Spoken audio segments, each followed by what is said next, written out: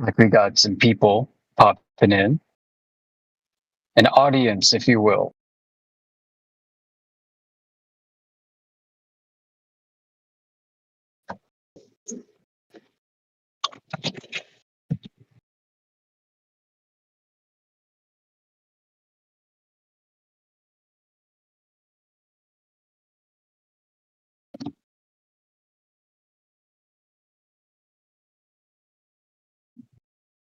Anybody else excited for NASA to send men around the moon again?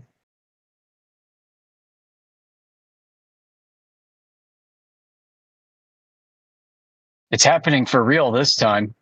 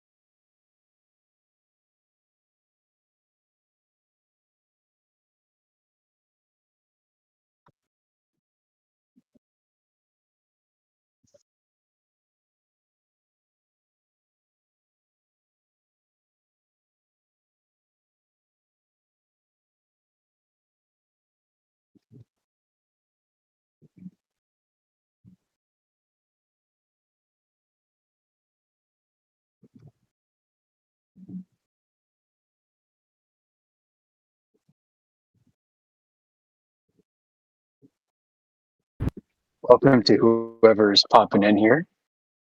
This is the Flat Earth Room. Guess what we talk about?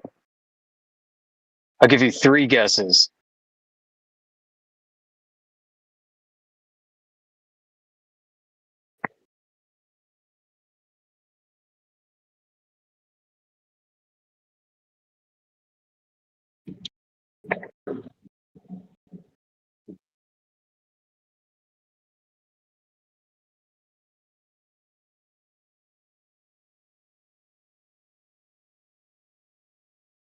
So, of all the weird things to pop up on my Twitter feed,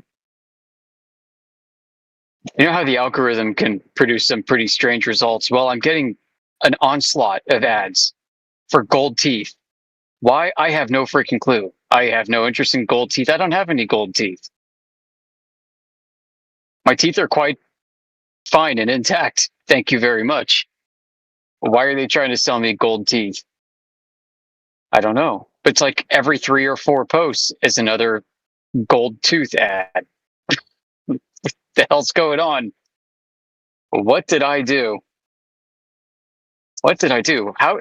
I don't think I could even like force that if I wanted to. Like if I started posting about gold teeth on Twitter, I doubt I'd get fed this many ads on gold teeth.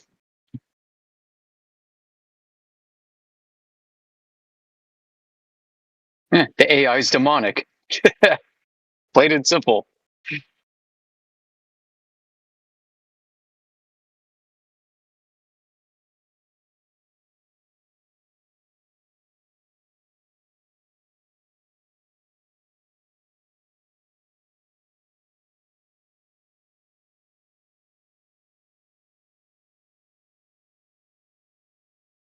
So Walmart bag says flat Earth question mark LMAO LMFAO.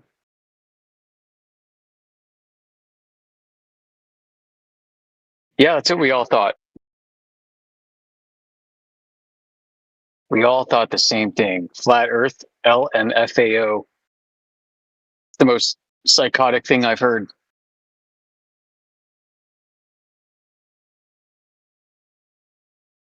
Yep, and then you ask those kinds of questions like Walmart bag asked. If Earth is flat, then what's holding you to the Earth in outer space? Well, flat Earth has nothing to do with outer space as you come to believe. Absolutely nothing.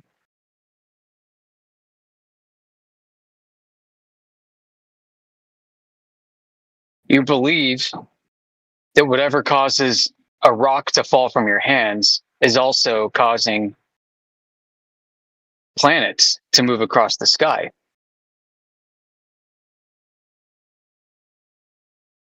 Isn't that weird? Just think about it for a minute. Isn't that freaking weird? You think that whatever is causing the rock to fall from your hands is also causing lights in the night sky to move.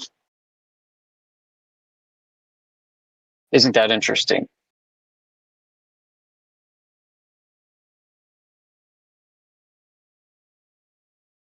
As far as we know, and I really mean no, as far as we know, Earth is not occupying a position in an outer space environment. As far as we know, this is reality. You're walking on the floor of the known universe. However big or small that has to be, you're walking on the floor of it, and the lights in the sky are above it.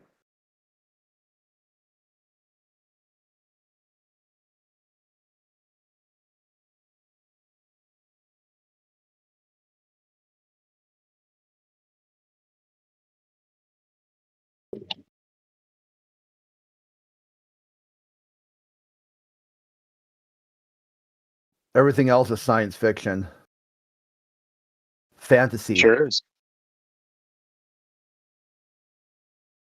Yeah. And they're taking the piss out of you when they start talking about they found Cybertron. Like Uranus smells like farts. Turkey Nebula. Yeah.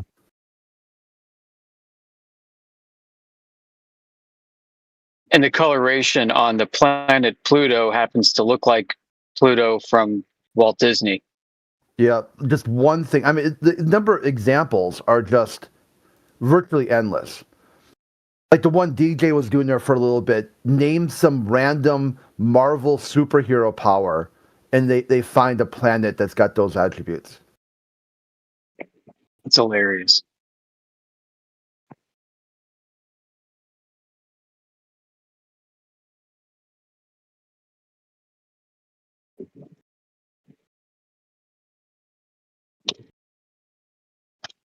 Yeah, it's quite literally an open universe. It is the sandbox of ideas where anything is possible except for the one true reality that you experience every day. Isn't that something? Yeah, it's quite the contradiction. They'll tell you, look at this world, this universe. Anything is possible. Just imagine it and it's true. The only limit to what's possible is your imagination. But yet nothing changes around here. No one ever cares. No one ever does anything new. Just endless, perpetual victimhood without cause or function. Without pause or function. Just crashing. No one understands shit. But they understand that they were slighted somehow. I'm angry at flat earthers. You're an insult to all of science. Well, just imagine a world where that's not the case. It should be true. Your subjective take is just simply not the case someplace else. Like another reality or another planet out there close to Earth, flat earthers are entertainment purposes. Flat earthers are something. You can't go there because you know it doesn't exist. There is no outside universe where anything's possible.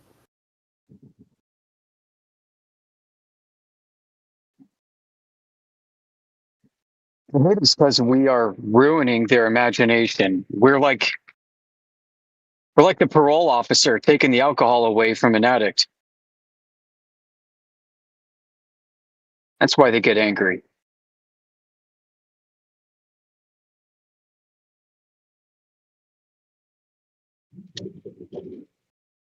Either fantasy to make out with green alien chick You tell them the earth is flat. They didn't hear you describe the surface of the earth.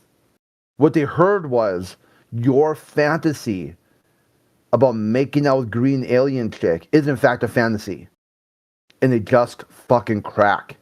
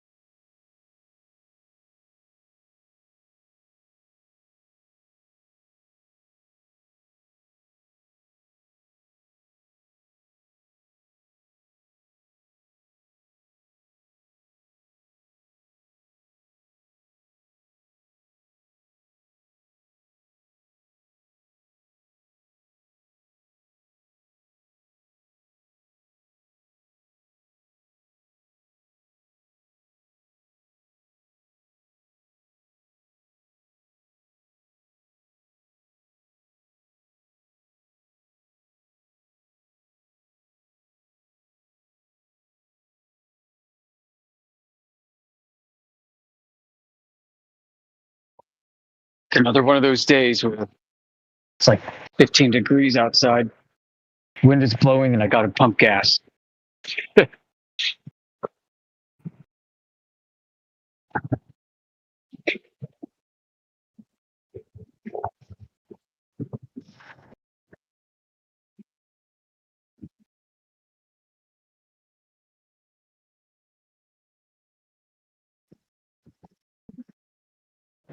At least in New Jersey, you had ex-convicts doing it for you.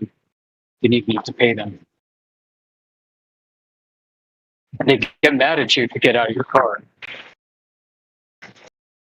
The downside is some of these guys are like, I don't know, they got anger issues, probably tweaking, going through withdrawals, and if they can't get your gasoline tank open, they'll freaking rip it open if they have to. They'll mangle the hinge. Ask me how I know. Hey, you been there, done that? Been there, done that. Yep, got a busted gasoline door. This was years ago, though. Come on, man. Have some patience.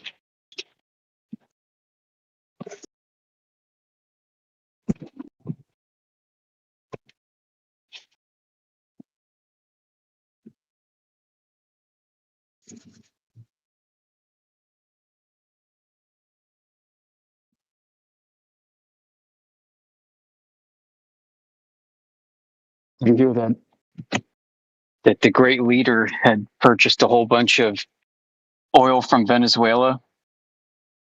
Instead of bringing it to the U.S., stashed it in Doha, Qatar.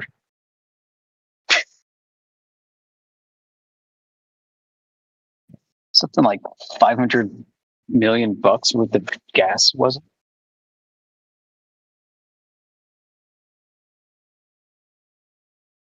What the hell?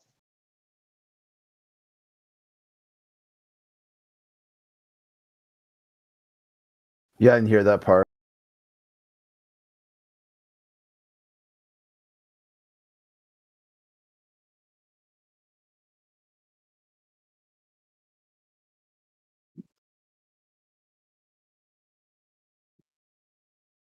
Prime Minister of Greenland and his secretary busting out of the meeting yesterday, walking to their cars and fumbling through their pack of cigarettes and lighting up.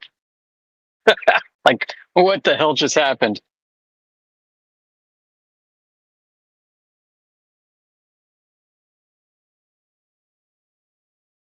JD Vance with the Reaper, with the scythe, just like in that meme.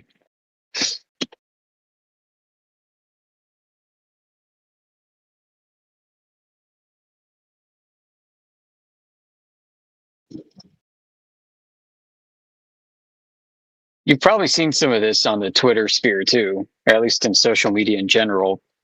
People are talking like the elites, that their moves only make sense if there's going to be a geophysical event that wipes the slate claim.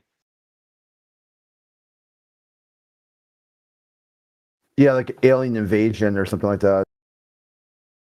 Yeah, or magnetic field flipping that for some reason people think is going to cause absolute bedlam and chaos. I mean, maybe it will, but as a flat earther, like if there's an actual like crustal deformation and rotation that happens, as Globers think, as a flat earther, you just got to flip the reference frames. It's not that the land you're on has rotated 90 degrees. But wouldn't it be trippy if the stars did?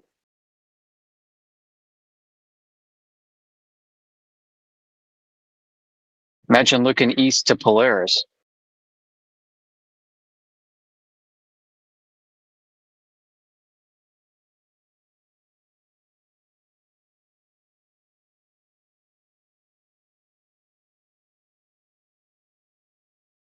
Yeah, and that'd all be based off the sort of magnetic field changing.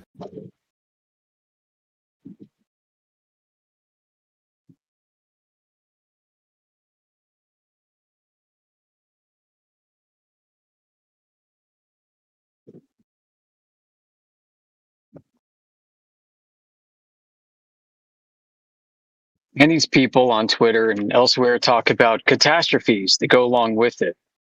Massive tidal waves, freezing cold weather, yada yada.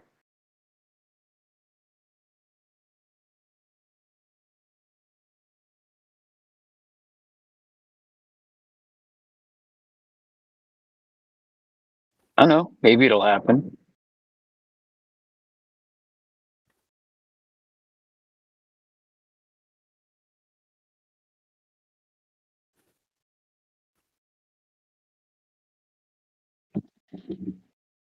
I saw another article that was interesting that they found more seashells in places that don't belong.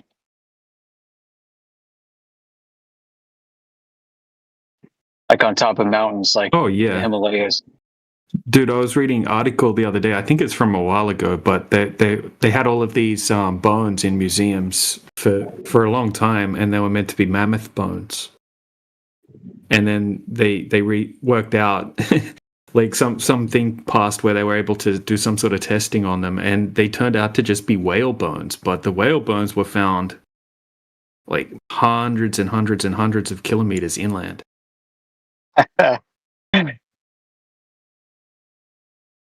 Like, what kind of professionals are just making the definitive claim that these are mammoth bones and they're actually whale bones?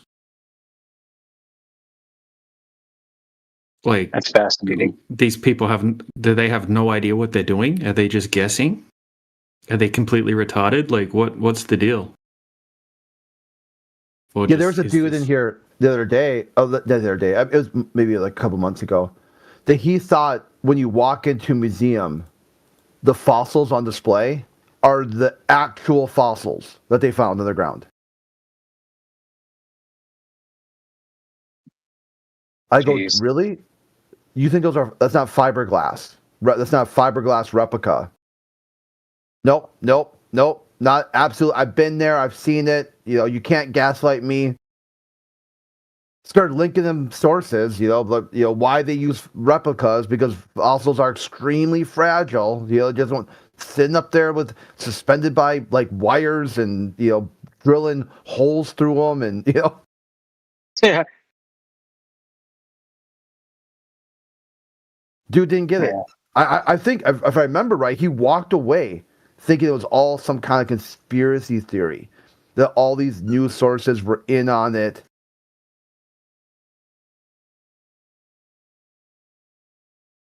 Because like the whole shtick is flat earthers can't explain fossils for whatever the fuck that means.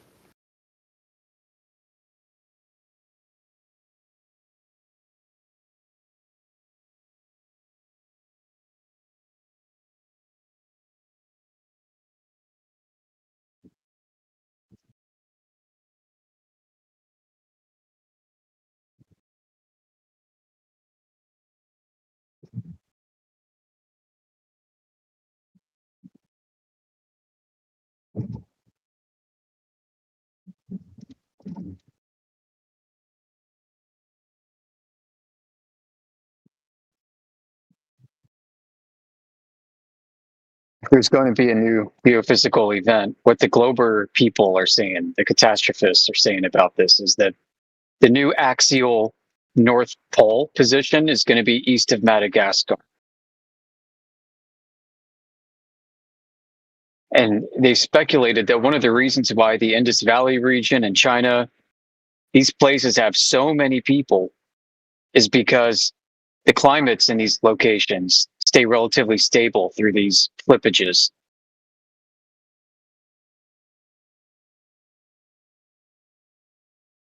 So that means, I guess, North and South America would be on a globe biased towards the southern latitudes. We'd be the new upside down people. That's pretty funny. I was listening to an interview the other day with a scientist that works for NOAA, I think it was, and he was saying how they really have no idea what's going on with the magnetic fields. And they said that they really can't accurately predict anything in the future with them. Like a year or two from now, they have no idea.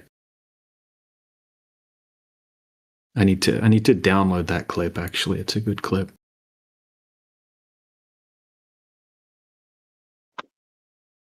Yeah, like flat or globe. I mean, we do thrive within this magnetic field. And it may be true what some of these geologists say, is that if they look at the geological record from what they can gather, however they do it, they suspect that the field is like 30% weaker now than it was in centuries gone by, millennia even. And they speculate that this makes the surface of Earth more susceptible to cosmic ray bombardment, and whatever that means for us in our world and our true reality. But I mean, could the sun actually be something that is dangerous? Whatever it is, wherever it is, over a flat Earth. And could there be some kind of shielding?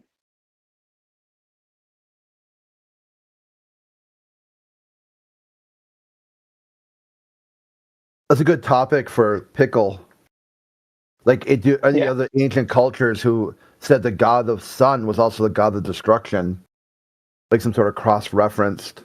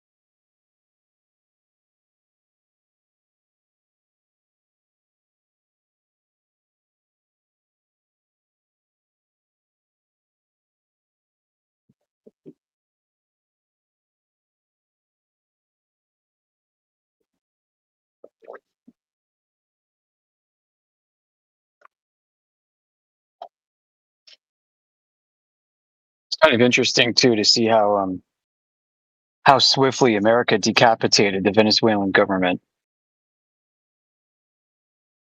I mean, what does Zelensky think? Like, oh shit, why isn't America doing this for us like that? Yeah, another server. I said my take was, it was a Monroe Doctrine that as soon as China mostly, but Russia also squawked up and said they would intervene on the side of Venezuela, it really kind of left Trump no option. You gotta go. That's green light right there. You've got to show those Eastern powers that they are not welcome in the Western Hemisphere. Yeah. Yeah.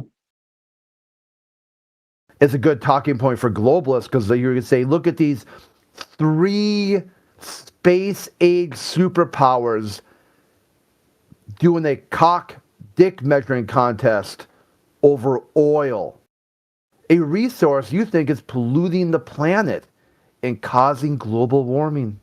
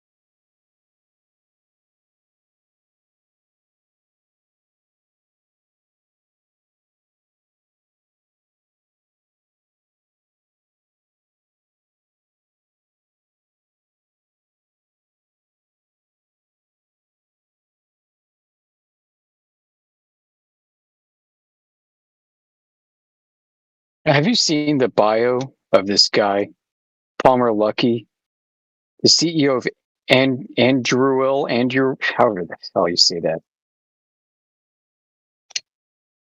Andrew, something like a retard. Anduril? It's a defense company. Anduril, whatever the hell that is. Born in 1992. So get this. This is like another Elon Musk kind of story. Born 1992, homeschooled, dad's a car salesman. The story is he was building rail guns, Tesla coils, and lasers in his garage as a teenager. He started college at 14. He collected 43 VR headsets by the time he was 18 years old, which is the largest private collection in the world. It's already sounding unbelievable, right? Like, imagine if you were to meet this dork on the internet. He's like, yeah, so I got the largest private VR headset collection in the world. I got 43 of them. you'd either think he's lying or there's something wrong with him. So he founded these online communities, including mod retro forums, where he was turning old game consoles into portable units, selling them. He got a job at University of Southern California's Mixed Reality Lab, designing VR headsets for vets with PTSD. And then he claims to have built the original Oculus Rift prototype in his parents' garage when he was 19. Now, I know someone I could ask about this, find out whether or not that's BS. He gathers attention by popular figures like John Carmack and Gabe Newell.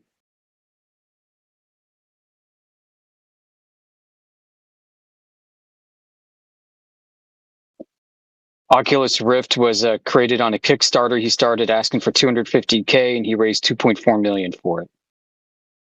And then Mark Zuckerberg comes knocking on his door. Hey, Palmer Luckey, it's your lucky day. I'm going to acquire your company for $2 billion, you 21-year-old freak. Then he gets on the cover of Forbes, worth $700 million.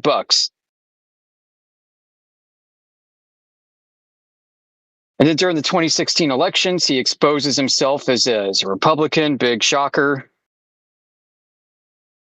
libertarian.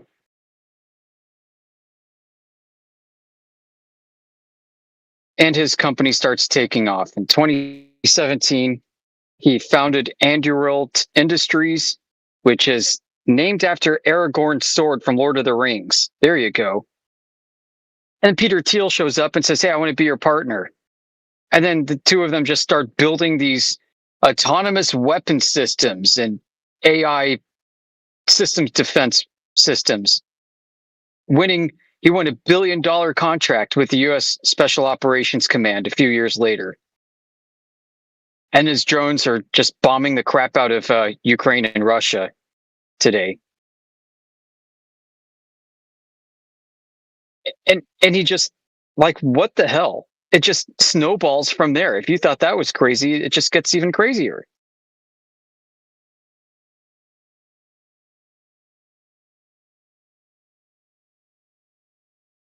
Is this guy for real? Palmer Luckey? And he walks around in Hawaiian shirts, flip-flops with a mullet.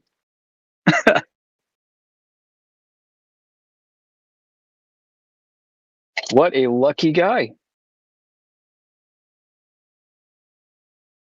Walmart bag, is he spiraling out still? Jeez Louise, let me scroll up in text chat.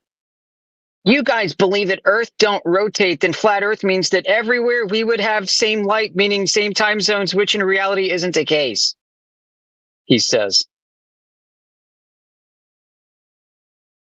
If Earth was flat, then why don't we have the same time zones?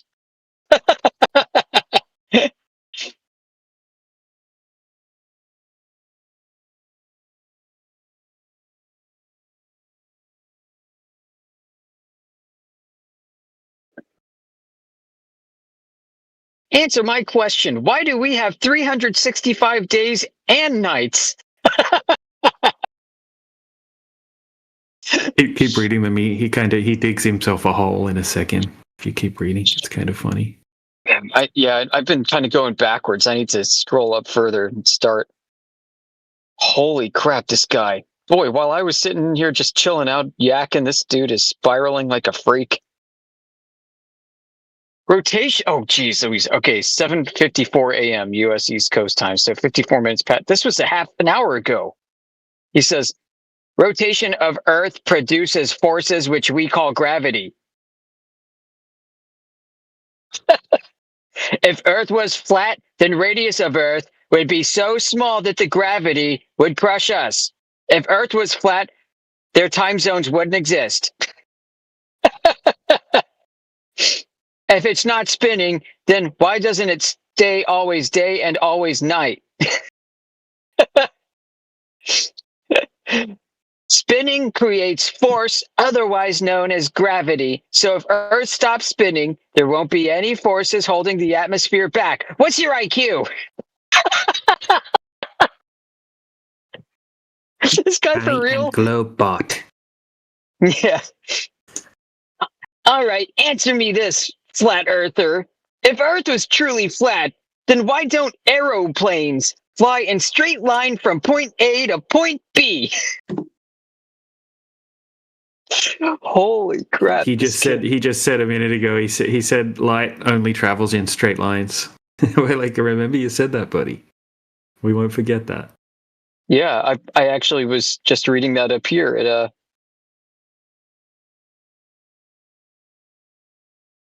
Yeah, where was that?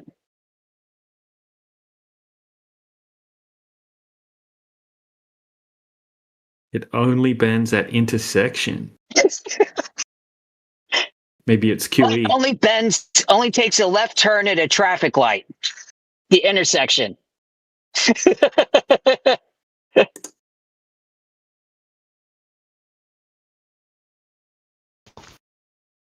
Yeah, the Earth is flat and shit. And shit. Type shit. And shit. And shit. If Earth was flat, then sea level would be the same everywhere. Then why do ships disappear at horizon? Sir, calm down, sir. Hey, I'm just. Are you Walmart bag? I'm just reading out No. Walmart bag No, I'm a from the Target text chat. bag. Okay. Yeah, you just got here, dude. You're talking about someone calming down. Have you heard of a dramatic reading where people take someone who's doing only text chat and then does a dramatic reading for cause and for effect? Do you have a speech impediment? Use yes and no, and then drive on to the point you want to make. What the hell are you Are talking you about? are you a bit dose like your name? You can sound like it. Dozed off a little bit. Docile. Yeah, Finish the word. facts. Yeah, so DJ, tell me about the flat Earth. Do you believe in it or no? It doesn't require any belief, and yes, the Earth is flat. Do Well, you see curvature? Hey, Doze, do you see curvature? right now, the only curvature I see is my cock. No, actually, I'm not kidding. Or I mean, I am kidding. I don't know, I have my boxers on and shit, so. But yeah. Are you Okay, brain so On damaged? Discord, like naked Yeah, I or have something. CT. That's kind of I weird. see. No, I was kidding. Talking to sure. dudes while you're like looking at that. Yeah, that's kind of weird. Yeah, that would be weird. But You want some strange it is dudes? weird. That why you showed up to the flat Earth room? You know, that's yeah. was that guy, like that congressman or what, governor or someone with an Anthony Weiner, where he got caught doing that sort of stuff. What? Yeah, there's an American politician. It's funny as hell. His name was called Anthony Weiner, and he was caught like diddling himself, like while talking to people. Okay. Yeah, that's not me, guys. But Yeah, you just said that. You just said that's what you're doing. No, I said my curvature of my cock, but I don't have my cock out. I was kidding. But so tell me, why is the Earth flat though? Because when I go on airplanes, I see the curvature and shit. I do. You see curvature from an airplane?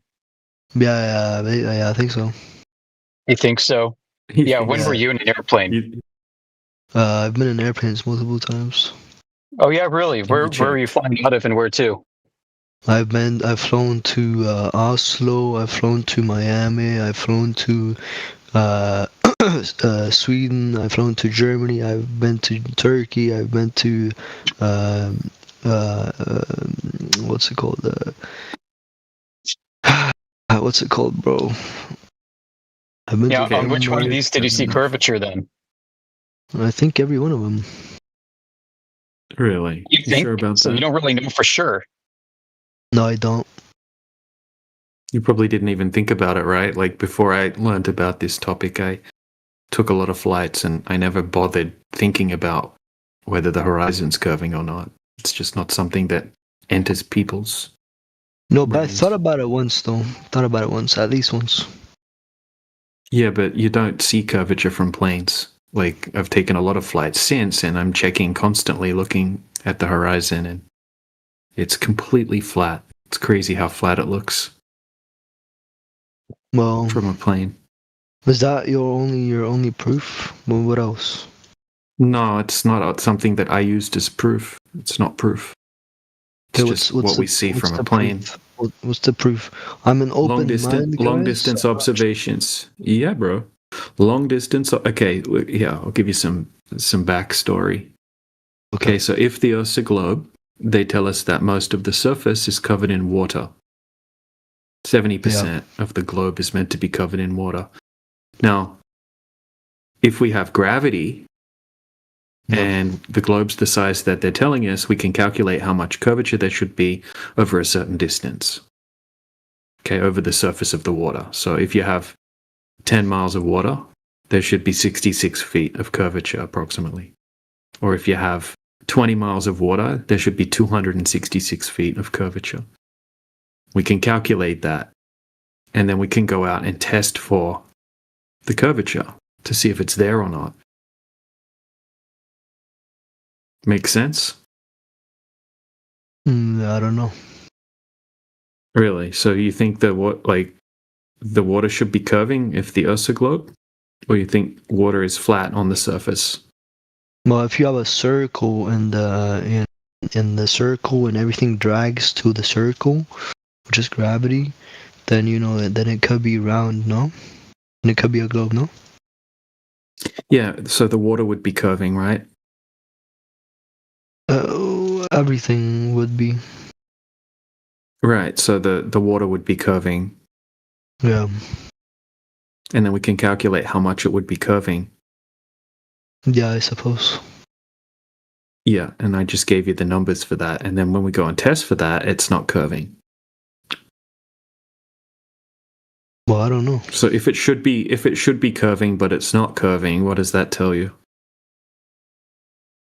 That you've calculated wrong, or maybe No, we haven't calculated. Okay, we've double checked, triple checked the calculations. We've had math professors. We can give you university citations, and you can check the calculations through AI, and you can go online and you can pick an Earth curvature calculator, and you can check it over 10 times on all different places to make sure the math's correct. So now we can establish that the math is correct.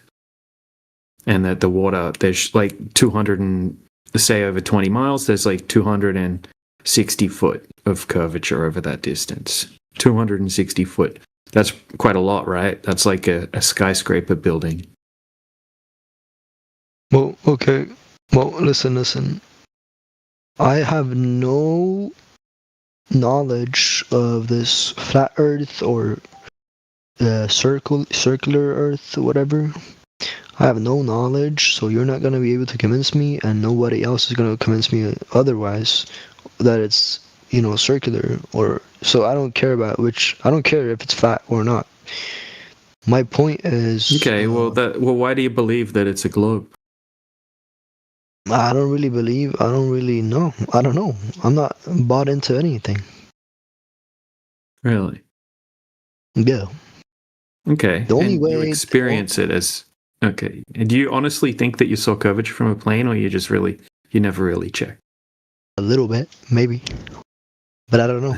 Maybe. Listen, but okay. But if the Earth is flat, then what? Then the Earth's flat. And then you can go about your life.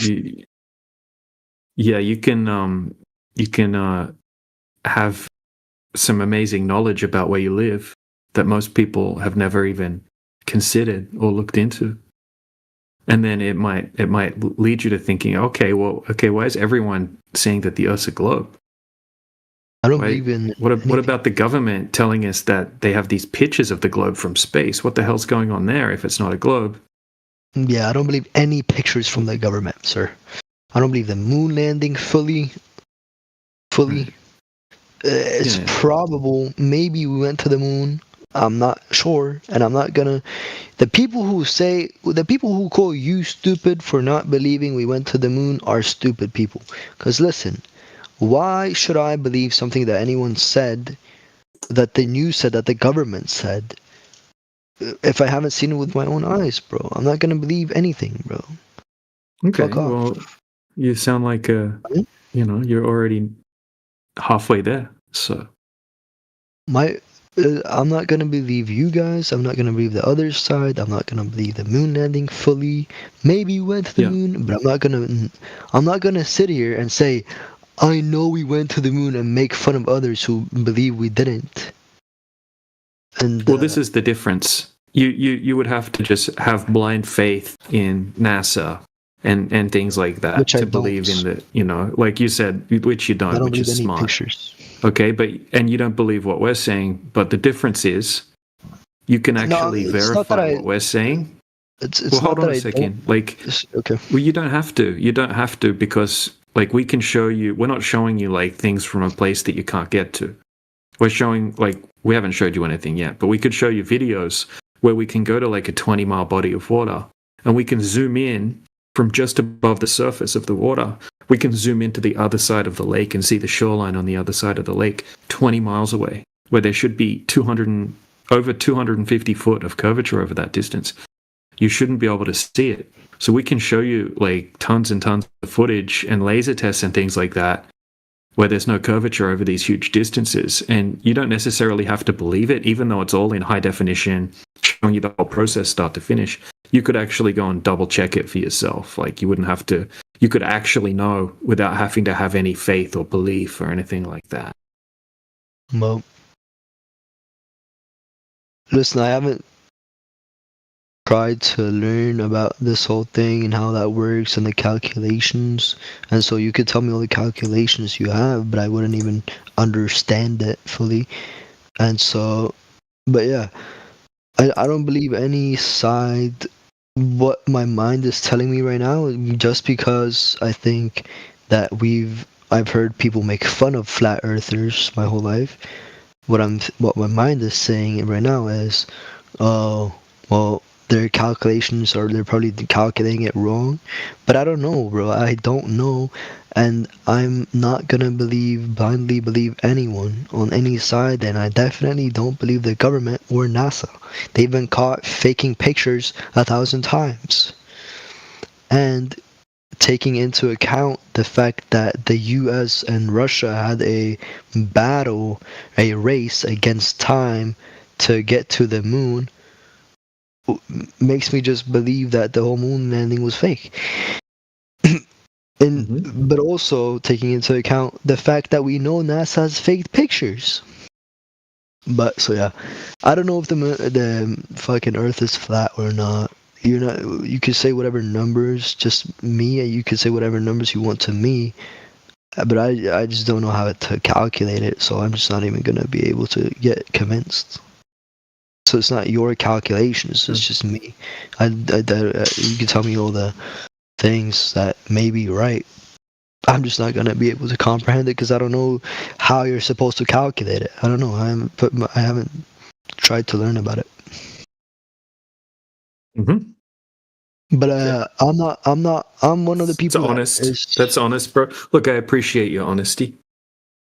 And I'm not one of the people that's gonna make fun of you guys, because who I'm really making fun of, who I'm really going to make fun of, are the people that blindly believe the government or NASA, or the people who blindly believe other people. Listen, just because the government or NASA said something, I'm not gonna believe it, bro. If I don't see something with my own eyes, then I'm not gonna believe it. And you can and NASA and whoever can bring up all these phrases and all these words and all these things and whatever. I'm not gonna believe it, bro. We're all humans, and we're all living this short amount of time on Earth. Why should I believe another random human on something? So yeah, like exactly, bro. So we were in the same boat there, kind of. So we've just gone a step further than you and actually gone out to check what we're being told. So they're telling us that the Earth's a certain size. We're like, all right, we can easily calculate how much curvature there should be, and we've actually gone out and tested it.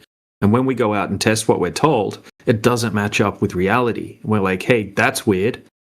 Check this out. Like, check out this observation. I can see this thing that's 20 miles away that should be hidden behind a shit ton of curvature. And then someone else is like, oh, damn, that's crazy. I'm going to go do my own tests.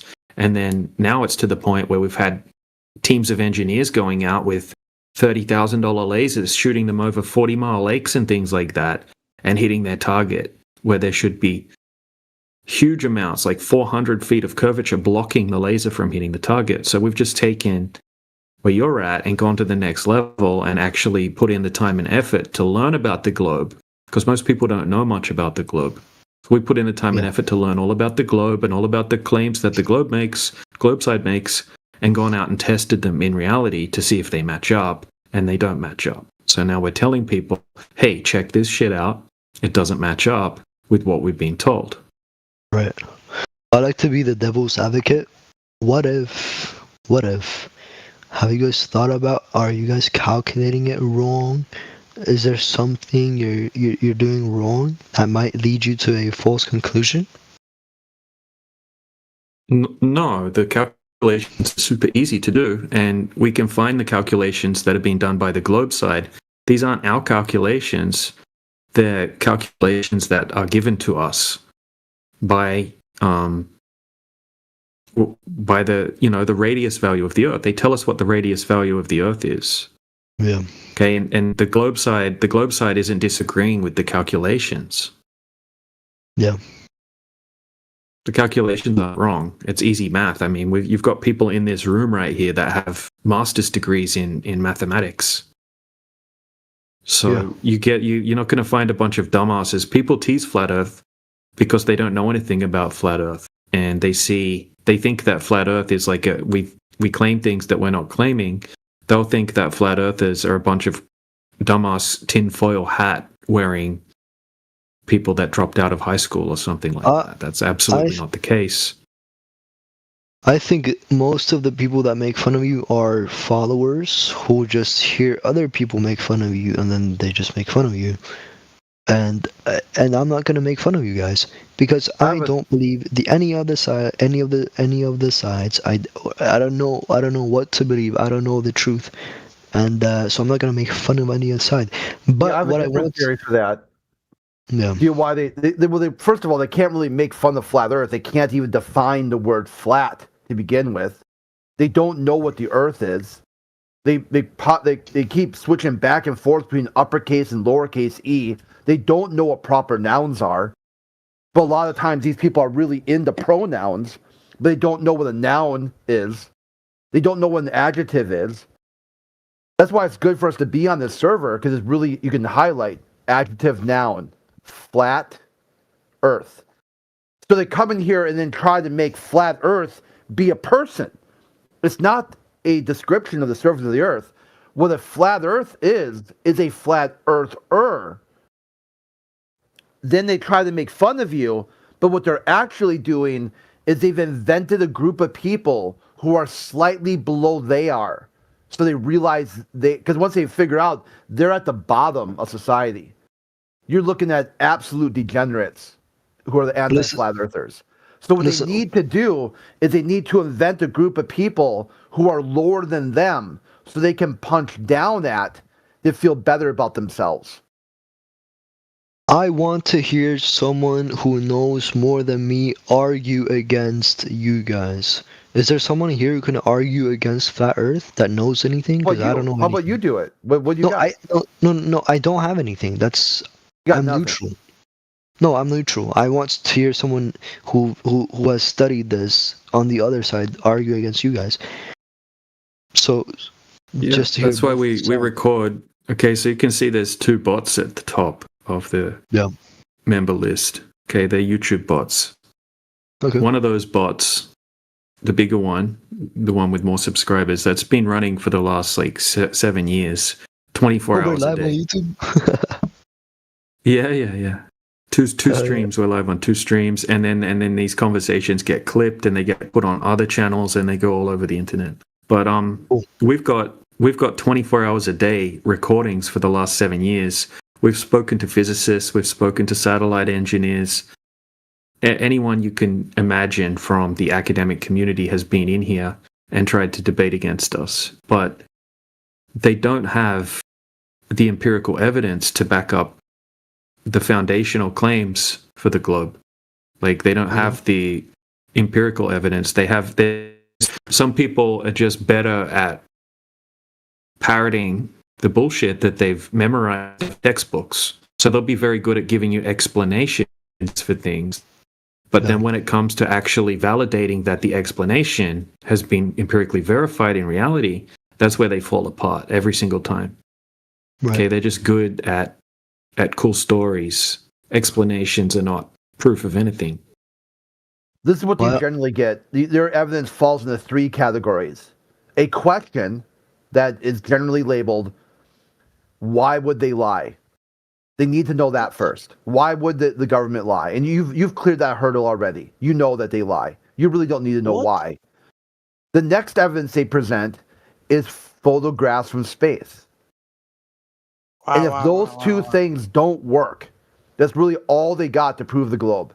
That they can't figure out why systems of power and control would lie to them. Since they can't figure that out, the photographs from space must be absolutely 100% evidence. Then the last thing they come up with is, you said the mockery. Their third proof of the globe is that flat earthers are just stupid. That's it. Yeah. So why would they lie?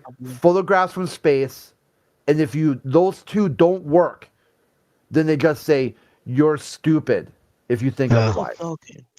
Yeah. Okay. So Adam, you're saying wow. So do you have a good argument against flat earthers? I think he's doing furry. He's just playing furry mode right now. He's performative.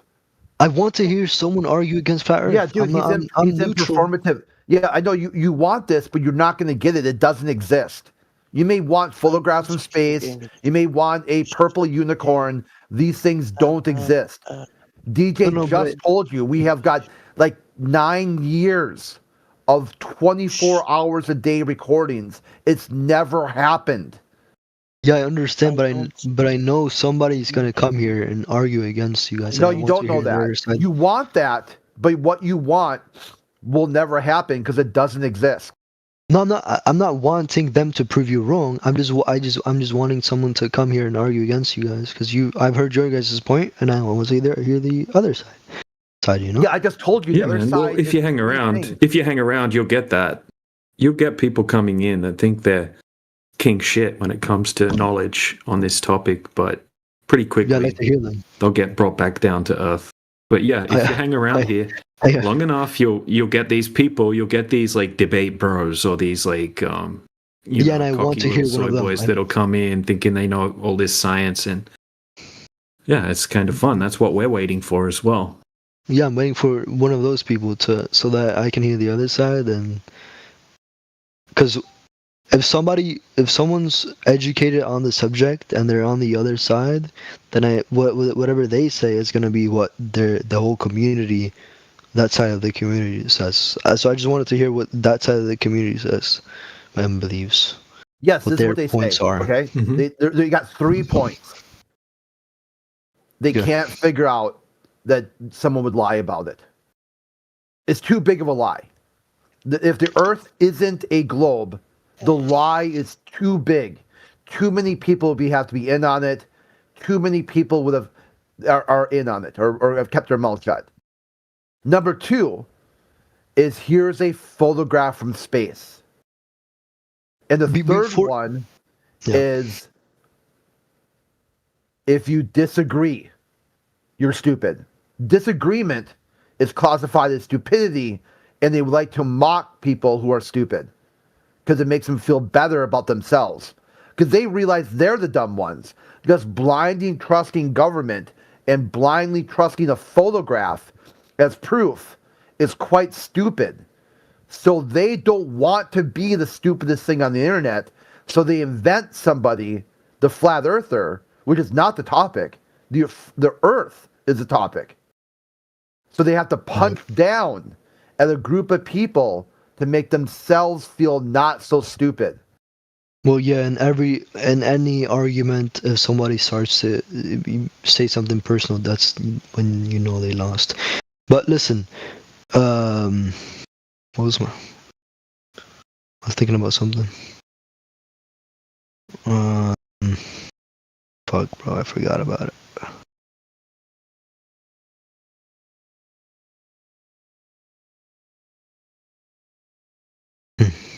I just want someone to come here, bro.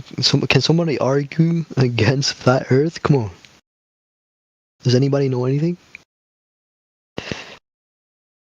Nope. Alright.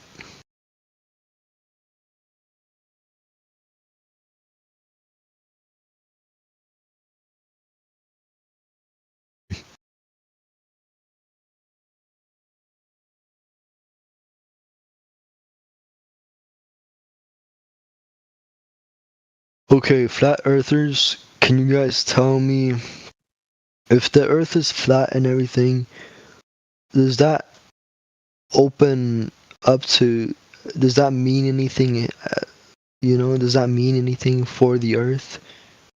Does that It was created by a creator. Yeah, but does that mean anything else? No. Is something else a lie because the earth is flat? Or Yeah, outer everything space. associated with being Outer a globe. space. Yes, everything associated is a lie. Space. Outer space, as TV we've been commercials of- presented. Yep. Sorry, Well, Redman, okay. go ahead, man. But so if space is a lie, when I go out and I can see stars, what's that then? What's that? Yeah, we all see stars. Yeah, we all see planets and stars and whatnot in the sky doing their cycles. But we've been fed a big giant story since we were little kids about what they are and where they are and like what they're in. Like they say there's a big giant space vacuum. They say nothing exploded and created everything. And then all of a sudden we've got this big giant universe that's a vacuum, like the most powerful vacuum chamber essentially known to man, with all of these big giant plasma gas suns and all this shit like orbiting around in it. And you'll see these things up in the sky and they'll tell you, oh yeah, that star is it's actually a sun and it's 60 billion light years away and blah, blah, blah. Really, it's not even there anymore. You can just see the light from it. That sun died out a long time ago and it takes so many light years for that light to reach the earth that you're just seeing the light from. They'll tell you all this crazy shit. They'll say you're looking at like Jupiter or Uranus and they'll say, oh yeah, on Uranus it smells like farts on Uranus and it rains diamonds on Uranus and Neptune it also rains diamonds and then there's here's a cartoon of an exoplanet that's so far away we can't see it, but on this exoplanet it rains glass and the glass rains sideways on this. It's like the craziest bullshit and people just lap it up because it says scientists or something like that in the article, or they're being taught by a teacher that they think knows everything. It's just a big fantasy story. Outer space, as we're told, it's just like a big mathematical concept. What's really going on up there in the sky is a massive mystery. What is a star? What is a planet? How big is that planet that you can see? What's it made of? You can't ever validate that. Well, these people, bro, they seem to have an answer for anything and everything, these scientists. And people just eat up anything that a scientist or whatever else says.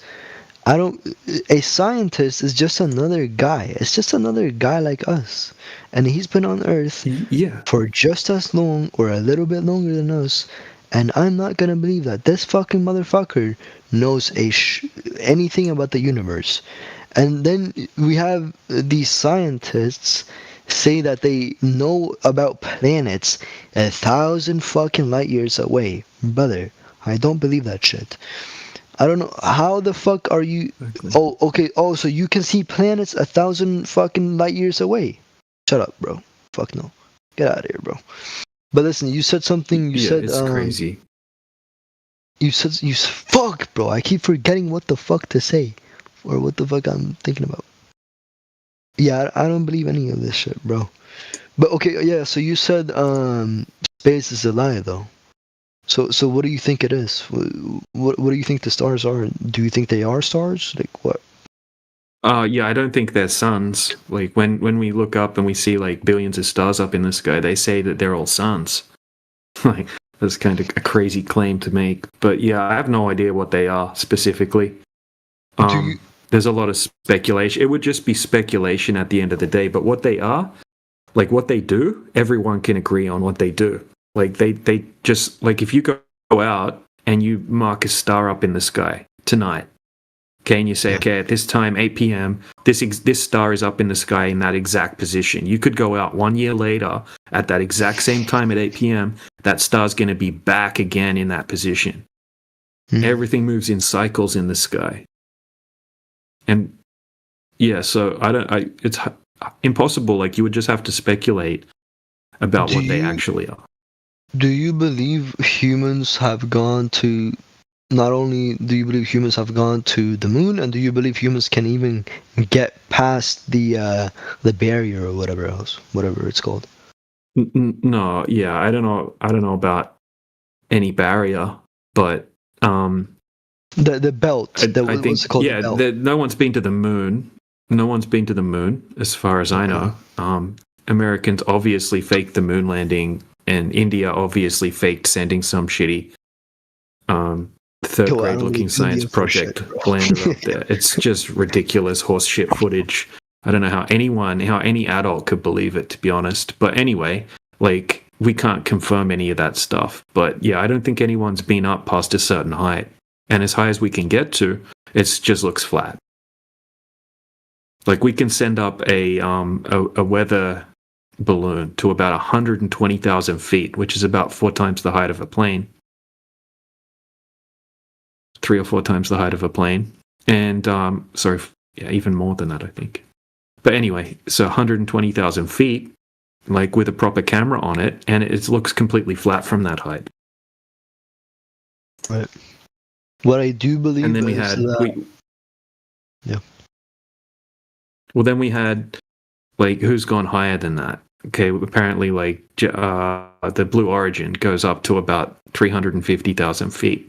And there were people that were on that said they just saw a flat surface when they went up on that as well. Like William Shatner and Wally Funk, who's a trained astronaut. But you guys do believe there's a space. Well, not a vacuum, not a space vacuum. There's, it depends what you're talking about by space. I think space is just the area that doesn't have objects in it. Essentially, like, you got space in your spare room or space in your trunk or whatever, And then the sky is also a lot of free space. No, I just mean what I think you're talking about is like some like fantasy that we've been taught growing up, where there's this like magical place where you can float, and it's like a vacuum, and you need to put on a spaceman suit if you want to go there. Blah blah blah. Well, the only thing I do believe, because I've seen rockets go very high, the only thing I do believe is that we have satellites, and there's some space very high up. Yeah, it's just, you could just call it sky. Like, they send rockets up really high into the sky, and then there's also but it orbits, like different types of satellite. There's different types of satellites. There's no satellites like you're being told, though. Like, if you go to Google right now and you type in photograph of a satellite in space, every single image, 100% of the images that comes up is just going to be an obvious cartoon of a satellite in space. If you want actual footage of a satellite up in the sky, we can provide that. There's tons of footage of that, but they're all attached to balloons. Okay, we also have high-altitude drone, high-altitude aircraft, stratospheric balloons that can stay up in the sky for a long time. I've seen pictures of satellites, but I've never seen a satellite in space or being launched. Exactly. We've had satellites drop to the Earth, but every single time they're attached to a balloon. There's always a balloon attached. Bro, I don't know what the fuck to believe, bro. But... Well, don't believe. Just go with what you can verify yourself, and what you experience as your... The only thing I've experienced and the only thing that can verify is that we have rockets, and the rockets actually do go up very far, because I've seen it with my own eyes. I've seen rockets go. Yeah, they go up. They go up really far, but this is the problem. Like, you can only see, like, things just get really small when they go up high, and then you can't see them anymore. And then you don't know what happens after that. Yeah, I have trouble believing people because they have a label by the name of scientist behind them. I have trouble believing them with whatever the fuck they say about stuff a million light years away. Fuck no, don't believe that. And yeah, obviously don't believe NASA. Don't believe much of what the government says. I don't know, bro. All I can say is I know there's. Well, did you know that most communication is just done via undersea cables? That's how the internet works. Yeah. Like over 99% of all communication is done by ground towers and undersea cables, not by satellites. Yes, yeah, I know. Satellites are more for the areas where they're more like remote areas. No? I don't know. Well, no. I mean, they'll tell. How can we validate that? I mean, you can just use repeater towers for remote areas. You know, where the signal gets sent from one tower, and then it gets shot from that tower to another tower. So you can easily just use a grid network of towers, ground towers, to send signals to places that don't have. Well, what much can you tell me? infrastructure. What else? So this is not necessarily what I believe, but this is what I know and what I've been told. So we have Earth, and it's supposed to be round, and then we have the sky, and then we can go up in the sky, and then we have a bunch of fucking stars, and it's infinity.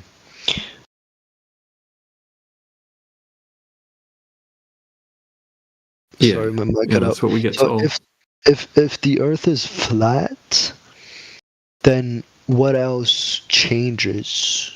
What else changes? Okay, the Earth is flat. Okay, what else? We would be within some kind of contained system. We'd be, yeah. What else changes is like, we're not lost in space. We're not accidents. Okay, we're some kind of creation. This place is created in one way or another by, I don't know any more details than to say that. Okay, we didn't evolve from monkeys. Okay, we're not accidents that are lost floating on a rock through space that could get destroyed at any second by a giant asteroid or something like that. Okay, you don't have to worry about that anymore. We're in some kind of contained system. Okay, because we're breathing gas pressure. And to have gas pressure, you need a container, obviously. So a lot changes, but it's kind of hard to explain until you actually sort of put your foot in the door and start looking into it. Then you'll start noticing other things. There's a lot of lies when it comes to all sorts of things, like our history, the history of the Earth. You'll start looking into that. You're like, okay, if they're completely wrong about... Yeah, if they're wrong about that, what about what they tell us about the history of the Earth? And that's a extremely fun rabbit hole to go down as well. Bro, see, have a look what Yoda posted in the side chat, man. Have a look at what Yoda posted in the side chat. This is like a grid system. And these are all VHF towers that send signals all over the Earth. Oh, yeah, I see. Look, no human is gonna tell me that they can see and understand and rebuild a skeleton from millions of years ago. No human is going to tell me they found a skeleton from millions of years ago, and they're going to tell me that this is a dinosaur or whatever else. Can I ask you something, Doze? Yeah. You said that you know things about the Earth because you read them in books. Oh no. Nope. Well, like you said, the Earth's in outer space because you read it in a book. No. I said this is I never said anything about a book. I said this is what I kind of. This is what I read. This is what I read. Therefore, I know it. No, I never said anything about reading because I have never read anything. So, but I don't know what I said. I said no. He doesn't know. He doesn't know if the Earth's a globe or not, Sheepdog. I don't know, bro. I'm neutral. No, I know. Bro. I was just trying to help him with his words. I'm neutral, bro. No, I hear you. I hear you. I'm just gonna say, you got to be careful. Like we like to know things, right? We like to feel like we know things. We grew up being educated, and we don't feel like we're being lied to our entire lives about that education. But just because you read something in the book, that doesn't become knowledge. Bro, I never said anything about a book. And Just yes, because I your know. teacher I know. teaches it to you doesn't mean it becomes knowledge. Knowledge is gained from experience. Brother, I hear you, and I never said anything about a book, I swear. You must have misheard me, because I never Okay. said anything about a book. Because I don't read books. And I don't believe I mean, anything I you read. kind of changed your wording because you were like, okay, well, if they're wrong about the Earth being a globe, what else are they wrong about? But like right before that, you were starting to say Oh, that, I said that. like, oh, it was you. I thought I heard him saying that. I can go back and get the recording. I think you're mixing something. I don't know. But this is what this is me, bro. So I don't believe anything that the government tells me. I don't believe what a fucking person, a regular human tells me just because he has the label of scientist. I don't believe what they say necessarily blindly. And yeah.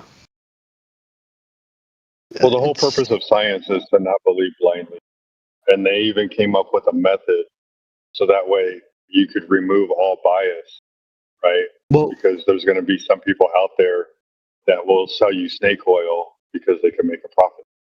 well, scientists told people that cigarettes were safe. I don't believe them. And I don't believe a motherfucker knows what's 1,000 light years away. I don't believe that motherfucker No, I agree. Like that, because there's he's a nothing science. scientist.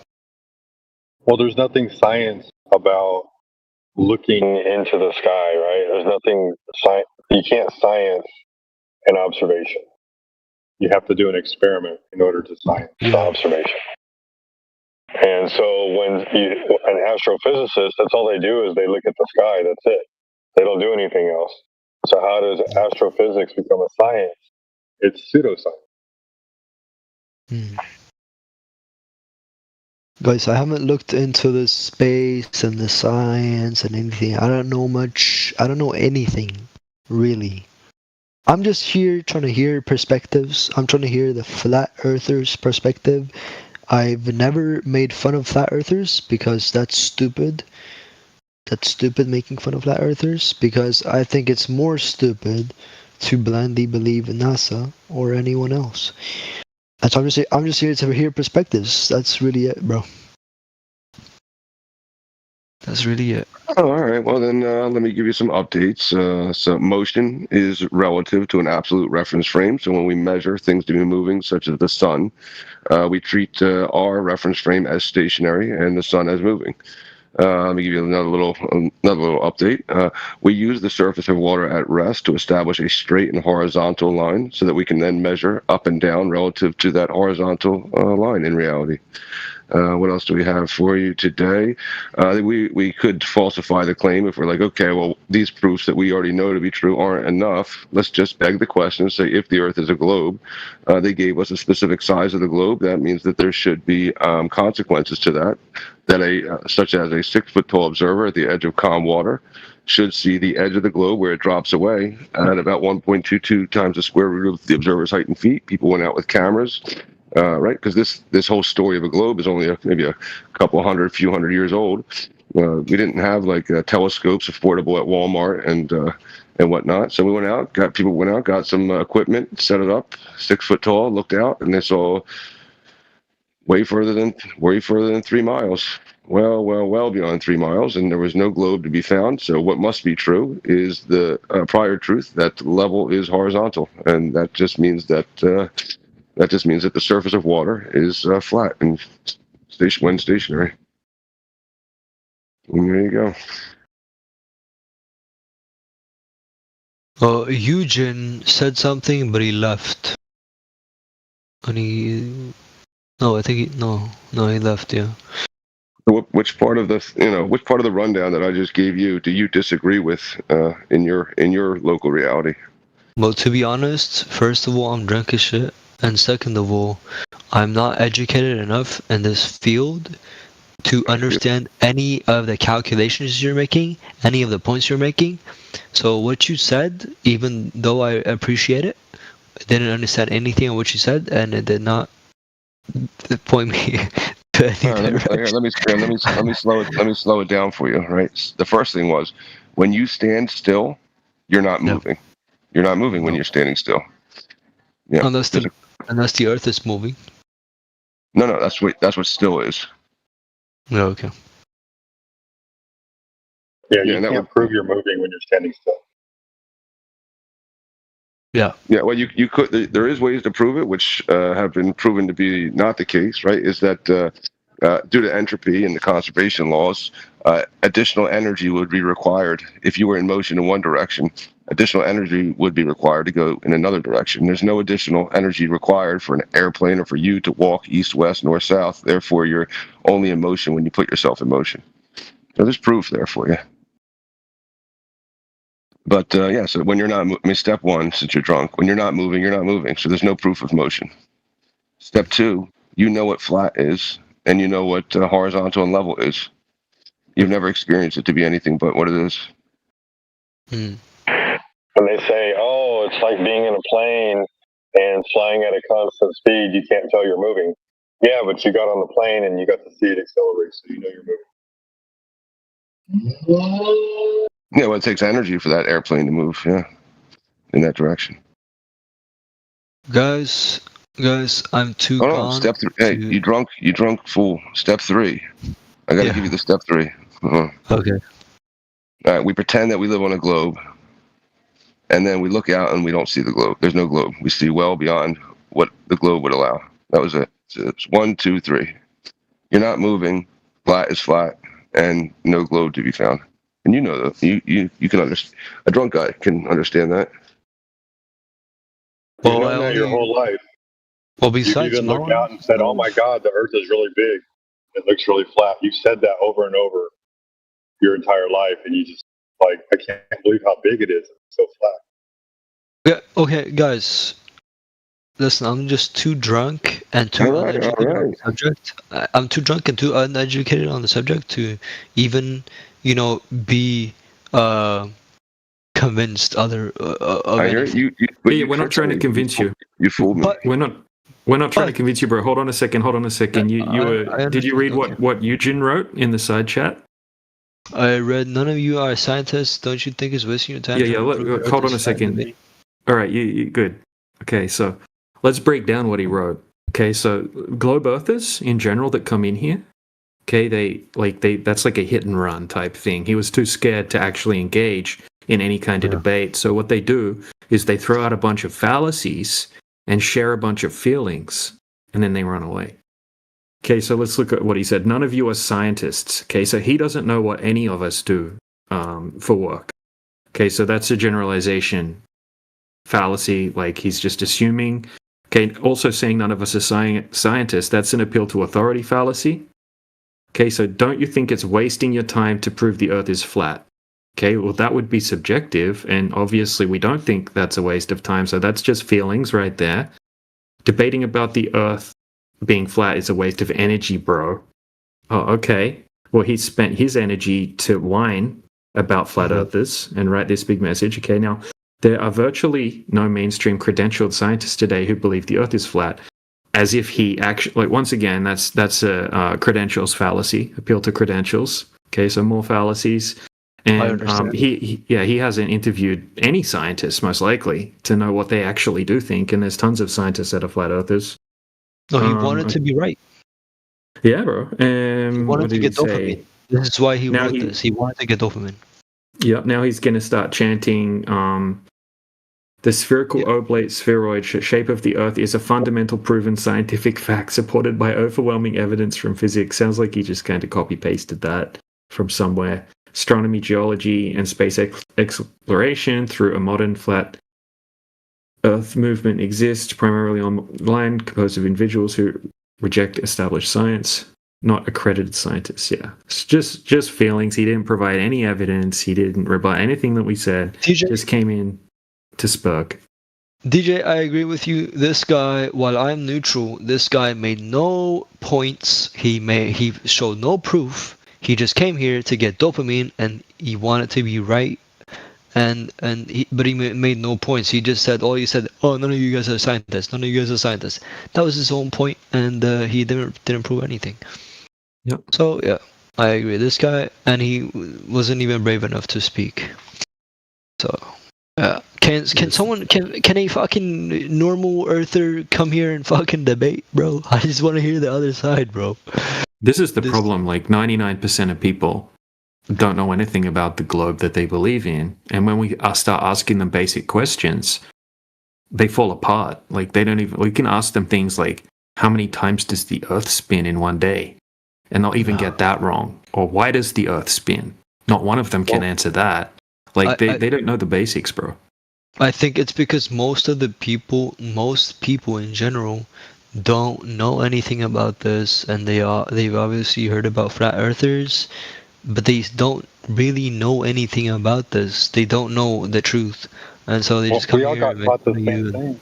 When we were in school and we were like 8 or 9 years old, they showed us pictures of flat Earth and how our ancestors used to think that the Earth was flat and boats were falling off the edge of the flat Earth, and we all laughed at it. Well, so you guys believe that you can con a boat off the Earth? No, that's what they used to teach us when we were little, so we could laugh at it. If I were to do like a globe or Earth impression, I would come in and I'd ask Swole Dog, if the Earth is flat, then how come I can't see forever? This is the globe Earth argument. Like, how come I can't see China, Swole Dog? Well, okay, you guys are flat earthers. Can you not sail to the edge of the Earth? We don't know where the edge is. We don't even know if there is an edge. Oh, so you guys believe that it might be infinite? It could be, or our best guess is that we're inside like DJ was saying earlier. You're inside a what? A contained system. Why don't you guys take a boat? Nobody has ever done that. Not even a globe earther has done that throughout all of history, and just kept going south to see what happens. Because if you went south, even if you're on a globe, like if you're on a globe and you just kept going south, you'd just go around the globe and come back to where you started again. No one's ever done that. Okay, and they have restrictions, government restrictions, international treaties preventing people from freely traveling too far south. So once you get to like 60 degrees south, there's something called the Antarctic Treaty, which was created. Bro, this is one of my biggest things, bro. Antarctica is bigger, I believe, than the United States of America. And you're not allowed to go there unless you can go there, pay $4,000 and go from Argentina to there, I think, on a ship. And you can only stay on the edge. You can only go on the edge. There's like 5 kilometers where you can be, and then you have to go back on the boat. There's only a certain place you can be. And if it's just as big as the United States, what's even there? And why is there a treaty there or whatever with all the countries? Why can't we go there, bro? That's weird, bro. Yeah. I don't know. And why have tons of people done circumnavigations of the Earth east to west, which would work just fine on a flat Earth, and not one person has ever done it on a north to south circumnavigation route? I'm going to be honest, DJ. I don't even know if many people have done it east to west. Well, in a general east to, yeah, maybe not, but I mean, just a general east to west, obviously not going in a big circle, but I mean, coming kind of back to where they started again. Yeah, good point, No Tanks. We'd have to, validate that empirically, I guess, wouldn't we? Yeah, no, and a lot of people are like, oh, well, why don't flat earthers get in a boat and go find the edge? Like, why do we have to? Yeah, this is the thing. We're not claiming to know the shape of the Earth. We don't like flat's not a shape. Flat's the description of a surface that doesn't have any curvature. So when we go out and test the surface of the Earth, there's no curvature, there's no drop over distance. That's the context that like we're talking about when we say flat Earth. It's not like flat Earth versus globe Earth, like a flat planet versus a globe planet. That's not what we're claiming. We're testing the globe, okay, and it's flat. Turns out to be flat. It's not a globe. What's the extent of it? Nobody has ever kept going south, and it's not such a simple thing to do, especially with the Antarctic Treaty and the hostile conditions and the distances. So whatever happens when you keep going further away in the south, like that's speculation. That's going to be something that's you can only speculate about because we can't go and do that. It's not. It sounds simple to think about doing it in your mind, but to actually do it, yeah, no one's done that we can validate. So we're not saying it's infinite or anything like that. I'm saying I don't know because I can't check. But what we can do is validate that it's absolutely not a globe. Maybe Antarctica is a continent. Maybe it's something more than that. We can't validate that. So yeah, there's a lot of mystery to this place that we live in when it comes to what's beyond the south and what's in the sky. A lot to learn, a lot to research, and people don't know as much as what they think they do. Well, why do you think they I just want to say hide this it? too. I'm not a trillionaire with resources to waste, right? Like when people go on expeditions, they have excessive amounts of resources to go out and do these expeditions, and they don't have to worry about financial repercussions or a loss to their estate. Go ahead. What were you saying? I was saying, why do you guys believe that why do they have this treaty, and why do you guys believe, why are they stopping us from going further south? I don't know why south. Why do you guys say south? I don't know. Why not? Well, there's a treaty that all countries agree on that Yeah, I know. there's no military action beyond the 60th south latitude, right? So that right there is evidence that when people say, would they all be in on it? Well, they all agree on this thing, so apparently they're all in on it. Yeah. Yeah. So what do you guys believe is south? We don't know. No idea. No idea. Guys, honestly, bro, I don't know. I'm not convinced that the Earth is a globe or flat. I think it costs $20,000 to take a cruise ship to Antarctica. No, it's 4K from Argentina. I mean, to get all of the permissions and everything, and to set up. There's a cruise ship that they take a route to Antarctica. It's a $20,000 cruise. No, it's 4K. It's 4K. It's 4K. You can get all different price packages. You can get cheaper ones for 4K. You can get super expensive ones for 50K. It depends on which cruise company you're going to go with and what package you choose and how long it's going to be and all that kind of thing. So it varies. Well, the only one I know is from 4K Argentina. is not going to get you off the boat, right? Like you're just gonna, it's going to get you. No.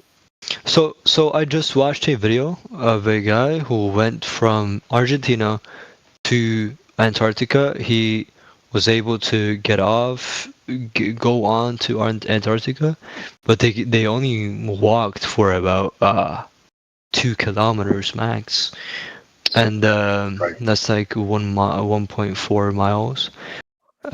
So that's the extent of what we would know, right? Like all governments agree, like, hey, if you stay between 60th North and 60th South, there's plenty of warm places to stay. There's lots of good food there, and there's plenty to drink. Make sure you go on vacation and tip your waiter. I mean, it doesn't sound unreal. I mean, it doesn't sound. If you get 15 people together, you got the 20,000 covered, or what? I mean, it's really not the point. But the guy that I'm talking about, he was able, he stayed, okay, so they went from Argentina Yeah, to, no, that's cool. no, I'm no, not disagreeing with you. yeah, but I'm just saying what I saw, what I know, is that this guy went from Argentina on a cruise ship, which took 2 days over the whatever trench is called. It's a dangerous part of the sea. It took 2 days to get over to Antarctica. They stayed there. The cruise ship stayed there for about 2 days, and they went to Antarctica on land for 2 days straight, and then they went back, and it cost 4.5K. Nice. And Dude, yeah, I wouldn't spend my money on that. I don't. But like, so maybe people have money to waste. You can go to Puerto Rico for a week for $1,000. yeah, but they only walked on Antarctica for like a mile and a half, and then they Yeah, went back. are you just pointing out how little we actually know? Yeah, bro. If I don't know. Am I wrong? Isn't Antarctica bigger than the U.S.?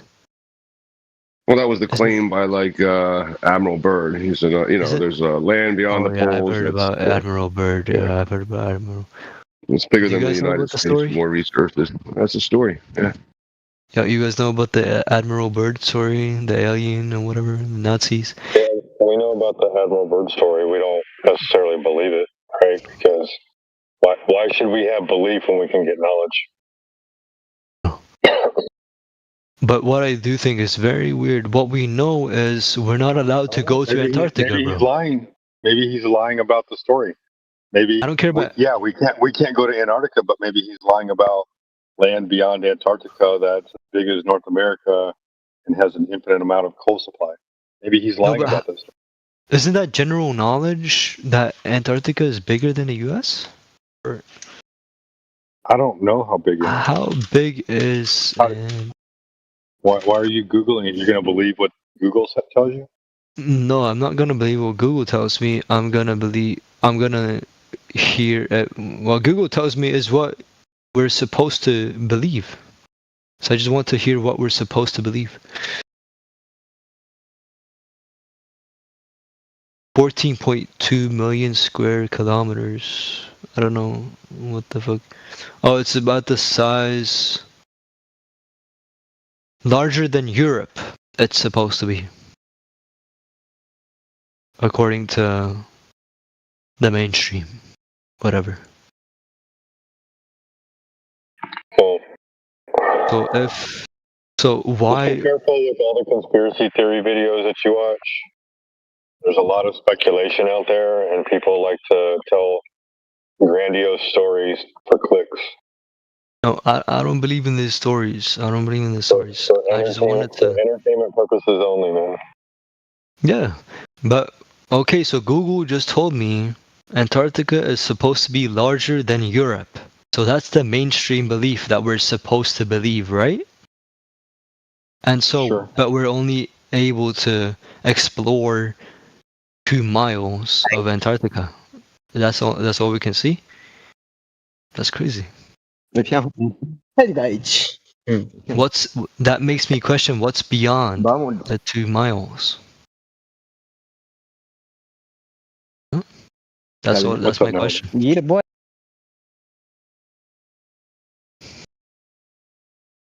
How many viewers do we have on the live stream?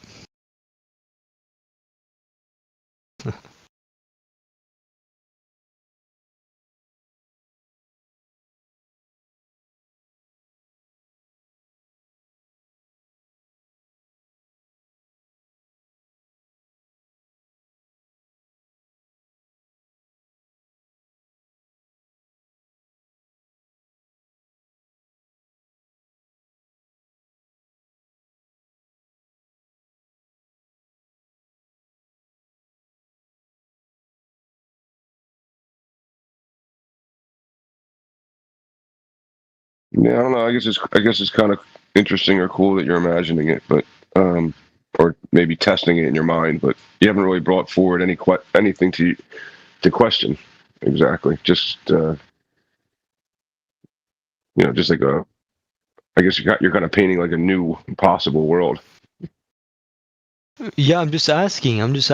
What's we're supposed to, obviously, if Google tells me Antarctica is bigger than Europe, then we're supposed to believe Antarctica is bigger than Europe, but we're only able to go and explore 2 miles of Antarctica. So what's beyond the 2 miles? Do you think you'll ever know? Fuck, hell no. Okay, so then you think that means that you cannot know if the Earth is a globe because you'll never know what's beyond Antarctica or No. wherever they showed you? No, this has nothing to do with the flat Earth argument. I'm just asking. I'm just questioning. I'm just thinking. I'm never gonna come to a conclusion in my lifetime. Perhaps after my lifetime, if something happens, but... Dude, it's super simple, right? If the water's not curving, it can't be a globe. Okay, if you can... I'm stubborn, bro. It's not about being stubborn or not. If the Earth is a globe, then you have to have gravity. Okay, there's no other way to have a globe Earth without gravity. You need to have all of the ocean sticking to the outside of the globe. Okay, and the water needs to be curving. It has to be curving. If it's not curving, it can't be a globe. You can't have a globe covered in 70% flat water. It's impossible. It's just logic and common sense. Maybe I'm unintelligent. It's not about being intelligent. It's about just super basic common sense, right? No, if it's a globe, the outside has to be curving. If we go and test it thousands of times and it's not curving, then it's not a globe. And if there's no evidence that it is curving, then it's still not a globe. But if I search evidence of fucking the Earth being curved, then I'll find evidence. No, you won't find any evidence. That's what we searched. You can go try to find evidence of that right now. Go to any AI you want, go to any search engine, go to any YouTube video that you can find, and try to present evidence that validates that the water is curving over distance. You're not going to find anything empirical, because when people go out and test it, they either become flat earthers or they choose not to release the footage. Right. The globe Earth was just a concept. It was conceptualized into existence by ancient philosophers through philosophical grounds rather than empirical grounds. Like they just reverse engineered the celestial sphere, turned it into a globe. It's very much possible. That's what happened. Just look into it. Look into Pythagoras and people like that. And what you'll find is that he worshipped spheres. He led a cult called the Pythagorean cult, and they worshipped spheres. They thought that spheres were like the divine shape. They worshipped numbers as well. Does flat earthers believe in Jesus? Some do, some don't. What's the majority? I don't know. I didn't ask them all. There's millions and millions and millions of flat earthers in every country. It's like, you can't go and ask them all what their personal belief system is. No, I understand. Nah, bro, listen, what I meant with me, I'm saying, maybe I'm unintelligent, or maybe it's just me, but I'm never gonna believe you guys or the other side. I'm never gonna believe any of you. We're not asking you to believe us. We're saying, hey, check out the evidence and then come to your own conclusion. Weigh up the evidence from both sides and then put on your critical thinking cap and come to a logical conclusion. The way that I come to the conclusion and the evidence, I'm not gonna believe either. My dude, can I prove to you that this basketball I'm holding in my hand is not a triangle? Yeah, if you put on your camera. I just want to see if we can prove it. Like if I could prove anything to you. Like if it's not a triangle, can I prove that it's not a triangle? Yeah, if I see it on camera, live. Okay, I just want to check it. But it's also a basketball, though. I don't know, bro. I don't know. Yeah, like I can you can prove what something is or what something is not. Like that's step one. Yeah, you can. That's true. I don't know. I'm still waiting for the fucking opposite of a flat earther to come here and fucking argue, but they're not coming. I just gave you the best arguments that they. I just gave you one of the best ones that they have, and Yeah, as you heard, I did. I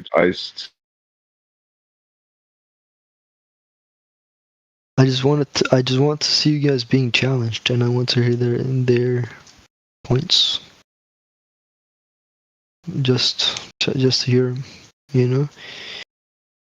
So your guys' points are that you've been, or people from your community or whatever have been and measured with lasers and whatever else that there's no curvature on water, however far they zoom or whatever. Yep. So that's your guys' point, and that's pretty much your only point, right? No, you can't have gas pressure without a container. But that's the ozone layer, no? No, gas is not a container for gas. The ozone layer is meant to be gas.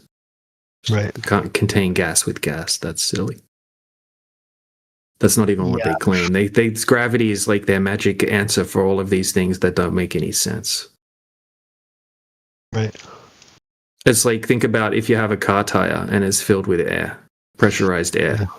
Okay, and then if you remove the tire and try to claim that like gravity is going to hold all of that pressure on the tire, obviously that wouldn't happen, right? As soon as you remove the tire, the 30 psi in the tire is instantly going to equalize and fill the available space. Okay, if you put a little hole in the tire, if you put a hole in the tire, why does the pressure rush out of the tire? Yeah, so what's holding in the pressure in your guys' opinion?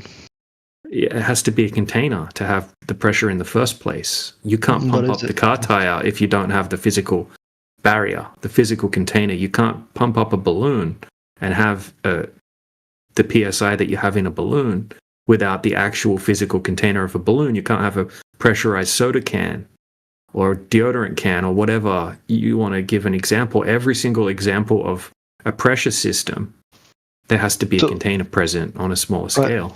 I know, I understand. But so what's your guys's, what's the flat earthers' opinion? What's the container holding in all the pressure? No one can get high enough to test something like that. All we know is we have the antecedent, we have the pressure. Kind of like if you had a steak, right? You don't really need to prove that it came from a cow and what color was the cow and how far away is the cow and what does the cow weigh, because you have the steak. Okay. Yeah. In order to have a steak, there has to be a cow. It's the necessary antecedent to have a steak.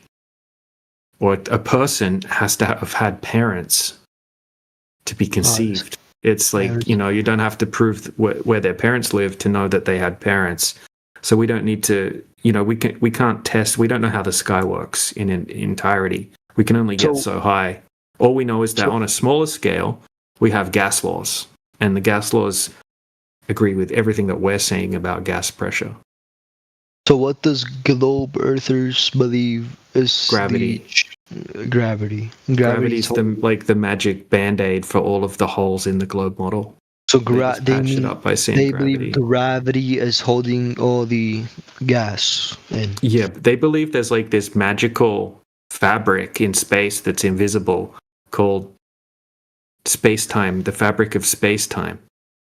And it creates like this gravity well and blah, blah, blah, and bends and warps. And it's the craziest shit when you look into it. It's all just like Nikola Tesla called it, mathematical garb. Right. Bro, why is no globe earthers joining, bro? Please. Well, then how do you guys explain that things fall down? Oh, You is know, this guy not you guys. flat Earth? I thought they would. They would. They don't like it. They don't. They want to real. They want to talk to somebody who actually cares to argue it. Yo, Tanks, are you not a flat earther? You're the opposite. I'm just trying to set up like easy questions, but they know what side I'm on. You're trying to be the devil's advocate. Yeah. It's Okay. just Yeah. asking, like, globe earthers have like a list of like 20 questions. Every single one of them has the same list in their brain Right. that's been like somehow like programmed into all of the people's brains. Yeah. That's and with everyone, even if they're like a scientist or a professor or just some Okay. average college kid, they all come in with just the same bullshit questions that they've Okay, been but programmed so with. how? So what do you guys believe? Why does my phone fall down? Because Doc? you would have had, okay, so the phone's more dense than the air. Okay, anything Right. that's more dense than the air is going to sink through the air if you pick it up and drop it. If your phone was something different, like a helium balloon, it's going to go up. Yeah, right. So you drop a helium balloon, it doesn't sink, it goes up because it's less dense than the surrounding air. Why wouldn't it just stay though? Because it's less dense than the air, it's going to try to seek equilibrium. I don't Okay, know. so why does a tennis ball float in water and sink through the air? It's less dense, bro. Yeah, it's less dense than the air, but it's more dense than the water. Hmm. So it's going to go up if you put it in water, but it's going to sink if you drop it in air. So if you change the medium, the object will behave differently. Like you can get like a block of steel, and if you put it in a tank of liquid mercury, it will float. It will go up. If you push it down to the bottom, it will go upward. A giant chunk of steel, like an anvil, it will float up to the top. It'll go upward. So flat earthers don't believe in gravity at all? Well, specific gravity, okay, there's like 80 something theories of gravity. Okay, what the globe earthers are claiming is that there's like everything's being pulled towards the center of the earth, Right. the center of the globe, That's what I've been taught. including the water. Yep. So the water would have to be curving, and if it's not curving, that literally debunks gravity right there. But on a flat Earth, like we don't have to have some magical force to be able to explain why things rise or sink. The globe has to have it, because how else are you going to explain oceans sticking to the outside of a spinning space ball? Yeah. So all of these things that don't make any sense, they just say gravity as like a patch. It's like I just say gravity at this point, right? And then it's gravity fixes the problem. And then they'll say upside down waterfalls in Australia, upside down kangaroos. Gravity. It's all just gravity. It's just like a weak force. Can't hold down, something extremely light, but it can hold all the oceans to the globe. And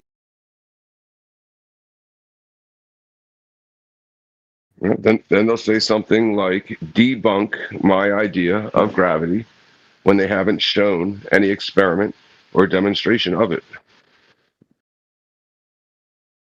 How is there no globe earther here, bro? Trying to debunk this.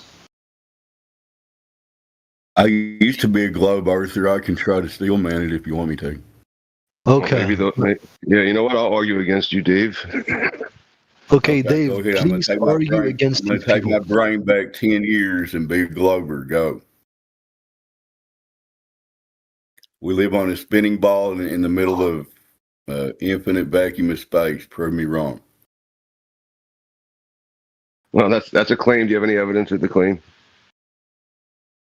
Yes, I've got textbooks when I was in the second and third grade. I've got a globe in the corner of the glass room. I've got NASA pictures. What else you want to hear? Well, I'm convinced. There you go. There's the globe steel man. Any questions?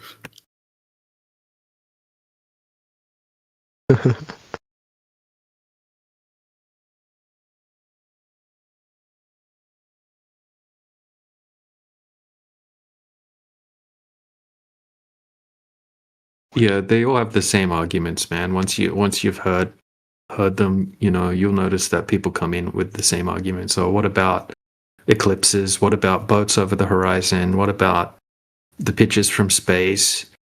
And then, they'll say silly things as well, like, oh, what about wind? How could wind work on a flat Earth? Oh, what about airplanes? Airplanes prove it's a globe. It's just all the same shit. Like, just really weak. Yeah. Wait, so airplanes though. I've been told, this is just what I've been told. I'm not saying anything, I'm not arguing against anything. I've been told if you fly an airplane from Europe and you want to land somewhere in the United States, you go up and then kind of like a half circle, and then that's how you land somewhere. No, that's not true at all. Okay, you take a flight corridor.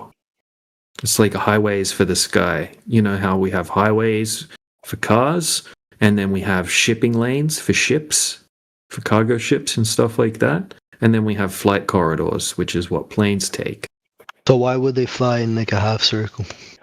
They don't fly in a half circle. What you're looking at is... No, it's not a lie. They're projecting the path. They're plotting the coordinates of the plane onto a particular type of math projection. Hold on a sec. I'll show you a meme in the side chat that shows the same flight path plotted out on two different map projections. One of them will be showing this curve like you're talking about. Okay, 1 second. Someone said if we argue, we get banned. Sorry, bro. What do you mean we get banned? Yeah, it's just... That's what this whole it's chat just is a cope. Yeah, that sounds like cope, and I'm neutral. Yeah, it's some copium. I'm neutral, bro, but if you're on the opposite side, bro, then you better get on here and fucking talk, bro. Yeah, I don't ban anyone unless they're like constantly interrupting and freaking out or breaking terms of service, breaking the rules, like the server rules, or they just keep lying over and over again and are just spazzing out. Right. But if someone wants to have a good faith conversation, they're not going to get banned or anything like that. So have a look at this. Have a look what I posted. Okay, so the top one's a Mercator map. It's like that big rectangle map that you see, like the most common map. Okay, everything's distorted on that map. It's a projection of a spherical coordinate system. Okay, and if you plot out the path of the flight on that, it's going to look like it's taking an arc. Yes, that's what I've been told, yeah. Yeah, so if you plot that same path out on a different projection, for example, a polar projection, like the one below it, that's the exact same flight, just going in a perfectly straight line from point A to point B. But so... Okay, so it depends which map you plot out the flight onto. So what, confuses me is, if this is true, and this is how it's laid out, Earth, then wouldn't the pilots know this? And if every pilot knew this, then wouldn't it be debunked a long time ago? Yeah, pilots are trained to treat the Earth as flat and stationary. The aircrafts are designed by the engineers to treat the Earth as flat and stationary for all of their calculations when they actually design the aircrafts. There's tons of pilots that are flat earthers. Tons. Like military pilots, commercial pilots. Like I've got a video. I'll pop a video in the side chat. It's 3 hours worth of interviews put together of 28 different pilots, all talking about flat Earth. But I know... I'll also, DJ put in the chat, I've taken a string of videos and created a thread on X of different people questioning the globe. Pilots, astronauts, sailors, all kinds of people. Documents saying flat and non-rotating. I got a whole thread of that on Twitter. Yeah, if you look at the FAA flight dynamics summary, it says for all of the calculations, you have to treat the Earth as flat and stationary. We've had aerospace engineers in here and we've got flat earthers in here that worked in aerospace engineering. Okay, and it's a fact that in aerospace engineering, you treat the Earth as flat and stationary when you're when you're designing the aircraft. Even NASA documents say the same thing.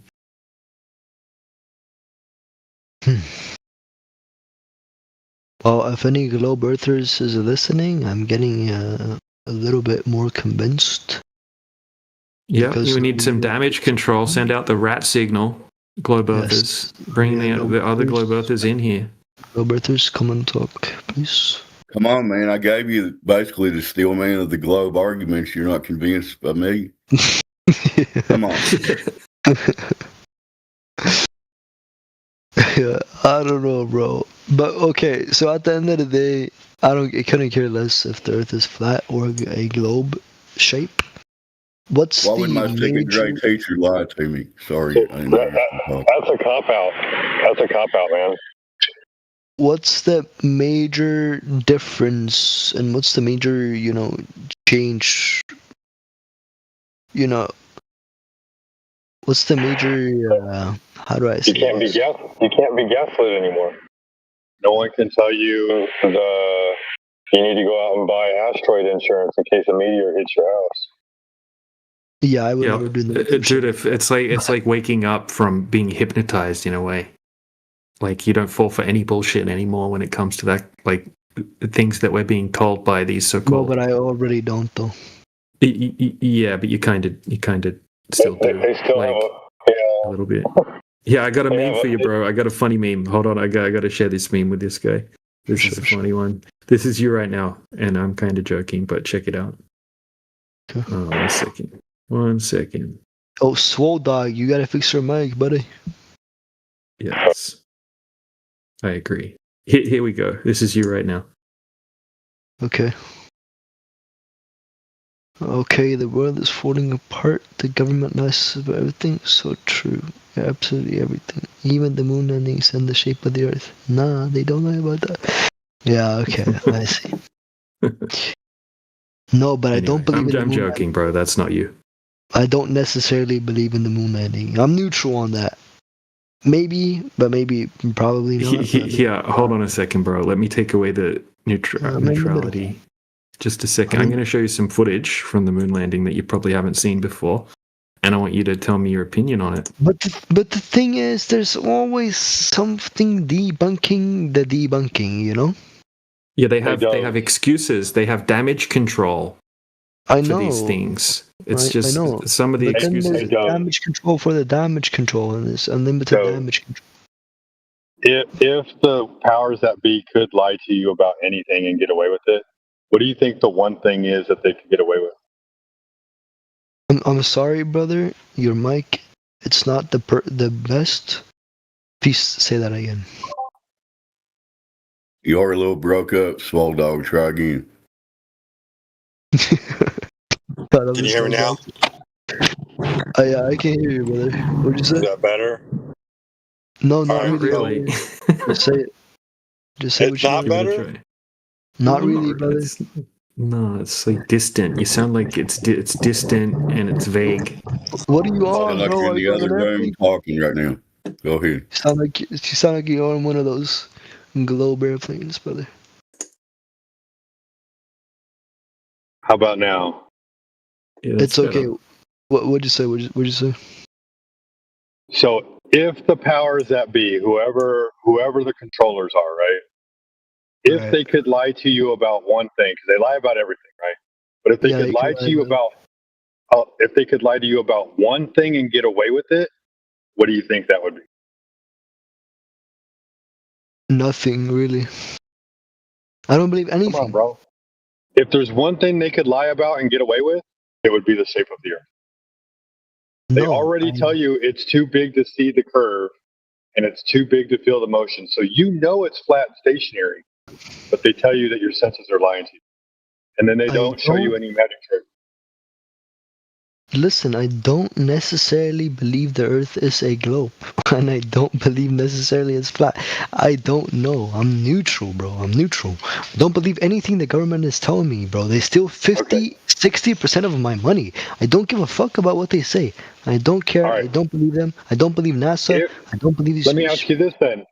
If the surface of the Earth is not curving, then the surface of the Earth must be what?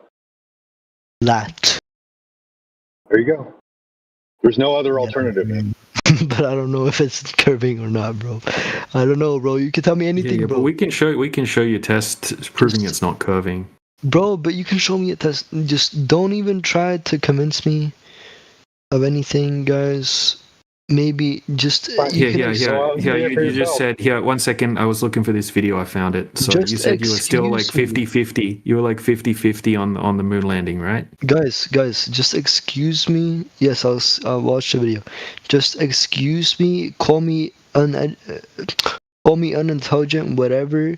I'm just stubborn and I'm not gonna believe anything, or I'm too uneducated on the subject to believe whatever you're saying. Nah, you'll be thinking about all these conversations that we had after you leave here. Okay. Hey, check out tell me, are you 50% sure that this footage is real? In the side chat. Just posted it. We'll see. It's loading. Yeah, so this looks like a video generated. This looks like the fakest shit ever. Yeah. Is this supposed to be real? This is real footage. This is taken from NASA. No, it's not real NASA's footage. official YouTube channel. No, and bro, the Smithsonian Air and Space Museum official YouTube channel has the footage. Yeah, that was officially broadcast on television at some point, probably in the 60s or 70s. But yeah, that's NASA footage. Go ahead. Yeah. So guys, this is fake. Yes, we know. But NASA claims that this is real. This looks like a video game, bro. Well, this would be a shitty video game, wouldn't it? Yeah. I don't believe this video at all. Yeah, I got DJ, you're telling me they didn't play moon golf and ride the moon buggy or nothing? Come on. Moon golf, yeah. Yeah, that's not funny, the bro. moon. That's not the moon. And that's the whatever the thing floating. That's not real either. That's the spaceship. Yeah, nothing moves like that, bro. Yeah, well, here we go. Here's more footage. Over 50 years ago now. Sorry, DJ. They did over 50 years ago, but they lost that technology, and it's a painful process to build it back. Go ahead. Yeah, they lost it. Sorry, guys. We just destroyed it. They said they destroyed it. They didn't even lose it. They lost the telemetry data in the original footage, and they destroyed the stuff to go back to. Yeah, so the last thing you sent looks like a 1980s space movie or video game. And I don't believe it. Yeah, so NASA is telling us that that's legit footage. That's the Apollo 11 astronauts leaving the moon. All of the astronauts are in that. Please prove to me that the last footage is what NASA sent. I'm already on it, bro. I've got YouTube up. I'm bringing up the official footage.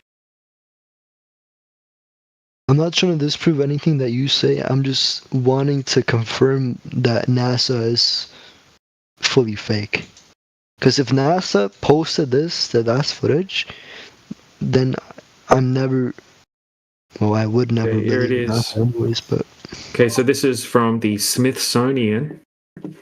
Whoa. What's the Smithsonian? I've heard about Smithsonian. This is the... What's that? I've heard about the Smithsonian. I don't know what it is. That's the official government archive of government information at the Smithsonian. Go ahead, DJ. Yeah, that's right, Dave. Yeah, here we go. Okay, so here's the same footage. It's even the same thumbnail there from the Smithsonian National Air and Space Museum. 100K subs. Smithsonian National Air and Space. Life of Apollo 17 lunar module ascend. Captured television lunar. Yes, so okay. So how do we confirm that this is from the official Smithsonian. Well, it's on their official YouTube channel. You can click on it and you see they have the tick. Right? They Wait, have the tick. source It's the- in their channel they say source. Look at the source link. Oh, it's site can't be reached.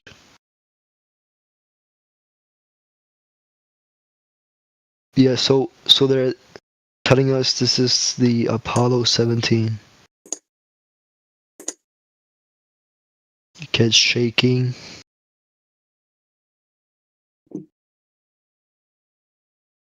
This is the fakest shit ever. Yo. Yeah. I Most just want to say people one more haven't thing, man, to looked be into clear it. on that we're not here to convince you of whatever. We're convincing you to think for yourself, man. Think critically about this information. We're just sharing information. I'll shut up. Go Yeah. ahead, DJ. Guys, I'm thinking critically, and this video that I'm seeing on YouTube from Apollo 17 is the fakest shit I've seen ever. This shit did not happen. Yeah, that's the fakest video I've seen. Bro, it looks like some... Bro. Fuck no. Nah, they fucked up, bro. Hell no, bro. That's the fakest video I've seen in my life. Okay, so with this video, you're trying to prove to me that the moon landing is fake? DJ? Yeah, sorry, I was talking, but had myself on mute. What did you say? So with this video, you're trying to prove to me that the moon landing is fake? Is that what you're... No, Getting to? no, I'm just showing you the footage and just because you said you were 50-50 on the moon landing, so I was just showing you the footage, So right, is- to take is- that is- down from the 50% mark. Is Apollo 17 supposed to be the ship or module or whatever that landed on the moon? Is that Yeah, the actual thing? that's the lunar lander that looks like a tweaker shelter. That's the one. That's the one that landed on the moon, supposedly? Yeah, it landed on the moon. A bunch of Freemasons wearing nappies were inside of it, and they landed on the So moon. that's the thing. So that's the actual thing that landed on the moon. Yeah, this supposedly. this thing here in the side chat. I just put a picture Number of it. 17. Number 17. Apollo 17. Yeah, I think they used the same one, didn't they, for all of them? Okay, so if Apollo 17, that spaceship, is in that video is supposed to be the one that they landed on the moon with, then it's obviously fake, and we never Yeah, did. land on the moon. obviously fake. Yep. Well, guys, we've cracked the. We've cracked the whatever. It's Well, fake. this is just a common sense thing, right? So this is just like nobody that's intellectually honest could defend this footage. Just look at But the they video. do, bro. They'll come in here and emotionally defend the footage. They'll be like, "What's wrong with it? What's wrong with it? It looks exactly how you would expect footage to look in the 60s and the 70s." Like they will defend it to the death because they can't admit anything's fake. Well, I'm completely neutral, and I'm telling you guys, it's absolutely fake. Well, that's a lie, sir. Well, to say that I'm neutral and undecided on something, and I know that for 100% certainty that it's fake, that's the opposite of being neutral. Okay, well, I was neutral, and now I'm not neutral anymore after I saw that video. Because that's the fakest video I've ever seen in my life. So now I'm not neutral on the moon landing subject. Yeah, here's another one that I just put in the side chat. Look at the way that this spaceship moves. Yeah, it looks like someone generated this shit off some whatever software. Well, what it looks like is like how they used to do special, like when they used to do things like this, they would use miniatures and models and little sets and things like that. Yeah, I don't know anything about how they used to produce these types of videos or movies, but people that know about how they produce these types of videos or movies back in the days. Since you're so neutral, Doze, I mean, can I ask you like a unbiased question, right? No, Like, I'm not a neutral anymore. The moon landing is fake. If Apollo 17 is the thing that landed on the moon, and that's the video that I saw, then it's fake. and I'm not neutral anymore. Okay, good. No, that's good. But on a different topic, right? Like, if this would just be like your opinion. Like, in your opinion, do you think they could ever convince anybody, like, now, like in the modern day, 2026, do you think they could ever convince anybody that they lived on a globe if they never went to the moon or went to outer space? If they just said it without NASA existing? Do I think they can convince anybody that they live on the globe? Yeah, and then, but at the same time, right? Imagine an alternate reality where they've never gone to the moon, they've never gone to outer space. These astronauts aren't even an idea that they thought about. Did the file You think they could convince anybody that they live on a globe without that stuff? Brother, they convince people to pay 60% taxes. Yes, they can convince them, bro. They can convince anybody on anything, bro. The media is so powerful, bro. It's getting media and whatever else, and the government is getting weaker. Their control is getting weaker. I believe that their control is getting weaker. That more people understand that they're using the media for propaganda and whatever else. But yes, I absolutely believe that the government and whoever else, whatever whoever else is actually in power, I believe that they can absolutely convince most of the population of basically anything.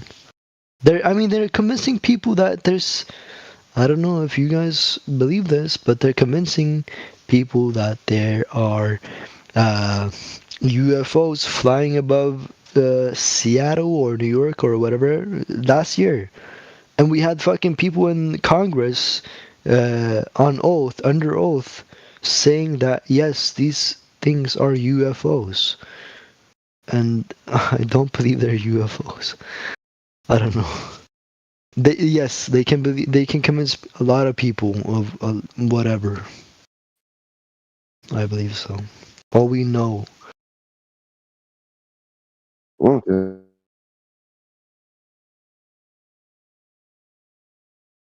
I mean, we've been convinced of a lot of things. Whoever writes the books, the school books, controls the narrative, bro. They've been writing school books and teaching the next generation, and whatever you teach the next generation is what people are gonna believe. And all of history is a lie. The victors, we know that the victors write the history books. Whoever won, World War I, whoever won whatever war throughout history is, they wrote their side of the story. And they're gonna write that they were the good ones. So all of history. Yeah, so you're going off on a tangent. By what mechanism would they convince you, anybody? Like, because you have a good imagination. What mechanism would they convince? Like remember, I gave you the scenario where space travel, astronauts, and moon landings do not exist. They never existed. Like, nobody was even told about them. Nothing, right? How would they convince people that they live on a globe? By like what story would they tell? Oh, how would they? Okay, so if they had known, through mathematics, I guess. I see. That is correct. That's how they would go about it. But I thought whoever asked me the question, I thought meant would they be able to convince us of a lie? And yes, they would, obviously. Most of our knowledge is lies. Okay, what do you think in your opinion, again, this is an opinion, what do you think, so imagine you had like a sample of 100 people. What percent of them would be convinced that the Earth's a globe simply by the astronauts and moon landings? I think it depends on who says the information. If someone of authority and power says the information, then more people are going to believe it. Yeah, like, so say all 100 people are their sample set. They've never been told that they live on they live on a flat Earth or a globe or anything, right? And then that sample size of 100 people get brought into a room, and some authority, like I don't know, the government says, "Look, watch what we're going to do," and they show them a rocket going up and landing on the moon. And now they ask the people, "How many of you guys agree that we live on a globe?" What do you think would be the results? 90% maybe. Okay, so if we take away the moon landing, then it's only 10%. Possibly. Okay, why do you think, if it's fake, right, which you've shown that it is fake, why would they fake a moon landing? To what end? Why would they fake a moon landing? Yeah, what were they trying to convince people of? I think they faked the moon landing to possibly for power. I don't know. Power over the Russians, Soviet Union, maybe, or or possibly to show their own population that what they could do. I don't know. What do you think? Well, if I took that same set of people, like the 100 people in the room, and I said to them, it's like nobody's going to believe that level is a circle. Like, who would ever believe that a level line is a circle? But if I show them this moon landing, and now I ask them, the people again, 90% of them now agree that level is a circle and that they live on a globe, right? So now I have them all, right, all the people, believing in a paradigm that I want to sell them. And all it took was a little videotape. Now that they all believe in the paradigm, that there's now they know, like, listen, you wanted to leave Russia, you wanted to leave America. Well, there's no escape, because as you've seen, right? I just showed you that the Earth's a globe, and if you try to go away, say you want to run away from Russia, and you keep going in a straight line, you're just going to end right back up where you started. So don't even try to escape, and obey. Just obey, because there's no escape from a globe. You'll just end right back up here in Russia or America, or wherever I want you. So it's because the people in power want to have people that they can control. Well, if I combine your opinion, your idea that they want to control them, I could just say, listen, I'm going to walk. You can't control me if I just walk away. But now, now me being NASA, I've convinced them that if they walk away, they're just going to go on a globe. They're just going to end right back up where they started. So they can't walk away. There's no escape. So it sounds like you're insinuating that they're trying to keep us here so that they can control us, and you believe that there's something out there. I just used your reasoning that they want to flex their power and show that they are the controllers. And if you try to escape the controllers, then there's nowhere to go on a globe. You're going to end right back up where you started. So there's no escape. It's all because they showed those 100 people a moon landing. They couldn't convince them otherwise. Then they showed them the moon landing. Then 90 of the 100 said, well, we must live on a globe. And if we live on a globe, there's no escape. We have to trust the controllers. Yeah, there wasn't really like issue with resources back then, right? Like, people just grew their own food, helped each other in the community, and all of a sudden the government comes along and says, hey, look, we've discovered everything. There's nowhere else to go. Here's a God's eye view of Earth. We have limited resources. Once it's gone, it's gone. And you need to stay in your playpen. Going to outer space is extremely dangerous. Yeah. But going to outer space is extremely dangerous. Don't try it, you're going to die. But you guys are insinuating that there's something more out there and that you can escape. No, we're not. You have this. I no, from a globe Earth side, right? They have this idea that someday the government is going to put a space program together and then go and put hotels on Mars, and then we can go between Mars and Earth whenever we want, and then there will be more places to go. But for right now, this is all we got. Right. I don't feel that way. Okay, so what do you feel? Think. Well, from all the evidence that we see, all life in the universe only exists on Earth and nowhere else. Earth is the center of all creation. We're special. And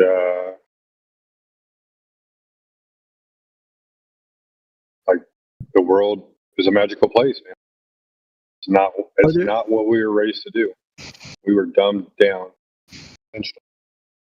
Are there any Christian flat earthers here? It doesn't matter if they are. Yeah, religion. They're everywhere.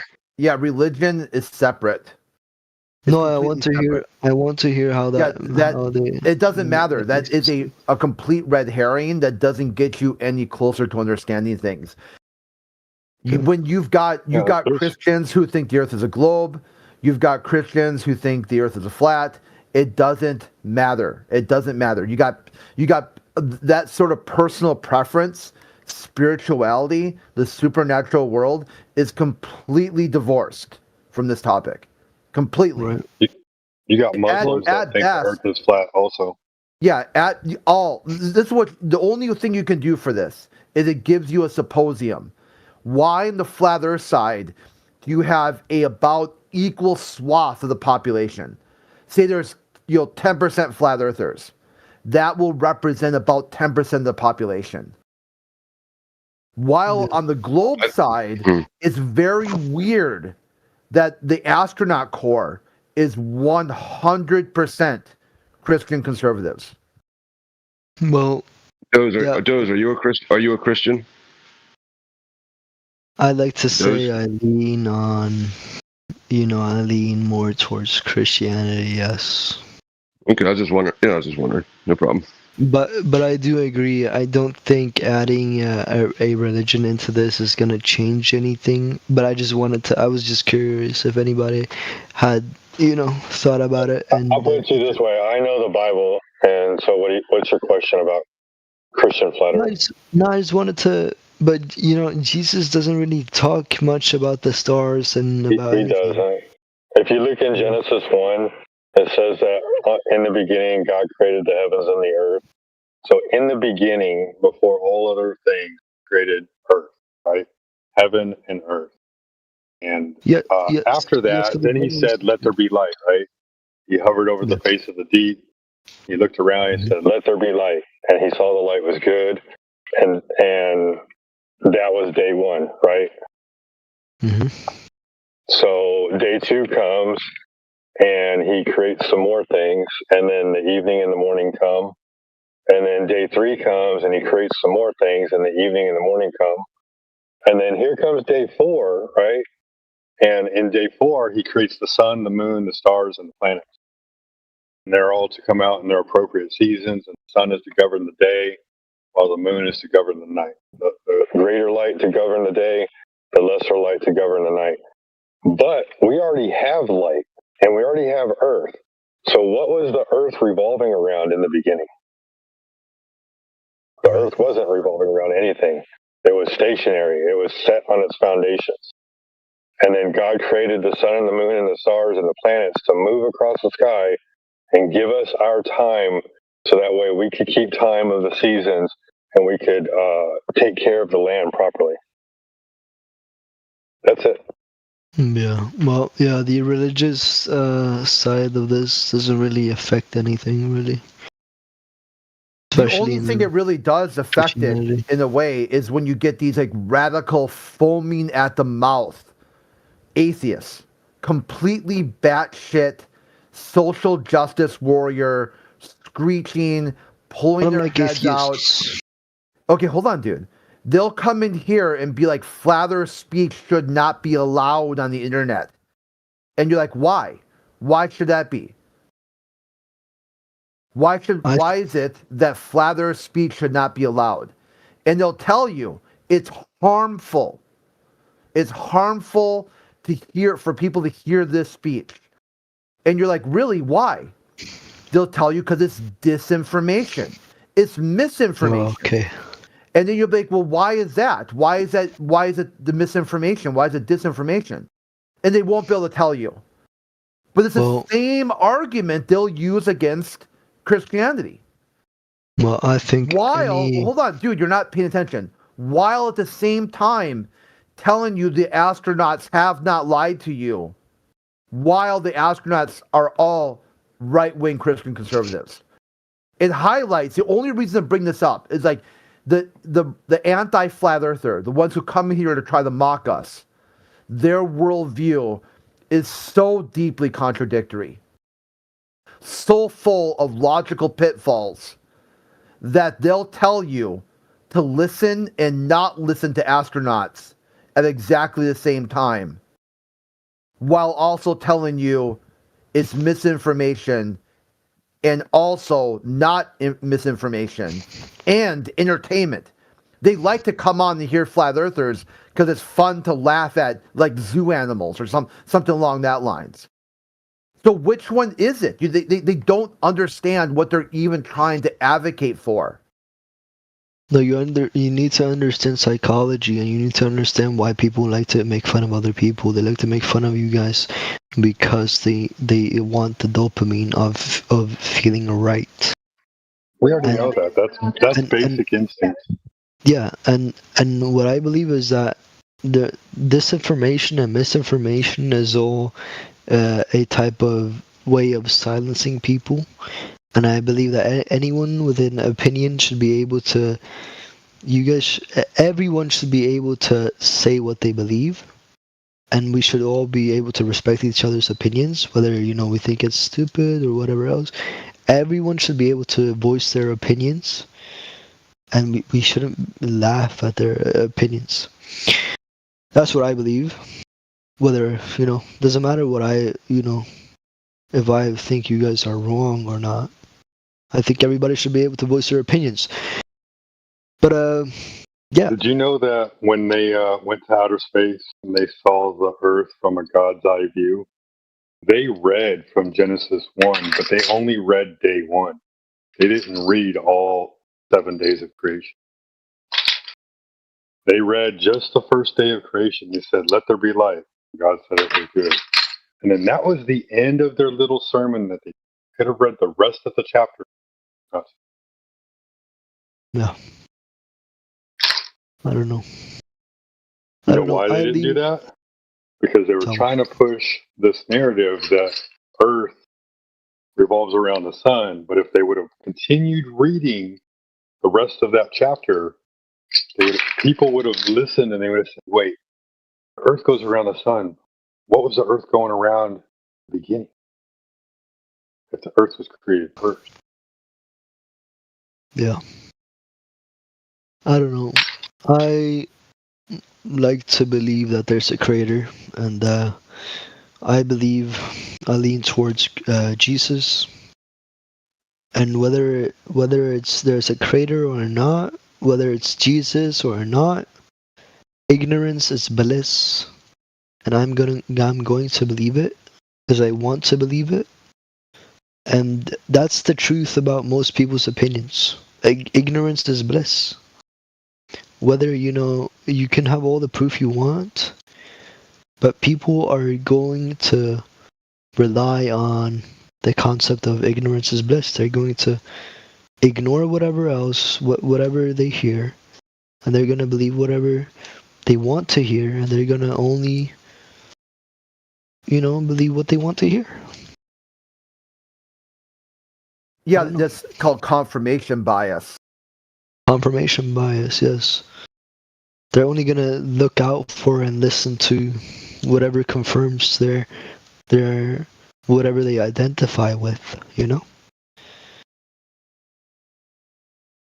And it's it's super hard to convince anyone of anything else when it's their identity. If your identity is flat earther, and you identify as a flat earther, it goes back to psychology. You're that type. You look at yourself as a flat earther. You believe in that community. It's a community of people. You feel like you're one of them, and it goes the other way as well. And so it's very hard. It's super hard to convince someone who identifies as something of the other thing. You know? I don't know. I'm still waiting for a fucking globe earther to come here and fucking argue against you guys. You're here already. I'm not here. I'm not a globe earther, buddy. I'm a neutral earther. I'm not gonna be convinced. That's not how it works. Nope. That's how Neutral it works, buddy. neutral means you don't want to admit you're wrong. No, I'm open to admitting that I'm wrong. I am. Well, admit you're wrong, and then you don't have to worry about being a nothing earther. I'm not gonna admit I'm wrong if I don't believe I'm wrong, bro. Or, I don't believe in any of the points, bro. I don't know. I don't know. I know you have a huge belief system. That's all you've talked about so far is how everybody believes in things. Good thing I don't have a belief system because I would be in some kind of weird boat like you guys. Yeah, I guess. But somebody said, "Those, have you taken the triangle test?" I don't know what that is. No, sir.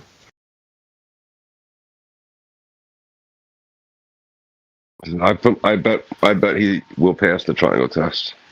What's the triangle test? I'll ask him, why don't you speak, sir? Please speak. Yeah,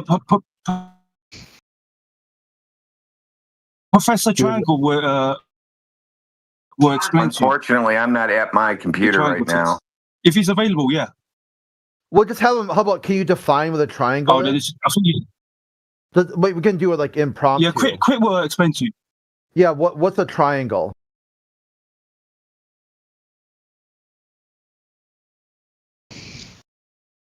Do you know what a triangle is? Me? Yeah. Yeah, it's a shape. Okay, well, it's a shape. Yeah, can you describe it? Yeah, it's a shape with 3 points.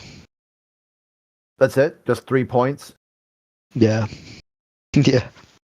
Yeah, he's not going to pass the triangle test. 3 points. No, somebody said I was gonna pass it, and then I'll pass it.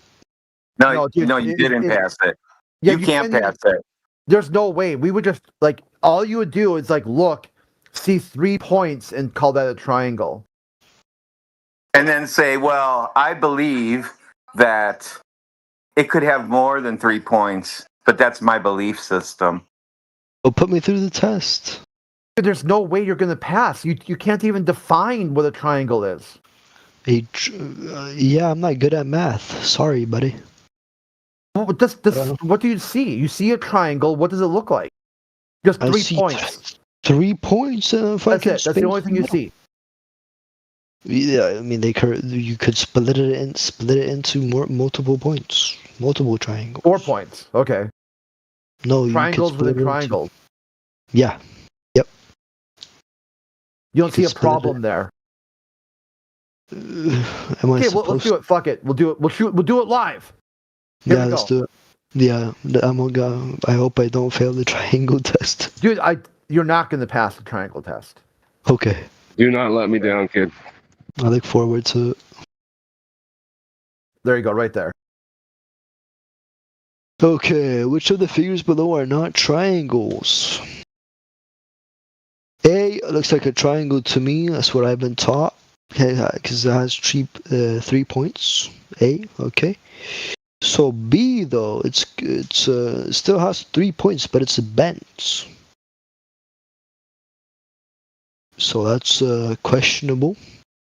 C also has 3 points, but then it has a square in the top, on the top.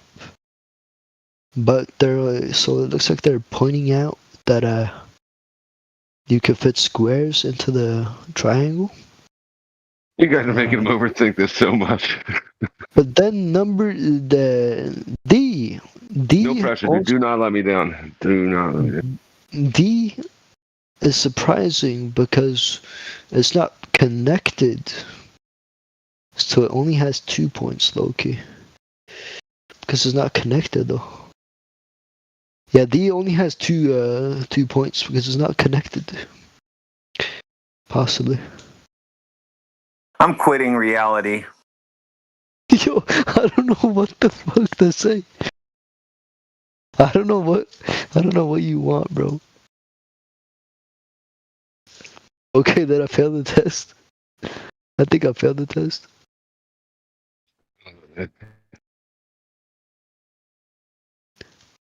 Yeah, okay, so I'm okay, so I have to guess. I have to say what I believe is not a triangle.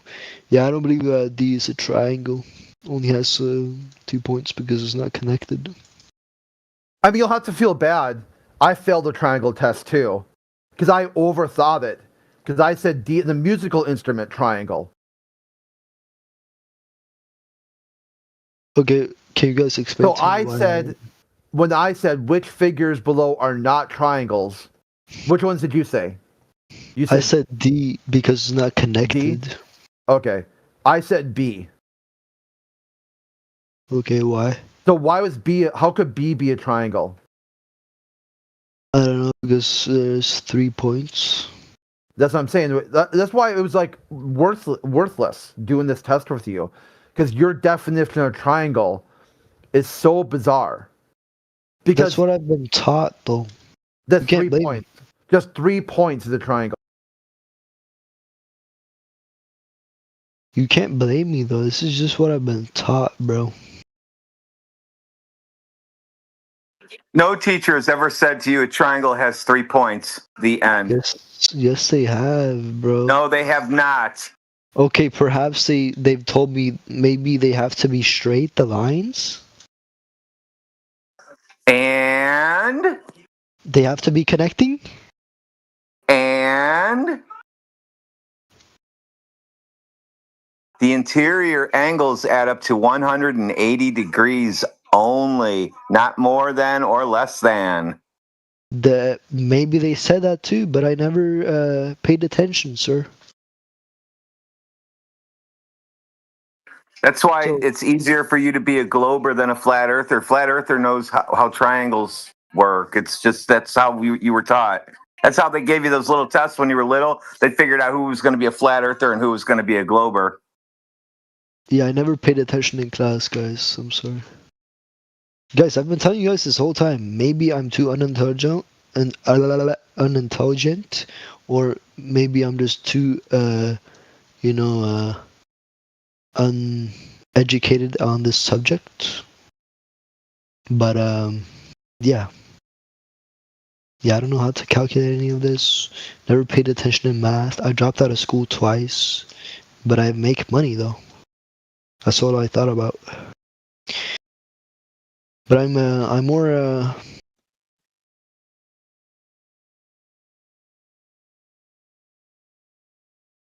perhaps I'm not so I don't think about math. I don't care about math. I don't care about triangles. But don't care about it then. If you don't, then don't. No, I'm just saying. Someone would be like they care and don't care at the same time. If triangles aren't your thing, then don't.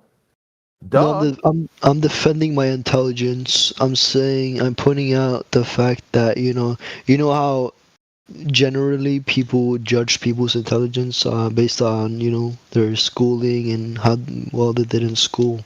What I'm saying is that I just never cared about those subjects. What I think about more is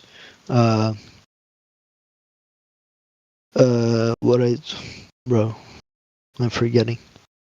What I think about more is making money. You care more about making money. I even remember that. Yes, I care about money, but what I care more about is psychology, and No, you're not allowed to be associated with that. So get that one out of your head. What do you mean? What? No, that's just a subject that I know more about than math. I believe. That's because you've been to so many psychiatrists. That doesn't mean you're an expert. I've never been to a psychiatrist or a therapist. I don't believe in therapists. don't believe in them. But okay, so what's the point of the triangle test? To see if you know what a triangle is. And okay, so what's the right answer? A? B and D are not triangles. B's got a curved side, that's not a triangle. Other one's not connected, that's not a triangle. Right. Okay, so what's the point though? Oh, well, I mean, you'd have to understand that to get angles to things from Earth, you need to stand on Earth and then make an angle to it from the ground. And you can't do angles from a curved triangle like you saw. You said, no, it's got a curved side. You can't have that. So you can't get angles from a ball, right? So then the Earth is flat if everybody's running around getting angles and sailing and getting angles to the sky and stars and the sun. They're all getting angled from Earth. That means the Earth is flat.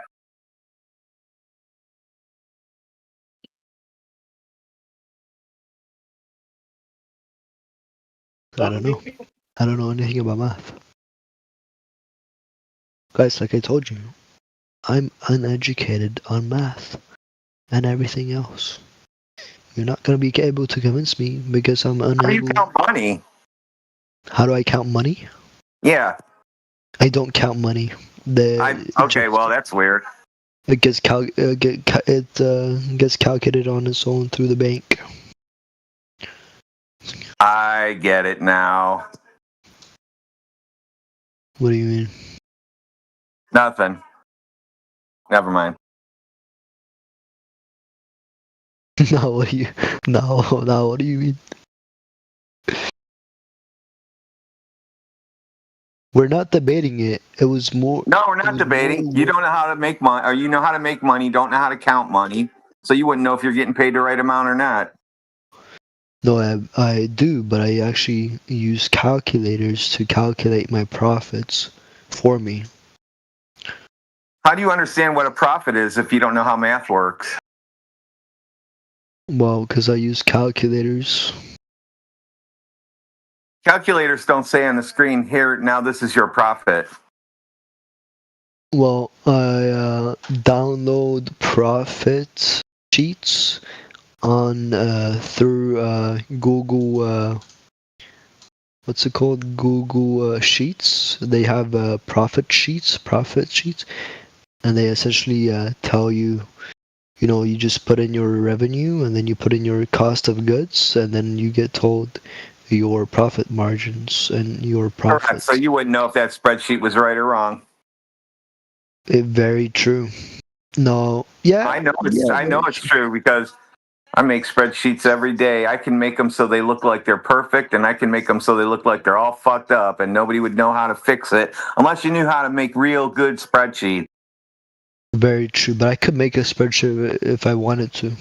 You cannot. You don't understand math, you said, so you don't understand formulas. Well, I could through YouTube. I just watched a YouTube video. That's a negative. You need to take beginner's math and shapes. You need to start there, and then you can work up to doing math problems, counting apples and stuff. Why are you roasting me, bro? I'm not. I'm just telling you how to start. You're being hostile, bro. You're being hostile, bro. I'm not coming at you guys. I'm not coming at anybody. Hostile? Yes, I'm telling you guys, People bro. like how I talk to you guys. I'm not trying to come at any of you guys. I'm not trying to be hostile. You can't anyway. I'm just going along with what you said. You said you quit school twice. You only know how to make money, but you don't know how to do math. And you wouldn't know if you're getting paid the right amount or not. And you said, well, I could just use a spreadsheet. You wouldn't know if that's right or not. So I'm just pointing out facts. I wasn't roasting you. I guess, but I do know that it's right though, because I've had cycles of money and I still have money left, so I'm making money. And I've gotten paid out and paid for cost of goods. And then I got the right amount of money that it told me, so I know that the profit sheet is right.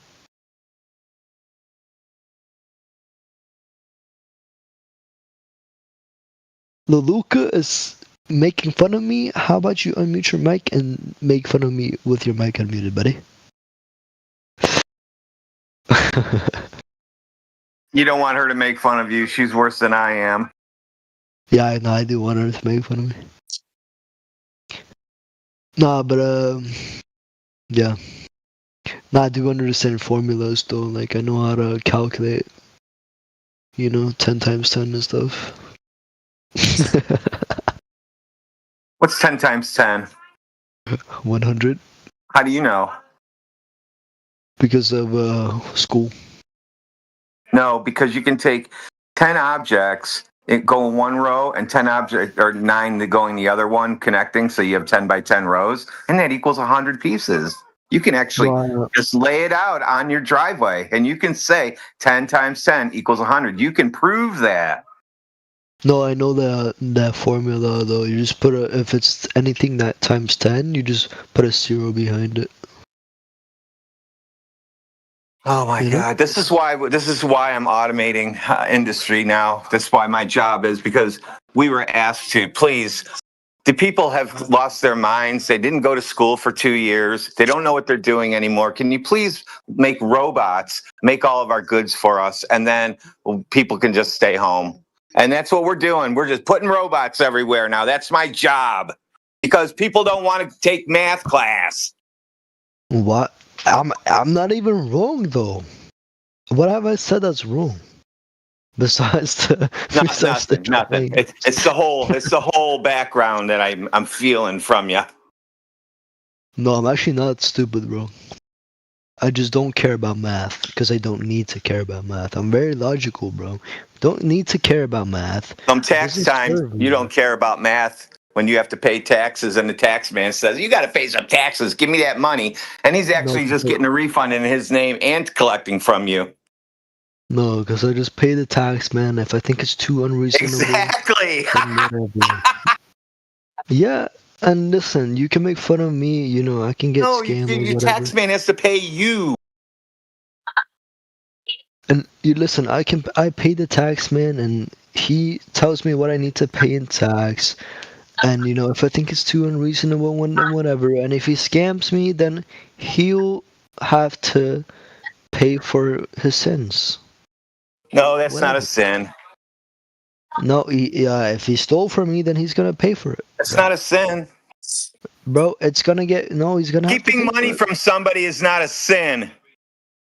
Yo, one way or another, brother, he's gonna have to pay for it. I believe so.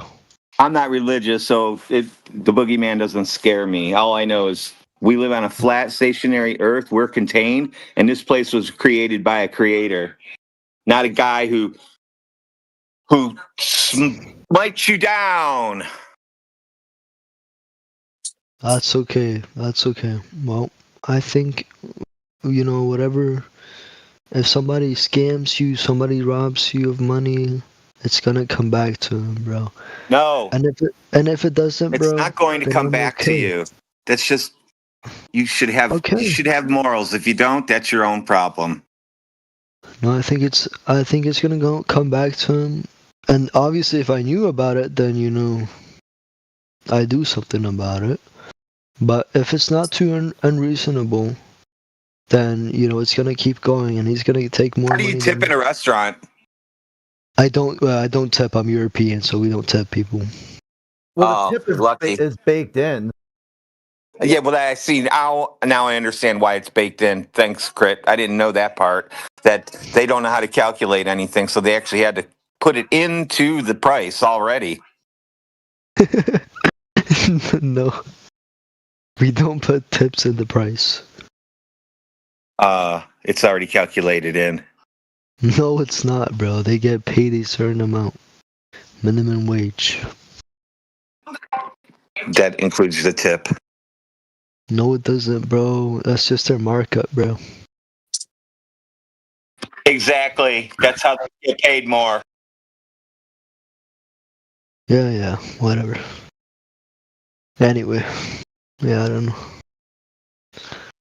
I don't know. 725 times 8. This from BBC. Goodbye. 725 times 8? 7.25 times 8. 7.25 times 8? Yes. 58. Very good. That's true. How did Right? you do that and you don't know how to do math? I know a little math, bro.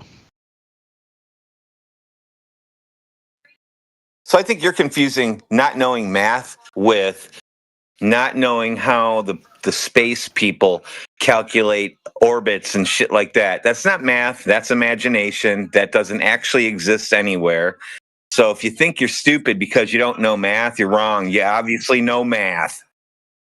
No, I don't think I'm stupid. I think I'm intelligent, actually. No, you said you thought you were pretty stupid. No, I never said I thought I was stupid. I think I'm very intelligent, actually. And I think I'm better than people sometimes. That was my first be claim when you honest. came in here. You wanted to flex on people that you thought were dumber than you, so you can punch down at them to feel What? better about yourself. Yeah, your first day you came in here. The very first day? the first thing you came in here, you started talking. No, listen, I've been very open with you guys. I've told you guys multiple times that I'm neutral and I want everybody to say their opinion, and I'm not Yeah, you've here been giving to... feedback on that. And also, I told you guys that I don't believe in any of the sides, and I've told you guys multiple times that I'm not gonna sit here and make fun of you guys, and I've told you guys multiple times that people that make fun of you guys are stupid. So I don't know what you mean, bro. I don't know where you... No one makes fun of us. I don't know where you got that from. I've heard multiple people make fun of the flat earther community. It's impossible. Let me see somebody come in here and make fun of us, especially if I'm in here. This will be great. This is how I get paid, dude. By roasting you guys. I've heard it multiple times in my life. People making fun. Oh, you're a flat earther, whatever. And I've been very open with you guys, and I've told you guys that I don't believe in making fun of you guys because the other side that makes fun of you There's nothing to guys... make fun of. There's nothing to make fun of. The Earth is already flat and measured that way. We make fun of the people who think they're actually standing on a ball in a vacuum. That sounds retarded. I guess. I don't know where this guy's coming from. A crit. I don't know. You've got me messed up. We got you fucked up? Yeah, you got me fucked up, bro. Because I never made fun of you or tried to, seem better than you guys. I've never thought anyone has made fun of me ever in Flat Earth. Ever. No. Because they can't. They can't do it. It's impossible. See, if you want to make fun of something, what you would have to do is learn what the topic is. So you could get inside and make some shots land. They can't do that. They are so far. They're out there bombing the back 40, and I'm on the putting green, just having a good old time. They're over there talking about flat Earth is a conspiracy theory. Flat Earth is Down syndrome. Flat Earthers are all this random crap that flat Earth is a fundamental religious cult. I go, dude, you're not even making fun of the right shit. I'm over here talking about observable reality, observations, measurements, and practical demonstrations, and you're over there freaking out about why the government would lie.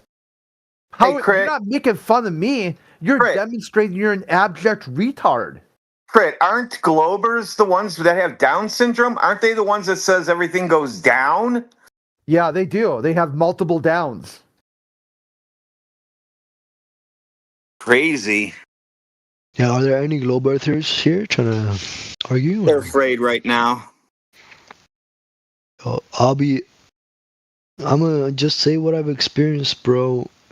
None of the globe earthers have come in the last hour I've been here and tried to disprove the flat earthers. Because the Earth is flat. I told you this already. I hear you, but they've only typed messages and then went away.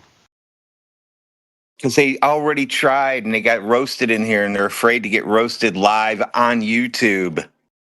But there has to and be recorded forever. There has to be someone that's gonna come and join and say something, bro. Where are they? We might have to put up billboards now because we've ran them all out. All of them have either turned in flat earthers or they quit Discord. There's no way there. How many people are here? Like 50, 14, 13, whatever. Does anybody here believe that the Earth is a globe? If so, only you do. It's only you. I'm telling you right now. I never said that, bro.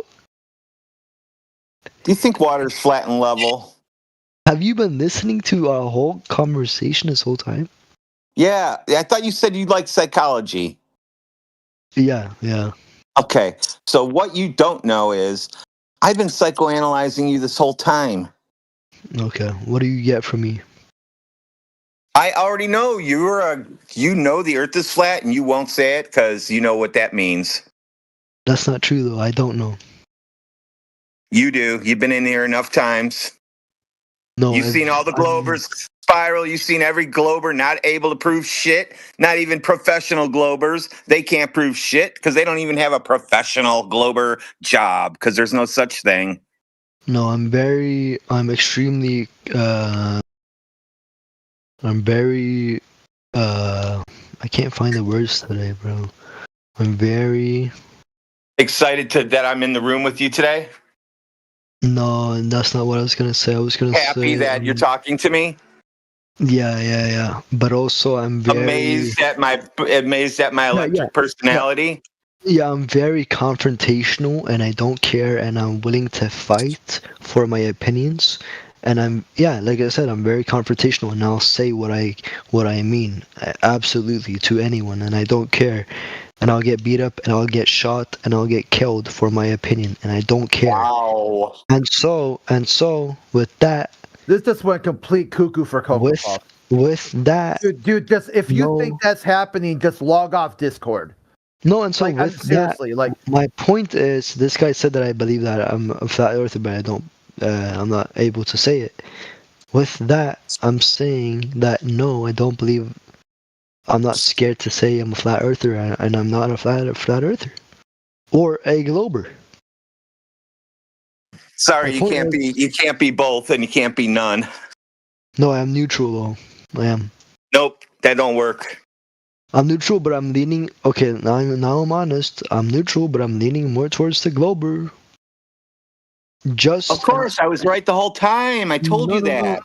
No, I'm leaning towards the glober. You've always been a glober. You just started coming in flat Earth when we showed up.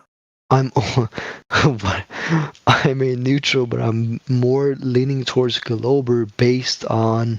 Well, you know what that means is you know the Earth is flat because you used to be 100% rah, we're going to Mars and everybody's great and the planet's dying and we're going to make a new planet and everybody's going to live there and get free houses. And now you can't do that. Yeah, no, I don't believe that the Earth is dying and global warming. But I'm a glober. I'm leaning more towards glober based upon, and I know it's weak, only based upon what I've been told my whole life. That's why I'm glober. Well, let me update you on your paperwork. So since you were told your whole life that the Earth is a globe by NASA and all the space stuff from NASA and Discovery Channel by NASA and History Channel stuff from NASA, NASA finally has been reclassified to its proper organization. It's now an intelligence agency. It's no longer a space agency. Now it's a spy agency. Now does it make more sense now why you think it's a ball? It's always been a spy agency. They finally changed it 3 months ago. Legally changed it. Right. You don't believe me? Yeah, I don't necessarily not believe you. Let's say that doesn't matter. That's where you got all your information from, so that's who you believe. CIA, that's who you believe. I don't know if I got my information from NASA. I think you absolutely did. You absolutely did. Nobody would have thought about flying rockets and doing shit if it wasn't for NASA. Maybe. I think most of my information came from my school books and what my teachers taught me. Yeah, NASA. Yeah, perhaps, but I'm not American though, so you gotta keep that in. Doesn't matter. But yeah, perhaps that information came from NASA. I don't know. It did. I'm telling you, it doesn't matter. All the education system is the same. Okay, so Emperor Thorn something said he added me in a video. Trump executive order quietly declared that NASA is now a spy agency. Okay.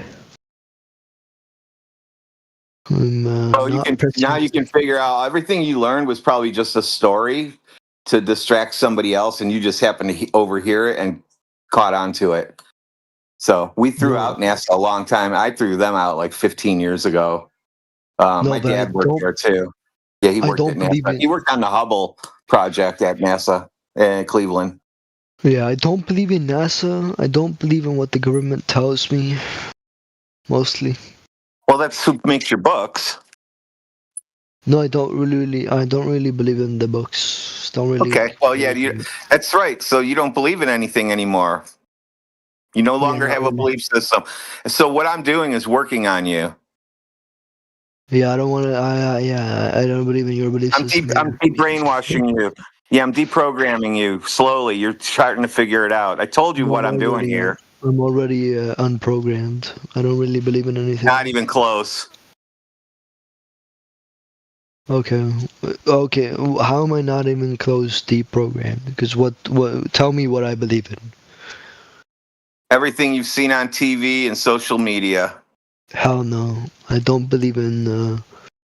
I don't really believe in much. So now you no longer have a belief system. I was right. So now you're a flat earther again. What? I don't know if flat Earth is right or wrong. Oh no, it is. It's measured that way. It's not measured to be a ball. It's just flat. We use it as flat. Airplanes use it as flat. Can't be moving to land an airplane. So it's flat and stationary, and that's just reality.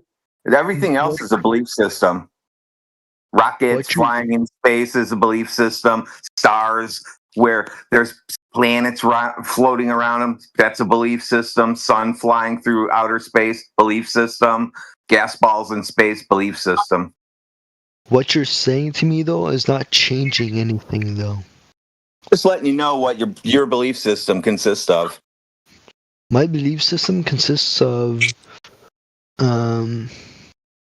make money, and everything else is bullshit. Make money so that I can take care of my family. That's my belief system, guys. Make money so I can take care of my family. And I am so glad that I don't have that mentality, because I like the money just comes to me because what I do. I wouldn't do any other job ever.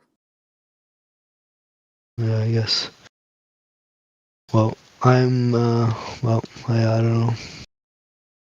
Yeah, I just make money and I can take care of my family forever, and we'll die and we'll probably not know much of the truth, and shit happens. No, you know the truth. We've already told you. At least you know it. You can at least go to the grave knowing that you know the earth is flat.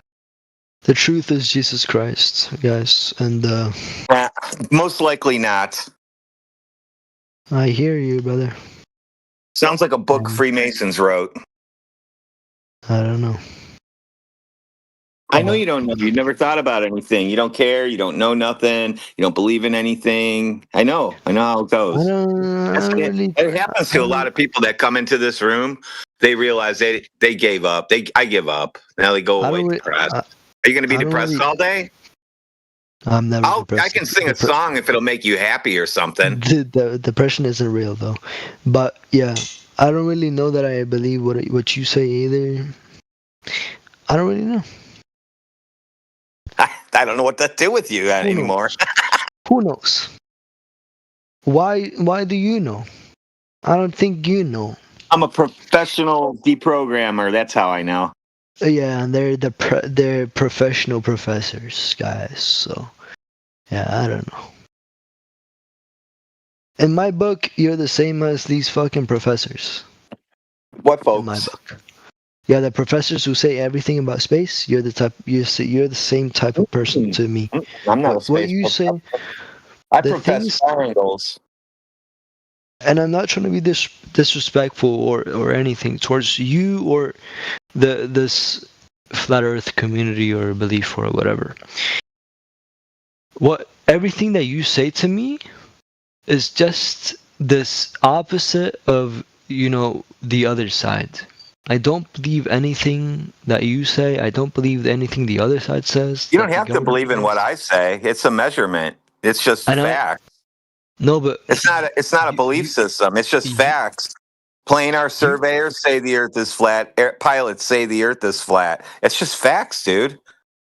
Yeah, but anything you say, I look at the same way It's as not what me the scientists repeating it. We say. can just post it for you of the actual people telling you all this. Yeah, I don't care what the people say because it's just gonna mean the same thing. It's just not gonna change anything for me. Guys, don't try to change my opinion This because is I'm not how gonna do I'm not anything. changing you at all. This is how I know you are a hardcore glober. You don't even hear it. I'm a glober. I'm telling you guys, I don't really know if it's a globe or a flat Earth. You are so confused. You know it's flat. You will not admit it. So you're going to say, no, I like the other guys too. I'm going to be neutral. No, now I go back to what I said before. I don't care about people's opinions and I'll say anything and I'll get killed for my opinion.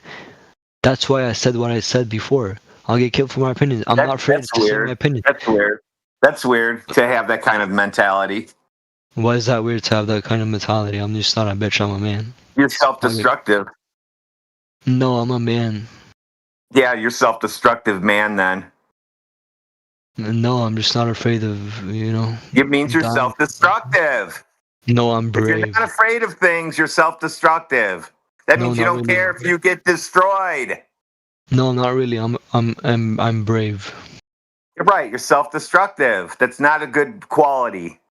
I think You put other people in harm's way when you do that. When you act like that, you put other people in harm's way. No, I would not put other people in harm's way.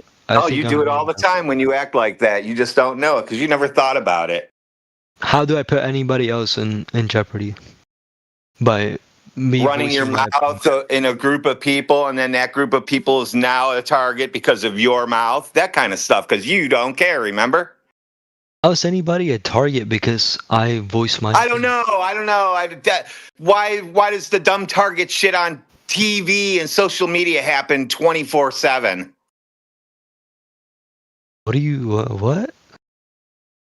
Nothing. You don't understand anything. I forgot you don't understand anything. You don't understand anything. You don't know anything. You don't believe anything. I forgot. You're not making sense. No, I repeated exactly what you said. So if that doesn't make sense to you, you don't make sense to me. Okay.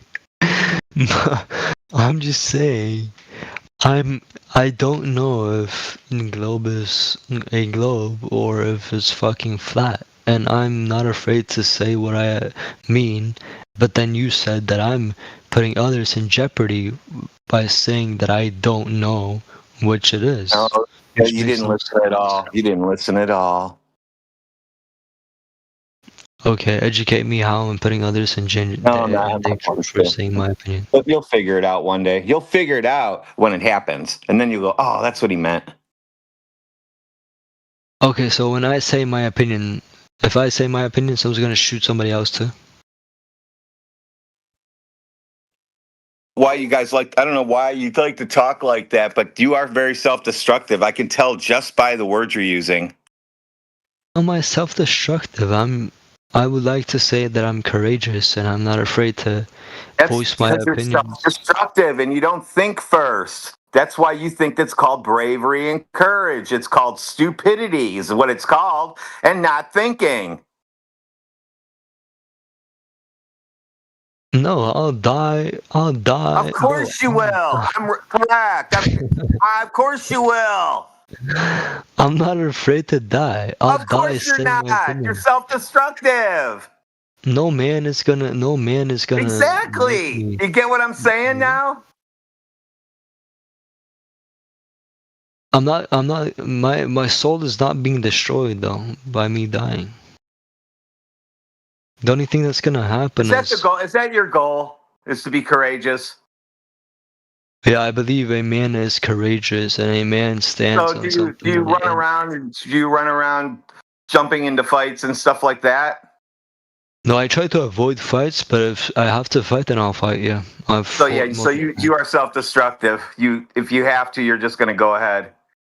If I have to fight, of course, if I absolutely have to, I would too. But I never put myself in any situation where I have to possibly fight because that would be stupid. I actually don't hang around with anybody like that. Well, perhaps you don't. You haven't lived much life. No, possibly I probably have not done. I guess not, sir. But I've fought multiple people because I had to. And I'm not afraid to die. That's because you put yourself in a situation where you had to fight. Some of the times I did, yeah, I agree. But Hey, so there you go. You had to do it. You put yourself in that situation because you're self-destructive. no, Now, some you're of either the going to times, agree with me or you're not going to agree with me. I don't give a shit, but I'm just telling you what's going on with you. okay, and if I'm self-destructing, then what? I don't want Watch to out. die. Just make sure you warn people before you say, hey, listen, I'm going to say something stupid, so you might want to be prepared. I don't want to die though, but I'll die, but I don't want to die. Personally, I'd like to live to like 1,000. You know, or personally, I'd like to live forever. Well, then don't do stupid shit. How do you like that? No, because I'm going to live forever with Jesus. And you know, it's okay. Okay, never mind. I didn't realize we were completely overboard at this point. Now that we're sailing a ship of Jesus's across the holy heaven, I get now why it doesn't fucking matter what happens because Jesus saves everything. Yeah. That's where I'm coming from. And so, if That means you're super self-destructive. You're like a cult self-destructive kind of person. maybe Dude, I'm wrong. I have you pinned down. You know I do. And somebody else would have jumped in already if they thought I was wrong. No, I'd say if you had, but if I knew you did, I'd say it. Like I told you, I would say anything if I was wrong. But yeah, bro, if I have to fight, then I have to fight. But I don't want to die personally. But I will die for what I believe is right. That's what Amen is supposed to do. Must be crazy living in your world where you have to think about, well, I'm gonna fight today. Well, okay, so tell me this: if you have a girl, which you know, at this point, it doesn't sound like you would have. If you had a woman and if your house was getting broken into, your wife was getting killed by a man, would you not put your life in jeopardy and try to beat that man up or kill him? Well, we wouldn't put ourselves in that situation and begin with, and then if that were to happen, she would pull out her firearm and blow them away. She's an RN, by the way. She's an RN also. I don't know what an RN is. Registered nurse, a nurse. I don't know what you guys call them. Like a doctor, but the female part, the female, she's a nurse, the female nurse. Yeah, what's the nurse gonna do if she has a gun to her head? Like she's almost can write prescriptions, but not quite like a physician's assistant. Who cares that she's the doctor? I'm just telling you, we don't put ourselves in bad situations. We don't live in a neighborhood where people are breaking into our house. If that were to happen, they wouldn't even make the news because that would be hush hush and nobody would know about it and people would just go on with their lives and people won't be moving in this neighborhood like that. I'm telling you, it doesn't work like that over here. Brother, people can come into your suburban neighborhood. No, they can't. You can't. Yes, that doesn't work like that everywhere. They can, bro. Yeah, I'm sure somebody can. You know how many times I've seen cars pulled over for just driving through the city? Just hear out my scenario. Just driving through the city? Just hear out my scenario, though. People have asked me the same one 100 times. We won't get to that point. So, yeah, of course I'm going to shoot them. I don't have to fight. Yes, you would put your life in jeopardy and fight the man. No, I'm not even going to put my life in jeopardy. I'm just going to go bang. Okay, what if you didn't target practice? Would you not fight him and put your life in jeopardy if you had a knife? I'd shoot him. No, I'm not going to do anything. I don't want to get my shirt dirty or ripped. I'm just going to shoot him. No, listen, if you didn't have a gun and you only had your hands and he had a knife, would you put your life in jeopardy and fight the guy with a knife? Oh, now we For have to your play life? tactics? Yeah, I got better ways to do that. I can't repeat on the air. I got better ways to deal with that kind of shit. But what? Okay, but only answer this scenario though. If you had only hands and he had a knife and he was about to kill your wife, would you not put your life in jeopardy to save your wife? Yeah, I would have that knife taken away from him pretty quick. So you wouldn't risk your life? Well, I already know how to do that stuff, so it's not a big deal. I don't go around trying to do it. So, I don't go around. I don't go around trying to put myself in situations where I could possibly fight anybody. I stay out of that shit completely. Yeah, I try And I to stay expect out people of to stay out of my business too. And you know what? They do. People stay out of my business. It's weird. Yeah, so I just used your argument against you because you would put your life in jeopardy to save your wife. And No, so I don't get into those situations. I haven't been that way since, let's say, 40 years ago. Maybe but maybe in that situation.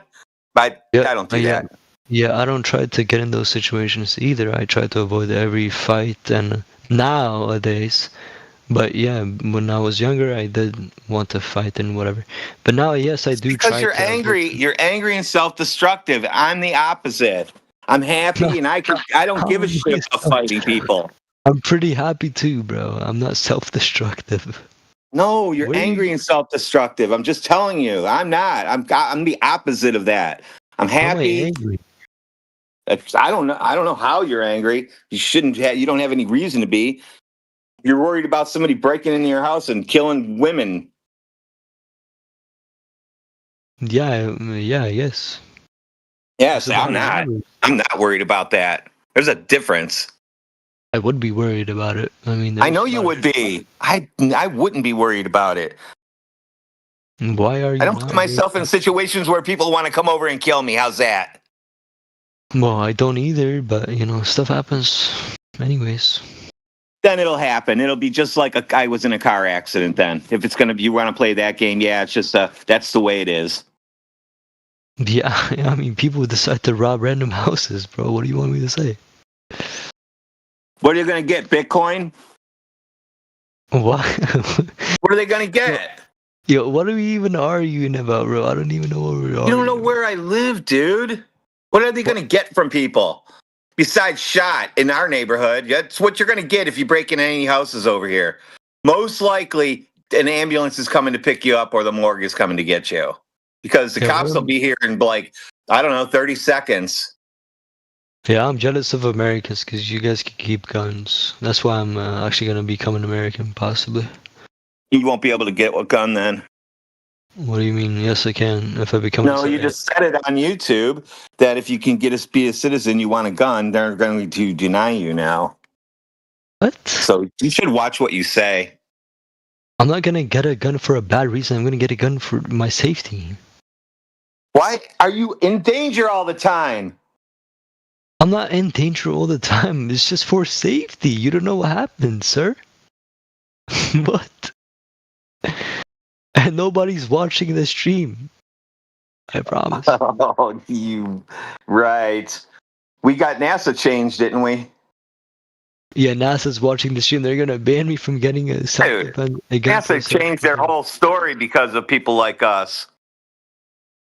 Well, they're not gonna change their whole story so that I can. They did change it. They're now a propaganda company.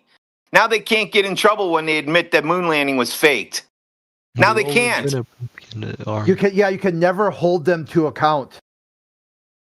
Because now they're able to reframe it's all propaganda. Always has been propaganda. They can say it's always has been. We just couldn't tell you because we have this special document that said in this year the president can do this then. And they can make it all up and you have to go along with it. You don't get a choice whether you're an American or not. Whether you like it or not, we basically call the shots. And that's just the reality of everything. Okay, guys, Lao Tzu said, why would NASA lie? It would be more expensive and difficult to fake it.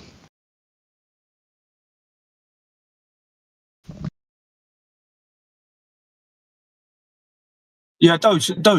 You don't have to ask that question. Why would they lie? You just have to test their claim, and once you test their claim, you know if they're lying or not. It's very simple. You don't need to ask that question, because if you try and ask that question, they'll just keep on lying to you. Does that make sense? It's not me asking the question. It's Lao Tzu and the chat. No. My point is, why is NASA lying? And your people ask, why do they keep lying? You don't need to ask that question. Because my point is, if you keep on asking that question, they're just going to keep on repeating the lie again and again. So what's the point of asking that question? Just test what they're saying. Just test their claim. That's it. And once you test that claim, you know if it's true or false. But you have to test that claim yourself. Be able to know, to have that knowledge. Because if you don't test that claim, then you're just going to keep on believing. And you do not want to do that. Because it's dangerous to believe. Because you don't know what's true or false. Does that make sense? Yeah. Yeah, I can't get past me and this guy arguing about guns and self-destruction on fucking YouTube Live for 10 minutes. I hope nobody sees the live stream, bro.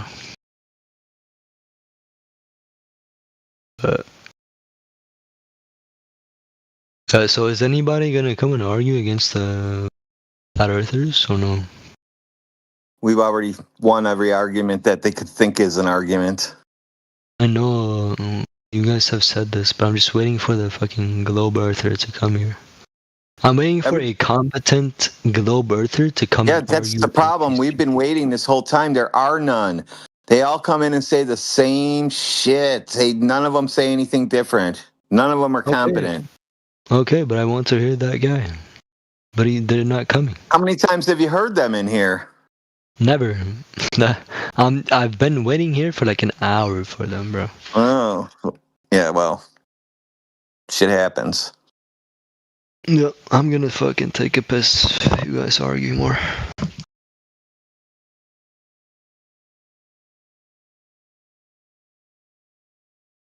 Argue about what?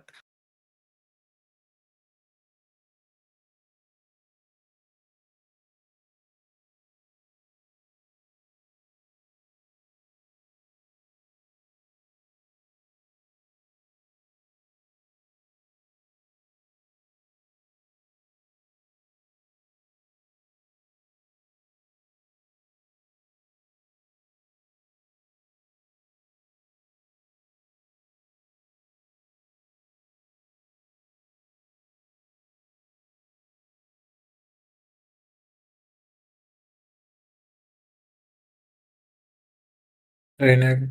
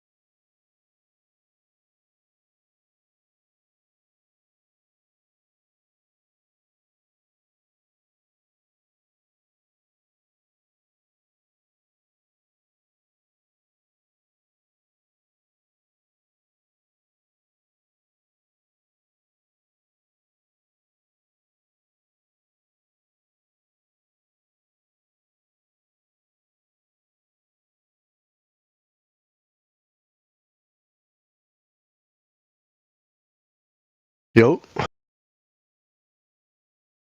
I don't hear no global earthers talking, bro.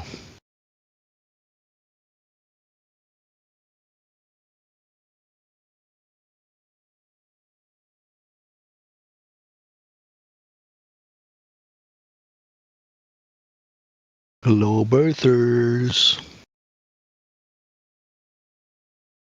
Yo. Yo. Riley.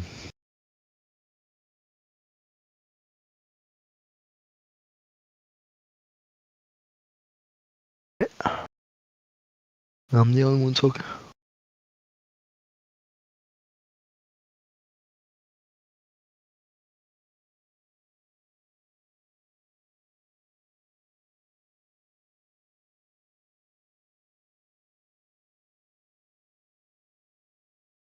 Yo, guys, the earth curves.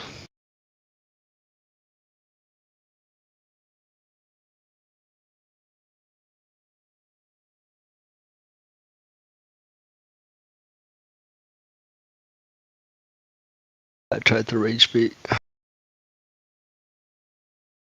Mm-mm-mm.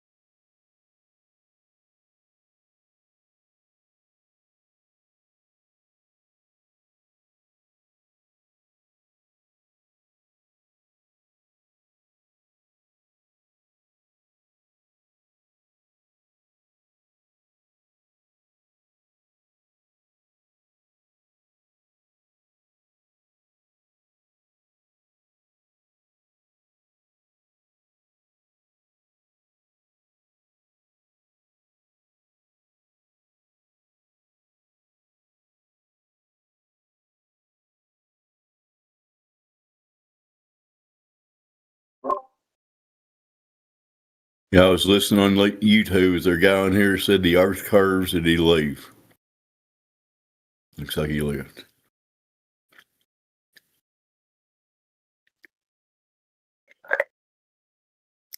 Earth doesn't curve.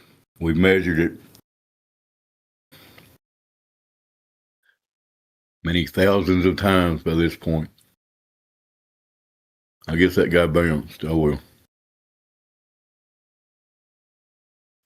As you were.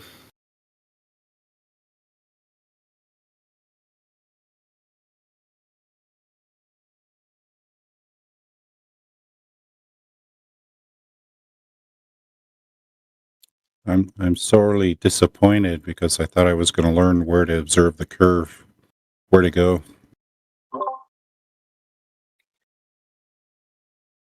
Yeah, sorry to disappoint you there, Riley. Turns out the earth is just ain't curving, man. No matter how much you want it to, it doesn't do it. Anyway. Yep. No matter how much I've been math you waiting. do, no matter how many times you look at the sky. Sorry, go ahead. Yeah, I've been waiting 20 years for where to find out where on the earth I can see the curve. It's like breaking my heart.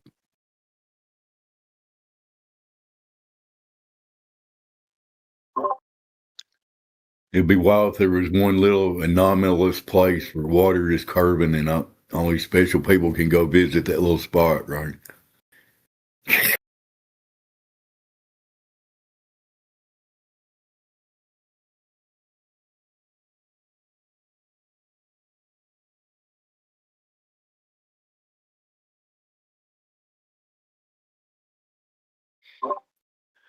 Anyway, while I'm on here for a minute, if anybody's out there listening, you still think you live on a spinning ball in the middle of nothing, come in here and discuss with these people. We will share information with you and challenge you to think for yourself about what you actually believe and what you may know. Thank you.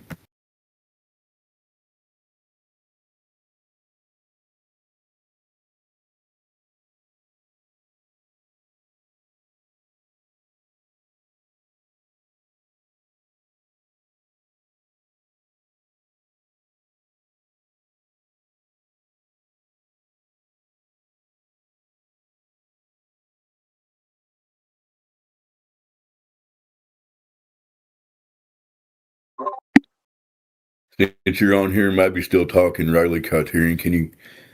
I remember it, but I know you would know better. Can you briefly explain to people what the Rayleigh criterion is and how it affects refraction or whatever, if you want to? Go ahead.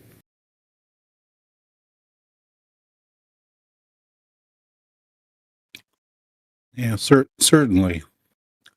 It's a discovery made by John William Strutt in 1896, in which he found out that all optical devices, including the human eye, are diffraction limited, which means that they have a point where, like railroad tracks is an excellent observation of diffraction, is that as the rails go further out in the distance, while they're never touching, they appear to touch visually. So it's an optical effect. Because after the human eye has a good vision up to about 5,000 meters. After that, all bets are off. Everything you see after 5,000 meters is going to be of poorer quality.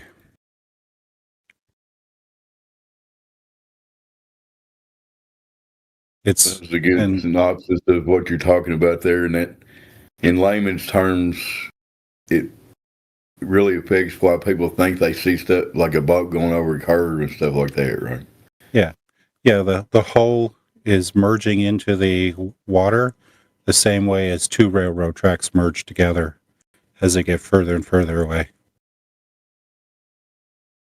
Because the technical explanation is that when you have 2 points of light, they will appear to be two separate points of light until they get close enough that their two minimums are touching. And the minimums is the Aries discs, because everything you look at through an optical aperture that's circular actually forms an Aries disc, where you have brightness in the center and then some rings around it. Normally we don't see it because the objects are too bright and they obscure the Aries disk. You know, just that simple thing, going back to like the railroad track thing, people know in reality that railroad tracks don't converge. So when you see them converging, that has to be optical. I mean, duh. How would a train go across a track that converges? Come on, people. That same convergence is why we see the sunset. Because the sun is converging with the horizon.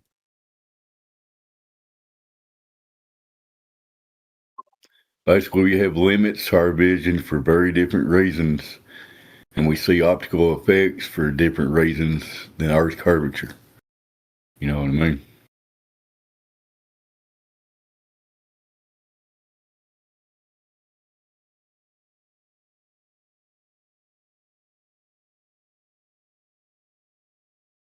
Yeah, and like I said, for the human eye with good conditions and good vision, which most people don't have. Most people have more of a medium to poor vision.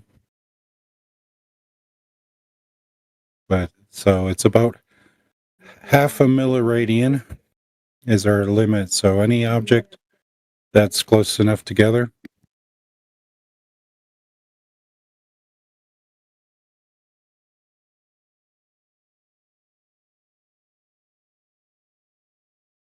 So when objects get too close together, they will merge into one object.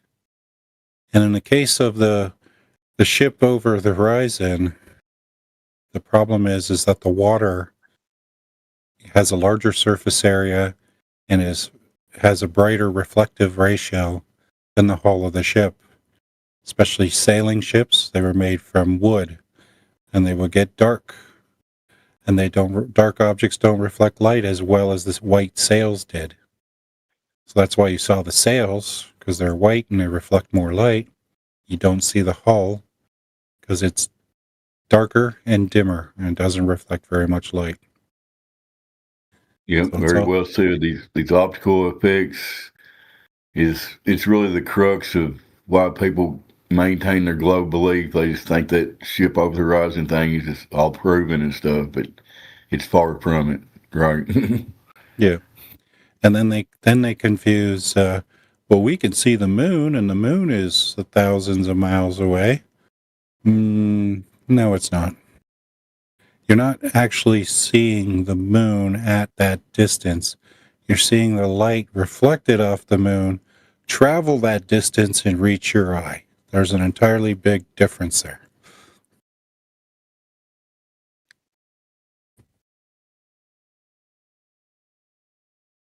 Yep, it's safe to say that the general public knows about maybe 1% of how optics actually work as far as whatever you're looking at, whether it's the sky or a boat going over the curve, right? Nobody has a clue what they're really looking at. Yeah, and it's because that's how they teach physics, right? They teach physics disjointed. So you learn a little bit of physics here and a little bit of physics there, and then maybe several months to several years later, they teach you another piece of physics. And even though they're all related, they know to teach them at different times. So you forgot about lesson A, which is tied into lesson D. They don't teach it all together at once because they don't want you to connect the dots. Exactly on point. They don't want to. They don't want you to see the overall picture that makes no sense. Basically, what they're telling you about this ball going around in space. You know, they don't want you to connect those dots. Exactly. So in one lesson, you'll learn about angular resolution, and then maybe several months to years later, they'll teach you about transmission factor. And even though those two are completely related, no, you'll forget lesson A by the time you get to lesson D.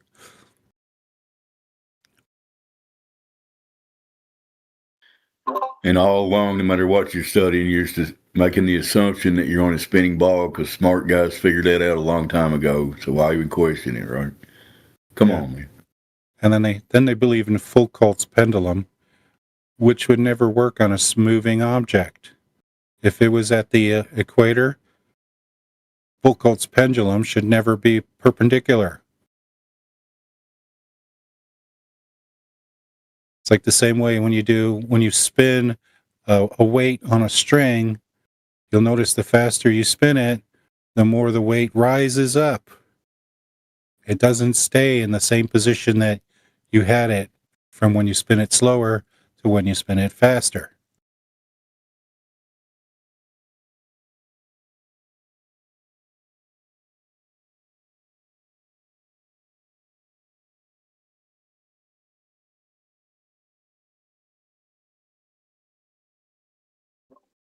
Good info, man. I appreciate your contributions here. I can stay on here a few more minutes and I'll go get to work, but we don't have any new people. Doesn't look like it's all crazy globe deniers. What's wrong with y'all?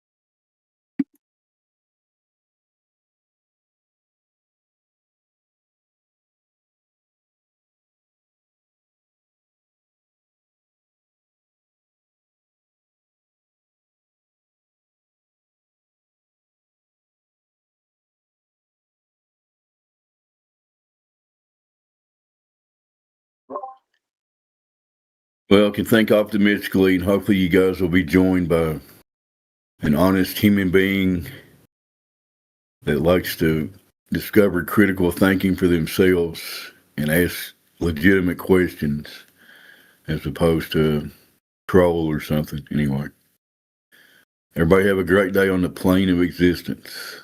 This is Dave out.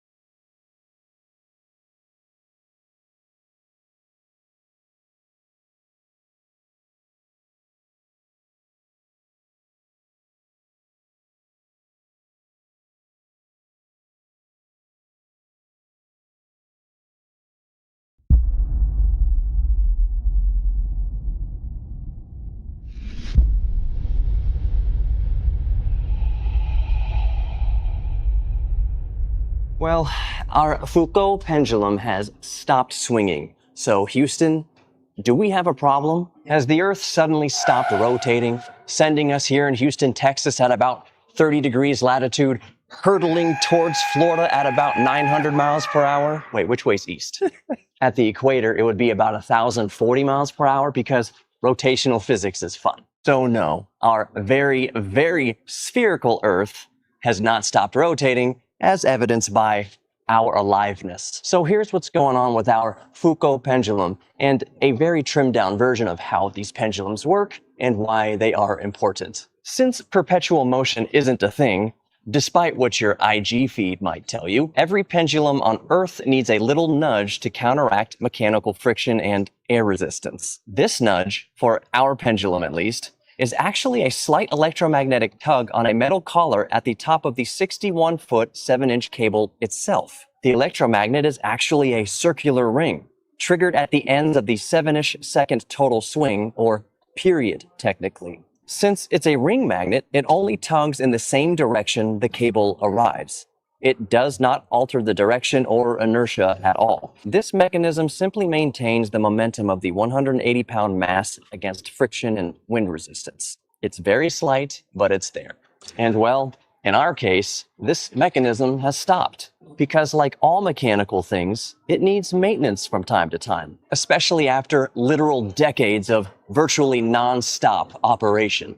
A well-deserved spa day after nearly 50 years of work. Many of us have lifelong memories of it swinging, so it's kind of poignant, if not actually a little bit fascinating, to see it stationary. But I assure you, it will definitely swing again. I mean, right now it's kind of like Hakeem Olajuwon just sitting at half court. Ask your parents about Hakeem Olajuwon. So why are pendulums important? In summary, because when you see the swing change direction throughout the day, evidenced by the pegs being knocked over in a circular perimeter, the pendulum is actually not changing direction. We are. The swing direction does not change. It is the Earth rotating underneath the pendulum. And we are on the Earth, so from our perspective, it looks like it's changing direction. But it isn't. Now I'm gonna knock the rust off of my high school French, which came in very useful in South Texas, by the way.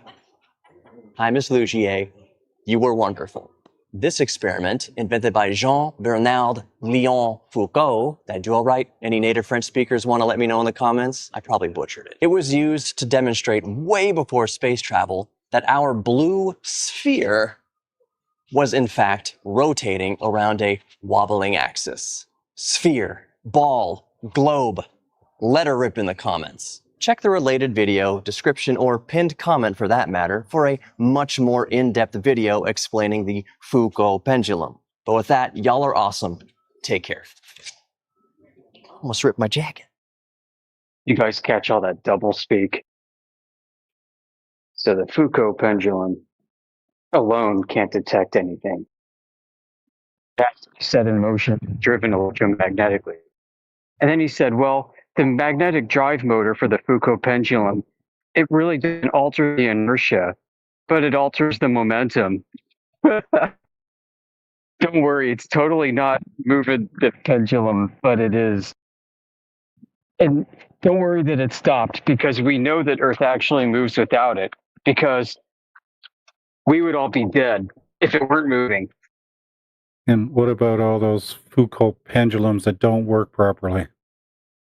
Yeah, right? Didn't they take one in to the South Pole and it spun the wrong way? Yeah, and that reminds me, that link is floating around somewhere out there in the wild. We need to find it and send it to the web archive and screen capture. I know I did it once upon a time ago. I can't find it though.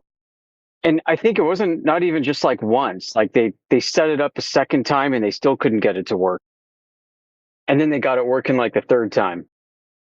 And the funny thing is, I think you would experience the most motion at nearest the poles, which means you should probably be messing with it the least.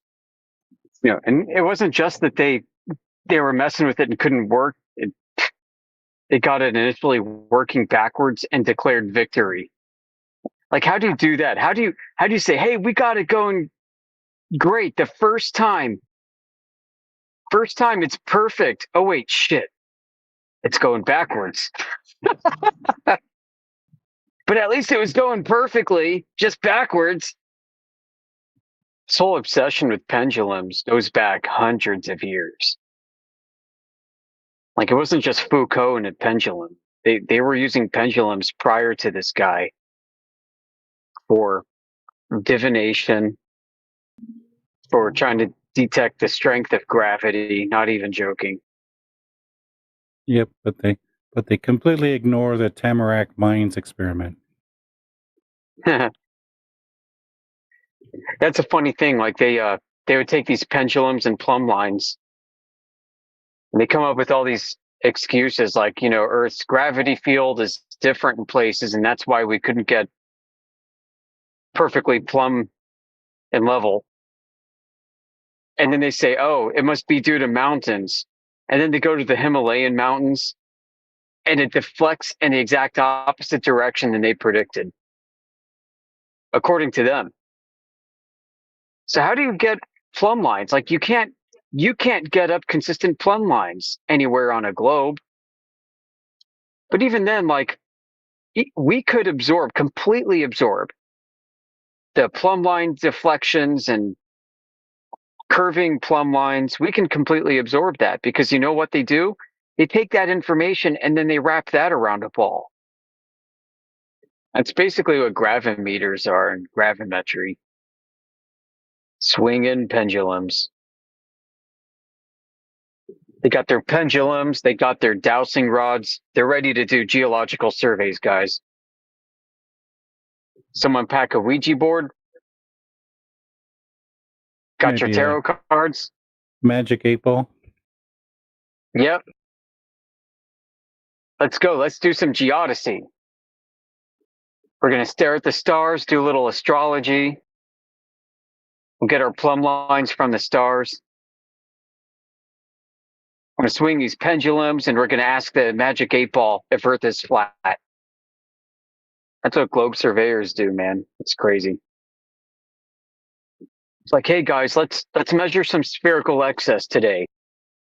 Unlike all the other days, today we're actually not going to use any terrestrial refraction. We're just going to pretend that after all this time that it doesn't exist, because we're trying to measure spherical excess. All right, guys, get your theodolites out. You see your bubble level? We're going to pretend that that's perfectly level out to about 69 miles. Okay, and we normally would do a geodetic gravimetric correction here too, but like all the other days we've done it. But today we're not going to do that either, because we're trying to measure spherical excess. All right, so let's throw out some refraction. We're not using that. We're not using gravity field corrections. And we're going to pretend that our bubble level's out to 69 miles. So we got perfectly plumb to horizontal that distance. All right. So now we're ready to measure curvature. And oh wait, shit, we can't do it. All right. Well, let's do like 300 readings and keep only the best ones. By my calculations, we need to be dipped down at about half a degree. So let's keep all the ones that show about a half a degree dip, guys. All right, there, we just measured spherical excess. Like, you think I'm joking? That's exactly what they do. Yeah, they probably measure to a standard rather than to an accuracy. Yeah, it's how they know which of their observations they need to throw out. And then they keep all the others, and they do a root mean square. They do an average of what remains. And oh, holy shit, it confirms their bias. Guys, we just affirmed the consequent. That means we proved Earth is a ball. Now let's add back in refraction and curving plumb lines and deflecting verticals, and guess what happens? It's flat. Yeah, I have to wonder how they're calculating their latitudes during the daytime with those solar filters that they didn't have in the 19th century. Oh yeah, doing sun observations that way, yeah. They stick a stick in the ground and measure that. Yeah, like Eratosthenes. We have to assume parallel rays, guys, but don't worry. As long as we assume parallel rays, we don't have to measure that the Earth is actually curving. It's funny because the parallel rays assumption basically takes care of that. Once that is out, yeah, then they just rule out a flat Earth. There's some claims out there that are made, which I can't verify to be true, and they're made by both Globers and flat earthers alike, right? Such as, if you go south, directly south from any starting location, right? Like, choose Australia, choose Europe, choose Asia, anywhere, and go directly south, you will reach the coastline of Antarctica. That's a claim, and I don't know if it's true or not. Yeah, isn't that claim also not exclusive to a globe? Exactly. Right. That Eric Dubay makes that claim. Right.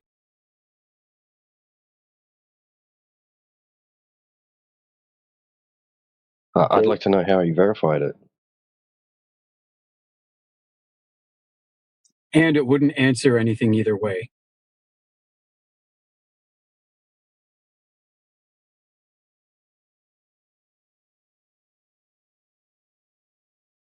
Yeah, I would answer some stuff. Yeah, I was about to say, like, it would definitely give you more questions than you had before. Right. Well, even if that's true, like, okay, so you go from the tip of South America and you reach a place, that's icy, and they say it's Antarctica, right? Okay. So now you leave the tip of South Africa and you go south, directly south, and you reach another icy area. How do you know that's Antarctica? Right. Or how do you tell the difference between whether or not you are following lines of longitude that extend radially out from one point of origin, or if you're converging upon another point of origin along the same longitude? Yeah, that's the thing it would answer. Mm-hmm. That's a good one. Yeah, good point.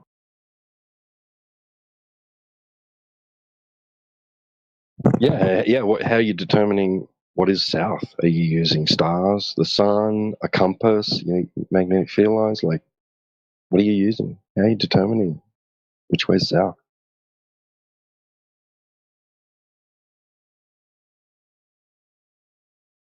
Because we know about magnetic field fluctuations and declinations, inclinations.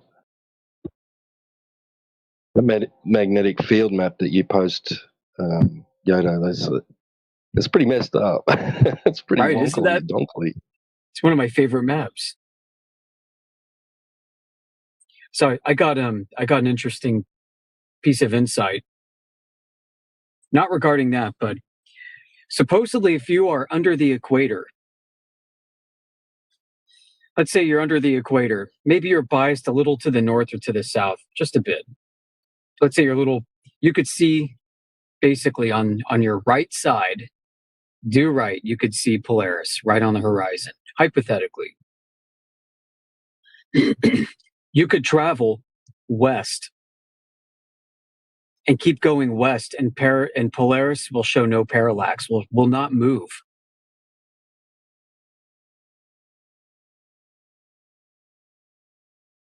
Yeah, interesting. Yeah.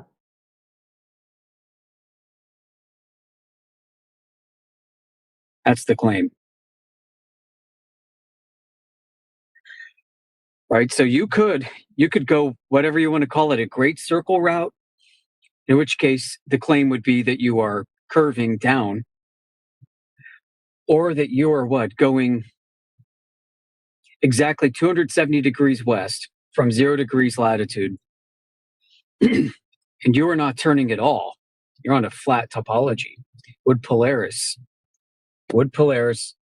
not move the entire time?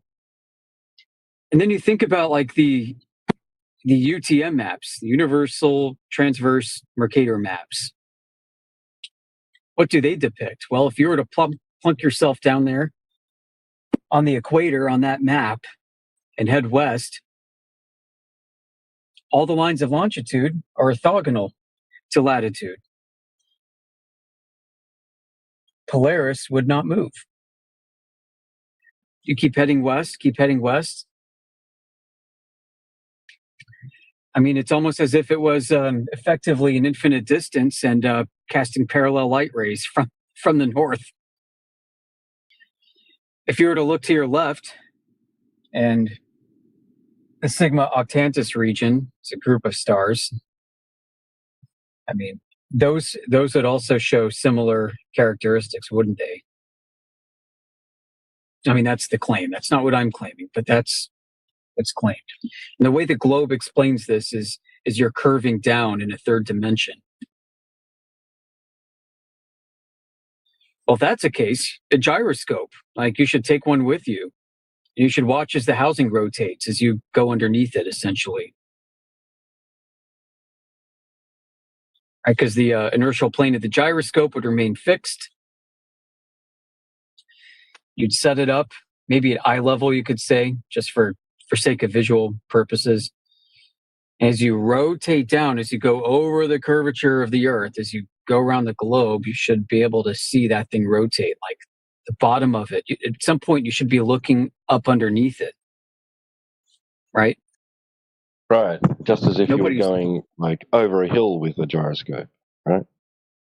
Yeah, exactly. You know, and nobody's ever been able to demonstrate that this is the case at all whatsoever at any time. So that's interesting. Now, is it possible on a flat Earth to do this without seeing the gyroscope move?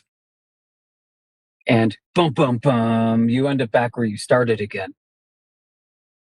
So this is where some people like to plop open the map and then laugh at flat earthers and say, well, how did the Japanese get to Pearl Harbor, right? Because they're thinking of this UTM rectangular map where all the lines of longitude are orthogonal to latitude. They're perfectly vertical up and down, intersecting horizontal latitude. Not minding that this is still a globe map where you have a non-uniform scale. And the further you get to the top or the bottom of the map, those map distances between lines of longitude end up converging. So you got to reapply your scale. You got to take like your 1 inch is equal to 500 mile scale, and suddenly now it's 1 inch is equal to 5,000 miles, you know? But is that really happening? Like how much does it scale like that far north and far south? You know, and one of the reasons why these UTM maps, why they don't show 90 degrees north and 90 degrees south is because mathematically this projection puts those 2 points at infinity. So they'll stop. That's why you see these maps stop at like 80 or 85 degrees north and south. I mean, they can't go the full 90. 90 is infinity. You know, and it's worth bringing up too the Pizza World map, the azimuthal equidistant map, like on the UN flag. The South Pole, that's still a globe map because the South Pole is now a ring and it's not a point. And if you apply the scale properly, like many people in this argument don't, if you're at 89 degrees south, just shy of the outermost edge of that AE map, that's actually like a 430 mile circumference, not like a 60,000 mile Captain Cook circumference. It's actually about 430 miles on that map. But is that really happening in real life? You know, it's interesting. I was reading some history of geodesy last week, and some of these French explorers that were sent by the Crown, King Louis, the whatever, don't remember if it was the 4th, the 5th, the 7th, the 11th, 14th, whatever the hell. But some of these French scientists discovered, by their own accounts, their claims, that the stars don't rotate uniformly with distance traveled, that the further north you go, the more you have to travel for the stars to rotate the same degrees as before. So like Polaris, for example. What other stuff can you tell me that's very interesting to convince me? Okay, well, heliocentrism doesn't predict the tropical year. Do you know what I mean by the tropical year? Heliocentrism is the globe model, right? Yeah, in a solar system. It doesn't predict the The seasons, you said? Yeah, a tropical year. So specifically, the sun migrates between the Tropic of Cancer and the Tropic of Capricorn in the sky. Mm-hmm. So if I were to go out on let's say let's pick the winter solstice. Wherever winter solstice is for you on the earth, it doesn't matter. If I were to drive a stick into the ground, and if I were to measure the shadow at noon at this case not being your time set by your local government, but in this case, the zenith, the highest point in the sky that the sun goes, and I were to mark the point on the ground where that shadow is, I could count 365 days until the sun returns to that same point and produces the same shadow length, marking that same spot on the ground. Fantastic. So I can do this again the next year. So I have that same spot marked on the ground, and I will count 365 sun ups and sun downs. And over The those same hour. 365 days, I will watch the sun migrate from the winter solstice to the equinox, which is the equator, to the summer You're solstice, saying back to the equator. I'm almost done. And then back to your winter solstice. Again, 365 days. I will do this at third year, okay? I'm almost done. Third year, I will also count 365 days until the sun returns to that same spot, marking a shadow at the same spot on the ground. But on the fourth year, if I wait 365 days, I haven't waited enough. I have to wait one more day for that sun to return to where it was. This happens every 4 years. This is not a difference between solar and sidereal globe orbits around a sun. This is an actual extra sun up and sun down that occurs every 4 years, and it's not on the leap year. in the fourth year you had to wait how much? One One extra more. day for the sun to produce a shadow to hit the same spot on the ground that I had marked the That's last 3 interesting. years. What about Yeah. so are people saying that we have winter because the sun is far away during winter? And that's why the planet gets cold or something like that? Yeah, but under the heliocentric globe model, the Earth is actually closer to the sun in the winter. I bet you didn't know that.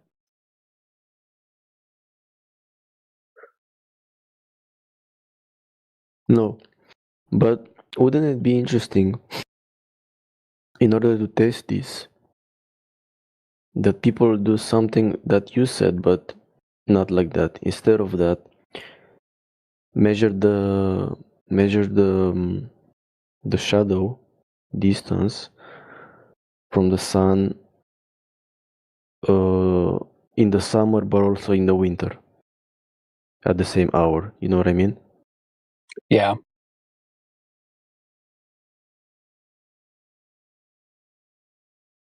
Because I would assume the sun, if it's further away, the shadow should be longer at the same hour, no?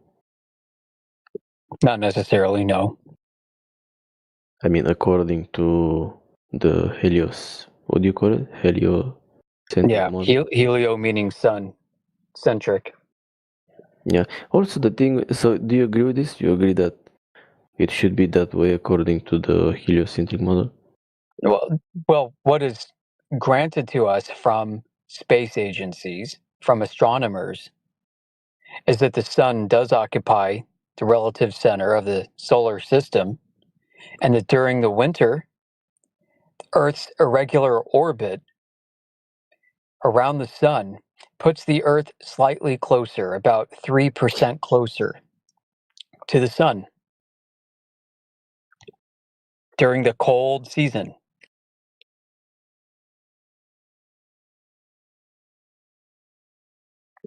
Right? But it's warm for the Aussies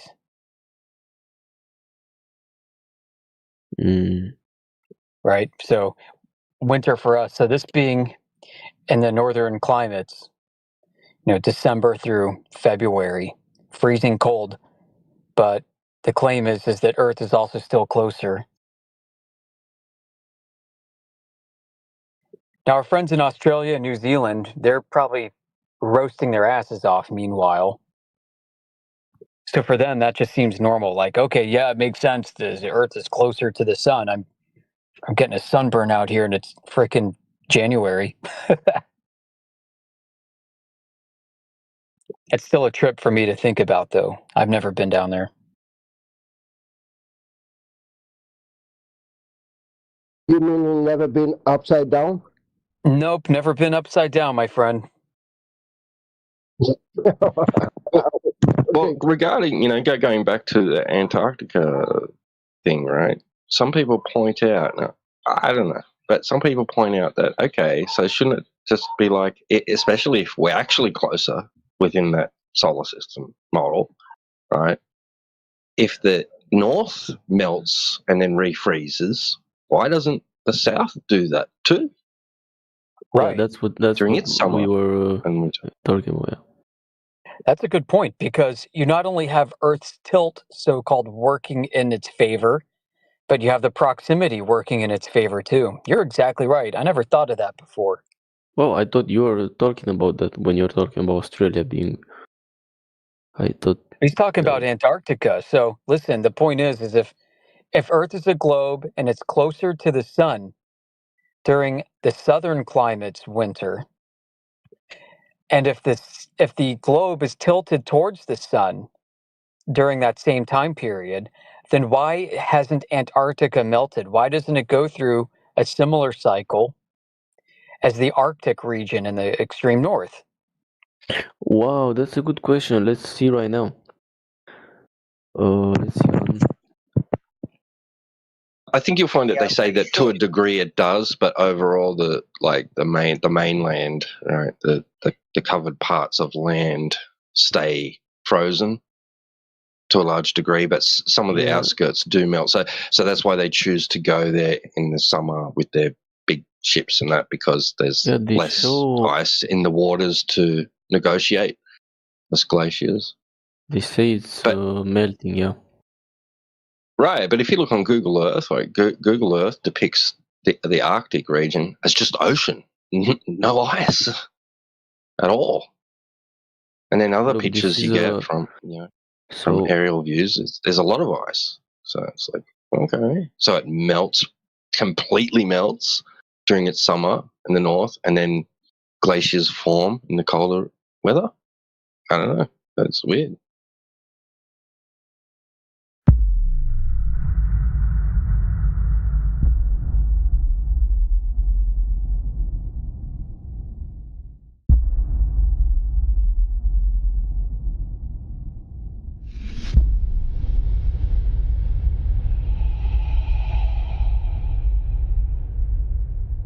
Let me ask you, Abdul, did you go out and measure the Earth?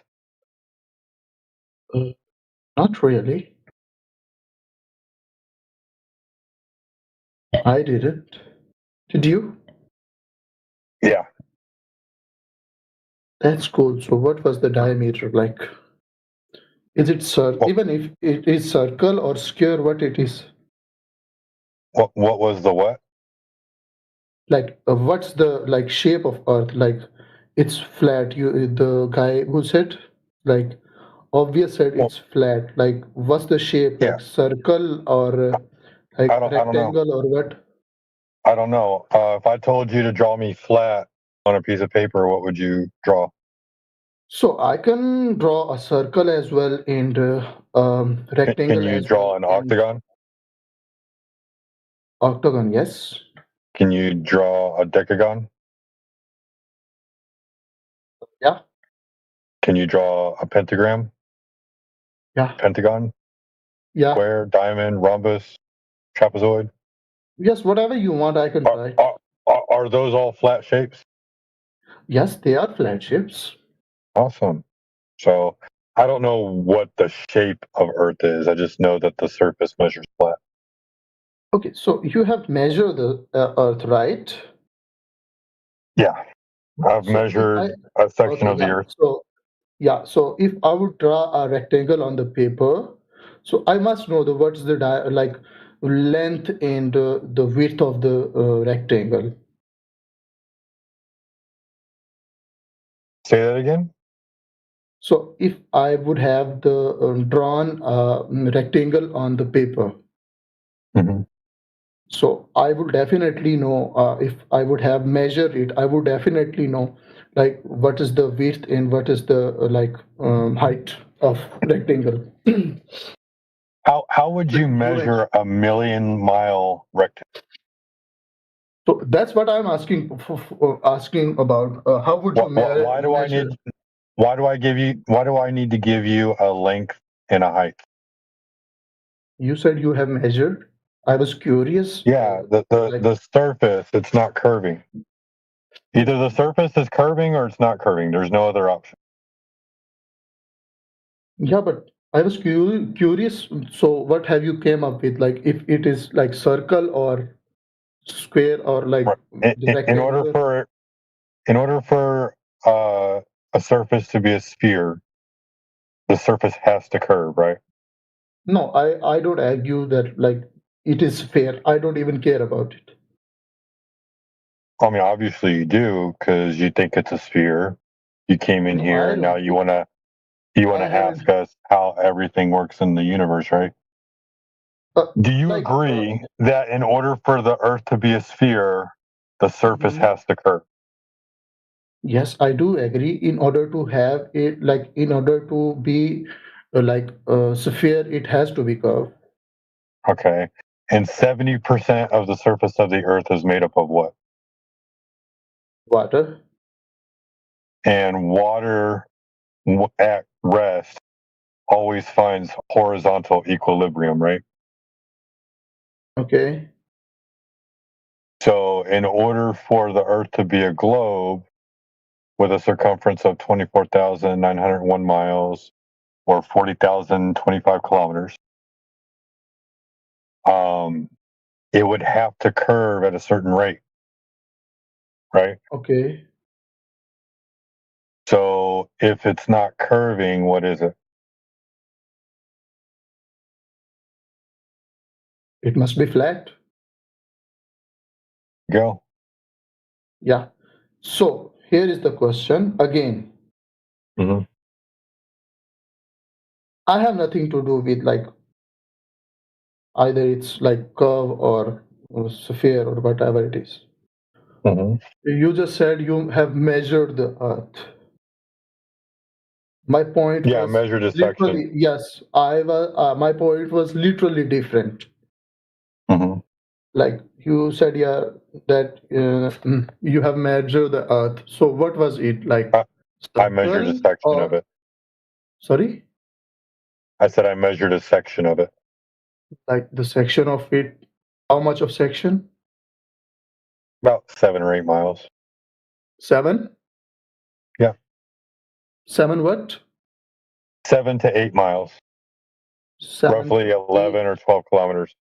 Okay, so by measuring that, how can you come up with the result that Earth is not sphere and it's flat? Because it's not curved.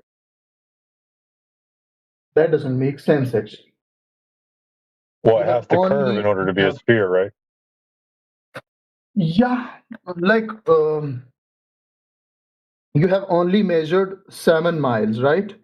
That doesn't prove that it's like straight, like flat. Okay, when does the Earth start to curve? Sorry? At what point does the Earth start to curve? I don't know. Well, I think you should find that out before you start saying that doesn't make any sense, right? Like you can make me understand. Like you, if you have any knowledge, I will happy to be like and get aware of that. Yeah. So if you're standing at the shore of water, right, and you're about 6 feet tall, and you look across the water, the first mile, there's only going to be 8 inches of curve, right? The second mile is going to be 32 inches of curve. The third mile is going to be 72 inches of curve. And it's just going to exponentially get more and more and more. At about 8 miles, you're looking at, I don't want to lie to you, and let's see, 5 times 5 is 25, times 8, that's 200, divided by 12, that is 17 feet of curve, with the horizon being at 3 miles. Okay, so you mentioned that you have measured 7 miles, right? Mm-hmm. So the horizon should be 3 miles away. Okay, so how far you can see, like starting at a place, how far you can see in miles? How far can you see? Some people have seen 50 miles or more. 15 miles. 50, 50. 50 miles. 50, like Yeah, 65 50. kilometers. Half century, right? Okay. Okay. That does make sense actually, right? To me, I'm being honest. If it's true, then that does make sense that the Earth is flat. Yeah. Because the Earth has to be a certain size, and then that means that the geometry of the Earth, when they say boats go over the curve or sunset, that means that that location is about 3 miles away if you're 6 feet tall. Okay. Okay. Or if you want to say 176 centimeters, the horizon's roughly going to be about 4.4 kilometers away, 4.5, 4.6. But I guarantee you, if you stood at the edge of water, you've probably seen things 10, 15, 20 kilometers away and never even thought once about it. Wow, the Earth is really big. Probably what you thought. So but I was wondering if Earth is like flat, which you have proved. Like I wonder. Now I wonder the Earth is flat. Well, here's the thing, right? It's not a matter of if the Earth is flat. It's either curving or it's not curving, and if it's not curving, it's flat. So you have came up with the result that it's not curving, right? Correct. Okay. So what about other natures of curves like Earth? Is that the only nature you are discussing here? Well, I mean, that's the only thing that we can verify, right? Like I see Mars, Jupiter, Saturn. I see all the planets in the sky, right? And some of the planets that I can't see, if I had a strong enough telescope, I could probably see those also. Right. I'm not denying the planets in the sky, but when I look up in the sky, I don't see the Earth. And the definition of a planet is a celestial body. So I don't see the Earth in the sky, which would make it, underneath you, not above you. I don't feel any motion, so I don't think that we're like in a solar system or anything like that. I see the sun and the moon move across the sky. I see the phases of the moon the same way that you do. I experience weather the same way that you do. I have all these experiences the same way that you do. I just don't have a story attached to them to explain how they all work.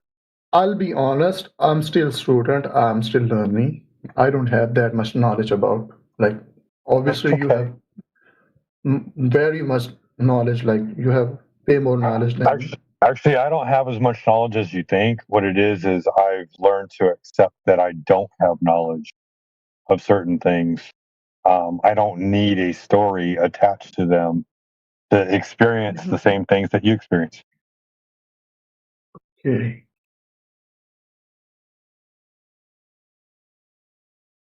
Okay, so recently you mentioned that the sun is like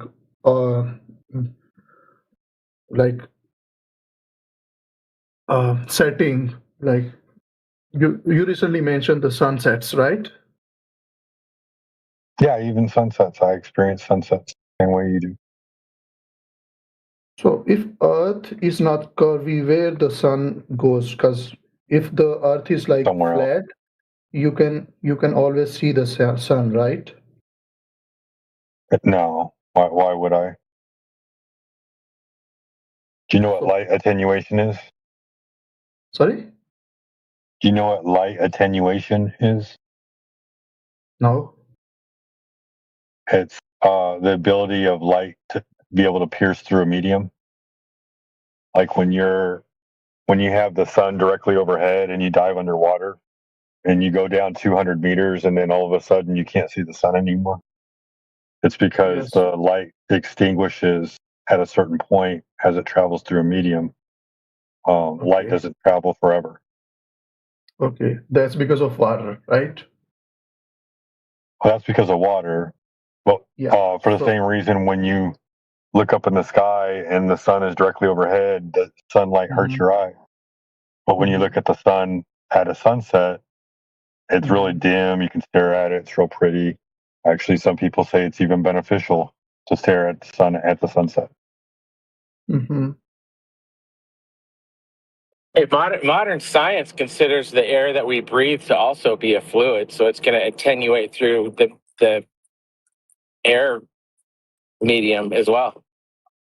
Yeah. But it's still a medium. It's not like empty and devoid of matter, right? So there's a thickness to it.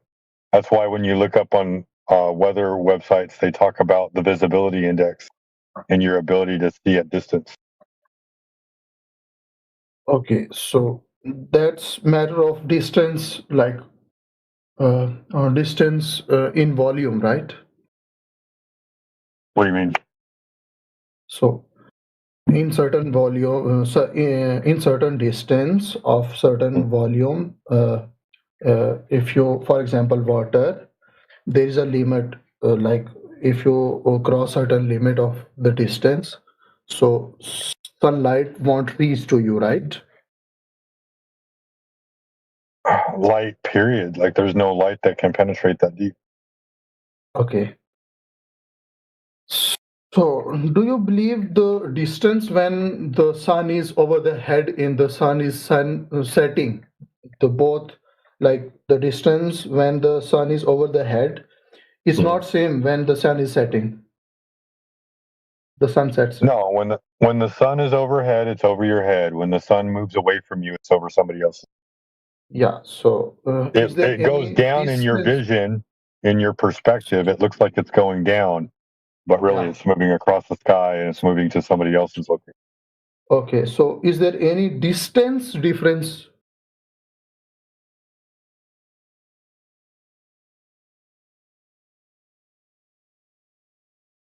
Is there any distance difference between two condition? Is there any distance difference between what? In two condition, when sun is overhead and when sun sets?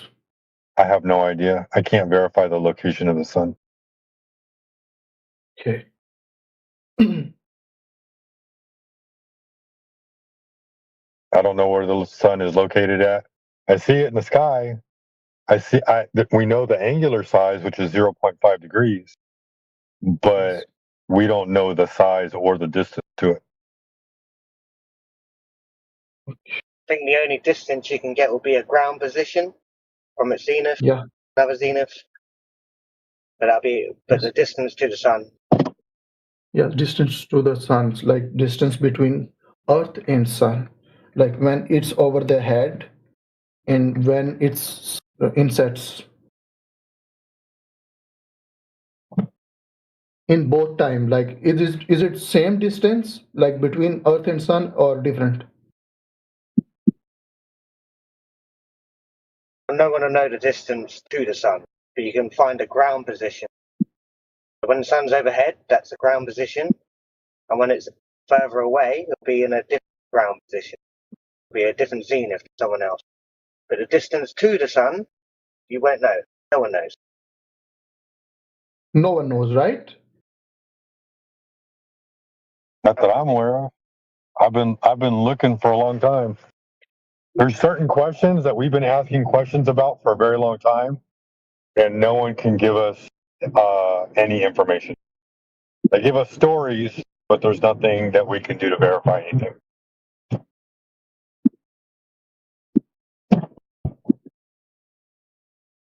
Okay.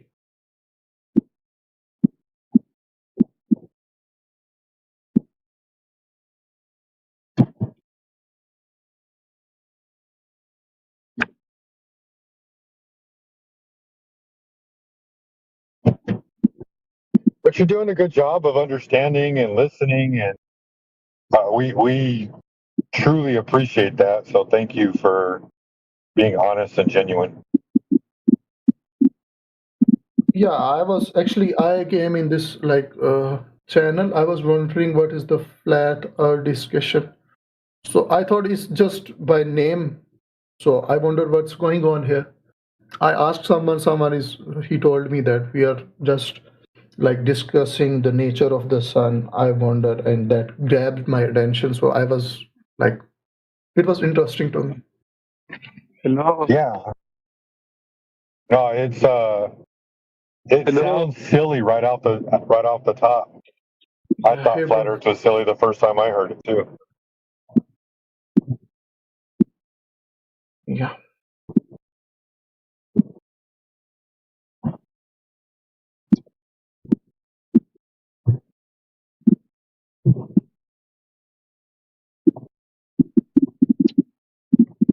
But yeah, water always measures level at rest. You know, you got a bathtub full of water, that water's flat. Swimming pool, that water's flat. Lake, that water's flat. Ocean, that water's flat. Now there's waves. Waves can cause curvature. Maybe some other atmospheric conditions can give the appearance of consequence of curvature. But water measures flat. Okay, guys, I think that's all I could grab it from this channel. Take care. Thanks, man. You're welcome back anytime.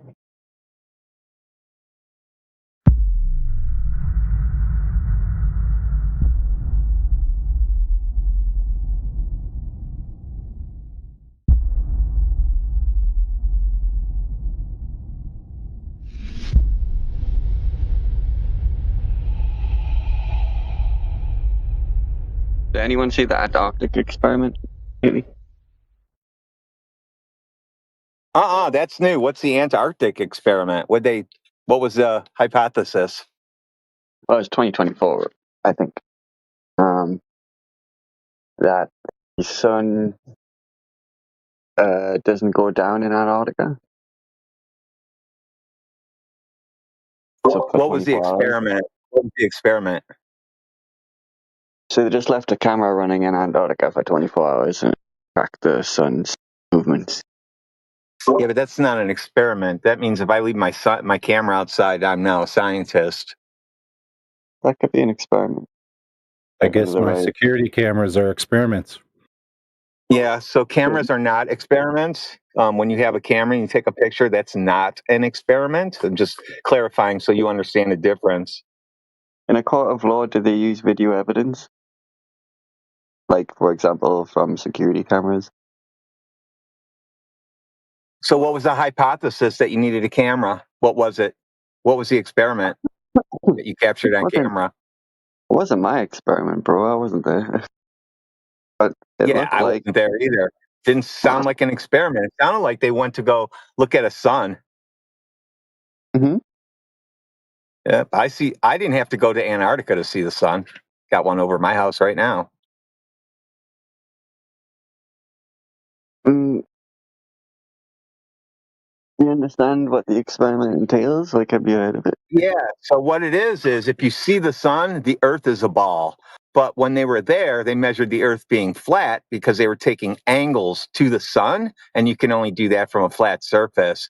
So they took angles to the sun in Antarctica. So that means they were standing on a flat surface. So seeing a sun doesn't make the curved ground. It's like now we see the sun, now the ground is curving and we can't take angles anymore. And that's not what happened. They saw the sun, they took angles to it, and that means they're standing on flat ground. But why would the sun not go below the horizon? Nobody knows anything about the sun on both sides. What's your theory? The earth is flat and stationary, and whatever happens above me, I can't do anything about. Mm. Do you believe in any other conspiracies or just flat Earth? Oh, yeah, flat earth isn't a conspiracy. It's measured flat. So definitely not a conspiracy. Yeah, the globe's a conspiracy. Globe's a conspiracy. No, I don't believe in the globe.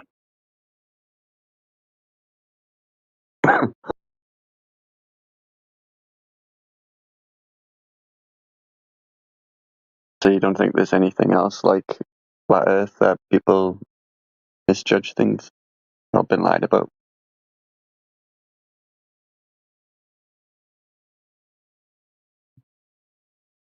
You really can't lie about flat earth because you can't hide it. You can't hide it.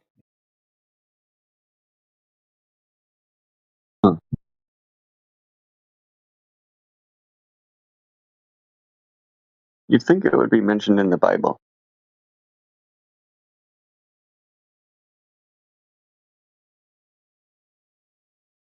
You know what I mean?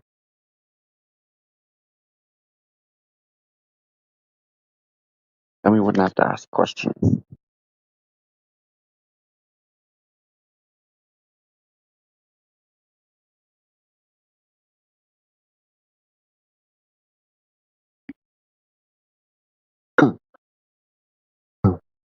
I'm pretty sure the Bible wasn't written by physicists.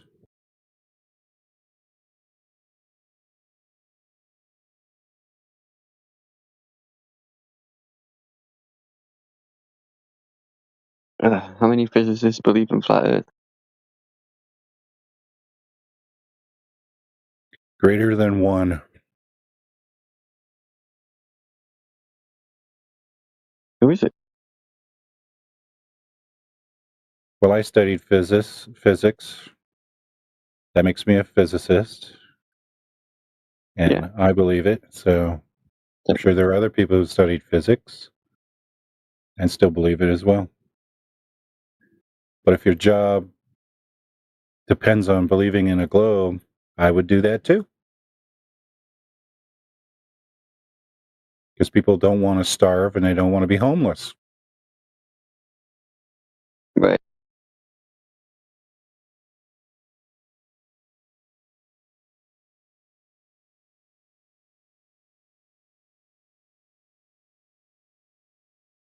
Your job doesn't include the Earth being a globe. Then?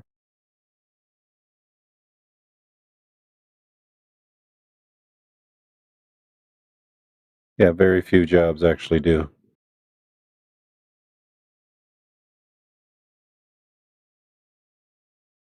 Which jobs even do?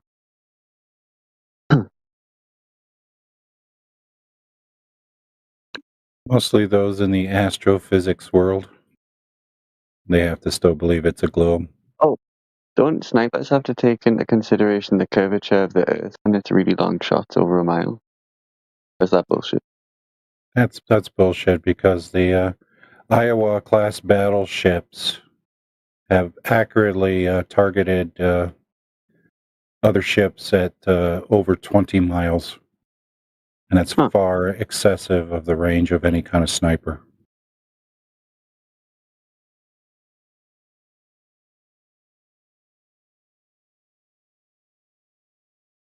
But how do we know they haven't taken curvature into consideration with such a long shot? Because the computers they used were analog back then and very primitive. Because if you had to do the calculations by hand, if you were a good mathematician, it would take you about 30 minutes to do a calculation like that. We don't have 30 minutes in the time of battle to do those kind of calculations. You wait 30 minutes, that ship is going to be, another 10 nautical miles away. Yeah.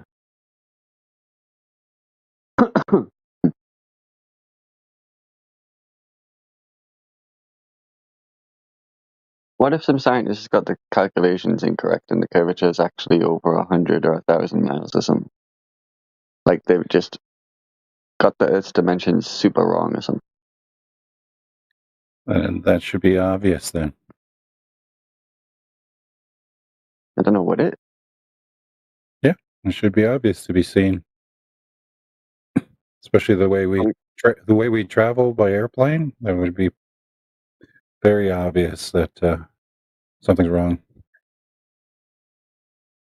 Well, I had a discussion on here the other day about composites, but someone believes that they got a camera out far enough to take a picture of the globe.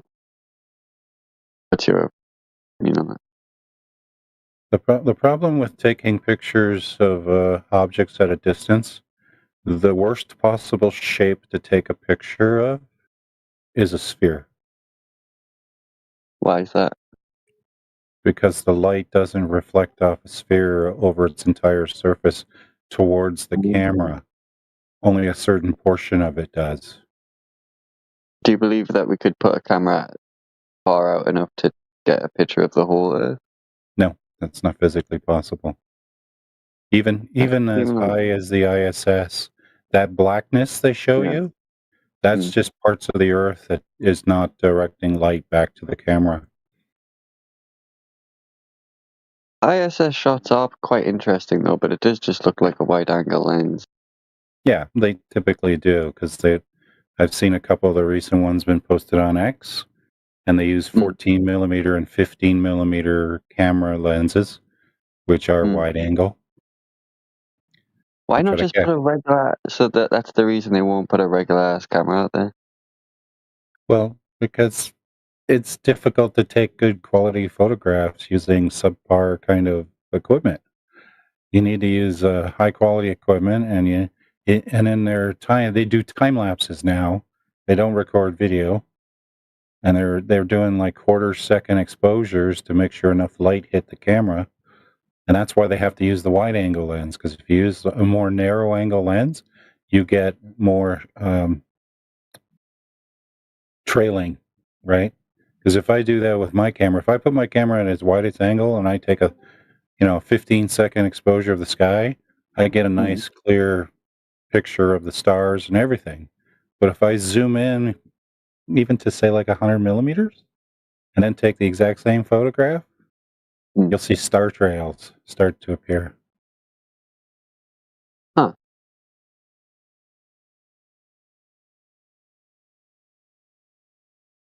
And as you zoom in more, your aperture closes, and so you need to do longer exposures. So, like as soon as I heard that these guys are doing like 15 millimeter lenses and quarter-second exposures, I went, okay, I understand what they're doing now. Yeah, just think about it for a second. That it's not that the ball could have just been so much bigger, because once you make the ball bigger, all of the known land masses just get compressed together into a flat spot, or what equates to a flat spot on that giant ball. We're not claiming to know the shape of the whole universe or world, but it destroys the globe belief if it doesn't have the right curvature, because the curvature is the basis for the entire cosmic ladder. So like all of our ideas about how the cosmos works is based on the foundation of Earth curve.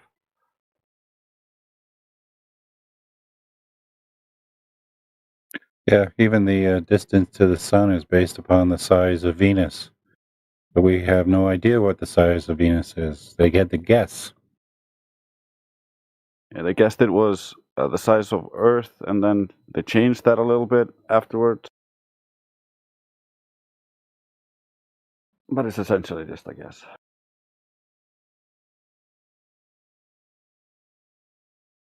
You think Jupiter is an equally best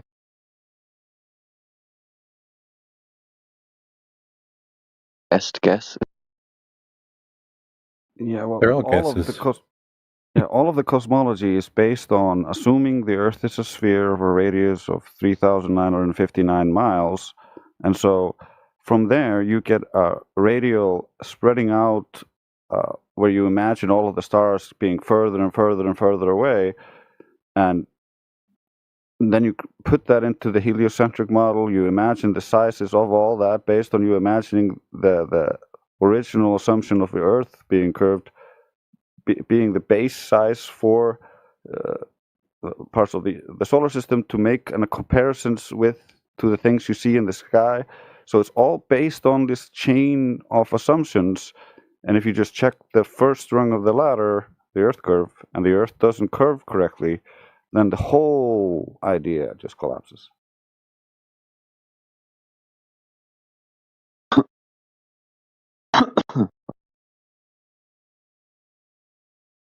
Why do you think more people don't have an open mind towards this topic? Programming from childhood, lack of actual exposure to alternative ideas, and so it becomes a really ingrained belief that's tied into their self-image and ego, and so it's really hard to confront that without going through cognitive dissonance, because you have been entrained with cognitive ease your entire life concerning the globe. You look at a flat horizon and you imagine it's curved. You like look into the sky, you imagine this whole idea of Spaceballs.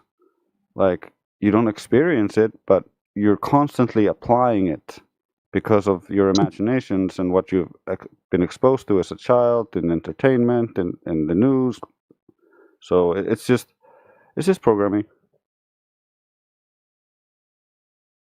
Yeah, it's kind of like you can get someone hypnotized to not see something or see something completely different, and that's just through enough belief. And so what the globe belief system is it's just a belief system. It's been installed since you were young. It's reinforced throughout your entire life. So that's why we get people who claim they see the Earth curve from sea level or from a mountain or whatever, and they might have seen that because the mind can edit what you see if your belief is strong enough. That's one of the reasons why we try to challenge our beliefs, to try to stop being like blinded by your belief and ignoring what's actually in front of your eyes, what's actually measurable. Right. I'm gonna cut up this video and get your guys' opinion. 1 sec. You can kind of think of it like this: if you were raised in a Scientology compound and you never got to meet anyone outside of the compound, then you're just gonna believe what they tell you to believe because they're your authority. They all believe it as well, but that doesn't mean it's true. Send in the chat. It's a video at the coast. I live by a coastline. I was just out there taking a video and I noticed a boat. That's a boat as far as my camera can zoom.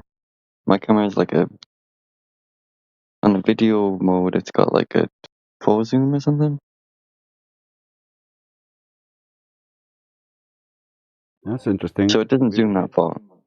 Yeah, we would need to see the height and get the distance to the boat to get any meaningful information out of that. But it's interesting. It's a little above sea level, maybe a meter or two. There's a lighthouse right by it. Yeah, what I recommend doing if you see something like this outside when you're walking around and you see a boat like this and you take a video of it, right after you're done taking the video, go on Marine Tracker and look in your area. You should be able to identify that boat with a Marine Tracker, and then take a screenshot of that, and then you can go into Google Earth and you can figure out how far your distance is. Okay. Yeah, I never thought of that. The big problem is the globe actually doesn't account for optics and how you look at the world to reify the globe into existence. And so when you try to combine both globe geometry and optics, the whole thing breaks and you don't end up with what we see. And so I'm working on writing a paper right now actually concerning this because this is a big issue in the field of optics that needs to be fixed.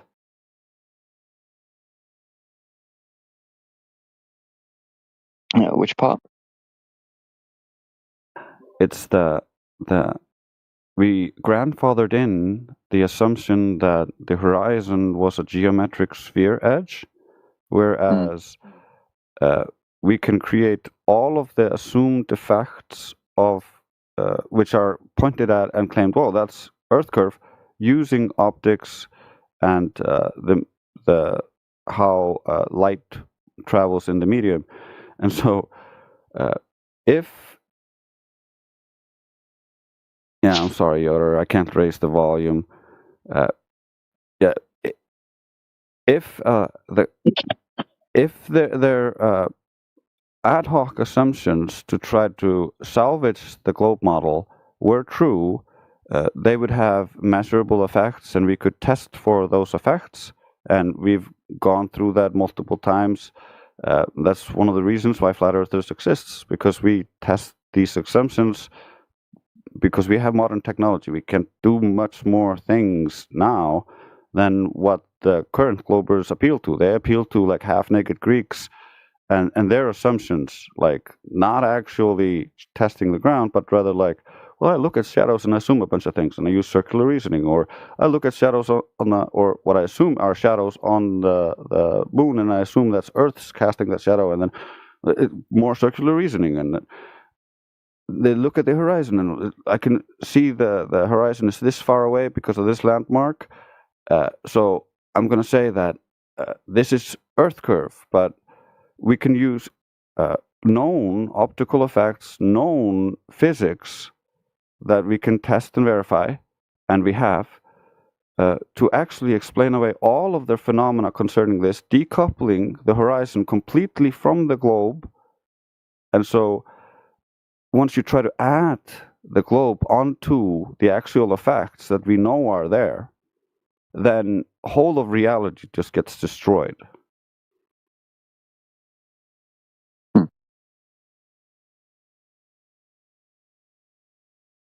It essentially is the issue is born because the ancient Greeks looked at the sky, and there was this secret cult that had the belief that the Earth was a ball based on looking at the sky. And this belief then spread slowly throughout Greece and slowly throughout Christendom and slowly throughout the elite circles of the world. However, it's all based in these misconceptions. It's based in these assumptions, and they just, I presume, didn't know better.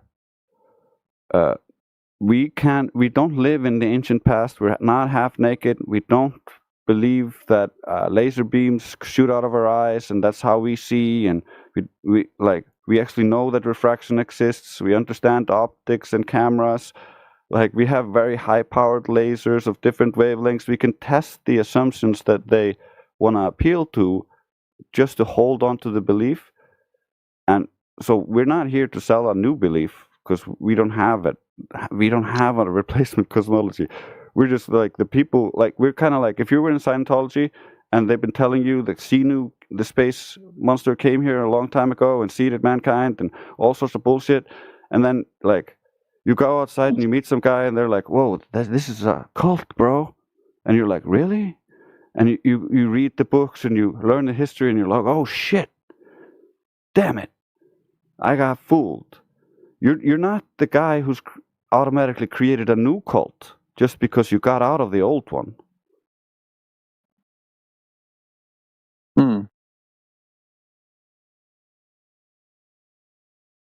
I don't know if you can escape from Scientology.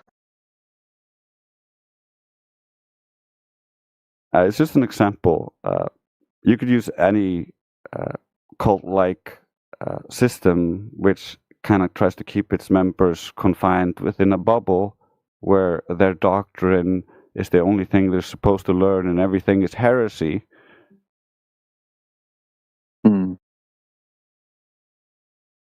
I don't know why it's not looked at with a more open mind in the mainstream, though. Like, no one really benefits from either situation. I don't know why they can't just do about it. Well, they benefit from not addressing it because there is a concerted effort to ridicule it, and you got to understand that that's not like malicious. It comes from natural human psychology. Like you want to hold on to your comfortable belief, and so you rail against it. You fight against it, and in fighting against it, like you say a bunch of stuff. And you push a bunch of narratives that then other people go like, oh shit, I'm not gonna step into that because I don't want to lose my funding. I don't want them to like associate me with these people, so I'm not even gonna address it. I can give you an example. So I had the comfortable belief that we landed on the moon until I seen documentaries upon it, but that's only like word of mouth, so I couldn't verify that. Yeah, then I stopped believing in moon landings. I guess if you're in the flat Earth, you would probably automatically be a skeptic to the moon landings too, right? Yeah, I could prove that. I could prove that moon landings didn't happen.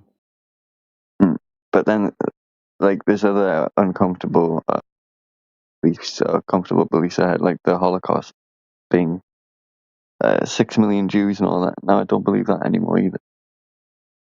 I don't have an opinion on that because I can't verify that. Like with the moon landings, physically they couldn't have gone there.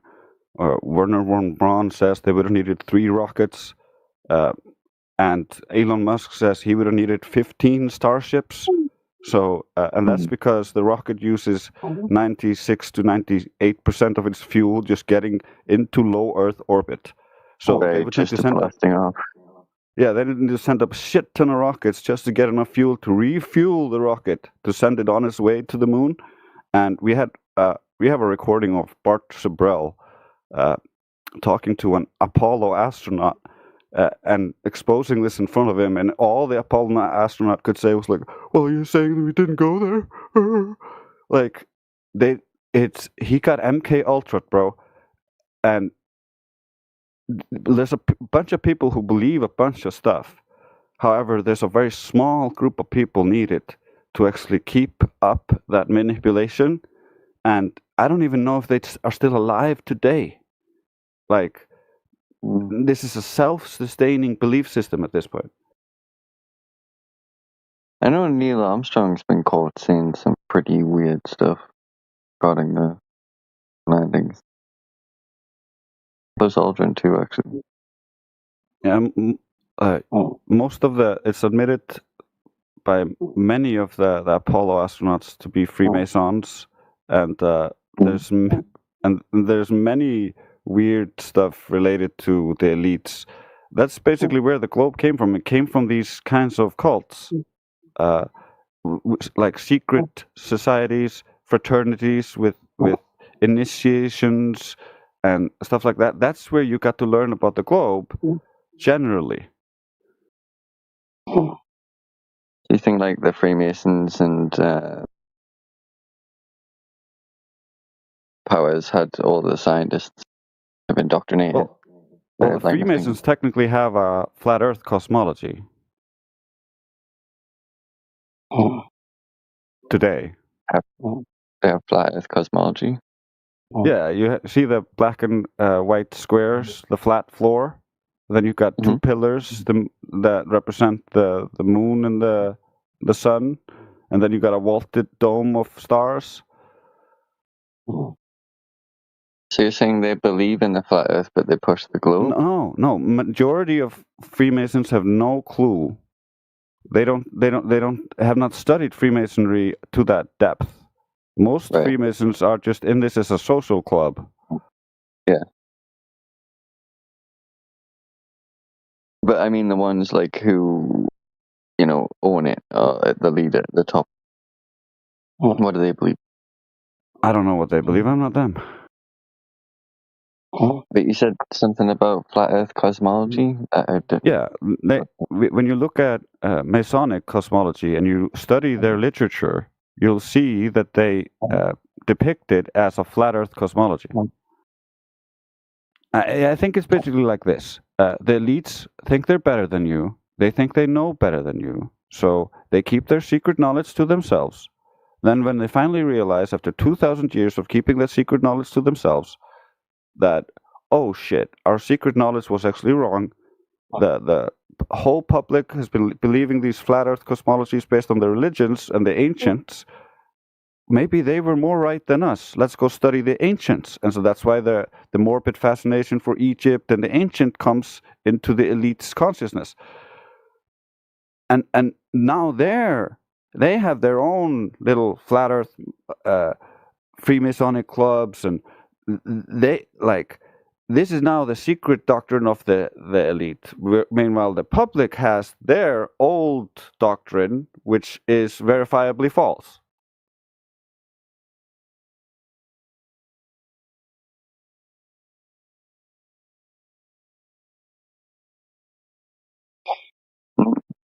What do you think their plan is? You believe in the elites, right?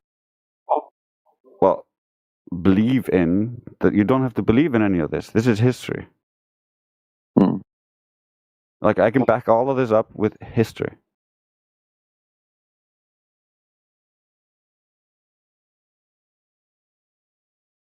Problem is, you get taught a very cherry-picked view of history so that you form certain opinions and certain beliefs. However, history is far more vast than the tiny line that we get taught. Like, there's always been flat earthers, there's always been people contesting the globe, but you don't get taught that.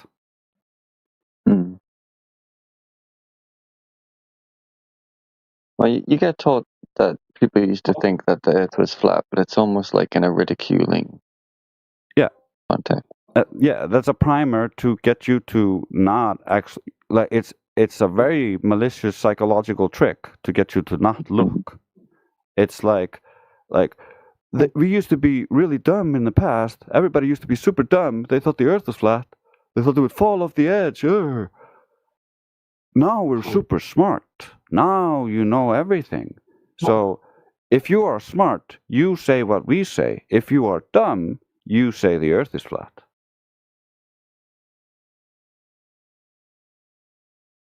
Yeah, I blew someone's mind at one point when I was discussing this topic with them, and I was like, well, people for like over 10,000 years believed that the Earth was flat without second questioning it. Until Galileo or whoever it was. Yeah, like Pythagoras came up with it in his little cult, and he took over his little town, and then the public broke up the cult and tried to kill them, and then they spread all over Greece into even more secrecy. Like, you can trace the globe idea. Meanwhile, the people who built the pyramids, who built all of the ancient megastructures, well, they were flat earthers. Well, I should get back to work. I was just listening in and heard you talking to Rayleigh, and the couldn't it be a bigger globe thing made me want to come in and be like, bro, just think about it for a second. Because once you expand the globe, we can still travel, like you said, between all the distances on this landmass. So if you make the globe bigger, you just squish everything into a flat Earth.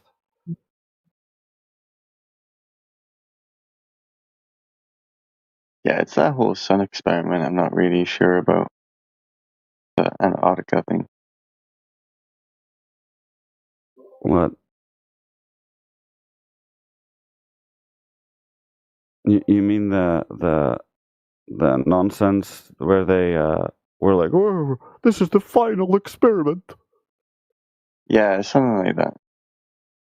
Yeah, we've been considering the possibility that there was a 24-hour sun in the Arctic and Antarctic since 2015. It's not something new to us and has no effect on the measurements. So, like, before they went, all of us told them this will have no effect on anything. Has no relation to our claims. So, it was just dumb. It's just propaganda. So you're saying it was like a useless experiment, like it doesn't prove anything? Yeah, it doesn't prove anything other than like if we could go verify it, we would be like, yeah, like they're right. There's a 24-hour sun here. What would that change about the measurement of the ground not being curved?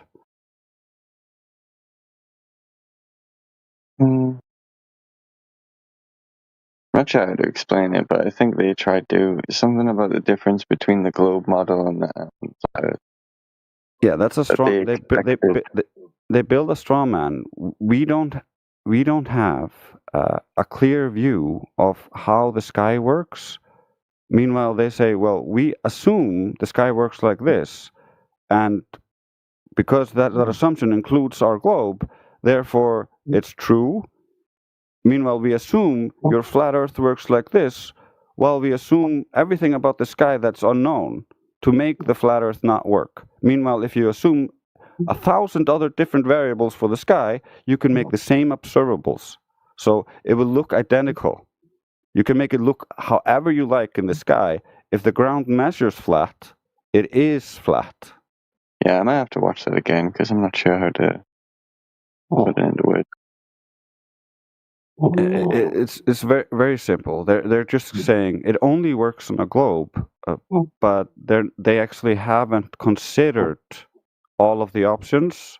The only thing they've considered is the straw man version, which we don't believe, and so they didn't actually debunk anything we said.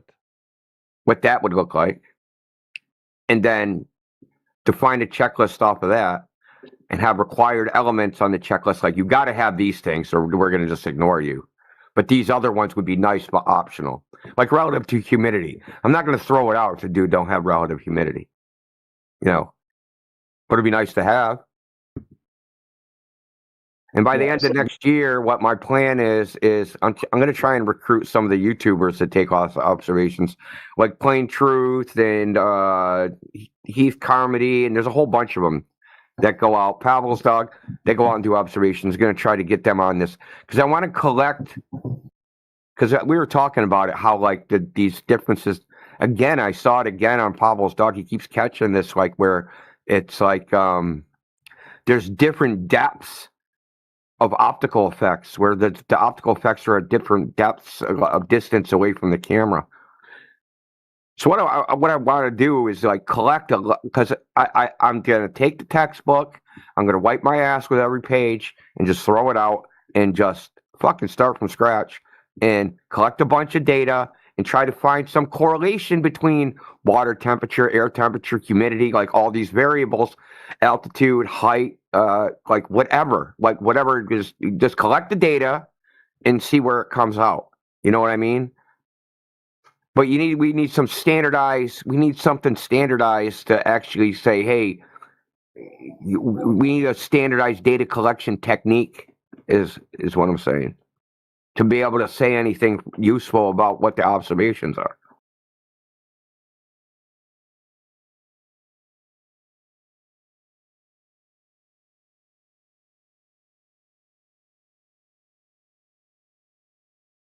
And I think me and you were talking about the different distances of like moving away from or toward or away, like in something that shows an inferior mirage.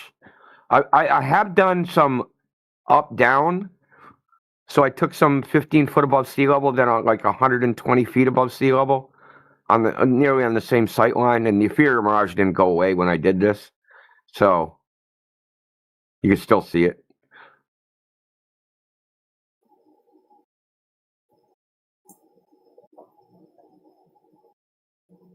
But India, Wallace, that's how Wallace accounted for refraction in the Bedford level. He went up 13 feet. Oh, really? Yeah. He accounted for refraction by going up 13 feet. Yeah. Yeah, because Robotham did it too low, and that was extreme refraction because it didn't line up with the globe. And then Wallace. How many accounted times for did they do it? How many times did they do it? Enough until it matched what they thought it would on 20, the globe. 50? Oh, okay. They did it till it matched. You mean like the freaking South Pole pendulum? Oh, it's going the wrong way. Try again. Oh, it's going 2 times too fast. Try again. Oh, it's just right. The freaking Goldilocks freaking version of science. Someone's been sleeping in my bed. This experiment is just right.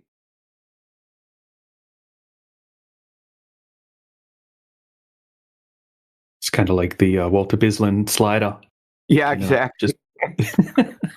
Oh, look! Turns out there was exactly this much refraction on that day because when now there's no hidden height if I slide it to here, so there was this much refraction on the day. Debunked, flat Earth. Dude, listen. I just take like when they say it's a simulator. No, dude, it's not a simulator. That's a graphics program. Right, that will distort the 3D world, right? So you can just distort it with the sliders. We're just going to distort the geometry because that's all it does, right? It just distorts the size of the ball that is part of the 3D geometry. That's all it does. It doesn't actually calculate any refraction, right? It just does the effective radius, and it just makes the ball bigger. Doesn't do anything else. Doesn't simulate anything.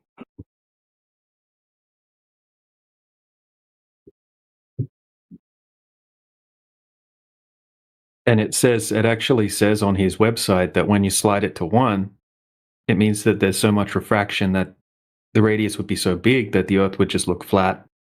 And you have to slide it to 1 or close enough to 1 for most of the observations. And his if you click the flat Earth checkbox, that is the 3D element that's in that is a giant disk. I don't know if anybody's tried to compare his flat Earth disk checkbox to the giant freaking globe that looks flat. Have you ever? I mean, I could do it right now, I guess. Just compared to see if it looks the same, like the flat Earth versus flat globe.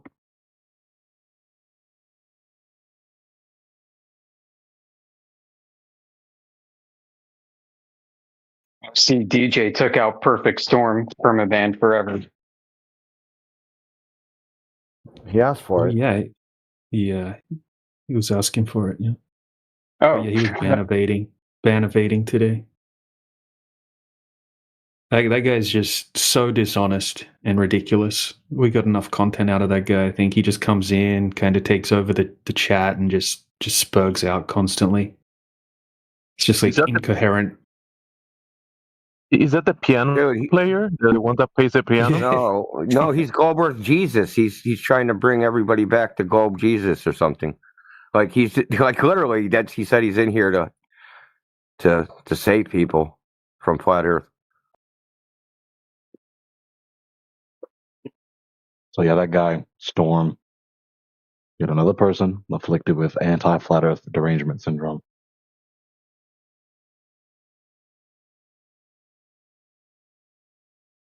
It's a terrible affliction of the psyche where you are basically locked and so strongly emotionally disturbed by the very reality of flat earthers, especially their arguments and refutations, and especially chastisements against their reprehensible behavior, where you just are locked in being convinced of the notion that no matter what we say, we're wrong, and that you get to talk to us in the most unjustly hostile and disrespectful ways that you're in the mood to talk to us in any given moment, just on a whim. Anti-flat Earth derangement syndrome.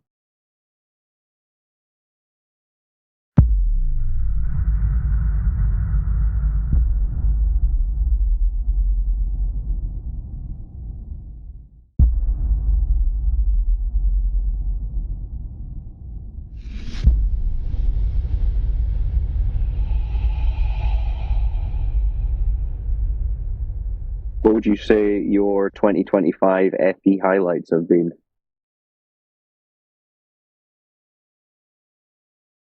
Conversations in here, or just general interviews and news stories? What would you put up there for 2025? 2025. Well, one of the highlights would be I can't prove I've got hands. Oh yeah. That was awesome. That stands out. That's peak 2025. I would say NASA, flat earthers turning NASA into a spy agency. That's a good one. That's a big one, yeah. That is a big one, right? Because now, I mean, that was really their whole argument when you get down to it. I mean, I know they'll say, like, oh, the pendulum, oh, gravity, but what they really mean is, I believe the space cartoons. And now we just say, yeah, but they're a counterintelligence agency, aren't they? They do professional lying. And they have to be like, oh, shit. Yeah, I guess. I'm just waiting for them to be like, but they weren't at the time. They didn't used to be. What else? That interview with the astronaut and Bart Sibrel. And it's not strictly flat Earth, but it's on theme.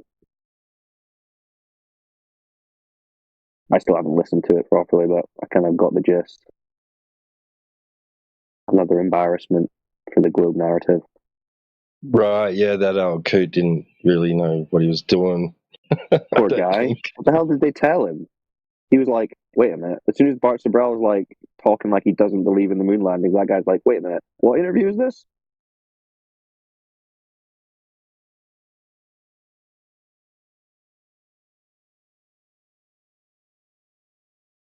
I'm trying to lie in 2025 live on a podcast about something that you were supposed to have lied about like 50 years ago.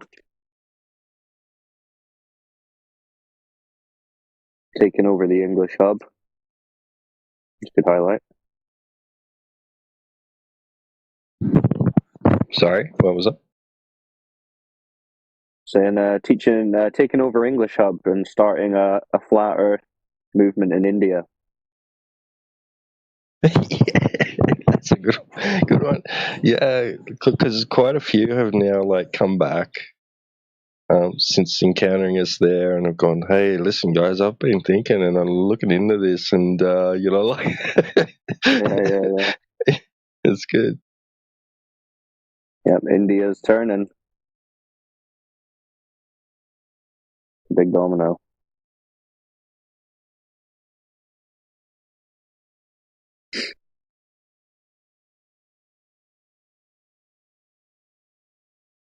Good old DJ, the India Whisperer.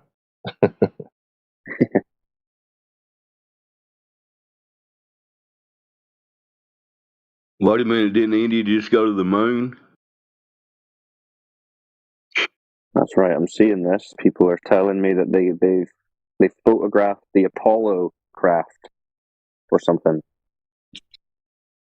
Look, there it is, guys. America totally did it.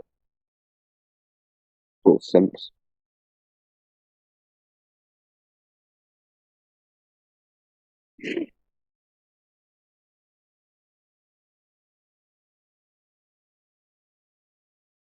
From what I saw of India's moon landing, you look at the 80s Atari game, though. Kind of sad.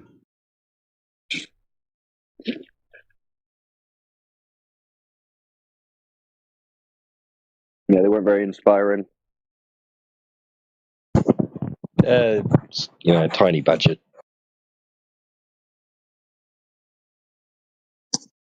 What year was it that those boys decided to dig a hole at the beach, and then the news crew came by and was like, "This was a comet or a meteor or an asteroid." I posted that in the mods channel not that long ago. Again, that was that in Ireland? I think that was maybe in It Ireland. was UK. I know that because Might have been last year. I think it might have been last year. But that was a good one. Yeah, I would make that my before then. Getting so excited. It was like this local globehead that was on the news who was supposedly some kind of meteorite expert, and he was like, I just was walking down the beach and I saw this big hole and I thought that's not a normal hole, and look, I found this little rock inside, and you can actually see the scorch marks for where it entered the Earth's atmosphere. And the reporter's like, whoa, cool. And then it cuts to like an Instagram clip of two boys just digging a big hole in the beach the day before, like, way. And it's like that hole. These fools. Come on, someone find me some glowbirds, or it says who banned them all.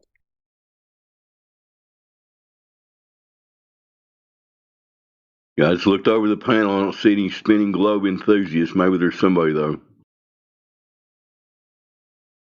Anybody got any globe evidence? Go ahead. Don't you know the laws of physics are suspended for a flat Earth? Yeah, I've heard that. They don't work. Physics doesn't work on a flat Earth. There's no horizon on a flat Earth because that's only globe physics.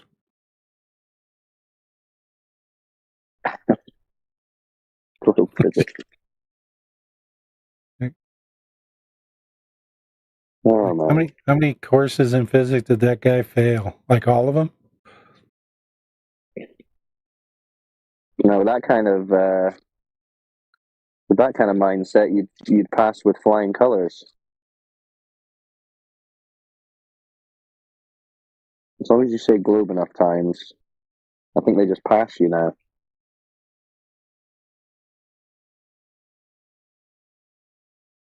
I think as long as you pick the multiple choice that says oblate spheroid, you get an A+.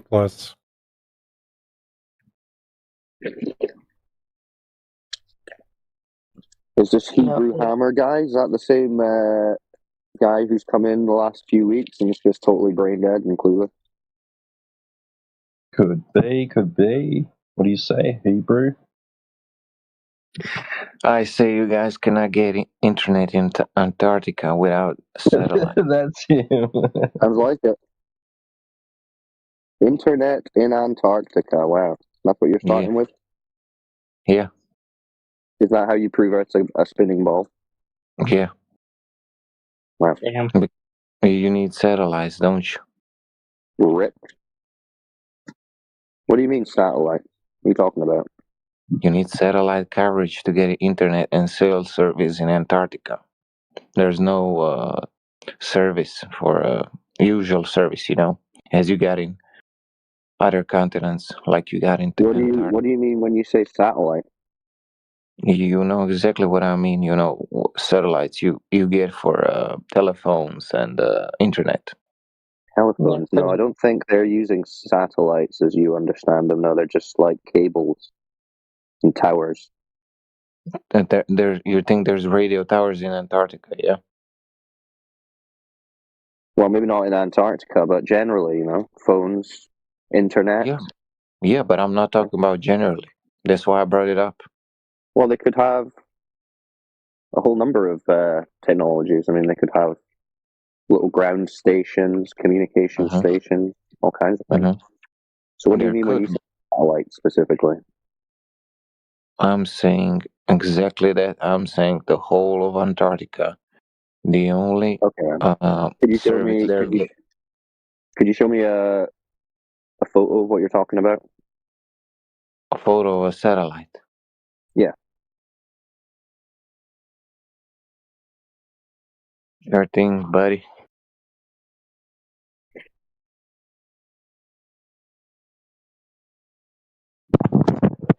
Wait, don't they launch satellites from Antarctica? Yeah, so that they can get internet in Antarctica. Yeah, aren't they attached to balloons? Who told you that? They did. I saw a video of it. What about if I give you a video of a satellite orbiting in outer space without a balloon?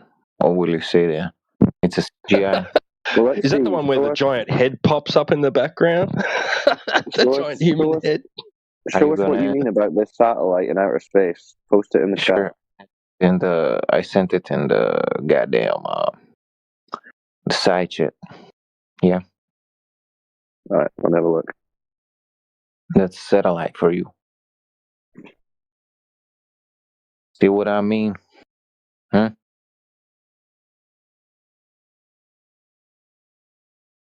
Yo, what ranked level do I unlock the So science is that?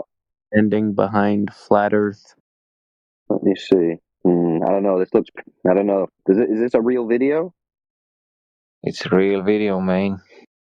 How'd you know that? Because if you go by is a real video, then every video from space is fake, yeah?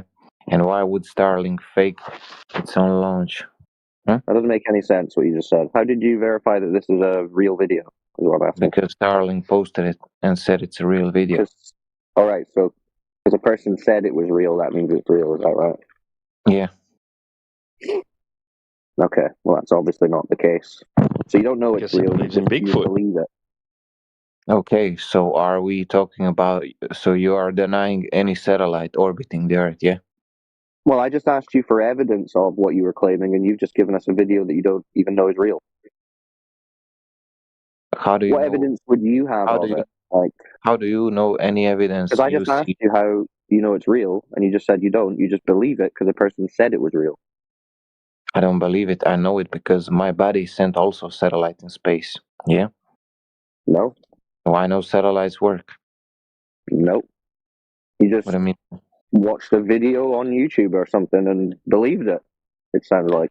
my body sent a satellite in space with his college group, and they Oh, did received he? Cool story, it, bro. Cool story, bro. and he received signal from it. So Okay, show us I know. that then. Post that in the chat. By the way, we're using satellites to communicate to each other. Appreciate it. No, don't mind him. He thinks the internet runs off satellites.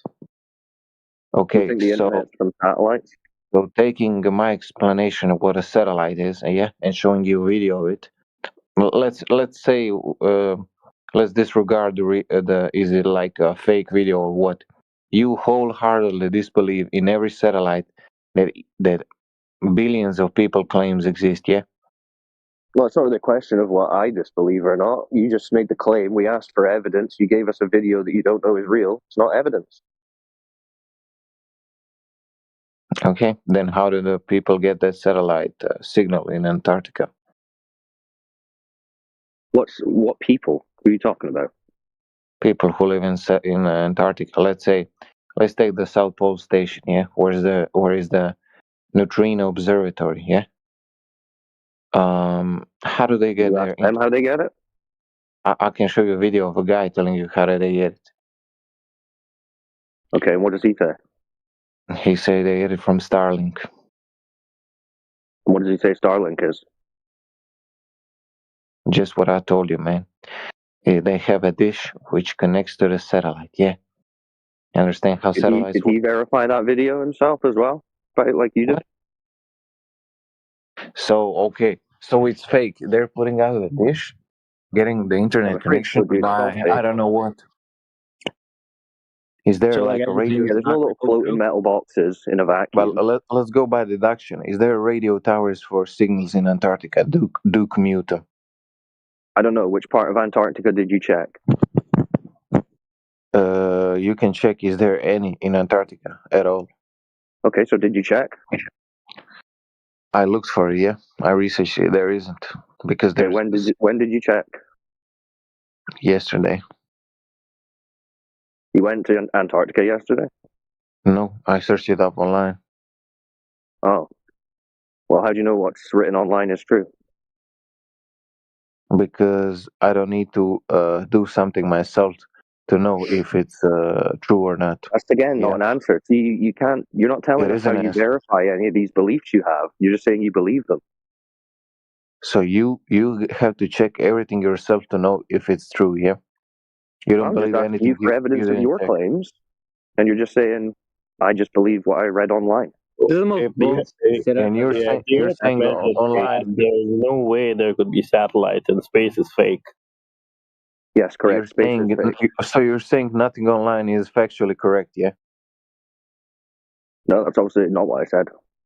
Cool story though. That's exactly what you said. No, it's not. So if you don't check what you read online, it's not factually correct. You don't have the evidence to prove it. Yeah. Well, if your argument relies on something you're reading online, then it's very reasonable to say, how do you know that what you've read online is true and accurate? And if you say you can't, then you don't know. Judging by that logic, anything you read in books, in Wouldn't you online, have to prove it's false? in magazines, in libraries, No. nothing is true Okay, someone's got until you prove confused. it. Who was the guy who just said something about don't you have to prove it's false? Isn't that burden on you? No. The burden is on the one making the claim, right? So if you claim in Antarctica there's floating metal boxes in a vacuum sending them signals, that would be on the person claiming there's floating metal boxes in a vacuum sending signals to prove, wouldn't it? Oh, so they would just send a picture of satellites and radio towers in Antarctica, and then now you would have the burden to disprove that. Well, no, but no. So he can present an image or a video of a floating metal box in space, quote unquote. He did. And we ask him, how do you know that's a real video? And he says he doesn't. He just believes it. Okay, and he sent you a video. Now it's your burden to disprove it, no? No, it's his burden to prove that it's authentic. It's by Starlink. Yeah, that doesn't mean it's authentic. So if New York Times tells me there's a new word, is that authentic or what? Well, a new word is a bit different than a floating metal box in a vacuum. But if Elon Musk tells me he sent shit to space, is that authentic or what? if Elon Musk said he flew around the Earth on a unicorn and he showed you a video of it, does that mean it's real? Did I see the unicorn launch into the sky?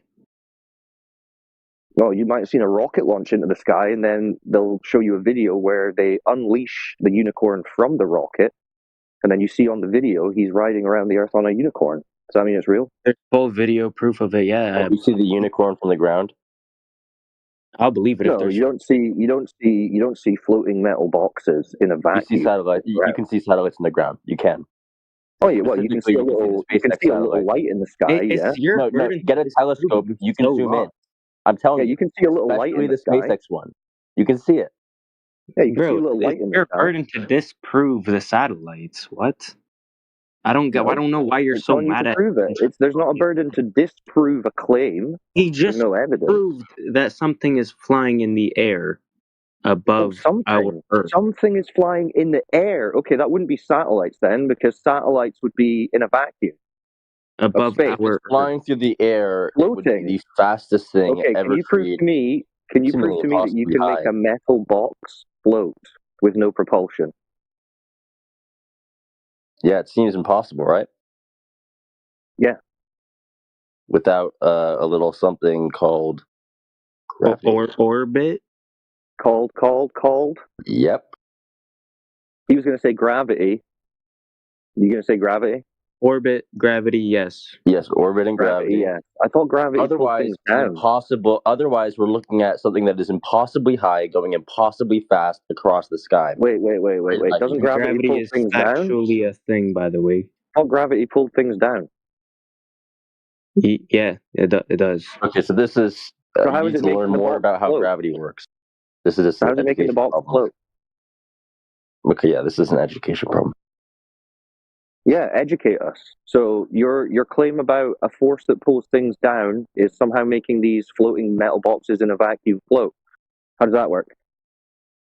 Because if you go high enough, if the force pulling you down is equal to the opposite force, then you will not go down. What opposite force? You understand that, right? What opposite force? Well, it can be from relative density. It could be from relative density. It could be from literally propulsion.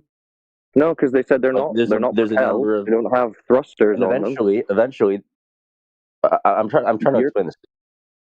Yeah, like but the reason you have the rocket in the beginning, the reason you have the rockets and not an airplane and something else is to achieve going that high, escape velocity, so on. It's yeah, and then you've got a metal box I would say it's not floating rocket with science, no but thrusters or there is some propulsion. rocket science in it.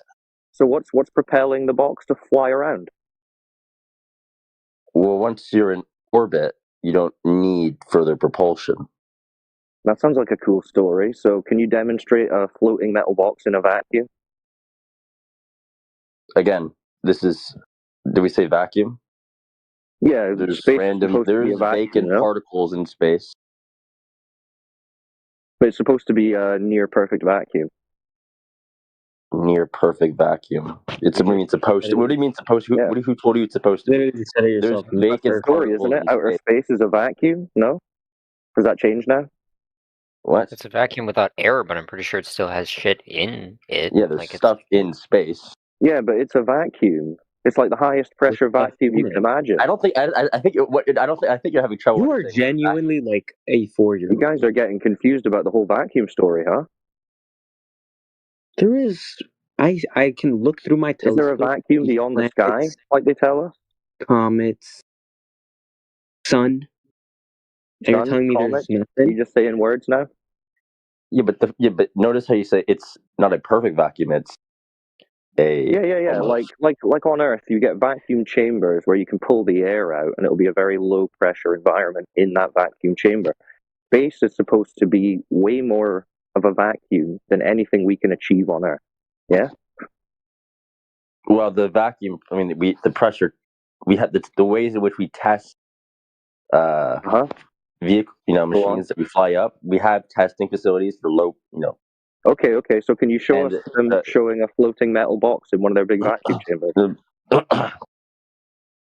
Again, it's about gravity. Like, okay, is that a no? You can't demonstrate that? Like, so basically, okay. I'll explain it in a few seconds if you really don't understand this. Mass attracts mass. If you're on Earth, the center of mass of Earth is going to pull things towards Earth. So, but you're saying it doesn't. This is why you don't have, two bowling balls or two baseballs on Earth. Well, that's what I said earlier. Together, you're saying gravity is supposed to pull things down, but you're saying it's not. They're floating around. No. I'm trying to explain this to you. Okay.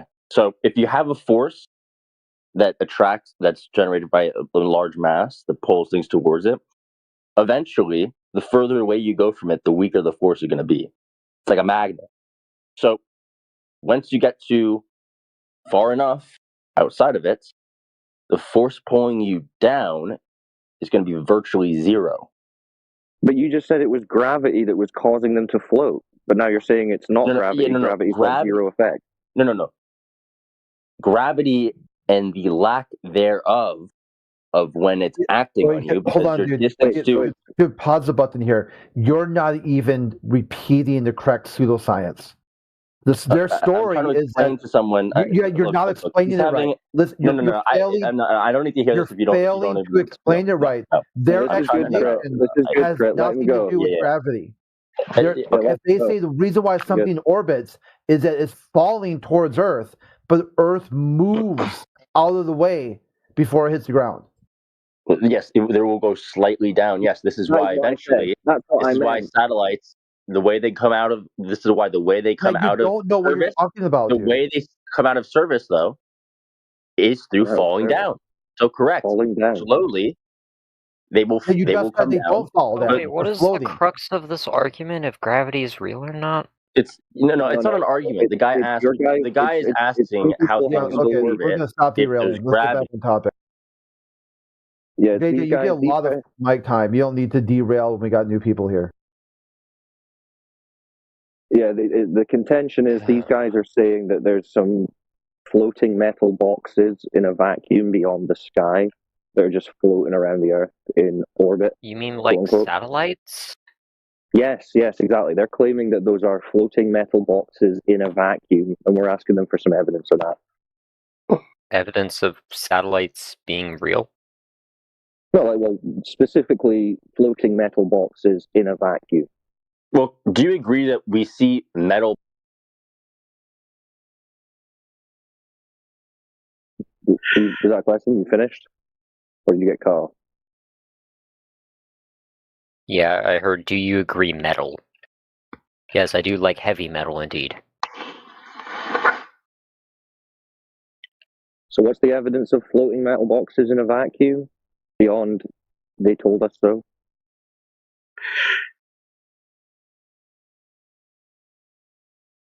Well, cyclones, there's a bit more implied there. They're floating around a sphere, and the sphere bit is the thing that we are most interested in, to be honest.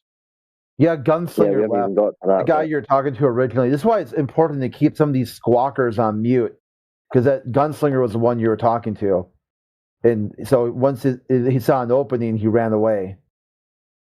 No, I'm sure it was Gunslinger was the original guy, but then we went on to a second guy, didn't we? Oh, I just thought it was just a bunch of squawkers, and then Gunslinger left. No, we went for the second guy. There's a couple of American guys.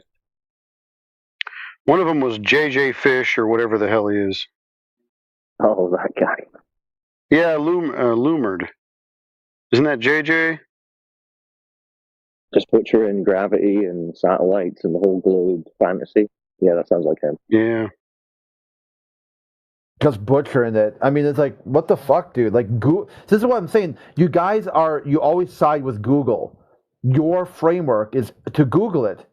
But then when it comes time to repeat what you read on Google, you can't even regurgitate what Google said.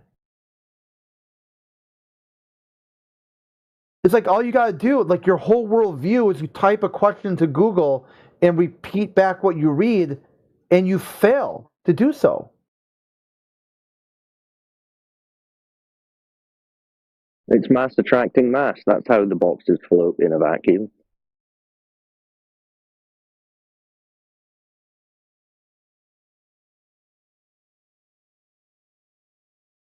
But did all the satellite guys leave?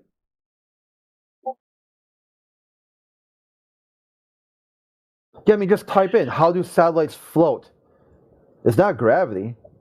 Because the Earth is a continuous state of free fall, or because they are in a continuous state of free fall, constantly falling towards the Earth, but the Earth is moving out of the way. I don't think they're ready to have their minds blown and bent as the globe would require. They've made their own little vague idea. To be confronted with what the actual claim is would melt their brains, I'm sure. Yeah, they'll come in here and say the reason why satellites float is because they get to a spot that's so far away from Earth, they're effectively weightless. It's like, the gravity isn't affecting them anymore. If that's the case, then how are they falling towards the Earth, but Earth is moving out of the way? It's like, at least take some time to at least try to read what the experts are saying that you say you trust. You trust these people. If you trust them so much, why not say the weird thing? Say the weird thing. Earth moves out of the way. The satellite would hit the ground, but by the time the satellite gets to where it would hit the ground, Earth has moved out of the way.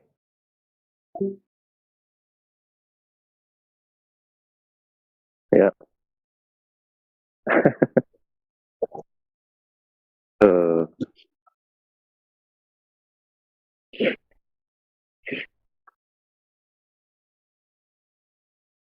And they want to say, oh, I think you flat earthers have an education problem.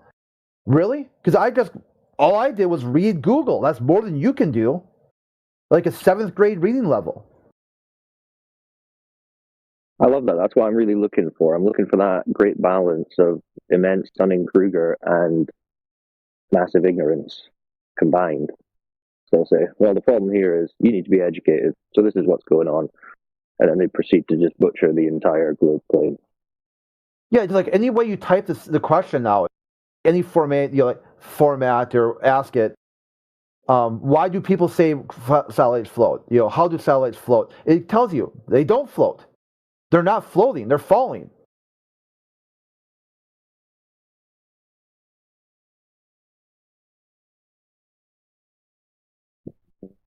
So you guys are against the idea of satellites because if the Earth is flat, then that wouldn't make any sense, right? No, it requires motion of the Earth. Your explanation of satellites requires the Earth to be moving at breakneck speeds. Where is this motion detected?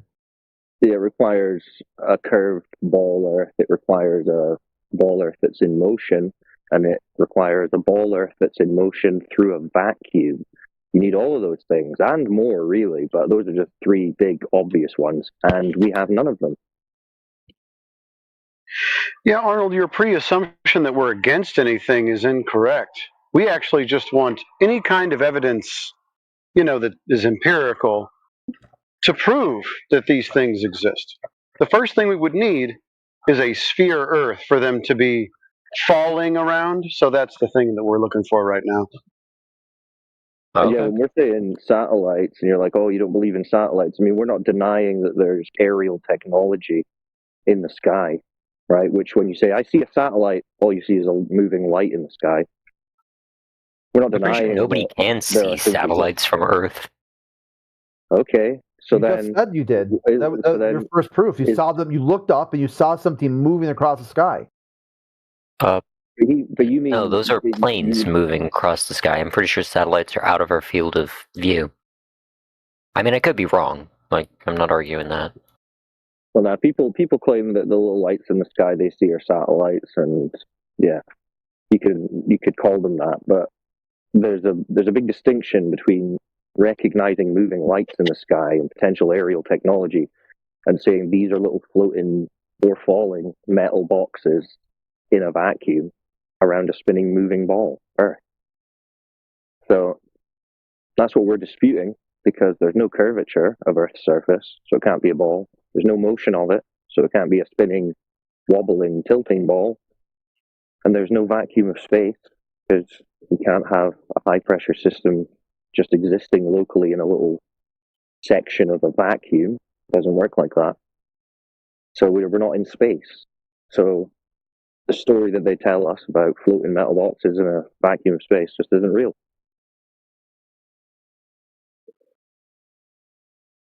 Okay. But if you think you've got evidence to the contrary, feel free. Because that would come next. Your evidence would come next, and then you could have a platform to say that we've denied something, we don't understand it, until you present the evidence. Just saying that we've rejected it is a massive copium hit. That's a massive. Okay, well, I misunderstood. Yeah, hold on, dude. You are, at that point, not you, the royal you, the person, would be failing to present evidence because of somebody else would be the causal agent of that. Like, hey, I would go do this. Like, junkies, I can get cleaned every day, but my ex keeps, hound or something like that. This massive amounts of copium.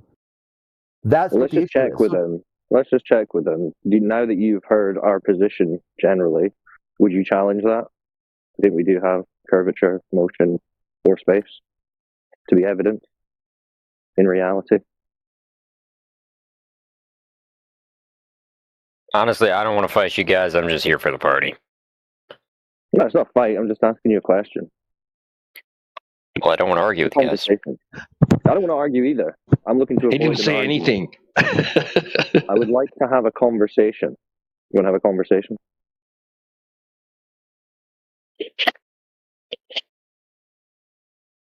Except yeah, these we're not conversations knocking usually door. turn into arguments.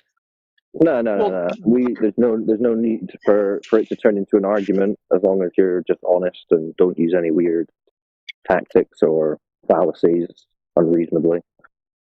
I mean, we're just looking to discuss the empirical evidence of where we live, because as far as we can tell and measure, it's just flat and motionless, which is contrary to what they're teaching everyone in school, right? Showing on the media, all that.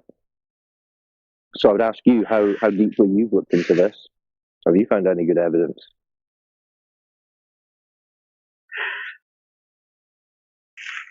Yeah, we're not looking for a contentious debate. This is not even necessarily a debatable topic. It's objective. So in an objective topic, you would just present the measurements and the evidence that proves your position. There's no arguing about opinions. So if there is evidence that doesn't beg the question or affirm the consequent, we would love to see it.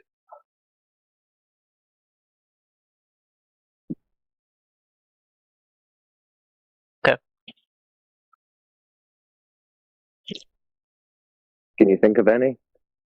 Like, what's the evidence for the globe in space?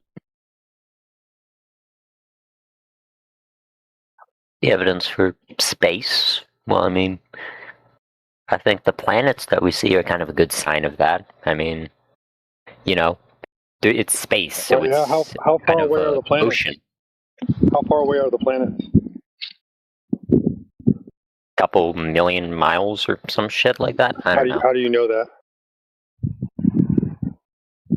Assuming symmetric speed of light, you can do radar ranging. Yeah. Okay, so what's the medium that it's in? I don't know. That's not my department. A lot of This assumptions is the go thing. into that. This is the problem, though, because when you say, well, planets are evidence of space, you're basically saying you observe a light in the sky that we call a planet, but then you're just accepting the story that you've been told about it and what medium it's in, how far away it is, and all that. The light itself doesn't tell you what medium it's in or what it is or how far away it is. It just tells you you're observing a little light in the sky. You understand that? Mm-hmm. So when we're looking for evidence of a globe in space, as in the ground we walk on being a spinning ball in a vacuum, it's not really sufficient to say, well, you can look up and you can see lights in the sky. Yeah, those could be any number of things, and it doesn't tell us what we walk on. So what we're really looking for is measurement of the surface, and measurement to be consistently showing that it is this ball that they've told us, and that it's flying around at millions of miles an hour, even though no one detects any motion whatsoever. So can you think of anything like that? Has anyone measured the Earth? Has a scientist ever come along and measured a globe? You ever heard of one? Pretty sure some ancient Greek guy did something like that. I forgot the name of him. Yeah, that's the story they tell of a guy called Eratosthenes. He didn't measure the Earth. They say, and I mean, this is like a apocryphal story at this point. There's no primary documentation of this, but they say he erected depends which story you read. He had a well and a stick, or a well and a statue, like an obelisk. Basically, he took angle measurements of the shadows being cast by the sun on these points, and he assumed that if the Earth were a globe, this would be the circumference, etc. But he already had the assumption of a globe. He wasn't trying to prove one or measure one. And you could do the same test, if you want to call it that, on a flat surface, and it works out perfectly fine. So he didn't measure it. And We didn't measure what? He measured shadows from sticks. So we're looking for measurements of curvature, motion of the surface. Yeah, the surface, yeah. You ever thought about that, the curvature? Like what that actually would be physically?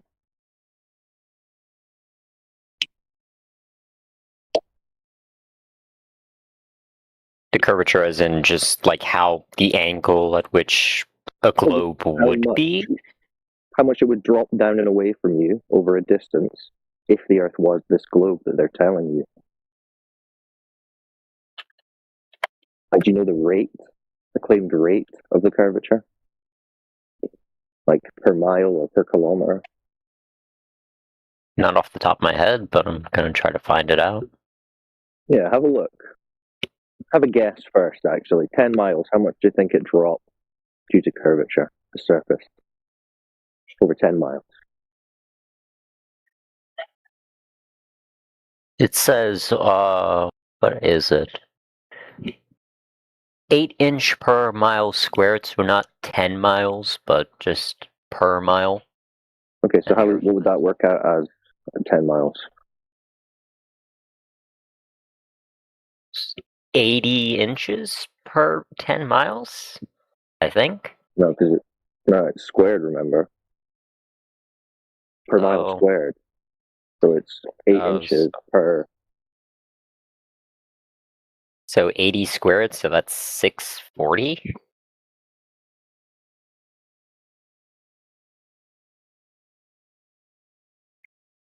You need to square the miles.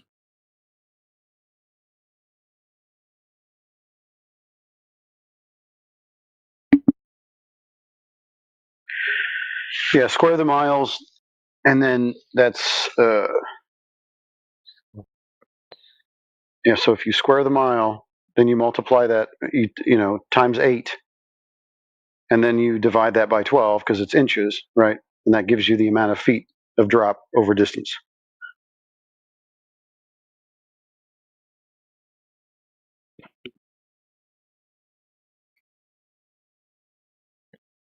Huh. So wouldn't that be 80 squared? Because if you're asking for 10 miles, so then it's You almost had it right. You just needed another 0. Yeah. So 10 times 10 times 8. So that's 800. Oh, okay. Yeah, sorry, my connection or something dropped there, so I might have been talking to some people.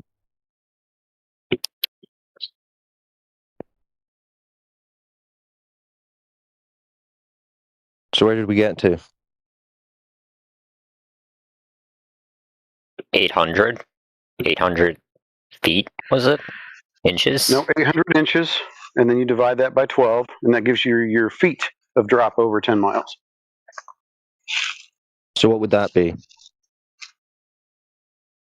66.67. Well, technically it's 66666, and then 7, but you know. 66666. Ooh, that's a weird coincidence. That's weird. Why is that? It's like the devil number or whatever, isn't it? That's weird. Strange. Well, it ends with a 7. It's only, how many 6s is that? So that's 1, 2, 3, 4. When you have an infinitely looping 6, what do you do at the end? You round it up. There you go. Okay, so we're saying 66.6 feet of devilish curvature. Is that right? Over 10 miles? I suppose. Okay, so do you think that's ever been measured in reality? I don't know. Time to find out. You think it should be possible, right? I mean, they're telling us that they're landing little robots on the light in the sky we call Mars and driving it around for a few years, like the most amazing remote control RC car you could ever imagine. You think they can measure 66 feet of drop over 10 miles, right? Yeah, I suppose so. So, I mean, it'll surprise you to learn then that no one has. And no one can. Because it doesn't exist outside of the calculators. But anyway, I'm going to have to drop off, but that's a good point for someone else to take over on. Let's figure out where this 66 feet is coming from and if it's real in reality for the Earth to be a globe. But anyway, good chats, boys. Happy Boxing Day. So, peace.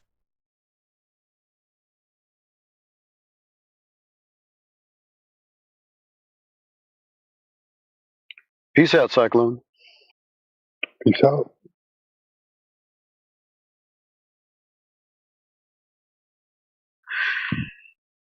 So yeah, the crux of the argument is this is a claim that there should be, right, 66 feet of drop between point A and point B over the distance of 10 miles, vertical drop that we could measure. And we've been looking and looking and looking, and we're not finding that. So we're wondering where this claim came from. And we've even measured the Earth ourselves to see if this drop exists, and we're not finding it. We're actually finding 0 drop. And that's why we're here. Because in reality, this claim does not hold up.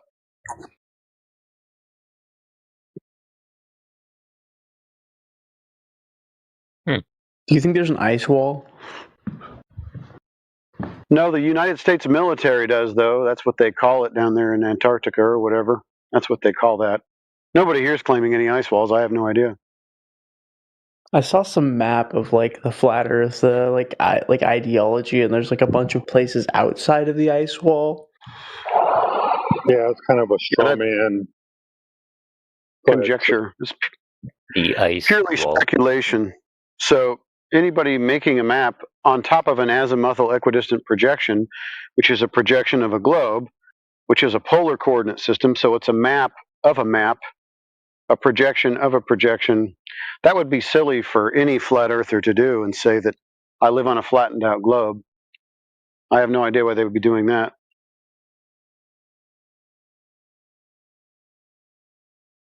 Yeah, map really is just where the stars are located in the sky, not based off of a person's perspective, not where anything is on Earth. It's a cool story. It's about as cool of a story as, outer space. It's fiction, unprovable.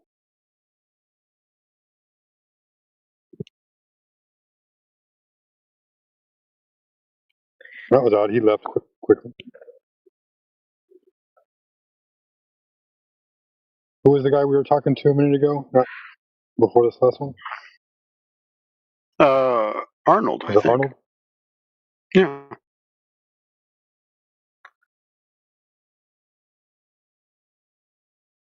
Yep.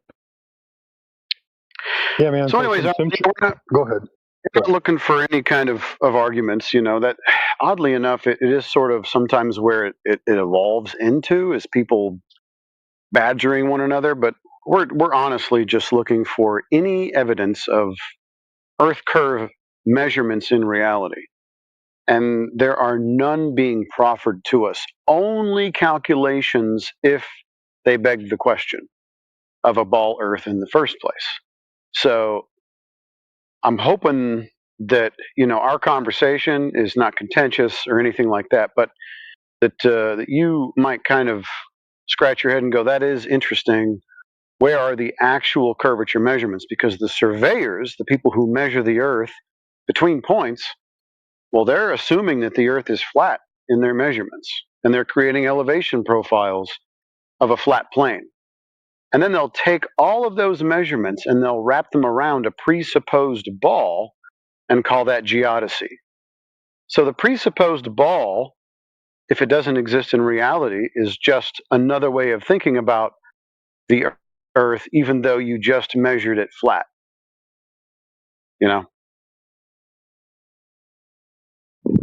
And if you really want to get technical, it's more about how you see things in the sky and not how the Earth is perceived.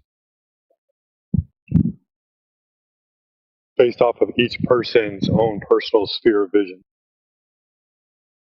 But, go back to Eratosthenes a little bit, just to give you a little bit of background, right?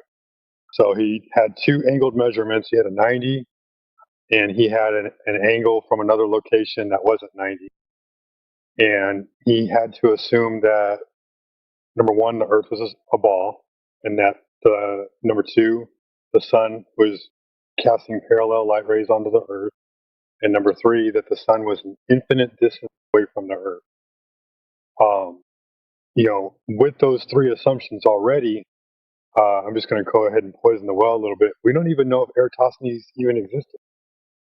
Any story that was told about him came several hundred years, supposedly, after he would have been alive. So there's no documents supporting that he was ever even living.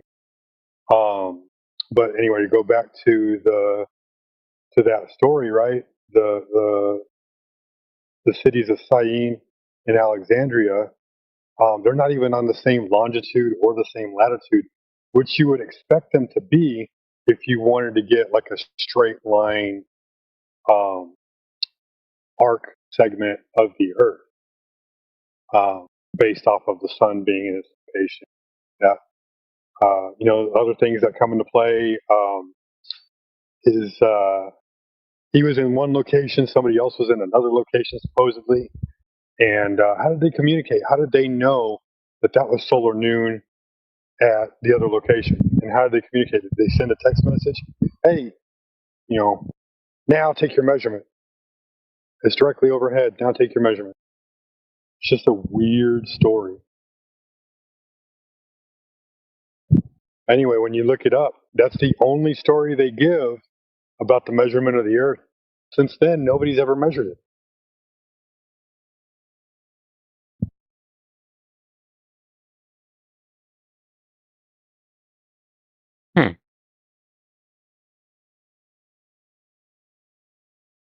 Now, here's the trippy part, right? So now that you have numbers, right, you know a size. From that size, you can derive a distance to the horizon where the edge of the sphere would start to curve away from it. And based off a 6-foot observer, 5.5 feet to 6 feet, you're looking at roughly about 2.8 to 3 miles to that horizon. And then anything that goes beyond that is going behind the curve of the Earth. And now you can make the claim, oh yeah, we could see a really tall object like a tall building behind the curve, right? Or we could see a really large boat behind the curve because it would still be sticking out, but the curve would be blocking the bottom portion of it. Problem is, when we actually go out and do measurements, we end up seeing, the ship 10, 15 miles away, and then the supposed curve that should be blocking the boat in front is actually behind that.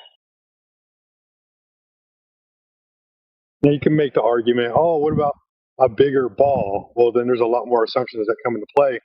But now your orbits of your satellites are gone because the orbit of satellites require the Earth to be a certain size because you're making a concentric circle around the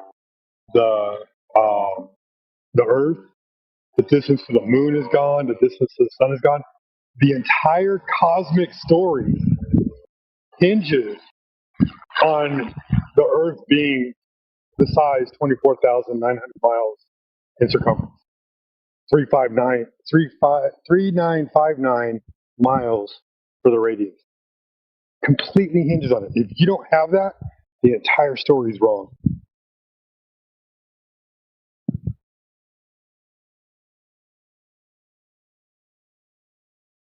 And then, if you have the surface of the Earth not curving, that means the surface of the Earth is flat. And if the surface of the Earth is flat, whatever is happening in the sky, no matter how weird it sounds, it's only happening over a flat Earth because you measured the Earth to be flat.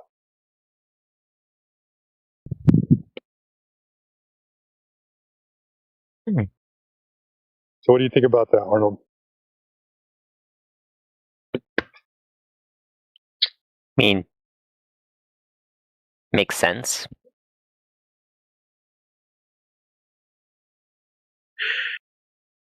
Yeah, I don't want it to get lost that the people in here that are of the flat persuasion didn't start out like we did start out believing the same thing that everybody else believed, that they lived on a spinning water ball flying through an ever-expanding vacuum.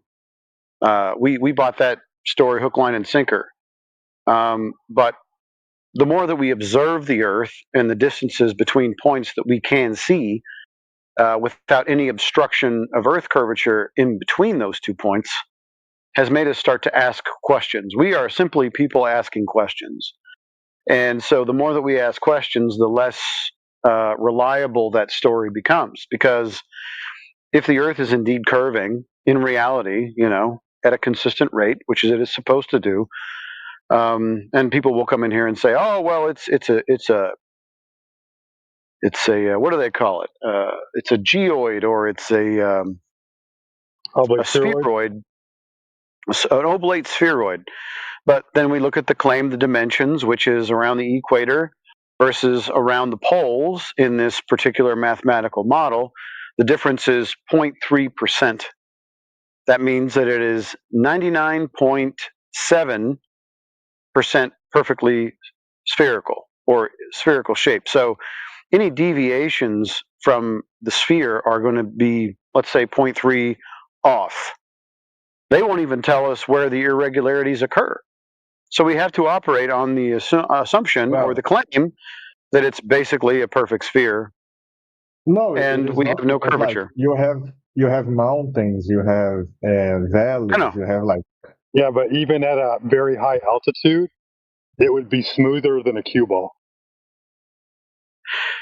Yeah, so the irregularities as far as topography are concerned on this spheroid, the heights of the mountains aren't even really a factor because the percentages are so low, it will not really augment the sphericity of the object.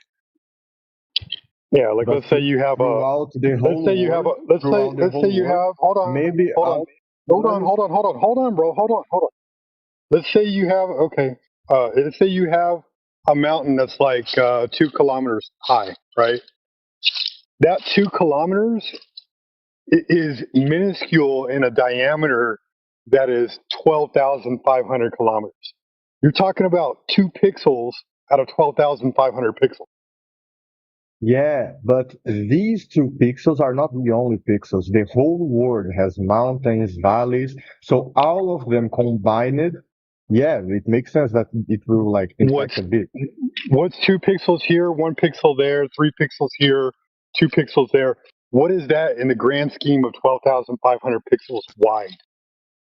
But all of those 12,500 pixels, they are not perfectly aligned. So there will be. Dude, you know what a diameter is, right? I know. Hold on, sheepdog. We'll just end this argument real quick. That's why we measure over water, because the water is supposed to be equidistant from the center of the presupposed sphere. So we're not talking about mountains and valleys, we're talking over the surface of water.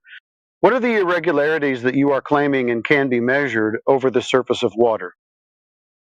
Yeah, that's a good point. Like I am not like a specialist. Okay. Well, let's talk about the water, because the water is supposed to be maintaining a level, which, by the way, the definition of level is having no point higher or lower than another, which does refute the idea of a sphere. But let's let's say that the definition of level is equidistant from the center of a sphere. That would dictate that the curvature rate would be approximately 8 inches per mile squared. Or if you were an observer at the beach looking over the water, your geometric physical horizon for a 3-foot observer or a 6-foot observer would be 3 miles away, and that's giving you a couple of tenths. No, it depends. Because okay, so what does it depend on? Depends on where you are on the Earth, because we're talking sea level. Sea level. It's not a perfect sphere. It's not a perfect sphere. Okay, where are the irregularities? This is fine. He's making a claim. Where are the irregularities so we can compensate for? I thank you. What is the place that we can find? Thank you. You can keep saying geoid. We're talking about 0.3%. We'll go ahead and fudge in your 0.3%. So basically, if you just take like the water level, basically it is oval, and also there will be like how much of an oval? How much of an oval? I don't know. I don't have the data. What we do, and you're welcome to look it up. The polar radius versus the equatorial radius, the difference is about 13 miles. So you're looking at about 13 pixels over a 4,000 pixel radius or an 8,000 pixel diameter with 26 pixels. It's a perfect sphere, bro. It's as perfect as you're going to get. It's more perfect than a basketball. It is still not. Neil deGrasse Tyson says it is smoother than rounder than a billiard ball or a pool ball. Do you know what a billiard ball looks like? Yeah. Okay, so Neil deGrasse Tyson, one of the world's premier science communicators, says that it is smoother and rounder than a billiard ball. So, once again, I'm asking you, where are we going to find the curvature on this cue ball that we're measuring?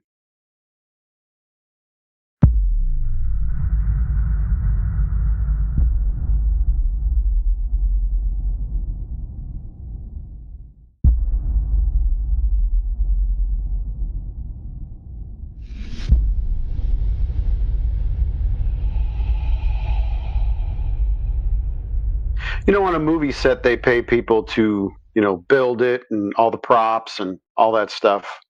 So people get paid to build things, and those things do exist. And then after the movie's been shot, whatever happens to all this, the props and the people, who cares?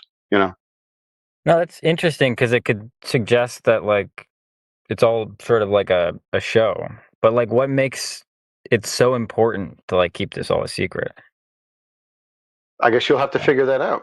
Meanwhile, the Earth is measured flat. Okay. Yeah, would you agree on like if we could consistently validate that there's no Earth curvature, right? We can go do tests over huge distances in all different places over and over and over again using all kinds of different methods, and every single test comes back with zero curvature. Okay, and we can't find a single test from a globe earther throughout all of history that validates that there is actually any curvature. That isn't just some faith-based reasoning or evidence. Like, if you can measure your floor flat, it doesn't matter what's going on with the lights on the roof or anything like that. It doesn't matter what you do. In the room, the floor is still going to be flat, right? If we can validate the Earth is not curving, right? Talking about satellites, talking about stars or anything like that, it's not going to make the water start to curve. And we can present empirical evidence all day long. And then when we ask for something, of that standard from the globe side, there isn't any, because there isn't any curvature to measure out there in nature.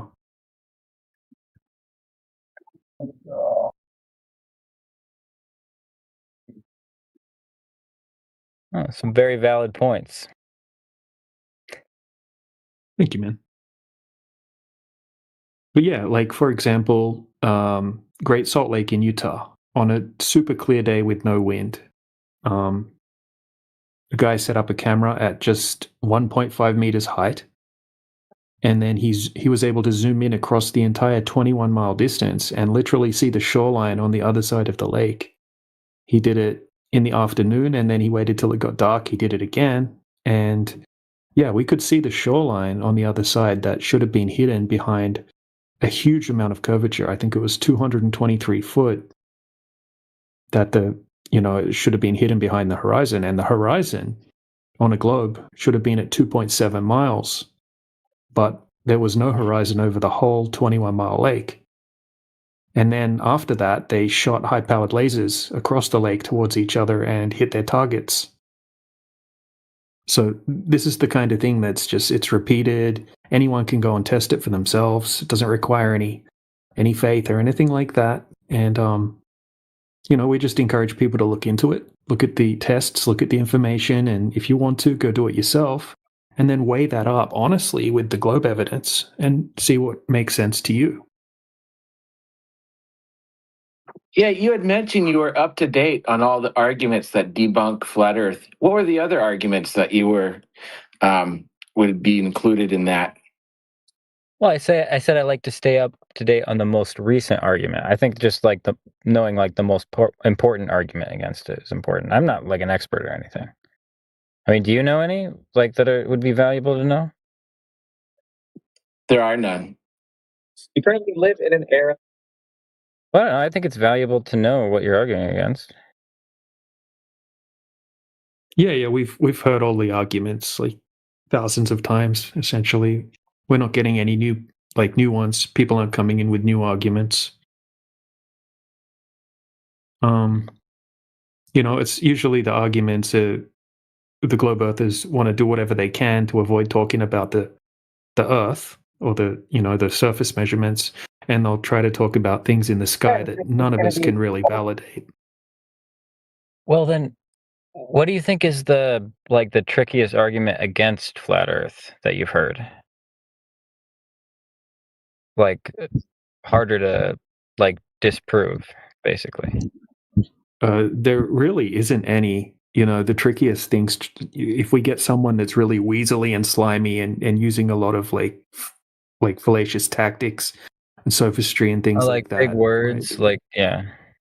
Yeah, trying to use tactics that are intellectually dishonest to try to manipulate the conversation to sway the audience in their way, but they're not going to be presenting any empirical observations or anything like that. Maybe people showing anti-flat earthers, people that flat earth debunkers, showing pages and pages of like surveying data that they allegedly did, and saying that look at all this complicated surveying data, it matches up with a globe.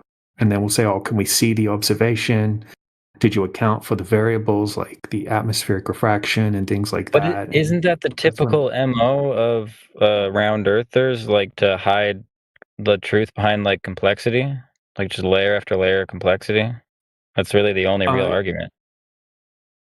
Yeah, like they sort of short circuit people's brains with giant numbers, like the heliocentric model. When people start talking about the speeds and like the motions and vectors of the globe, once people start saying, oh, it orbits around the sun at 66,000 miles per hour and it's chasing the sun at 480,000 miles per hour and blah blah blah, people's brains kind of short circuit at that point because we can't really comprehend how fast that is.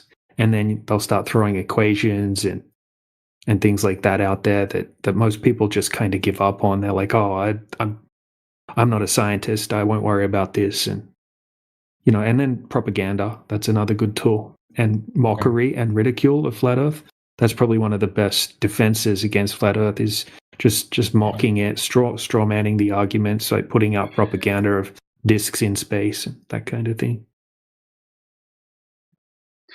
It's an interesting question that you ask about arguments, because this is not a topic that really is debatable. It's just about measurements. It has nothing to do with even a formulation of an argument, right? Although we could use Modus Tollens. Okay, but then that Black means Swan. that means there's definitive proof of the Earth being flat, and it's hard to find definitive proof of anything. Why? Well, yeah, it's measured to be flat. I don't understand. It's measured that way. That's definitive proof. In fact, Lord Kelvin, where we get the Kelvin scale, he says to measure is to know. Yeah. It's how we figure out geometry, right? It shapes. Well, if you measure the flat side of a circle and the flat side of a plane, it can still be the same distance. Like you measure there's no flat sides of circles. I mean, it's not a circle if it's got a flat side. It does have a side. Depends if you're going to speak about the sides of a two-dimensional shape or the internal area. Yeah, so it's again, the point being that you can measure, right? And when you measure something, that is empirical evidence as to what it measures, right? Like your stairs, they go up at an angle. You measure this angle, that's the angle that they go up. The amount of steps, the length and the width and the breadth, that's the true dimensions of this physical object. You can measure it, can't you? Right? Yeah. This is going to drive me crazy. Which side of the circle is flat? It's just going to drive me crazy as well. Top side.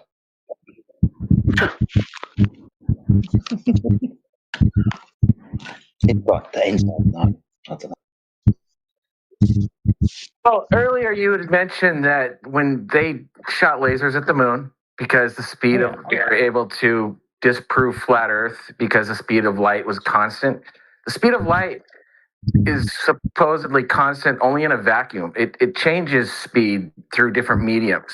And there's a medium between us and the moon. So that would kind of make your claim about it being constant null and void. I still don't understand how this proves the Earth is a sphere. Well, that was his number one proof. And that I don't understand how it proves anything either, but it was his claim.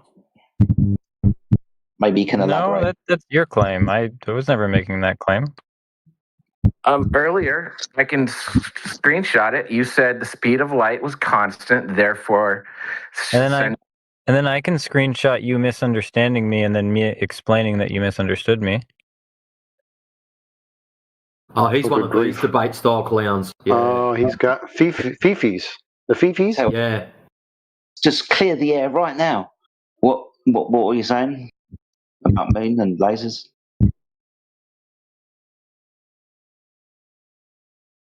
Because you jumped in. I was saying it's what they use to most commonly prove it to like engineering students, and I think important to be able to disprove that. Okay. What do they use? Lasers and the moon. Okay. Supposedly. And what are they doing to prove that it's a globe? Sorry. Yeah, to prove the Earth is a globe, supposedly. And how do they do that? Yeah, it's distance to them. Oh, you didn't hear me explain it earlier? Okay. By setting up lasers on different points of the quote unquote globe, and you fire them at the moon at the same time, and based off of how long it takes the lasers to get back to the original source, that's your measurement. Okay, show it to me. Show it to you. Yeah, I'd love to see this too. I'm arguing against this, but I'll try to find it. Show us the moon bounce measurement of Earth curvature hypothesis. Which part of the moon does it bounce off, and then it just perfectly comes straight back to the source, or does it diverge like freaking crazy? No, supposedly they time it based off of the rotation of the Earth, so it'll land at the right spot. What rotation of the Earth? What are they hitting? Again, that's the model they use. What are they What hitting? model? What are they hitting? The moon. Yeah, of the Are they Earth-centric dodging or the hills and moon-centric solar the system. hills and the craters and stuff like that? What if it hits? Are you going to link this? I'm just curious. Are you going to link it? Because otherwise, I'm going to go look for it. But unless you're going to link it. Yeah, I'm looking it up. But if you're faster than me, that's all right. Oh, cool. I'm I'll just listening wait to for this. it. How did we not get other people's lights confused with each other while they're all flashing them at the same time? Hulu boy, I don't know why you're even going down this track. I would have pressed the flat earthers of what methodology they used to measure the Earth flat, and found flaws in it and cured them. Okay, so it's called LLR, the thing they use to measure the distance from the Earth to the moon. I'm trying to find how they supposedly use it to measure the curvature now.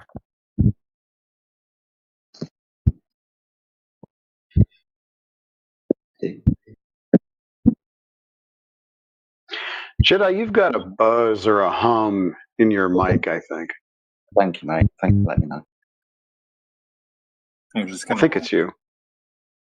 I don't think it's Jedi. Is Abel? Abel, is that you making noise? He's lighting up a little bit on my side. Yeah. Not right now, but you're wise. Is the buzz still happening? No, it's gone No. now. Okay. Thanks, mate. I was just going to ask to clear something up. The gentleman said something about, maybe we can use this to measure the curvature. Would that be an actual measurement, or would that curvature rate somehow be inferred from the process in question?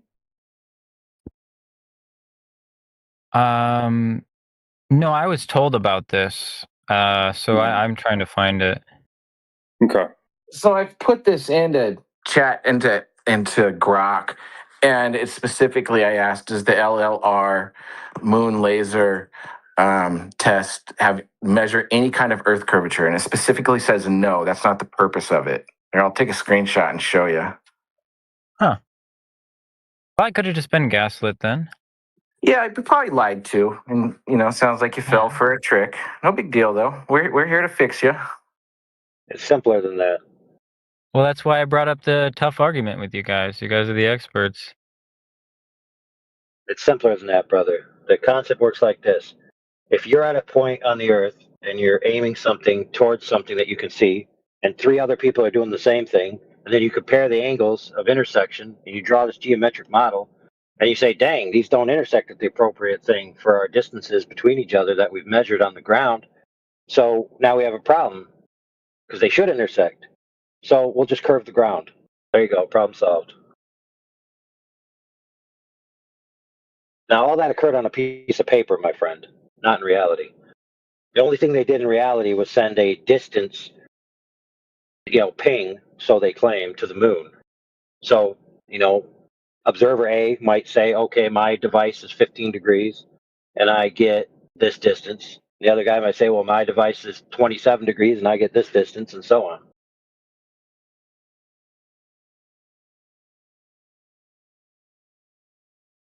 So, in other words, that answers my question. It is inferred, but with a caveat by introducing a particular assumption, i.e., that the ground is actually curving in the first place. Thank you, AI.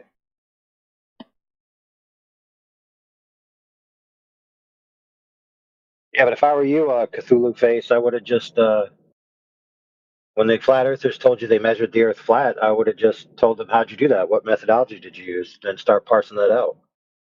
When the flat... Well, no, I believe the flat earth. Yeah, you're right. No. What do you mean? No, what I'm saying is, I don't have any doubts. I'm good. I don't care about that. What I'm saying is an astute person arguing would just, rather than quote unquote accept that I have to prove the globe, they just be like, well, you just said you know the earth is flat. So now you have a positive assertion of knowledge.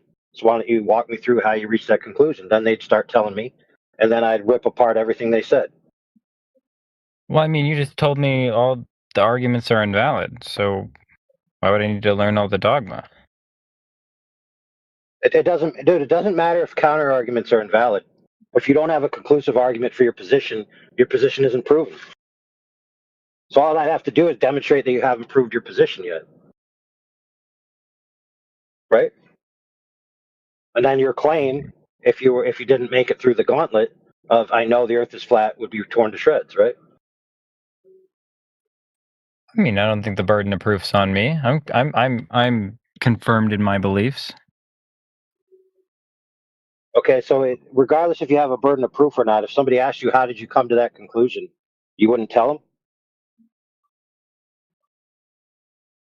Think about it. Imagine somebody's a glober and you say the Earth is flat. I know it's flat, and they say, "How did you come to that conclusion?" You say, "I don't have to tell you. You just have to prove the globe." Is that fair?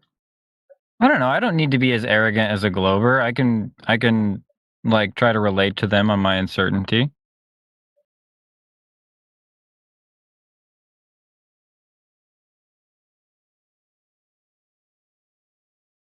Think about it this way: don't most flat earthers agree that they haven't gone everywhere on the Earth? Isn't that true? So there's unknown territory according to most flat earthers, right? They don't know the full extent of the Earth, right? They only know the extent of the Earth that we've been told. They don't know whether it continues on for another 100,000 miles. They don't know whether it continues on for 10 million miles, right?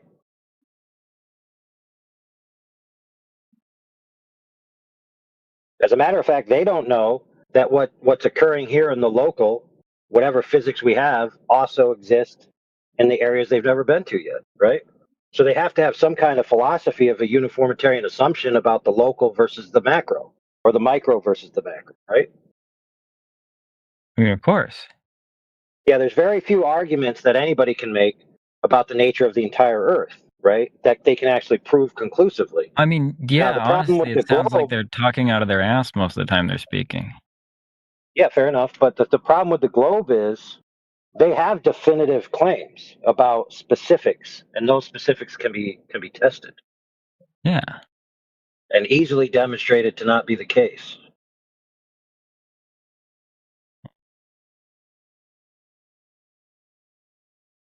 So, for example, so someone said the Earth is measured flat. Okay, let's say that's true. What's the most accurate measuring device that we possess as humans? Depends on who you ask. Light, probably.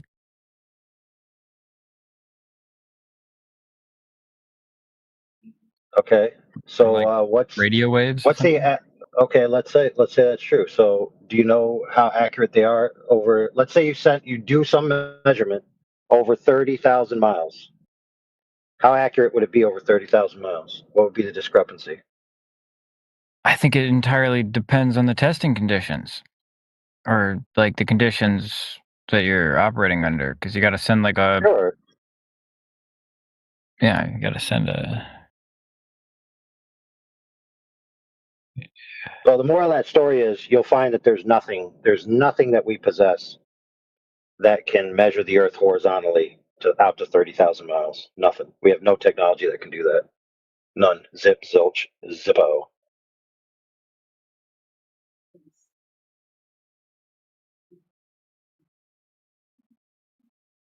One, it's because of the atmosphere, right? It actually occludes and stops transmissions after a certain time, especially light, visible light for sure. Can't even make it past 300 miles. So then you're going to use other technology, sure, but that's not going to make it 30,000 miles. It might make it 10,000 miles, maybe 15. But it's not making it across the whole known surface of the Earth, right? There's no single measurement of the whole Earth that exists. It has to be done in segments. And every time you do a segment, you have accumulated error. So let's just say, for sake of argument, that we can do a 10,000 mile measurement.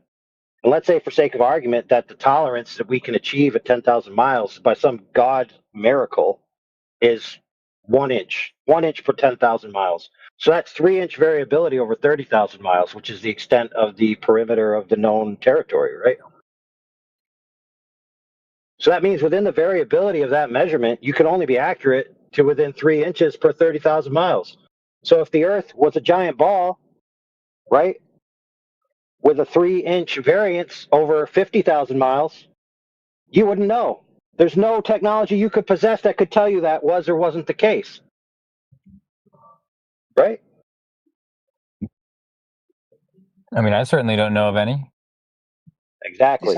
So to then assume that the Earth continues indefinitely flat, right, would be a philosophical assertion based on certain knowns, right? So it'd be more accurate to say the known territory is flat than to say the entire Earth is flat, because most flat earthers would agree they don't know the shape and form of the entire Earth, right? So there, very simply, I just destroyed all flat earthers. See how easy that was? Man, I'm so good. You are, actually. That was pretty cool.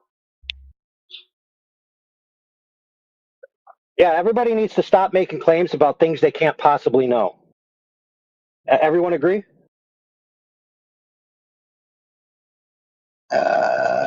Yeah. Yeah, I don't think anybody could disagree, could they?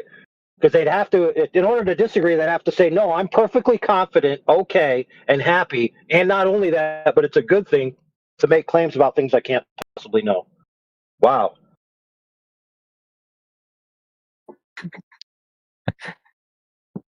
Don't think I've said it yet, but happy New Year. And here's next year. I'm going to establish myself as not only the best flat earther, but also the best glober. I win. Oh, man, it's been a good year.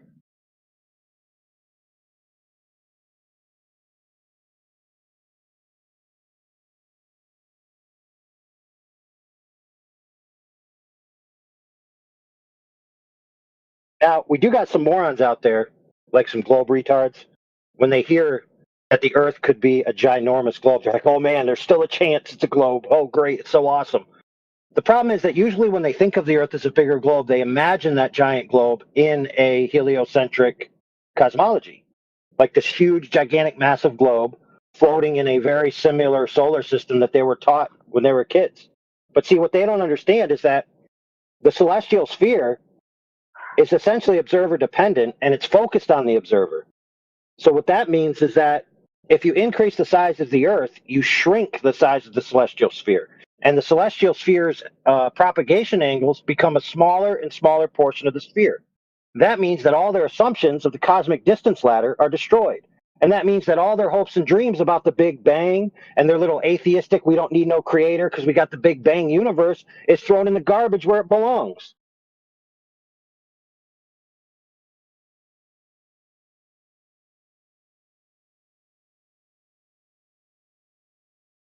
Yeah, think about that.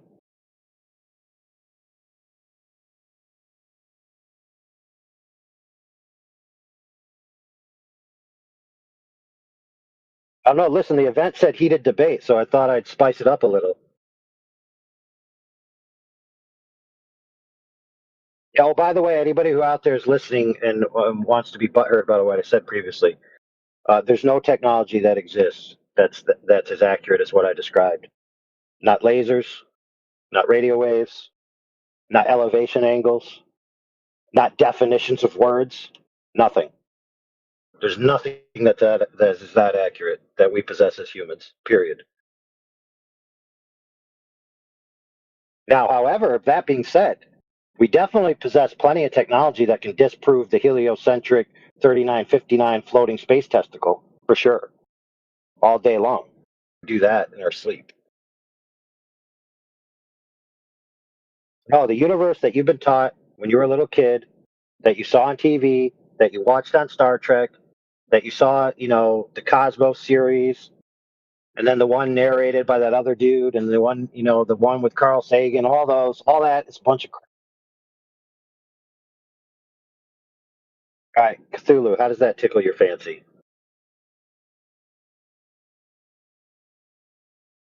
Sounds like the Squid Kid backed out.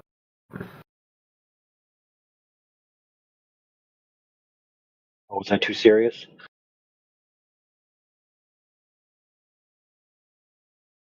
Didn't sound too serious. Sounds straight to the point. Yeah, so, some people, they imagine themselves on a ball floating through space. Some people, they imagine themselves inside a ball, and space is a ball inside that ball, which is smaller than the ball that they're in, and they look up at it. Those would be concave earthers. Some people imagine themselves on a flat Earth that extends indefinitely for, forever or until it ends. But of course, that would be exactly what they're doing, imagining, because they've never been across the whole surface of the Earth. So the extent beyond what we know, they could only imagine. Do we all agree?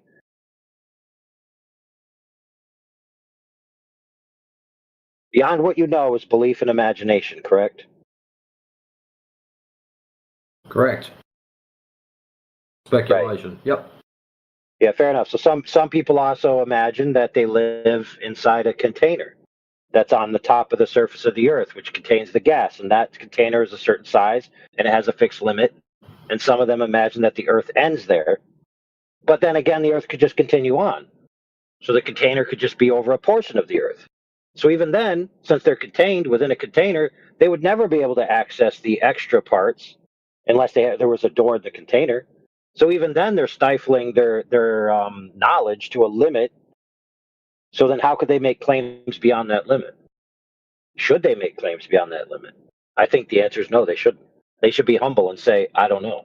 Not only don't I know, but I don't know if I ever will know. Why is it so many people have trouble saying, I don't know? And why so many people can't accept that as an answer? Yeah. Okay. I tend to take the advice of the character in my worldview who knows everything, and he wrote in a book, and he said, "Hey, you, who are you to tell me what I created?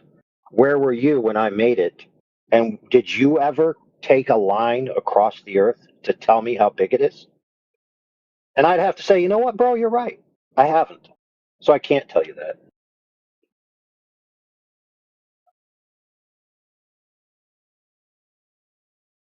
By the way, just for the record, there's no flat Earth argument that can be validated empirically or with any direct measurement that rules out the gigantic living on a gigantic ball. There isn't. The day There's not one. passing by so quickly, and I do not know that what I'm doing with my life anymore. What's up, brother? You don't know what you're doing with your girlfriend? Oh my goodness, dude! Go read the Kama Sutra.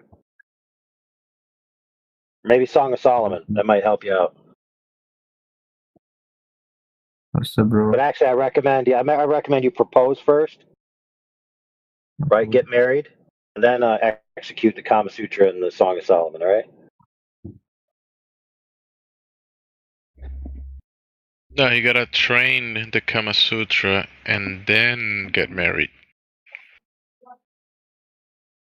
Cannot get married and then learn the Kama Sutra after. Listen, all I know is if you can't do 1,000 kegels in a minute, you shouldn't be getting married. Oh man, that'd be insane, bro. Isn't it funny how this globe Earth flat Earth conversation always ends up at sex or something sexual or some reference to some retarded something gross or something, or some Greek god or something like that? Many situations in life end up in sex. Many. Like dinner or going out or I don't know. There's so many Polarity. instances, including this one, oh, let's talk about the flat earth and the globe earth, and then it ends up in sex. Yeah. Another one.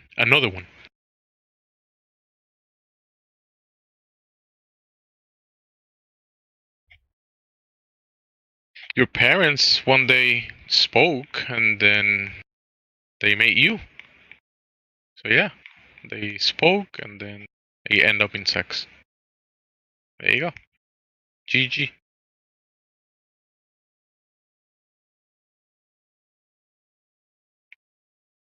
Oh, listen, I like Indio's new observation and on the level channel that we have that's made by Majin, who does our little clips. He clipped it out 5 minutes long, straight to the point, and he also put in the infographics. So it's just a recording of our live stream, and it normally shows the text chat, but he took the posts and made them big to fill the whole screen. Did a really good job. I recommend checking it out and sharing it, or at least saving it, maybe.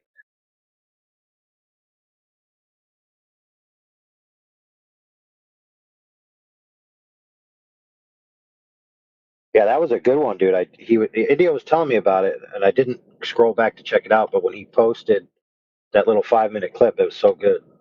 It said everything, and it showed all the images, the math, the what's going on.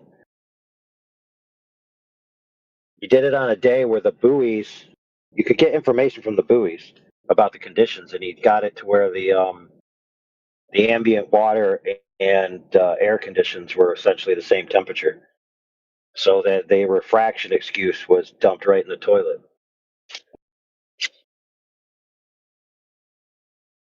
It's in the Yeah, he side chat covered if all the anyone wants to check bases. it out.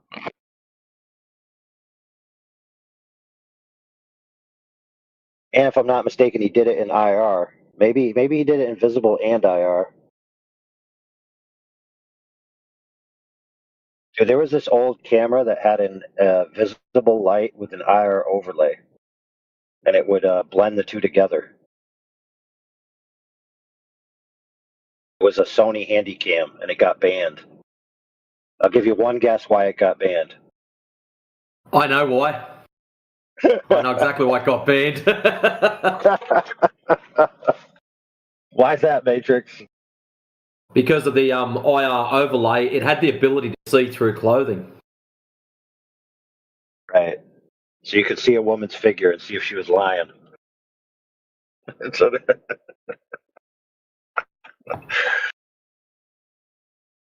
And funnily enough, I only read about that probably 2 weeks ago, maybe 3 weeks ago. Whilst I was looking up other camera stuff, that just jumped into my feed. And I'm like, the deviant part of me wants one of those.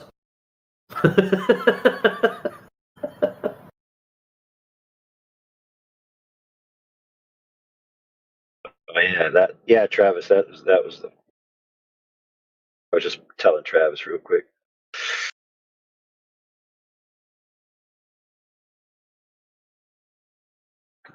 Ta-ta-ta-ta. That's a great verse, man. Great verse.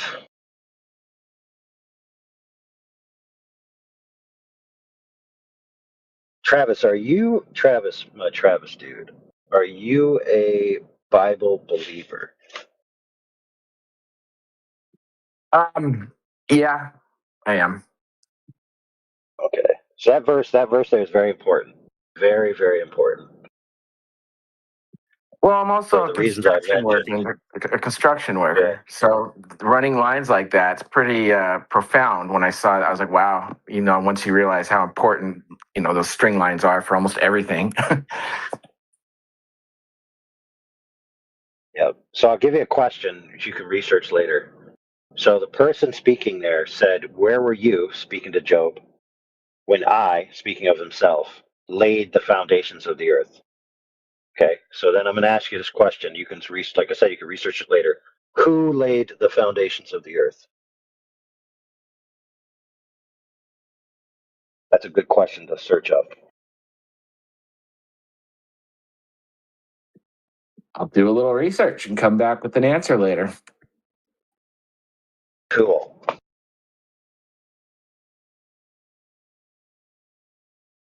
Yeah, Matrix, I was too serious. Took the steam out of somebody's sails. They gave up. Yeah, he's been demoted to Squid Kid.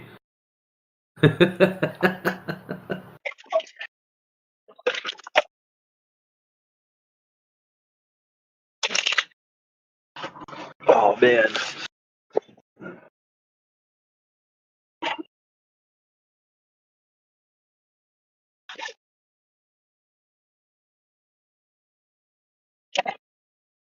We got Chubbs has just dropped in. Who else we got camping out in here? Jay Fernandez. Oh, cat profile picture. Be warned, everyone. And no other newbies. Any queries, questions, concerns, proof of curvature? Or maybe you just want to jump in for a hardcore debate? I don't know, it's up to you guys. Please don't be scared.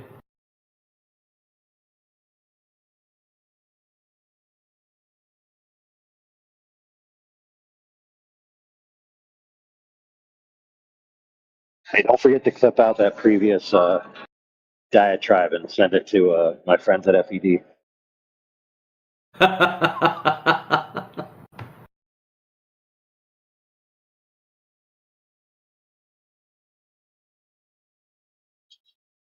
Matrix, I was kind of hoping somebody would challenge me.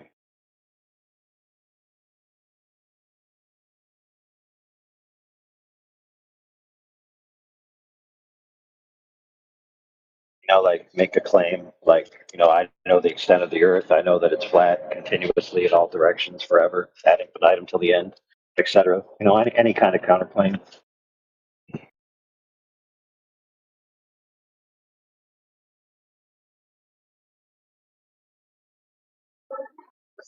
I know there's some. I don't know, Matrix. I know there's some people at other servers that might want a piece of that.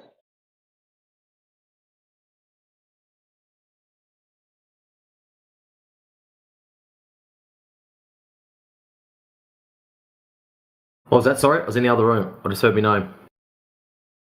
I was saying there's probably some people on some of the other servers that might want a piece of that action.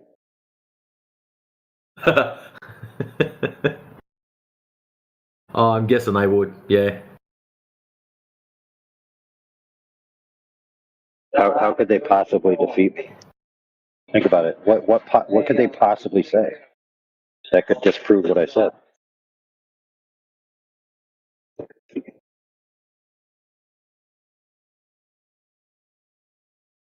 Probably the same stuff they've said for the last year. In all seriousness, that's all you'd get. You wouldn't get anything new.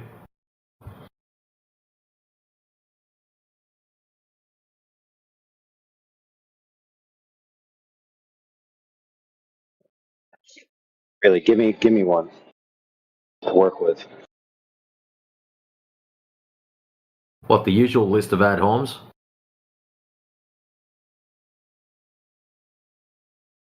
No, like a point or an argument that they might say.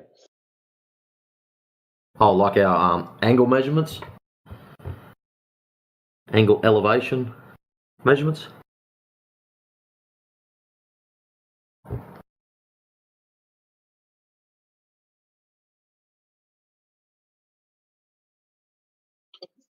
Okay, so then I tell them what methodology did you use to take it?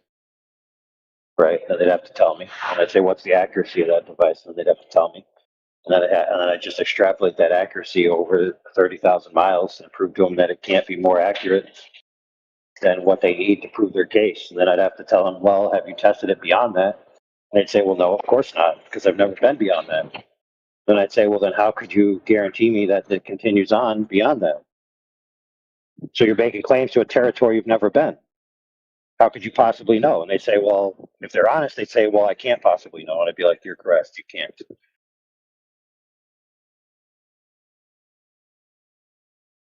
then they might say, well, I could just get an elevation angle to a star 1 million miles away. And I'd be like, well, how do you know that the GP of that star is 1 million miles away? Have you been 1 million miles away to validate its GP? And they say, no, of course not.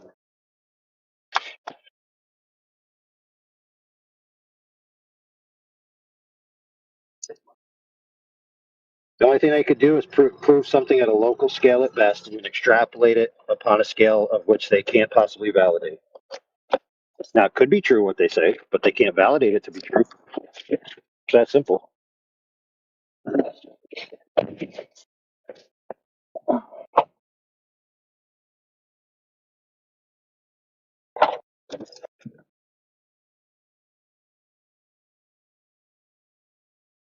Even if they could prove the relationship between the elevation angles to a star in all of the local territory, right? Even if they could prove that matrix, they'd only be proving that it works in the local territory. Yes. Right?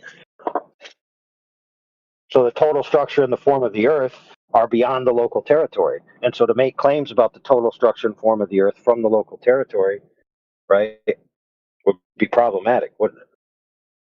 Something they couldn't possibly sustain, except through philosophy, basically, or I don't know. Let's call it a parsimony. You know what I mean? It's like, oh, it's harmonious. It's harmonious to think that it just continues like that forever, because it happens here, so it must just happen everywhere. Now, that's not unreasonable, but just because it's not unreasonable and it has a certain harmony to it doesn't mean it's true. Well, we do the same thing. We test one lake, and it's like, yes, a body of water is measured as flat. So we base the assumption that all water is flat and level, which it is, but anyways, to carry that over to other parts. How do we validate this? How do we confirm this? We go and test it. I test a lake in Australia. It comes out flat. I go to the US, test one. We get other people testing them all over the place. We can at least validate our stuff. But stuff that's in the sky, it's not really happening. And also it's problematic too, because many people, in an attempt to argue against the point that I made previously, they would argue the surface of water, and they would say, well, if the Earth was curved at a giant scale, then the surface of water must conform to that curve. And I would say, why? They would not be able to figure that out, Matrix. They would say to me, if the Earth was a giant globe, like of gargantuan proportions, we're talking billions of miles of radius, right? Whatever, let's just use extremes. They would then try to counter and say, well, if that were true, then the water would be curved to match the curve rate of the Earth. And I'd say, why? Why would it? Well, the only reason they would answer that way is because they're confusing the heliocentric globe view and radiogravity with the globe of a certain size with water wrapped around it. So they're not even thinking clearly. They're like dripping with vestiges of an old model that they were taught when they were kids. They can't get it out of their heads. For example, Matrix, check this out, brother. If the Earth is a giant ball of 60 billion mile radius, does that mean that the surface of water must be curved? It should be conforming to the radius of... No. Why? Why would it? I'm going to do your typical Glober. Gravity. I'm asking you, right? But I'm asking you to think about it. If the Earth is a giant ball of a 60 billion mile radius, would that mean that water has to be curved around it? No, the radius has got nothing to do with what water does.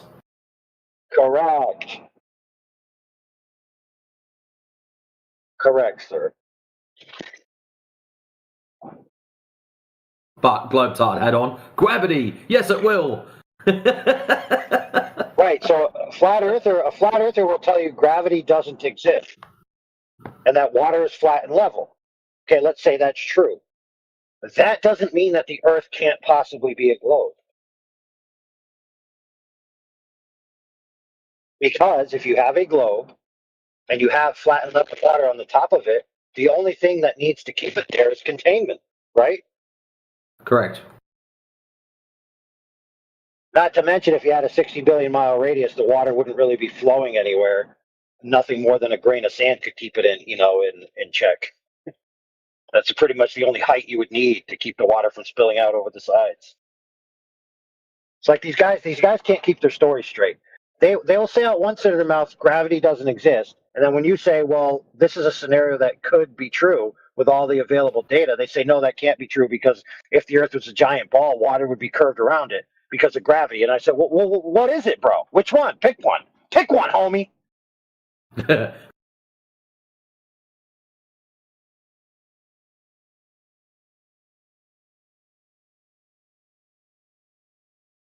Now, listen, that doesn't mean it is or isn't. It's just an exercise in proper thinking and making conclusions that you can sustain.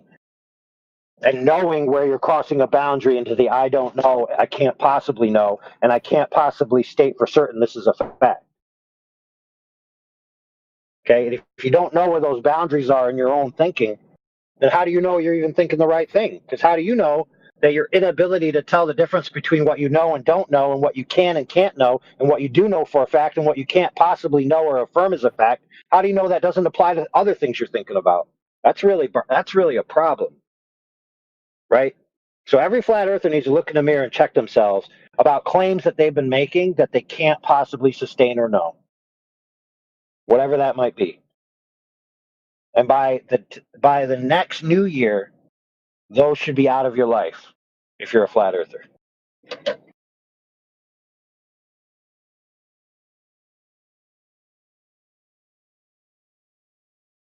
Anybody disagree? I guess not. I mean, how could you? Fucking hell, the world is round. The world is round, like a coin. So round on the sides, but flat on the top. All right. It's round like the YouTube logo. Round like YouTube? That don't even make sense, dude. YouTube is a broadcasting platform. It doesn't have a shape. And I'm the NHS, bitch. National Health Service. I mean, you keep it a fucking... I don't know, bro. You sound like you're on the National Hooligan Service. That one also probably true. Do you know what I mean? I'm also on the prosy list as well. Well, you're on the prostate list? Dude, sorry, I didn't know you had cancer. List. The what? I'll get my extra money. I mean, what do you think we've all been striking for? Oh, yeah, but I just didn't hear what you said. Like, what list? Why is it that these fellas from that particular country have the most trouble speaking the language that they're... Yeah, we need if a you ever translator. my language like that again, I might just have to kiss you. Where's Jedi when you need him, man? I need someone to translate. So, NHS, you started off with, you think it's round. Why is that? To be honest, mate, I think it's curvature. I think it's a square now. Sounds like you're doing too much thinking. I'm doing enough thinking, do you know what I mean? I've got precautions in place, got to be prepared to think of all the other ones, do you know what I mean? How can we know it's flat? What if it's rectangular? Well, it still could be flat then. Nah. Do you not know how many sides there is to a rectangle? Rectangles are flat. Hold on, wait a minute. I've got to Google what like the 3D rectangle shape's called. Make sure you give this one your best globe proofs, boys. We don't. With all due respect, Angular prism. It's a rectangular prism. That's what it is. With all due respect, who thinks the Earth is flat in this call right now? Oh, I fuck, mate. Not? It's on the fucking edge of big. At least 10 people in the call are aware that the Earth is flat. That's embarrassing. I don't want to insult anyone, but in general, if anyone thinks the Earth is flat in today's century, go on, you fucking tell them. That you. Look, why would I care about somebody telling me I should be embarrassed about what I believed? no, They're I'm not a talking loser like to anyone. yourself. I'm not talking to anyone specific. I just think in general, when there's so many evidences, it's like, ooh, evidences. Ooh, shiny. That's what we want to hear. Okay. Well, how about you guys give me evidence that there's the magic word. No. You're the one, Emil. Hey, Emil, you're the one who just said about all these evidences. You can list them, brother. Okay. You know what? I'm ignorant. Let's say. How about you guys list them to me? Oh no, you're not going to appeal to incredulity in this one. You're not ignorant because you just said you had all these evidences, bro. I didn't say I have them. I said people have evidences that we're aware of. How would you know? How would you know? How would you know they have them? What do you mean? How would I know? You told us they have them. I'm asking you, how would you know they do have them? I mean, there's books written about it. There's physics. There's the science about it. You can. Right, but I didn't say that there exist people making claims. I said, how do you know they have evidence? Okay, you know what? How about what's your theory? Like, what's the argument here? I don't even know the flat Earth argument, to be honest. Like, Well, listen, if you're willing, fair enough, I'll tell you. But I guess you're going to have to retract your claim that there exists evidence the Earth is a globe, since you don't know it at all. Okay, how about you tell me and then I decide if I want to retract or not. I just want to know what the flat Earthers' argument is. Oh, it's very simple, dude. Okay. It's very simple. So it's so simple. So the Earth is covered in 70% water. Okay, that's the known territory, the 190 million square miles of the known territory.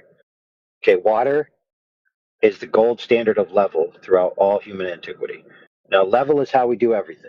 We orient everything horizontal and level. That's how we build.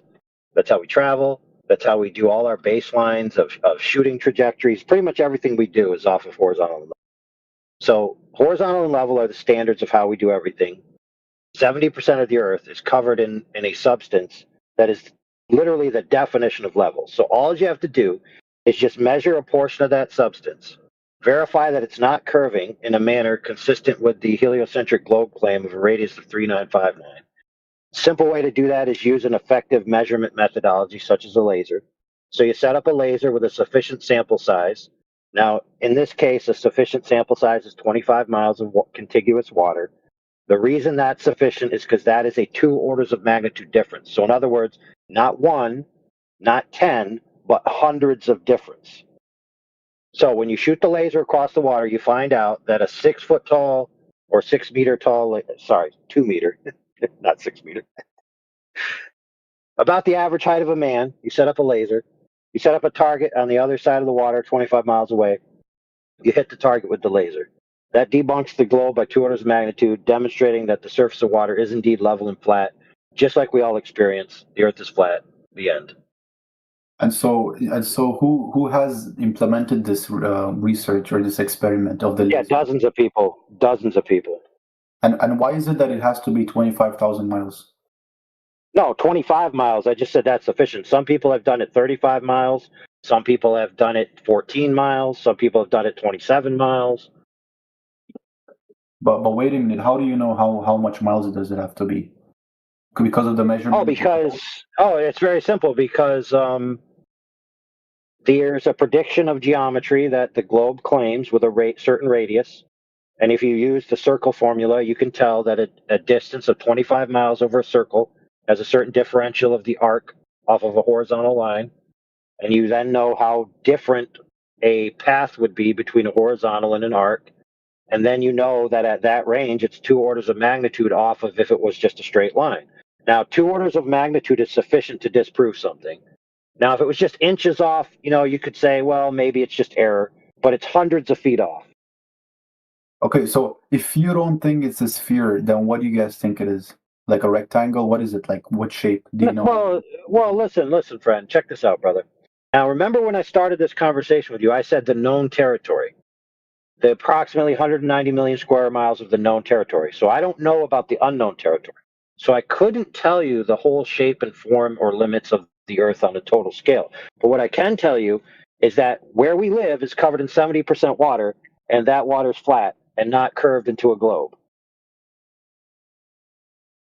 And what is the argument against the NASA and everything? The evidences they have, the pictures, the videos, is that all false? What is the evidence?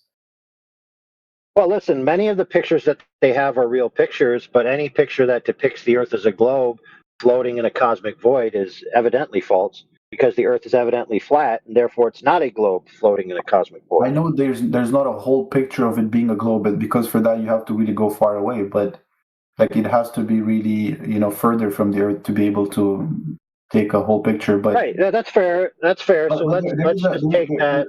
But essentially, there is a curve, right, that we can see, that we can observe in the pictures.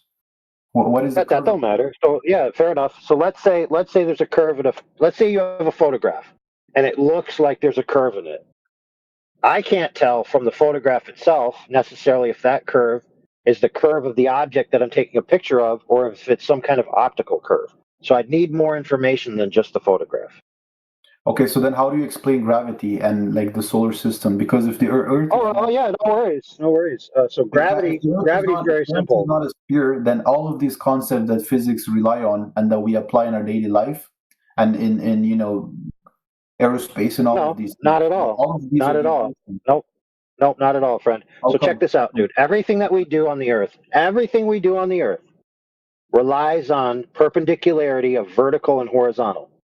That's it. So if we build buildings, or like I said before, if we shoot ballistic rounds, all this stuff, we just assume the Earth is flat and horizontal and not moving. That's how we do everything. There's nothing that we do that requires the Earth to be a globe that's spinning and moving through space. Nothing we do requires that.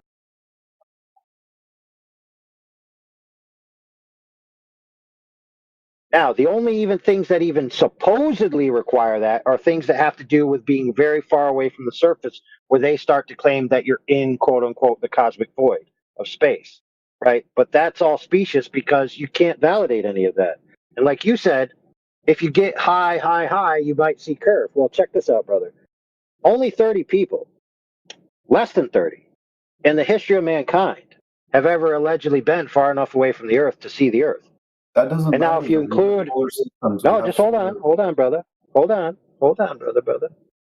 Now, those are the only people that could corroborate what they saw with their own eyes, if you believe them. Anything else is just an image that's presented to you, and it's either told to you that it's a composite, or an artist's rendering, or it's alleged to be a photograph. Now, keep in mind I said alleged or claimed to be a photograph, because we can't prove whether it's a photograph or not. But what we can prove is that the surface of the Earth isn't curved in the manner in which the image shows, and therefore that image doesn't represent reality. Okay, so let me ask you this then. What about time zones? Why do we have time zones then? Why is it that some... Well, that depends. Well, go ahead and finish your sentence. Sorry. Okay, what if like, according to what you're saying, flat is flat, right? So it has to be an equal... Correct. Let's say... you're saying it's not a curve, it has to be equal. Okay. So why is it that sometimes, people live in the daytime and some people live in nighttime, depending on their location? Okay, yeah, cool.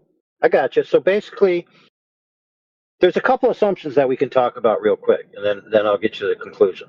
So there's this idea that if the sun is above the Earth, and the sun is a very big thing and it's bright, there's this idea, well, maybe it would shine its light over the whole Earth, so it would be daylight pretty much all the time everywhere. Now, let's say that could be true, but there's another possibility, and that's that the sun is not powerful enough and not sufficient to light up the whole Earth.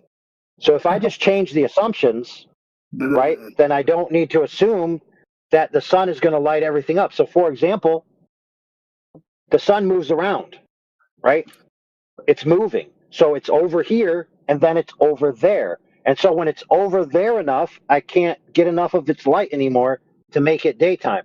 Now, however, none of what I just said changes the fact that the surface is flat. So if it's the case that the surface is flat and the sun doesn't light up everywhere at all times, then that means the sun is not a sufficient light source to light up everything at all times. It's that simple. But that's not true, though. Like, we know the sun is powerful. We know that sun... Listen, how far away is the Earth from the sun? We know this, right? Like, this is... I don't. Okay, well, let me search this up. How far It is. Well, dude, you could search it up and find a claim, but you're not going to find any proof. These are not claims, man. Really. So you earlier said there's all these evidences. When you were asked for evidence, you said you don't know them. So you actually don't know whether these are claims I'm or proof. saying that these are not claims. In fact, they're facts. That's what I'm saying. I'm doubling Okay, that's cool. But earlier you were asked, and you couldn't validate any of it. So you, sir, were not with all due respect, okay? to tell me, listen, friend, you're not confident enough to tell me these are facts. And neither are you, right? You're not a physicist. I'm not a physicist. How do you know? Hey, Holmes, listen. You know you're not a physicist. You have no idea what I am. Well, because the way from what you're saying is, I don't think you're a physicist.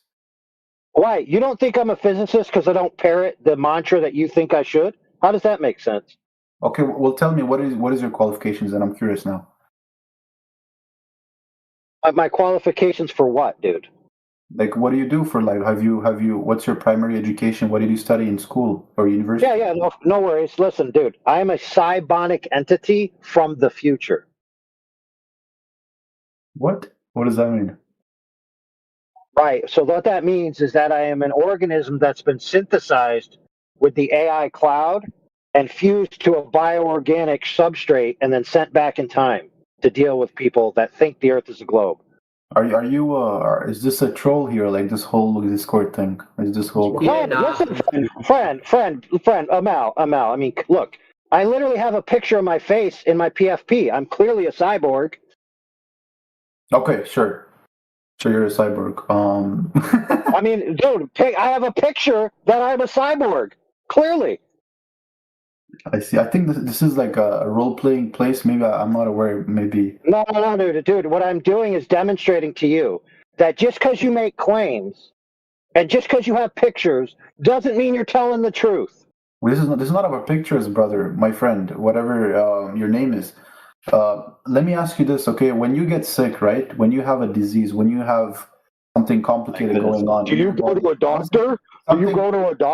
Something that you don't understand in your body. You go to a doctor because he's a specialist, not because you think he's smarter than you, not because you think he has all the wise knowledge, he's the all wise, he has all the answers, but because you think he has a necessary skill set to diagnose you. Right, and that's fair. Listen, I understand that. I'm out. Here's the problem. Amal, let me help you out. Let me help you out, brother. Astrophysicist. Let me help you out. Let me help you out, brother. Let me help you. Listen, Amal, you're a little triggered, so I just want to answer what you said there before you continue. I'm very so it's back and forth. Check this out. Okay. Tell me. If it's the case that I go to the doctor believing that they're doing a good job for me and I get good results, I will continue to trust them. However, if something dramatic happens where it's demonstrated to me that they're doing something that's actually harming me or actually has counter evidence that they're telling me the untruth, then I know they're talking crap. So, for example, there's a lot of physicists out there who claim the Earth is a globe, but when you go out and measure the water, it's flat. So they're clearly wrong. So that is when I question them. So, for example, if a doctor screws me over, I start to question them. When the physicists screw me over, I start to question them. Go ahead. Okay. So, first of all, you need to source me the research done on the water because I don't know if it's a fact and I don't think it's a fact because obviously the Earth is not flat. But the second point... obviously the Earth isn't flat, therefore it's not flat. That's not a good reasoning, sir.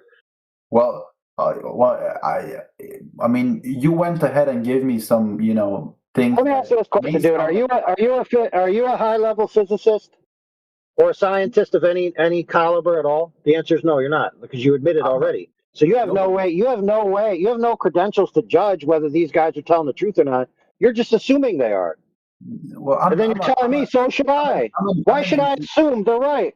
Okay, well, I'm an engineer, right? And when it comes to my like specification, what they taught us is you think about things critically. You don't take things as they look. Obviously, now we're not saying the Earth is a globe because of the pictures NASA sent to us.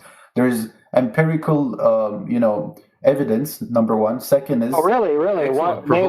Name one. Yeah, name one, dude. Now, keep in mind, friend, before you go on.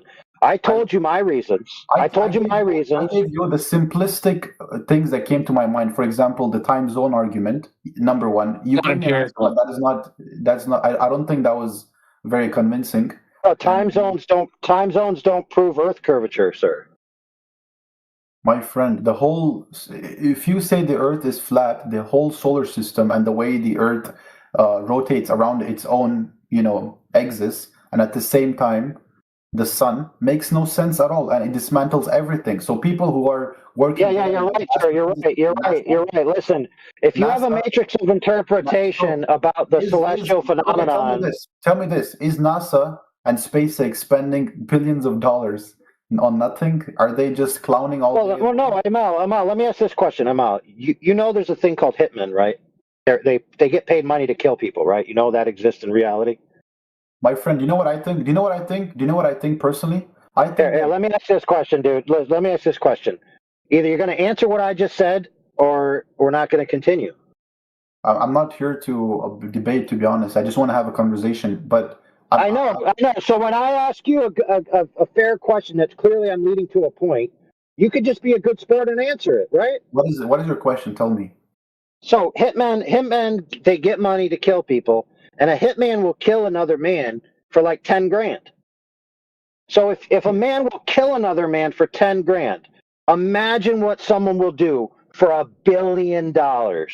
Why would anyone want to make humans believe that the Earth is, globe and not flat? How does that benefit them and their company? How does that benefit them personally? Tell me. And tell me this too. I have another question, which is, why are there about maybe 200 to 300 astronomy institutions across the globe, in India, in Europe, all over East and West, in every single country, and nobody, not even one country officially, mentions that the Earth is flat? Why is it that? Is it a socially constructed game that they're playing? Are we living in a matrix where all the countries are lying? Dude, did you know? Dude, in China, the official position was that the Earth was flat until their one emperor died, and that was just within the past 100 years. Past 100 years, people used to think that you could marry 9-year-olds because they were, seemed biologically ready. So is that okay too? Just because? Oh, dude, there's morons that still believe that today, but that's neither here nor there. The point is that you think that everybody out there that's official thinks the Earth is a globe, okay? That's your position. And I'm going to put it to you like this, brother. It doesn't matter whether everybody thinks something. Just because a bunch of people are all in the same world religion doesn't mean their religion is true. Okay, this guy keeps making claims about empirical evidence and all of known science. Hasn't presented one yet, right? When is he going to give us back up some of these claims he's making? My friend, I'm honestly, I'm not a specialist in this field, honestly. We didn't say you were, and you made it quite clear that you weren't already. You're an engineer, right? You're an engineer. Listen, you're an engineer, right? You don't need complicated evidence and tools to understand the. In fact, you don't. All you need, dude, is a body of water, and you can disprove the claim that water's curving in a manner of a 3959 ball. And you, as an engineer, are competent enough to accomplish that yourself. You can accomplish that before the month is out, sir. Well, where's the source? I keep asking for source. You haven't sent anything in the chat. I'm waiting. Send me the research done on the water. Dude, how can I send things in the chat? I don't even have fingers. What do you mean you don't have fingers? Okay, this is probably probably a control or something. Yeah, dude. When are you going to give us some of these evidence for the globe you keep claiming, and you say there's empirical evidence for? Are you going to give me evidence that the Earth is flat? You tell me, because you guys are. Oh, you want laser tests? Hold on, I'll post a few. I'll post a couple up. Stand by. I always heard of. Yeah, he's gonna. But I thought it was. Yeah, he's gonna post. Amal, let me ask this question. Amal, since you're an engineer. This is a hypothetical, so don't take anything personal by it in any sense. Just follow the hypothetical in itself. Okay, if water covers 70% of the Earth, and water can be demonstrated to not be curving, and water is the gold standard of level, it's how you level things with surface of a liquid. You know this as an engineer. You know hydrostatic equilibrium. You know Pascal's principle. You know all of that. So you know water at rest is level. So if that level can be demonstrated to not be curved, and water covers 70% of the Earth, then that would mean the Earth is flat. Yes or no, hypothetically? But here's the thing. Give me the source. And one more time, dude. I know this is hard for you because you're not a physicist, but I said hypothetically. I said it 3 times, dude. So the correct answer to what I just laid out is yes. If that's true, the Earth would be flat. It's called a hypothetical, friend. I know it's complicated, but it's very simple.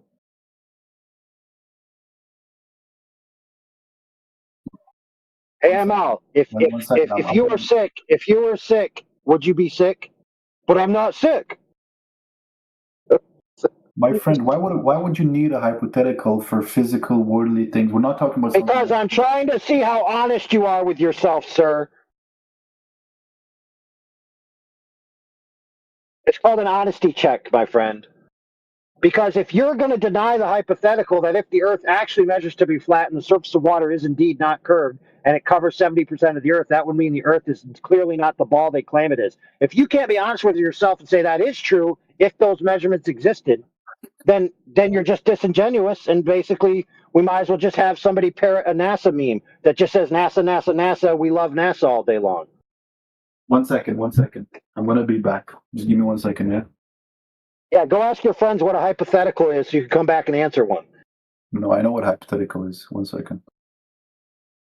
Well, then grab your balls and answer it.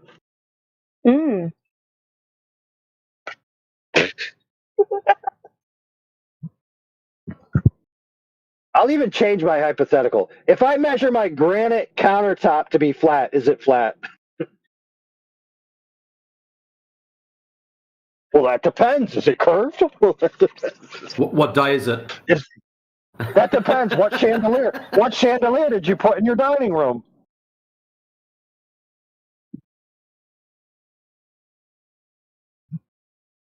Oh man, dude. I've been having too much fun, dude. I'm like an hour late from where I'm supposed to be. All right, if Amal gets back, bro, don't let him get out of that hypothetical. He'll forget it by then. He's off so he can do a soft reset. We all know that. But when he comes back, I think Travis is going to jump at him for that empirical evidence that he offered up earlier. Sure would love to see something.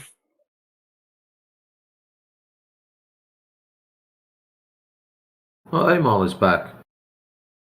How did you go? Did you grab your empirical evidence while you're out, mate?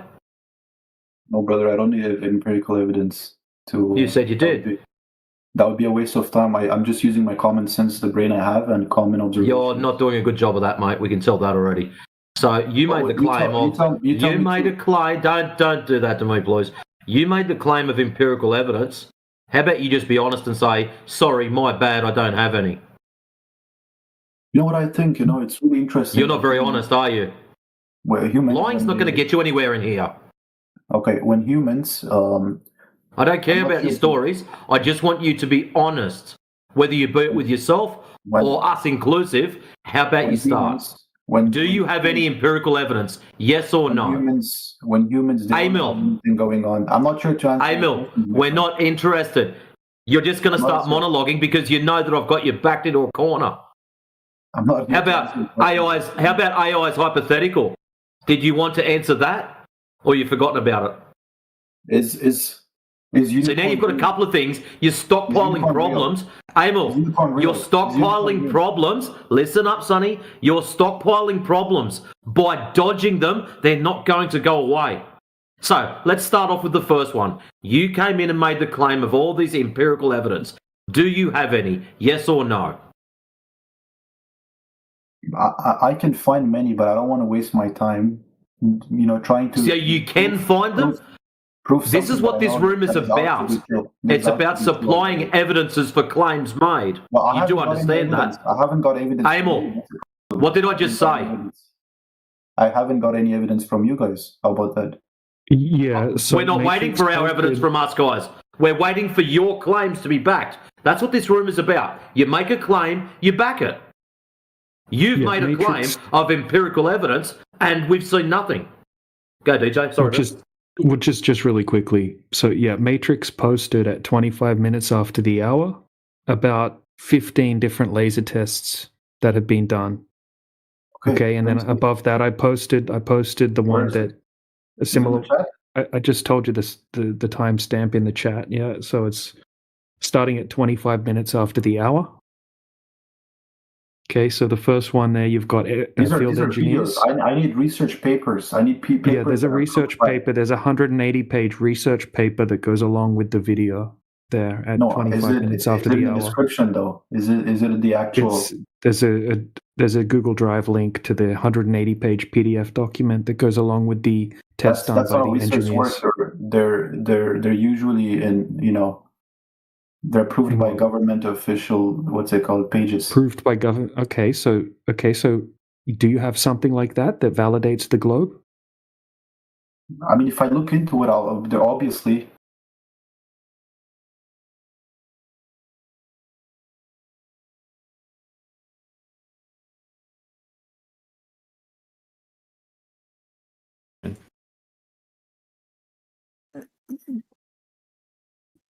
Let me see.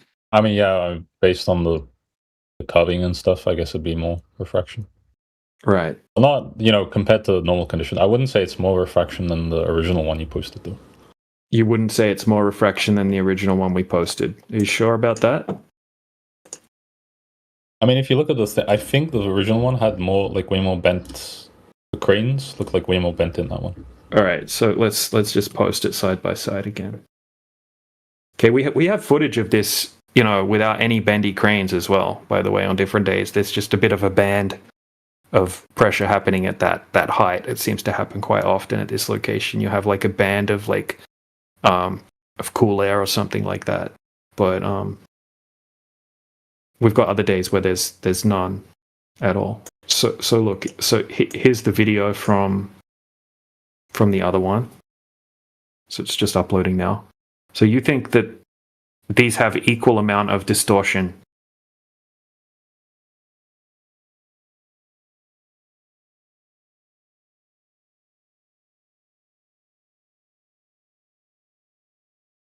Did I just grab the other image you posted so I can see? Yeah. Yeah, I've got it here. I'll just post it.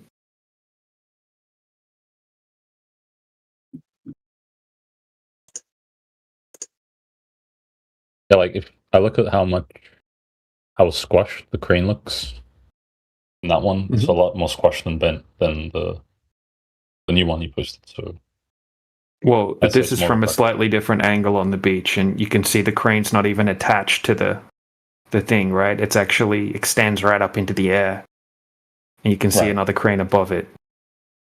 Like this, obviously, this is called like a Fata Morgana that's happening here. This is crazy, extreme superior miraging that's taking place. You can see a little bit of distortion in the original one there.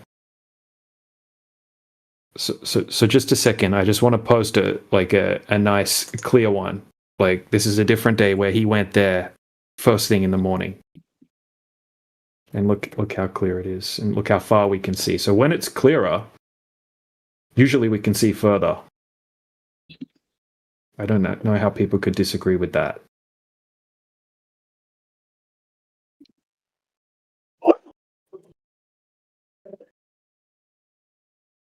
All right, check this one out.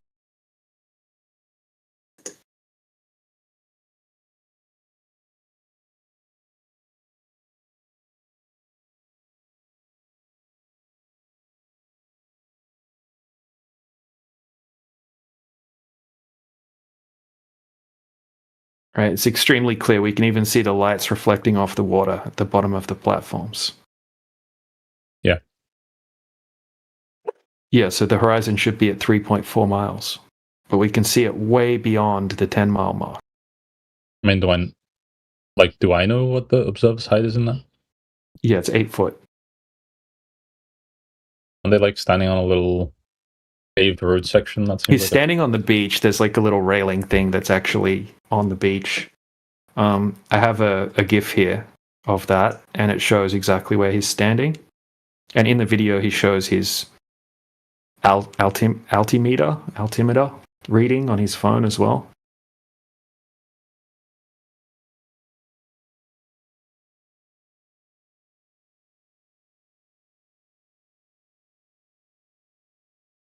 And it would be nice to see it for myself, I guess.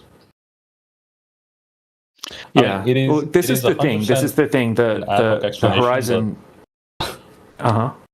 It's 100% an ad hoc explanation, but I mean, like, it's not. Like, I could just say, oh, he was probably a little bit higher, you know? And I don't really have any way of proving or disproving that right now. Yeah, that's why I'll post you a video of the entire process. And then if you want to, you can go to that location and do it yourself. You can get a ticket, you can take your girlfriend, you can spend a day at the beach, and you can take these measurements or observations, and you can do it yourself. Definitely. Yes, so you know how high you would have to be to have a horizon at that distance? You would have to be, well, the horizon's way beyond the 10-mile platform. So just to have a horizon at 10 miles, you would have to be just under 70 feet high. Okay, this guy's standing, and he pans the camera around while he's standing on the little railing at the beach. It's just 8 foot. Even if you said it was 10 foot or 12 foot, 15 foot or 20 foot or 50 foot, still doesn't work on a globe, even though it's clearly around 8 foot. And he shows his phone that shows the elevation.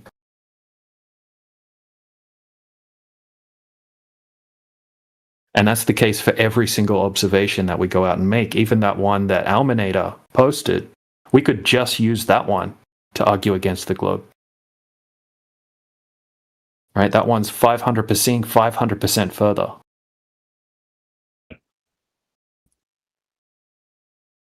And I'll look at the video in a sec. Yeah.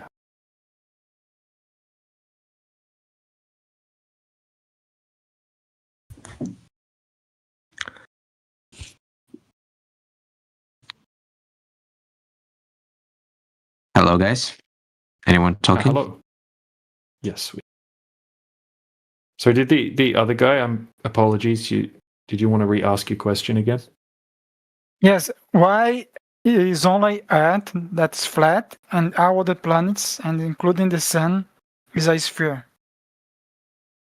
Okay. Well, the Earth is not like the Earth is not like those things. That they're something other than what the Earth is. The Earth has no characteristics of what those things are. We're not claiming the Earth is a flat disk planet in space. So what is it is? What exactly? Well, let me ask you a question. Why is the floor not like the chandelier? Not like what? Okay, why is the floor not like a light bulb? So because it's flat, right? I mean. No, well, they're two different things, right? Yes. Yeah, so floors serve their purpose as being flat and a place to hold us, or a place for us to walk on and walk around in our home. The light bulb is supposed to give the light. They're two different things. They have two different designs and shapes. But and about the moon and the other planets? Well, see, you're operating from a position where you think that Earth is another planet like the planets that you see, but that word other is the big problem. The Earth is not a planet. Planet means wandering stars. So all of the things in the sky are designed or shaped or whatever the way that they are for a purpose, I suppose. The Earth is the Earth. It's completely different. You are confused. So you believe in a globe Earth and an outer space and a sun and the stars being millions of light years away and so on and so forth. And so you're kind of not aware that cognitively you are still in that paradigm. And now you're trying to ask, why is the Earth not like it's supposed to be in that paradigm or in that idea? Well, that entire idea has been falsified if the Earth is flat.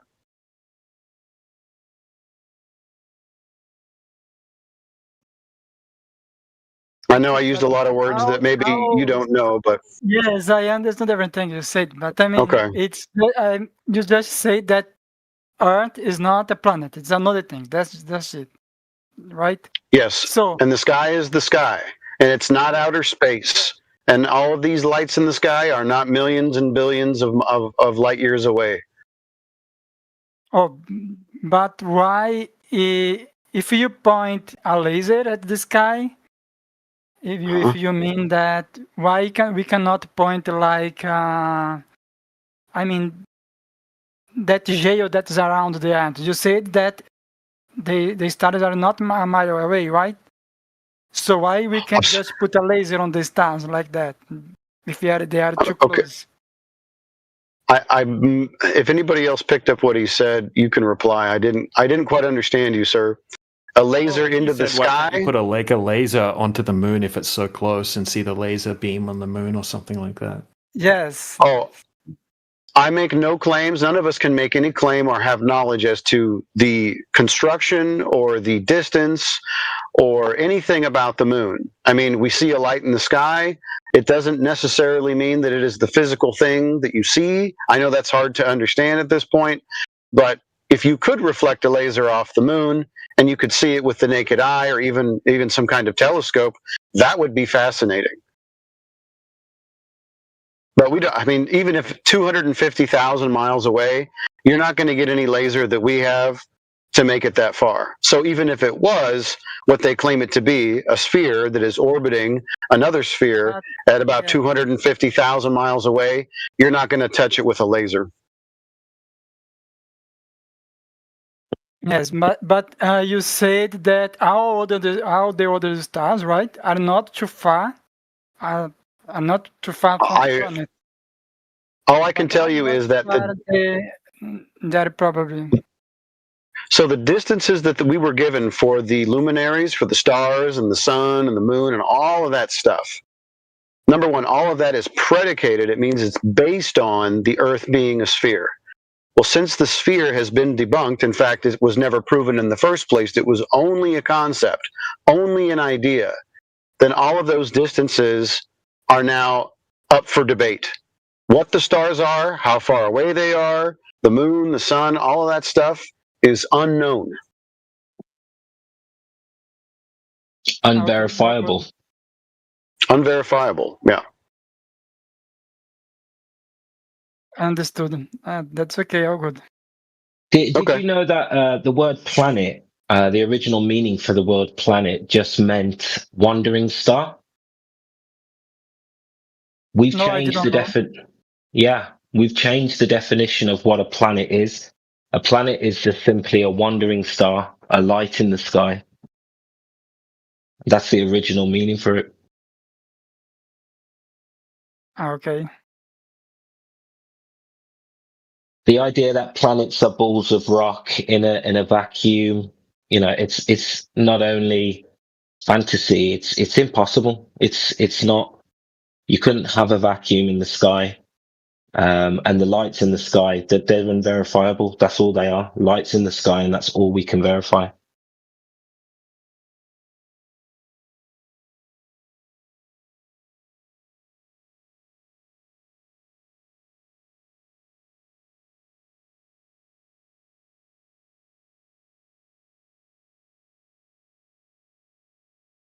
Now, when it comes to the ground, it's not curving and it's not rotating.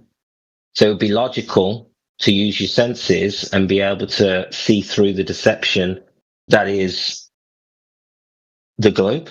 The globe is a deception. It's a mind virus. You have to believe it's a belief system. It's a cult, but there's no evidence for any of it. No direct evidence.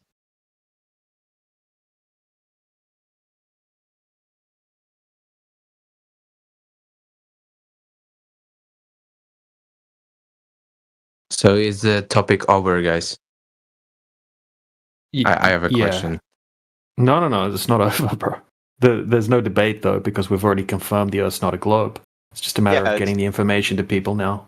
Yeah, it's over. I mean, we can talk about there's no globe, if that's what you meant. Yeah, that's part's over. No, I mean, someone was talking before that, so I didn't want to interrupt their kind of what they were talking about. It's actually good that there are so many of you here now, like active. I wanted to ask about like satellites. Like, do you see them? Like, do you see the moving kind of parts in the sky?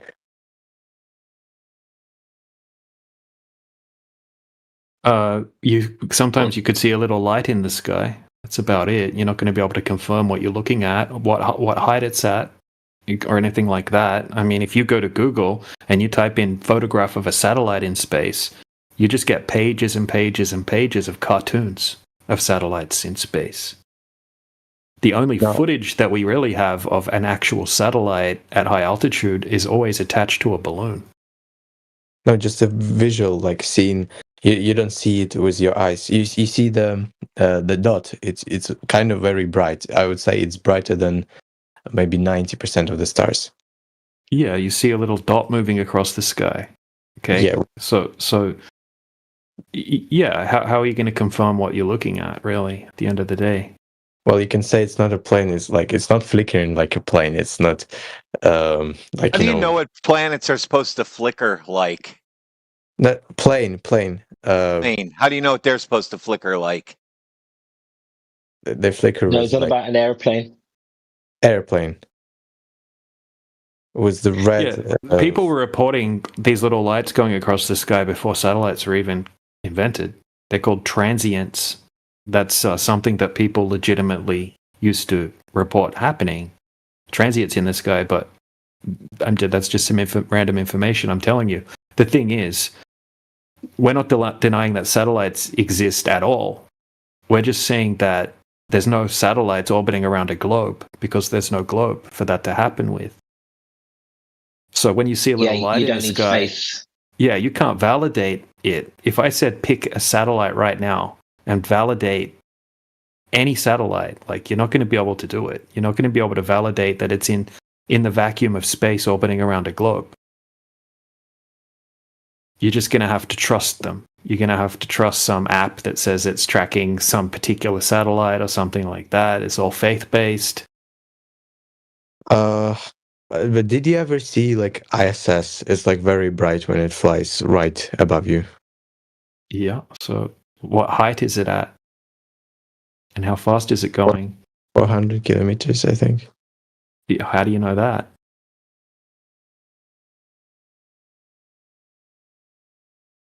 Well, I just Googled it, so... Yeah, you just have to believe the story that goes behind that light that you can see in the sky that they told you is, you know, and a space station. I mean, there's so much footage where they've been caught faking footage on the space station.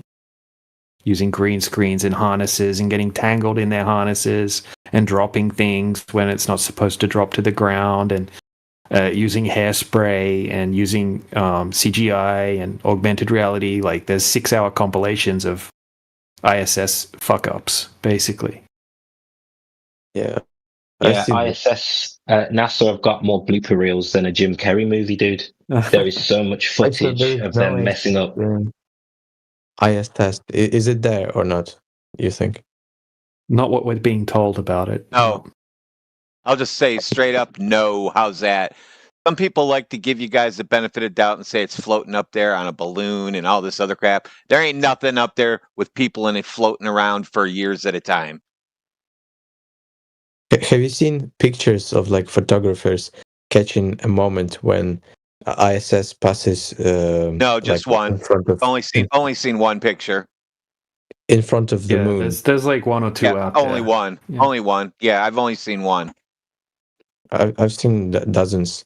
Like when. Oh, you have? Because I've only seen one. In front of the moon.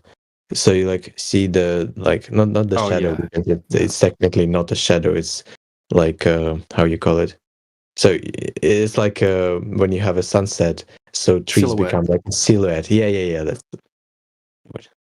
Yeah. So look, it still doesn't really match up with what they're telling us about the distance of it, because we also have footage of planes being silhouetted when they go past the sun or the moon, and they look roughly the same size, tiny little bit bigger than what the ISS looks like when it does it. Now the ISS is only around the same size as a giant jumbo jet, tiny little bit bigger than a giant jumbo jet. Now, a giant jumbo jet only flies at about 6 miles height. Okay, and it's so small that you can barely see a jumbo jet when it's at 6 miles high. Let me. But there are definitely no balloons there. No silhouettes of balloons. Well, if you have I'm not claiming it's a balloon or anything like that. We don't know what height it's at. It could be much, much closer than what we're being told. We have no idea what we're looking at. We can't confirm it. Okay, what we can do is we can continuously measure that there's no curvature. So whatever the light is, it's doing it above a flat surface. But you're going to have to choose whether you want to believe the story or not. That's it. Okay, and if there was a balloon, last thing, sorry, Roots. They have these balloons that are almost impossible to see, and the angular size of the balloon would be so small you're not going to be able to see it anyway at that height. Okay, all you're seeing is a light. You're not seeing the actual thing. You're just seeing a light. Yeah, bang on. And just for the record, we're not telling you that all satellites are balloons. There could be lots of different technology, high altitude platforms, airships. There's all sorts of technology that can be up in the sky for a long time. So just because there's a satellite system, which isn't used for very much, but that's irrelevant. Just because there's a satellite system doesn't mean that space exists and that anything we're seeing in the sky is in a vacuum in the sky. Like, just because there's a satellite system doesn't mean that the globe is real. But you guys, they could. For satellites, you're making so many different assumptions, like about balloons, about light, about everything. And I remember yesterday. No, you're making an assumption that they fly around a ball in a vacuum, and we've already debunked that. So yesterday, I think DJ, you said that spherical round Earth takes more assumptions about stars, sun, rotation, and that kind of stuff. But in terms of satellites, there is only like one thing, and it explains everything if Earth is round. But for flat Earth, it's like you need to make. So you don't have any evidence of the one thing that you're claiming, but you don't realize that we're not making any assumptions about satellite balloons.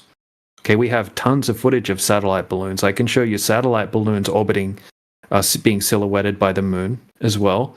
We can show you them being launched, right? The stratospheric balloons. Have a look in the side chat. Here's all sorts of But is there like a fast-moving balloon? Because how fast? How fast is the ISS going? I mean, if you measure the angular momentum, not angular momentum. You can't measure shit. You don't know how high it is. You don't know how big that light is. Thing could be 2 miles above your head for all you know. Right. Yeah, we're not making any assumptions. Satellite balloons exist. The only satellites that crash to Earth always have balloons attached to them. Okay, we can show you footage right now of satellites being launched. Satellites right up in the sky. NASA's first satellites were literally balloons, Echo 1, Echo 2. They were up there for many, many, many years. About the height, you can measure that with parallax if you observe it from two different points, and if it's close, like you claiming, you assuming it's close, but if it's close, it's No. You can't do that. What? You can't measure it with parallax. You can't make up stories and say parallax. Now we know something. You're making that up. You can't do it that way. You understand, right? Yeah, you can't use that now. Okay, now you can't use that. Okay, good. You say it's close, but no, we're saying we can't tell the distance. We're saying we can't tell. We just see a little light go across the sky. We can't even tell what it is specifically. Okay, so what we can possibly do maybe is at the same time from different locations, which we know distance between them, and we look at the moving, for example, ISS, and we measure the angle, comparing, for example, to the direction of your compass to the north, for example, and so you have two different angles, and then you can maybe work out it from there. No, you maybe can't. If you look into it, you won't be able to do that. If you want to dig into that, you definitely can't do that. Okay, all right, so let's try something. You don't know the size of it. Yeah, that's what I said. Let's try something. You don't know the size. That's the end. You can't do shit with it. No, why do you need to know size? You only need. So what we're trying to find is distance to it, not. Yeah, how are you going to know the distance if you don't know the size of it, or how fast it's moving, or anything about it, or how far away it is? Parallax, like relative to, for example, its background. No. Stop just saying that. You sound ill-equipped for this conversation. So let's try something, right? You're talking about angles and size and parallax and all that stuff. Let's start with the very simple thing called angular size. So is my image in the side chat there at 12 minutes after the hour? Wait, hold on a second. Your microphone is too loud. I'll make it a little bit quieter. Okay. Yeah. Yeah, image in the... Yeah, I see it. Okay, so you see the ISS, and it's relatively close to the size of a commercial airline jet, right?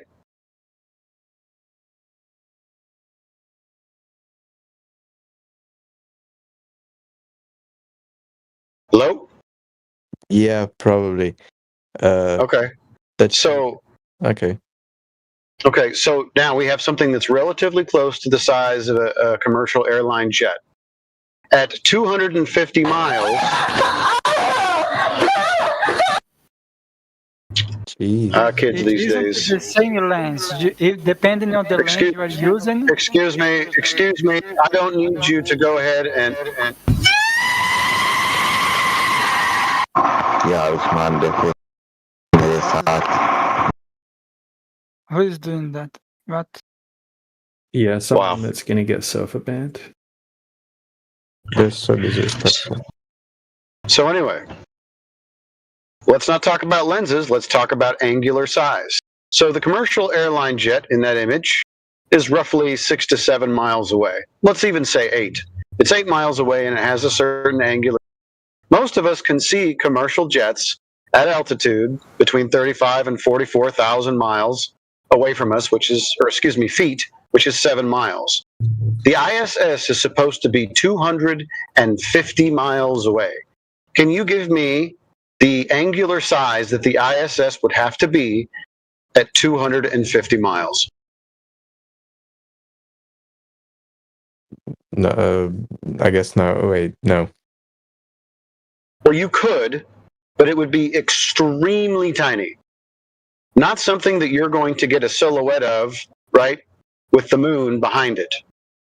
Very small, probably close to the limit of any optic to necessarily, resolve.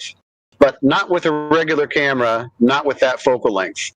We're talking about tenths of degrees, if not hundreds of degrees in angular size. What if it's not an ISS picture? Silhouette. Because dude, that's what that is an ISS photograph that someone has purported to take. But okay, what else do you think that might be? What is that then? Picture that is compiled on the internet, like there are so many fakes. Okay, right. So we're not going to use any photographs of anything to verify anything. Is that right? Now you're throwing out all photographs because that ruins all of your photographs as well. I would at least try to find, to make sure it is actually ISS, because ISS is actually big. That's what they say. But comparing to small satellites, there's no blueprints for it, though. How come I can't find blueprints for it? There are pictures of prints, assembly, engineering prints. Why can't I find prints for it? What if I want to build a craft that attaches to it? How do I get the prints? Just Google the prints if they're available online. Oh my God, they're not. That's how you do things. You just Google it. Is that how your life works, dude?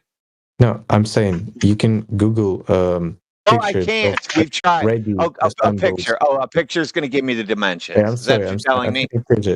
I haven't finished. I'm saying that if you Google a picture of a already built satellite, it's on the ground. It's built by NASA. Okay, but it's it's kind of prototype, and it's like size of it.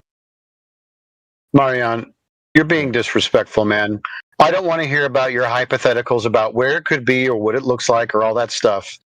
Okay, you're giving us excuses that you don't even know if the excuse that you're looking for exists. We're telling you that there are no blueprints for this machine. We're also telling you that we have no footage of this being assembled in outer space. Do you have any idea how hard it is to put things together in a vacuum as they're moving at 17,500 miles per hour? That's why I asked. I didn't claim. I didn't debate about it. I came here to. What you saying? Let's not use hypothetical excuses for the things that you think could be the case. Okay, I want evidence, or you can just go, yeah, that's a bummer. The angular size of the ISS should be pretty freaking small. I really shouldn't be able to see it, although even at night, I shouldn't be able to see it at all. Why? Because the Earth is blocking out any light that it's going to hit the ISS, ricochet off of it, and end up in my eyeball. So you wouldn't be seeing any satellites at night unless they're illuminated with a very, very, very large light. So anything that you think you're seeing at night, as far as satellites are concerned, are not satellites.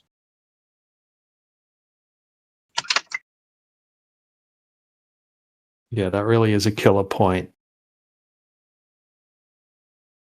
And look, we have Don Pettit, Don Pettit doing an interview in a mock-up ISS in the side chat there.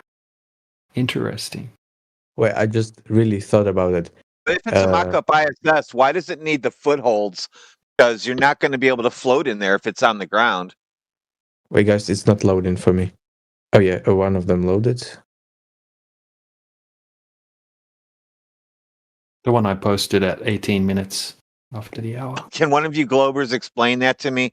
Why the blue things on the floor that hold your feet in place are in this mock-up place where you couldn't stand on those in there because you're not floating around? Why would you need that? That's a trip hazard. You don't want a trip hazard. Great point. It's like NASA forgot about safety when they put all this shit together. You know, our nut wires have to be so perfect on every job that our guys go around and inspect them, make sure they're absolutely in place, not anything hanging, because you got a wire that's wiggling around a little bit, it's going to break eventually. But in the ISS, it looks like some bad network room. Hey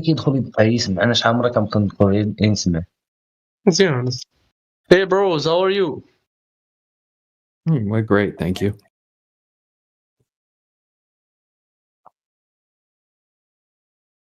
Who's play chess here?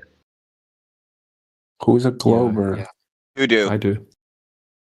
Do you want to play with me? Do you want to lose? Sure, I'll put a link in the side chat. I'll play you at chess right now. What time limit do you want to play? 3 minutes? 1 minute? 1 minute. 1 minute. Yeah. 1 minute, because nobody can cheat when it's a 1 minute game. So let's do it. I'll set up a 1 minute game right now. Let's see who wins. Flat versus Globe. Give me you want to give me the link or Yeah, I'm making it right now.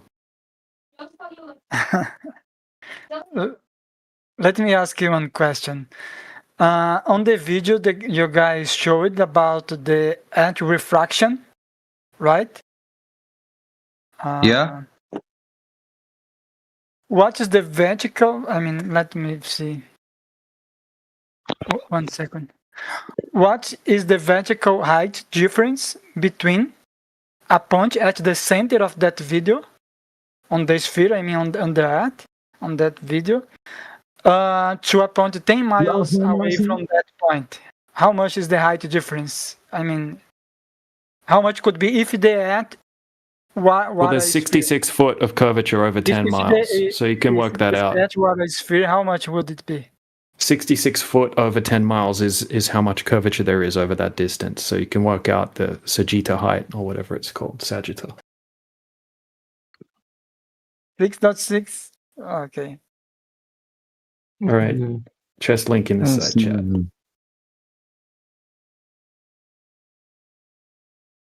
Yo, you don't play in chess.com.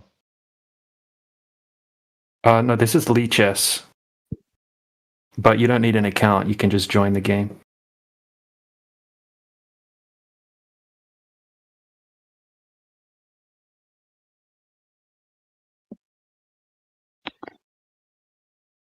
Bro, I don't have account in.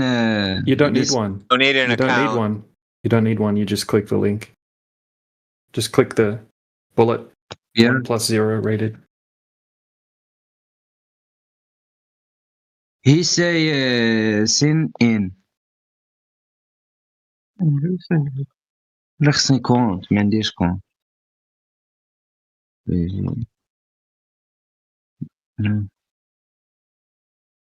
ديرو باي ايميل. ما كيدوش. هذا باينه.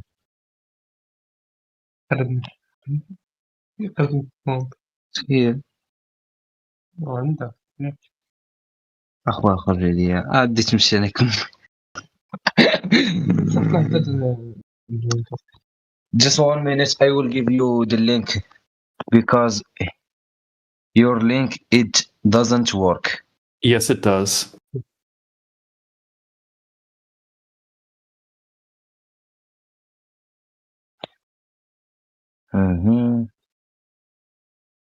Just have to click it. Yeah, I click it, but it doesn't work. What's it say?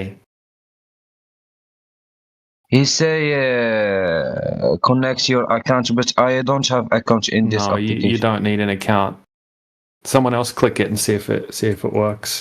That doesn't have an account. عجبنا؟ ما عنديش لاكس. Yeah. هاد حركته هذا.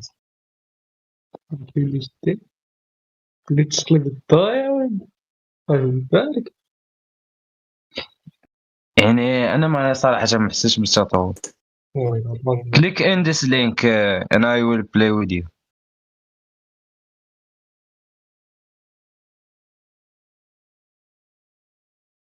Hello.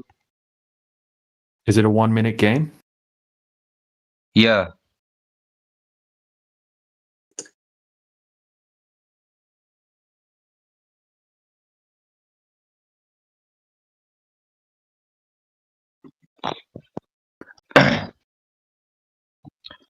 أنا هذا اللي راني نهضر معاه يهضر مزيان.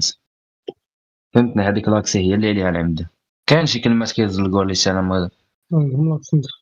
واه. أهو. You from Poland? No. شوف كان في الباجاج. واحد كيد. أنا كان في لاكسنتو ولا باجاج. Hey bro, don't forget. You say just 1 minute.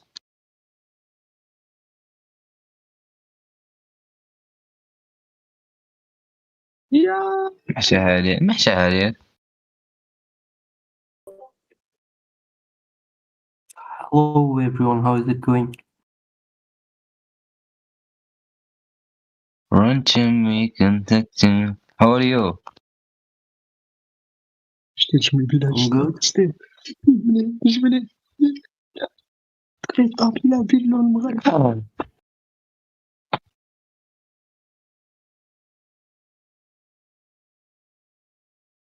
Hello. Hello there. Hello. Hey. Hi. Oh, hi.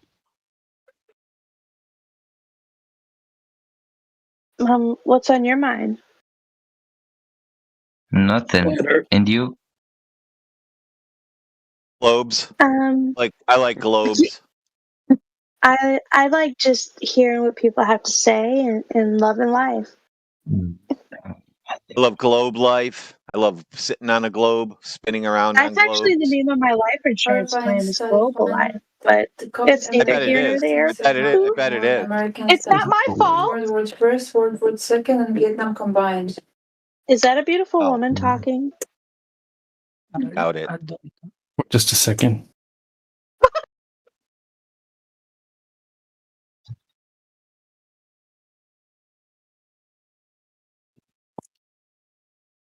Oh shit, I don't see it, bro.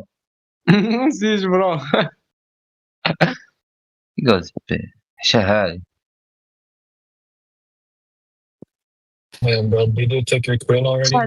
There we go, bro. Good game. You actually played well for your rating, by the way. Good job. Even though another win for the Flat Earth side. Of course. DJ, what's this? We're always winners. DJ, what's his rating? It's like 500 and something. Oh, he'd be a good match for me then.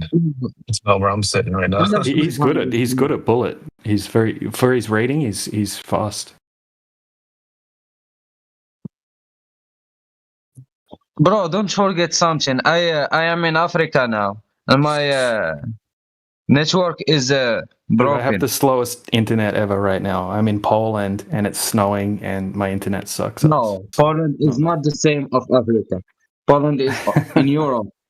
Yeah, well, I'm in the country though. Anyway, regardless, it doesn't matter. You could have the best internet. You're not going to beat me. No, you are very good, bro. DJ. Okay, now how does? And did you know you can only play chess on a flat surface? No. Why? Because you can't play chess on a ball. Oh, okay.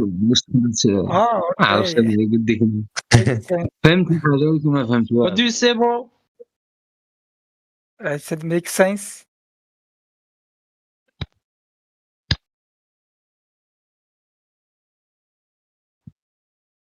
Sounds like an amusement park in here. What are you talking about?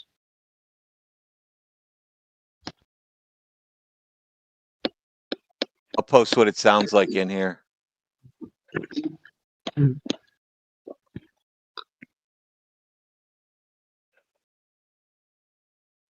This group have a lot of people and no one talk. What do you want to talk about? Oh no. You just want us to just say words? Yeah. Words. Say words, words. Words. There you go. How we go? Well, we can guys talk about the El Clasico. Bro, power and the money. Money and the power. Wow. Everybody is on it. What are you going to do with money and power? There is something good about Hey, bro. theory of Who need the motivation? flat. Do you know? I think it What I do with motivates money and people. power, I will buy my Lamborghini. And do what with it?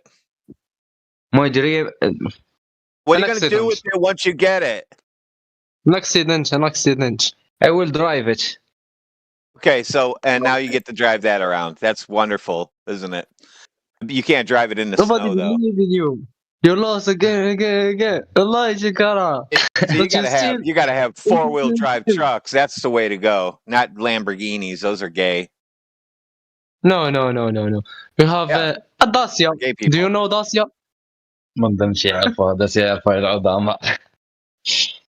تجبدنا. Do you know Dacia?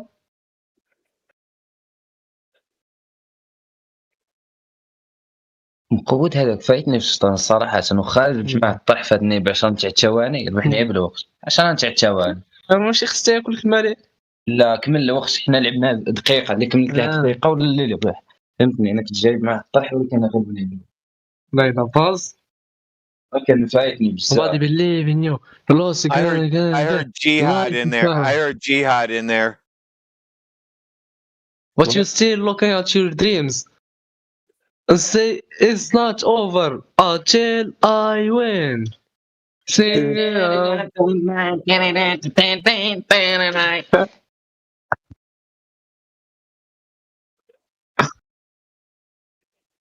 What happens when your mom leaves for go shopping at the store? You guys get on her computer and go crazy, or on her phone. No. I give you motivation.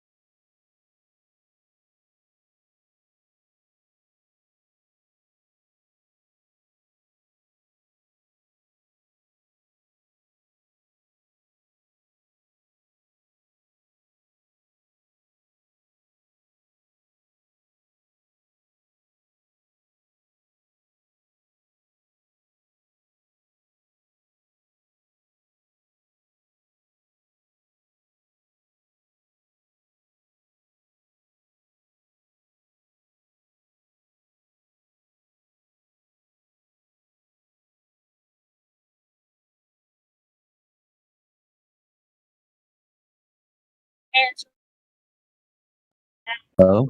Can you guys hear me? Yeah. Discord uncrushed. What happened? Because DJ won that chess game, the Globers got mad and took Discord down for a minute.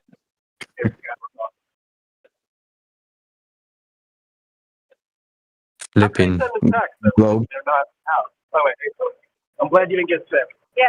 Hopefully, I've been fever free well over 24 hours. Hopefully, you guys still on pension.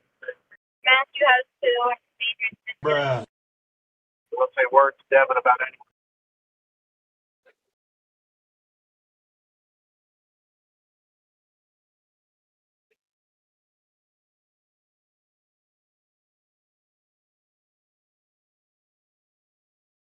Oh yes, DJ, thank you for sending the picture in the chat about the ISS and how it's being illuminated by sun.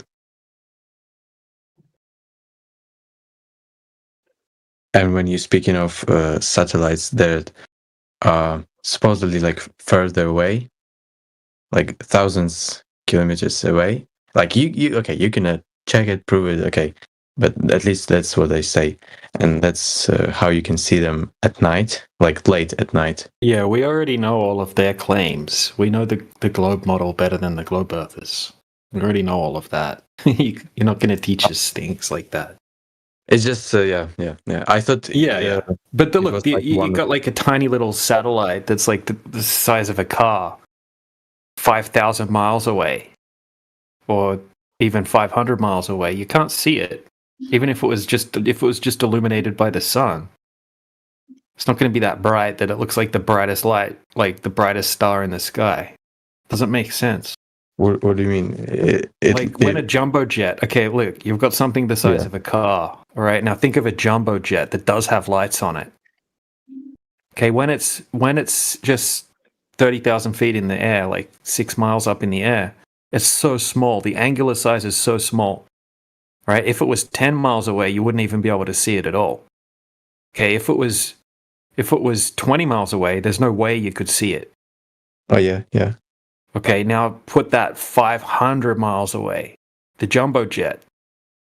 You can shine some light on it. You know, you can have the sunlight reflecting. You're not going to be able to see it. And that's a jumbo jet. Okay, you've got this tiny little thing that's like the size of a car that's like minimum like 500 miles away. Most of them are way further than that. GPS satellites, they say they're like 5,000 miles away or something like that. Doesn't make sense. No, wait. If they were emitting light, or like they had like a flashlight, but they just like reflecting sunlight, are they? Well, that's the claim. Well, you're talking about that solar company, right? I know. Yeah, y'all seen that? Y'all seen that? That's so-called. You can literally order sunlight. That fucking shit made me laugh so hard, bro. Oh yes, seen that. That shit made me laugh so hard. That was too funny, bro. What the hell? Like it cannot work if like you're opposite side of the earth and. Nah, but why the hell would they send out all that shit just to get some sunlight? You really think they're gonna invest that much money in such a product? You really think it's possible to just do that like that? Nobody sent anything anywhere. Yeah. So ISS. I seen something that was brighter than any object on the sky except for a moon. And it was like moving very fast, and I checked like using an app, and it said it was an ISS, and then it said that it would come back next day, but in a different like direction, so it kind of predicted where it's going to be next day, and it's actually what happened exactly. The timing, So of course they're going to have an app or something like that, and then you have to have faith in the app and believe that what you're seeing is the ISS orbiting around a globe at 400 kilometers away, which you can never confirm. You just have to believe what they're telling you. It could be something much smaller, much closer. Who knows what technology they have? We just can't confirm that. So that's why we try to stick with things we can confirm, like measuring long distance over the surface of the Earth, testing for the curvature that should be there. Otherwise, it just comes down to faith. Faith from people that clearly like faked the moon landings and that kind of thing. So, But and hypothetically, fake footage from the ISS as well. So, I mean, it's always just going to be a faith. You're never going to be able to check. See a little light in the sky when they tell you it's going to go past, and then they tell you a whole backstory about that, and they tell you a whole backstory about all the other lights you see in the sky. They say, "Oh, you see Uranus up in the sky through a telescope, Uranus, and it's raining diamonds. It's raining diamonds on Uranus, guys." That's literally what they tell you, and people are just like, "Oh, wow, that's amazing. It must be true because the scientists told me." But what are diamonds? Diamonds are just carbons, structures of covalent structures of carbon atoms. Dude, it's raining on Uranus. You get it? Uranus. Yeah, it's raining diamonds on Uranus, bro, and it smells like farts. That's what NASA. That's what they tell us. NASA tells us that. And you think that people think we're trolling. Yeah, I can see Uranus from any point in the world. Mama's anus. Uranus.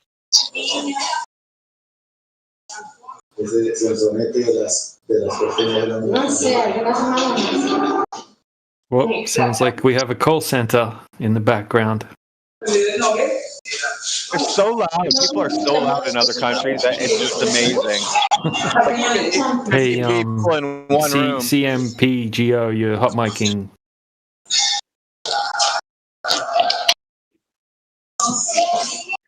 Stop it.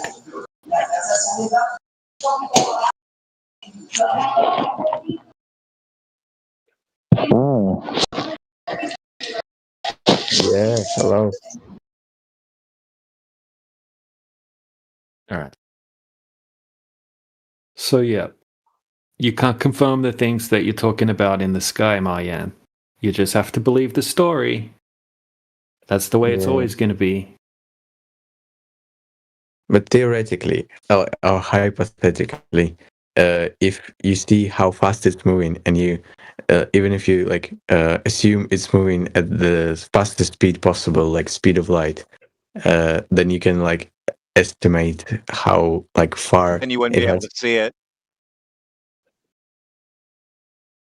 Yeah, pretty much. Let's say close to speed of light. Yeah, so it does not Dude, if it was something that was 20 feet long, that was a certain distance away, going at a certain speed, or if it was something that was half that size at half the speed, you're not going to be able to tell which one it is. You can't confirm that because you're seeing just a little light in the sky. You don't know the size of what you're looking at, and you don't know the speed it's going because you don't know the size. There would be limits of speed of light. So there would be. We're not talking about the speed of light, though. That's not analogous to this thing. Wait, I think. So what I'm trying to say, because when you see ISS passing the sky in a couple of minutes, so wait, how would this work? So look, a jet does that too. Watch a fighter jet go across in the sky. Yeah, but it's moving slow. Goes freaking fast. Yeah. So if you think that ISS is very far away, and because it's moving this fast for observer, you know what I mean? Yeah, but you could have a Firefly go past, and it would look like it's going the same speed as the ISS. Yeah, because it's closer but slower. Exactly. But because there is limit speed, you can find the limit. How is it called? Limit distance. You know. All right, DJ, can I handle this for just a second? Yeah. Okay. And in the side chat, you told me that I was toxic. Now, you're going to have to ask the people around here. If somebody comes in here and is honest with us and does not waste our time, I'm quite pleasant. But what you're doing right now is exactly what the trolls do, where they waste our time with hypothetical excuses for why everything about their globe religion is implausible and impossible. So you are being the disrespectful one by dragging us through these hypotheticals that you have no evidence for. If you find this to be toxic, find yourself somewhere else, but do not waste our time. But you would sit here anyway, so how am I wasting your time? No, you're wasting my time you're wasting DJ's time right now by once again trying to think of a hypothetical situation in which your religion can be true. You're wasting his time. I'm not here all the time. When I come in here, I want to talk to people who are honest and don't waste my time. And that's not you. So this is not toxic behavior. This is a reasonable reaction to people getting their time wasted. Why are you so disrespectful to this panel? Okay, I'm sorry to you. Well, quit wasting our time then and just concede when it's time to concede. This is not toxic. This is like a dad having to tell some kid what he ought to do or how he ought to behave in social situations. All right, so I cannot ask questions, genuine questions. No, I didn't say that. Did I say you couldn't ask questions? Play it back for me, would you? Now you're being a dick and putting words in my mouth that I didn't say.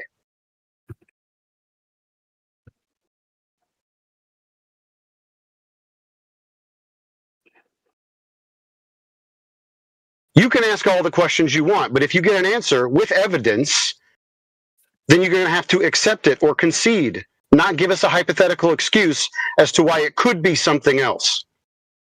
Okay. Yeah, okay, I get it. So, like, how often, like, do you get people who give you, like, proper, like, arguments? Never. They're always illogical. The globe is an illogical proposition. Just from the very beginning. Right. So you just saying that you like hear all the time and you all the time wasting your time. When people are new and they come in here and they have the base level, understanding of the globe, and they ask questions or give illogical arguments for their position, I'm very patient. For somebody like you that's been in here multiple times and had multiple conversations with us and is still here beating the same drum, even though you've been refuted multiple times, yeah, I start to get pissed off. So you mean because I'm here more than just once and I'm like not a beginner troll here, and I didn't turn into Flat Earthner this piece. What are you, experienced troll? You're not a beginner troll. What are you, professional or experienced? I've never been troll. I've never been like on any platforms trolling or something. Really? Because you're acting the exact same way the trolls do. Once we kind of end your position, now you're going to talk about me and how much time I spend in here and how I treat other people. Like I said, you can ask any of these other individuals. For the repeat trolls, I treat them with a lot of disrespect because they have no respect for us. For somebody who's new, who is just learning, who's curious, who makes concessions, I'm very pleasant. That's not you. I don't get why I don't have like respect for you guys. Because you're wasting our time asking or giving us hypothetical excuse. I've already done this. Now you're asking me to repeat myself. This is another thing trolls do. Did I not already explain it to you that you're wasting our time by asking stupid ass questions that you've already asked or giving hypothetical excuses as to why something could be even though it's not? I just explained this to you. How bad is your memory or how much are you trolling at this point? Okay, you should be like warning people about what questions they should or not ask. Like, see, now this is another troll tactic. So you are a troll. No. Yes, I already explained to you, right? I'm repeating myself because you're dense, stupid, jacked up in the head, or completely retarded when people ask genuine questions and don't waste our time. No, I'm going to point it out because you can't understand what I told you just 5 seconds ago. If people are genuine and concede when they need to concede and don't waste our time with hypotheticals, then there is no problem. This is all you've been doing since you got here. Well, hypothetically, it could be this or you could do that, when already the basis for your argument has already been destroyed. Why are you doing this? Why are you wasting our time? If you want to believe in the globe, when you not waste your time, and you're saying everyone who comes here doesn't give you logical stuff, so like exactly how is my because the globe is logical.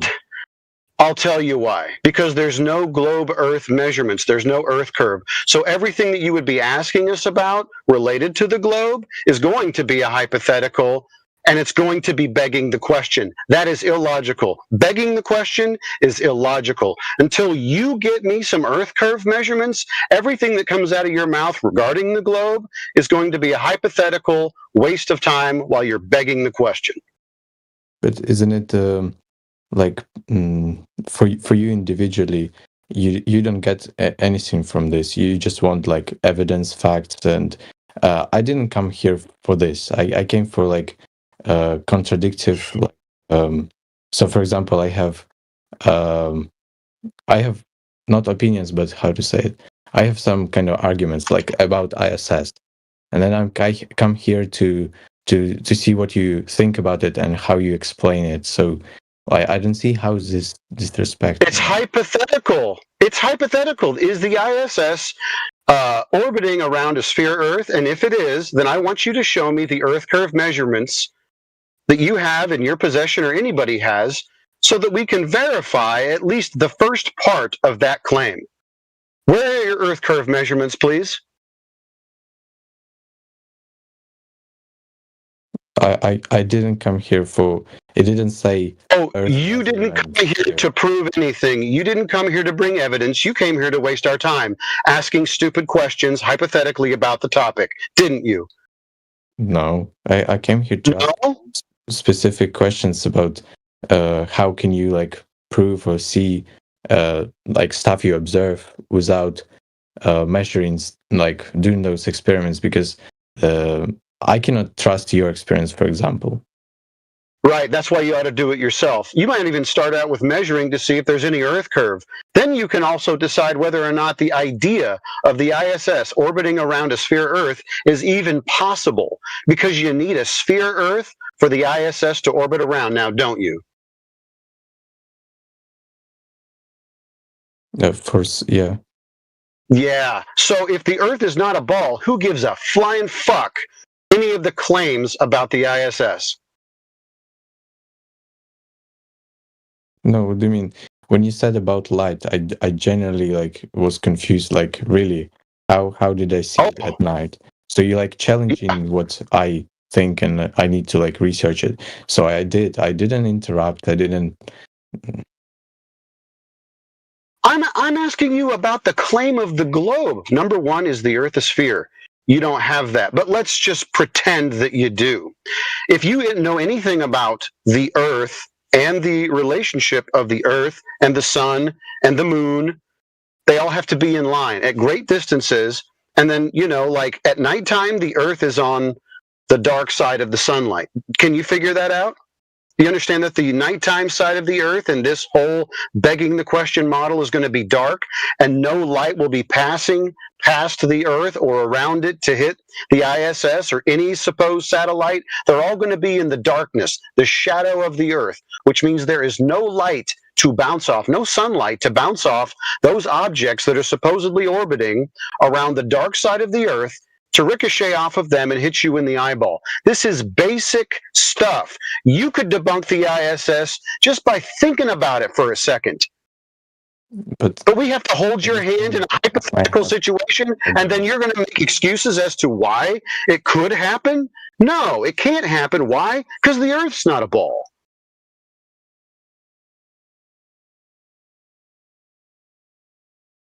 I still like have counter arguments about your counter arguments that they cannot reflect light behind the Earth. Okay. I want the evidence for it. Give me the argument. Let's see if there's any evidence for it. Go ahead. So you see the yeah. Sorry. If it's like far away, like how far? Like how far? Give me a number. 30,000 kilometers. 30,000 kilometers. Okay. What's at 30,000 kilometers? What are we talking about specifically? So, like a satellite, for example. And are there satellites that are 30,000 miles away from the Earth? Can you repeat that? Are there satellites that are 30,000 miles away from the Earth? Yeah, there are. Okay, great. How would you prove that?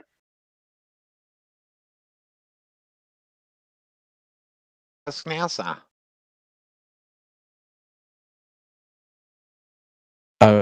Sorry, you like switching. I'm sorry. Yeah, I don't want to bother with the hypotheticals, even though this scenario already is begging the question. It's hypothetical in the first place.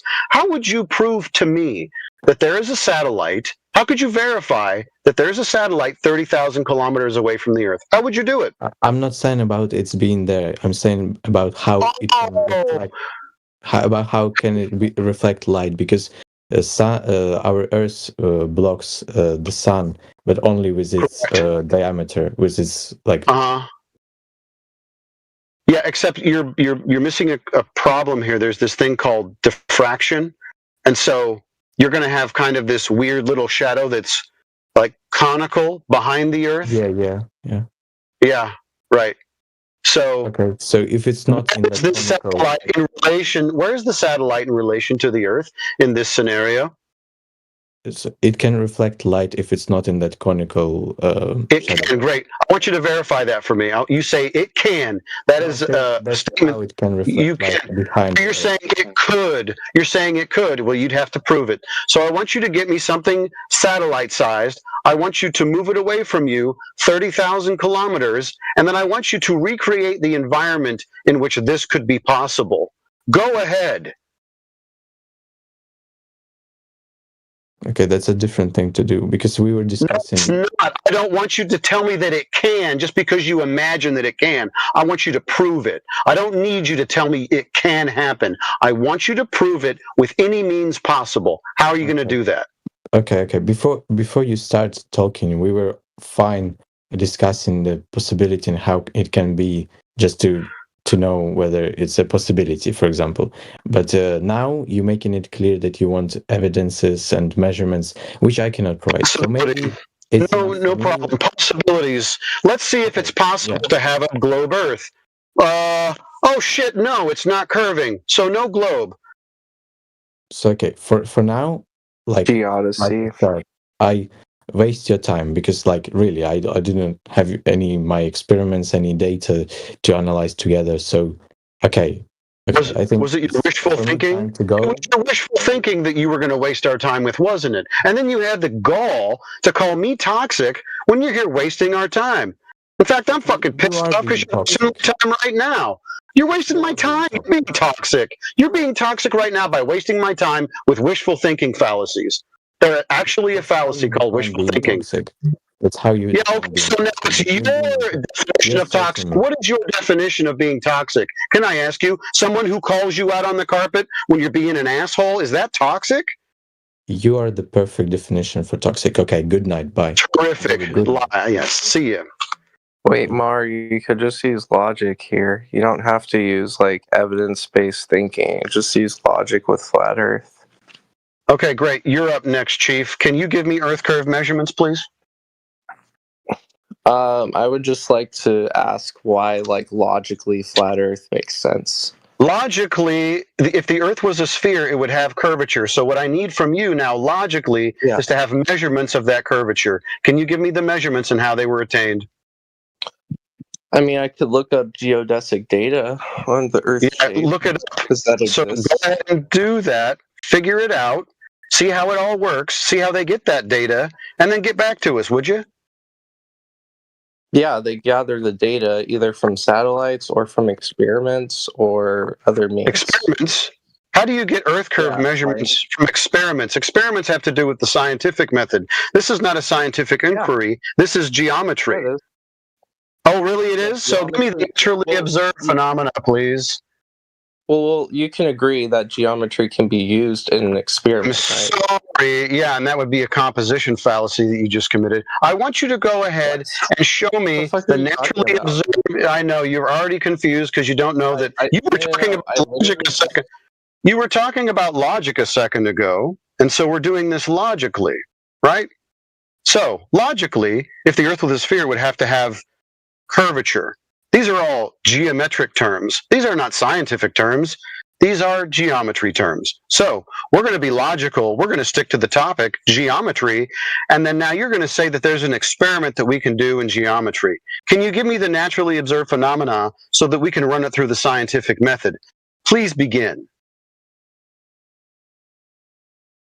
Okay, now I'm on server muted. Great. Yeah, I mean, we can take things like surface tension of water and apply that on a bigger scale. Okay, surface tension of water is not the discussion. We're talking about earth curve, not surface tension. So earth curve measurements are what we're looking for. Apparently, you think there's some kind of experiment that we can do. Try again. Okay, I don't think it's going to be productive. You're going to just... It's probably not going to be... Just really quickly with the surface tension thing. Okay, so let's say you have like a rock the size of a tennis ball and you wet it, and you've got like some surface tension on the outside of the tennis ball. Is that what you mean?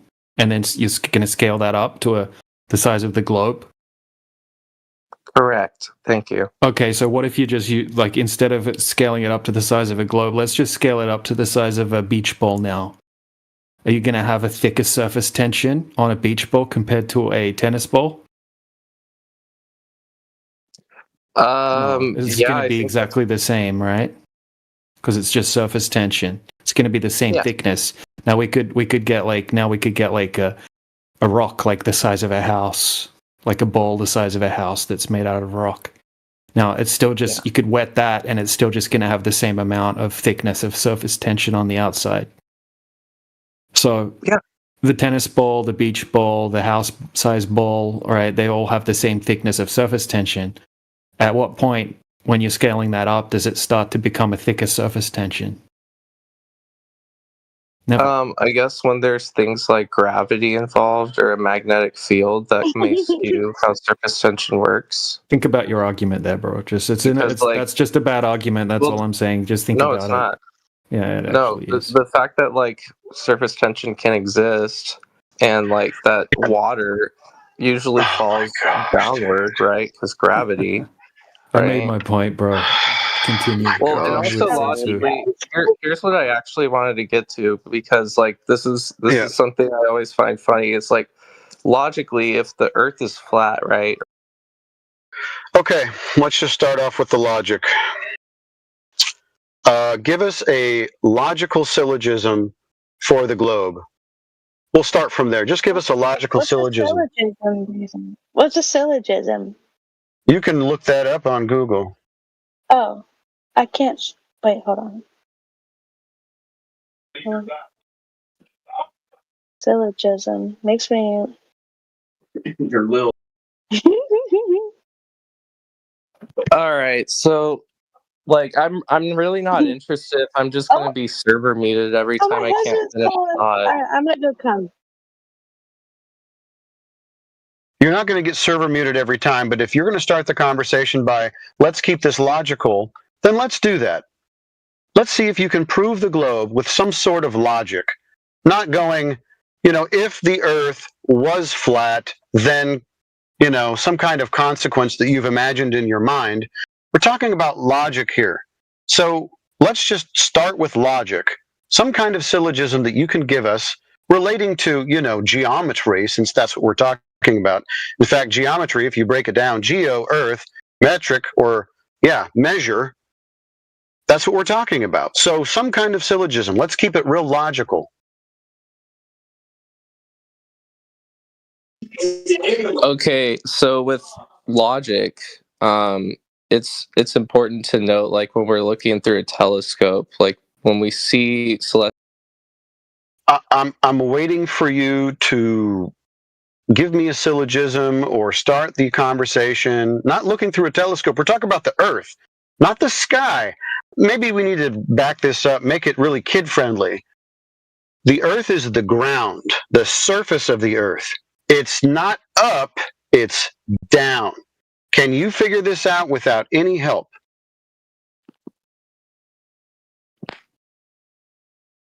Oh, I can talk now? Great. What I was getting at is that, like, when you think about it, why would only Earth be flat? only Earth be flat. So see, you've begged the question. You were coming in here with some kind of logic, I guess, but you've already committed a fallacy. Within your question, are you assuming that the other planets, meaning the other things that should be like the Earth in a solar system based on the geometry of the Earth, that is 3959 radius, which you should have measurements of, are you begging the question that all of those other planets are in this begging the question fallacy called a solar system?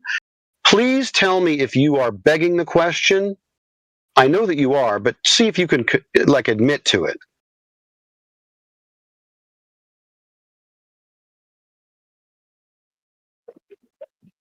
Holy shit, dude. Right. The issue is you're committed to a category error here. You have to establish No. that you're in the same also category. lagging, That Earth so is it's in the like same category as like Jupiter.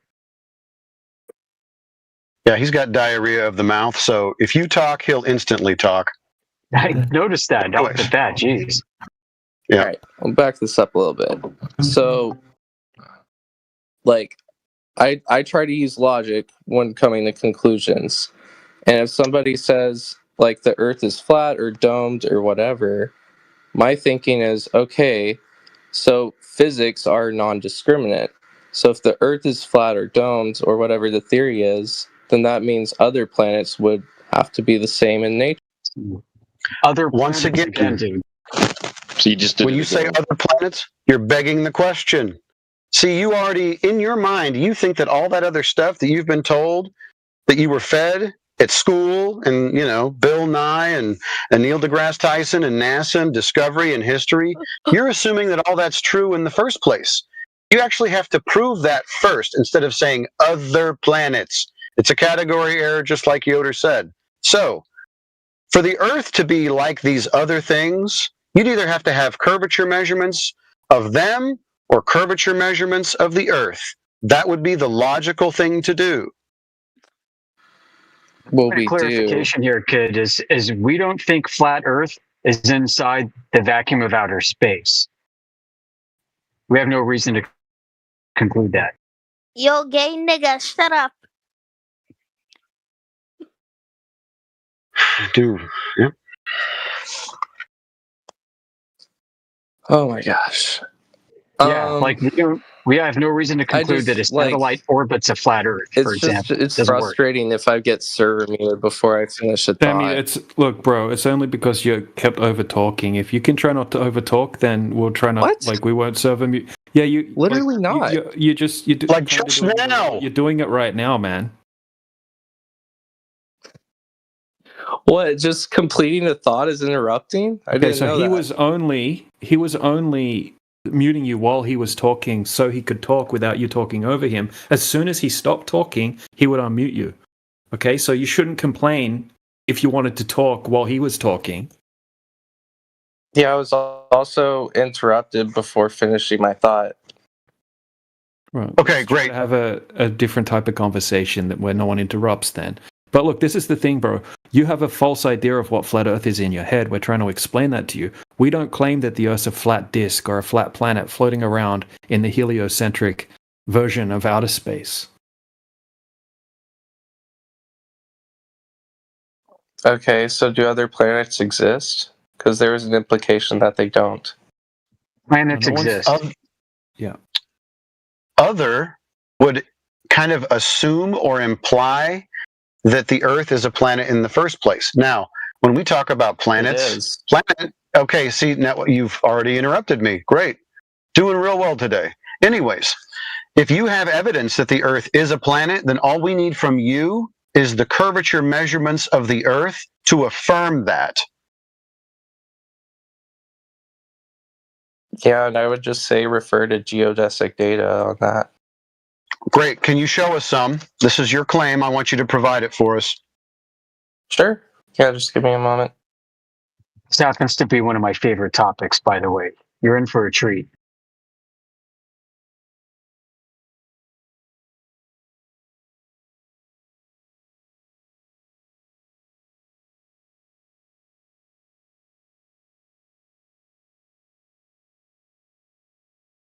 Can you hear me? Yeah, man. Can you I was here, I think, 2 days ago, and says who provided me arguments that you can't see actually the Eiffel Tower from some place that is far because of flat Earth. And I'm interested why is that and how it argument with degrees of our view range. Yeah, well, SX, I gave you two things to consider, right? One of them was angular size, so you would have to give me the distance at which you're viewing said object, and then we would have to figure out what the angular size of the Eiffel Tower would be, in this case, however far away it's going to be from your location. And then we're going to have to figure out what the angular size would be or is. Number two, if it's in excess of 300 miles, the air is not going to allow you to see that far anyways. So it really doesn't matter. If it's beyond 300 miles, you can just forget about seeing it because the opacity of the air will not allow it. Well, how the amount of degrees of our view range relates to the farness of our view range? Right. Well, it would depend on the optic. Okay. For the human eye, it's 0.02 degrees or 0.02 arc seconds. So we need something, greater than that for the naked eye. But if we have a larger optic, something with a larger aperture, we could increase that, but it's not going to be a whole lot. So, and then once again, remember the limiting factor once again is the air. So can you give me a specific example of something that we're looking at? And then we can go through all of the different criteria that we would need to go through. Something within range, reasonable range, maybe 10 miles or 20 miles, because the optics and the effects of perspective and everything really break down our ability to see at distance. So can you give me a specific example? 20 miles, for example. 20 miles. Okay, what are we looking at? Eiffel Tower. The Eiffel Tower. So 20 miles away from the Eiffel Tower, the actual size of the Eiffel Tower is what? I don't even actually know. How tall is it? 300 meters. 300 meters? Yeah. Okay. Okay, 300 meters. So that's the actual size. So now there's probably a formula somewhere that will tell us what the angular size will be after, 20 miles. And then we're also going to have to factor in a few other things. But do you think you could figure out what the angular size of the Eiffel Tower would be at 20 miles?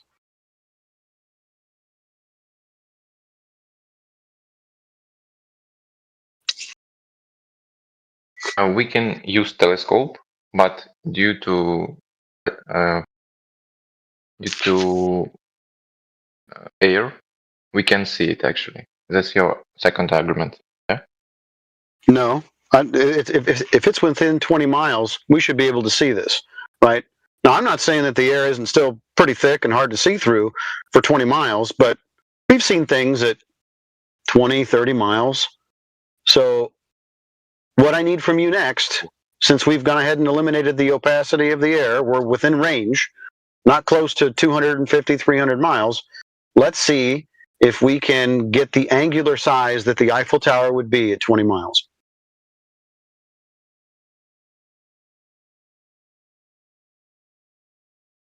Give me a minute or two to calculate it. Yeah. Okay. No problem.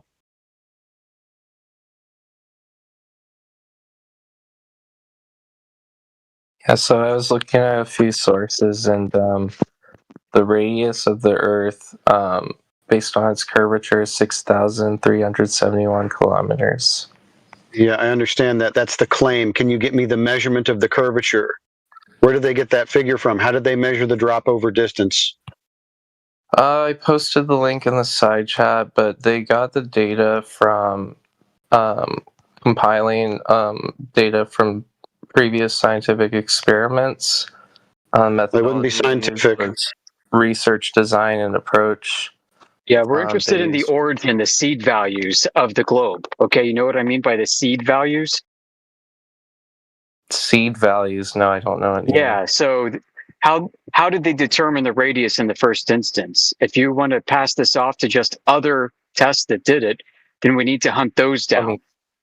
Yeah, because I haven't performed these tests myself, so I'm not gonna just make a bunch of claims from things I haven't done myself. Okay, we're not asking you to do that necessarily. We will accept the method by which anybody measured the curvature of the Earth. Okay. Yeah. Yeah, verifiably so. Yeah. So it's. I mean, at least according to this website, I'm at lumenwaves.com. I'm not sure the credibility, but it says for the summary of key findings, they take into account physical principles. The curvature arises from gravitational forces in the planet's rotation. Measurement methods, techniques such as satellite imagery and geodetic surveys are crucial for calculating curvature. And then visibility phenomena. Curvature influences horizon visibility and can explain certain atmospheric effects like the apparent elevation of distant objects. Yeah. So all of that is nonsense. Yeah, that's mostly nonsense and more claims on top of claims. So we need that seed value and how it was attained. Because it's just gibberish. It sounds really sciencey, and it sounds like someone did their homework, right? I mean, it sounds all wonderful. But the problem is that we don't actually have any measurements of drop over distance in physical reality.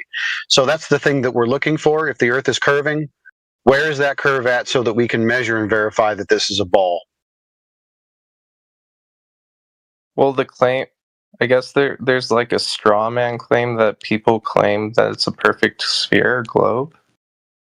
Right. So the difference between the axis around the equator and the axis around the poles, or the measurement around the poles, the difference is 0.3%. So it's damn close to a perfect sphere. To claim that it's an imperfect sphere requires a measurement. Yeah. Also true. Yeah, that's true. I'm trying to see if there's like more actual figures on this website.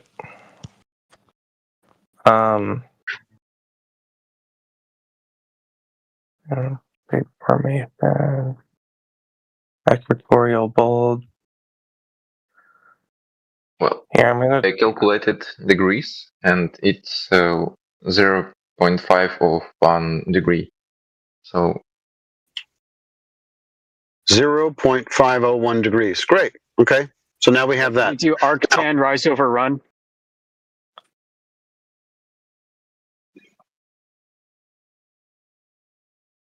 Never mind. He was answering a question that I had for him earlier. Okay, so we got 0.5 degrees. Great. Now we have a size. Now, what surface are we looking across in this scenario? Is it the ocean?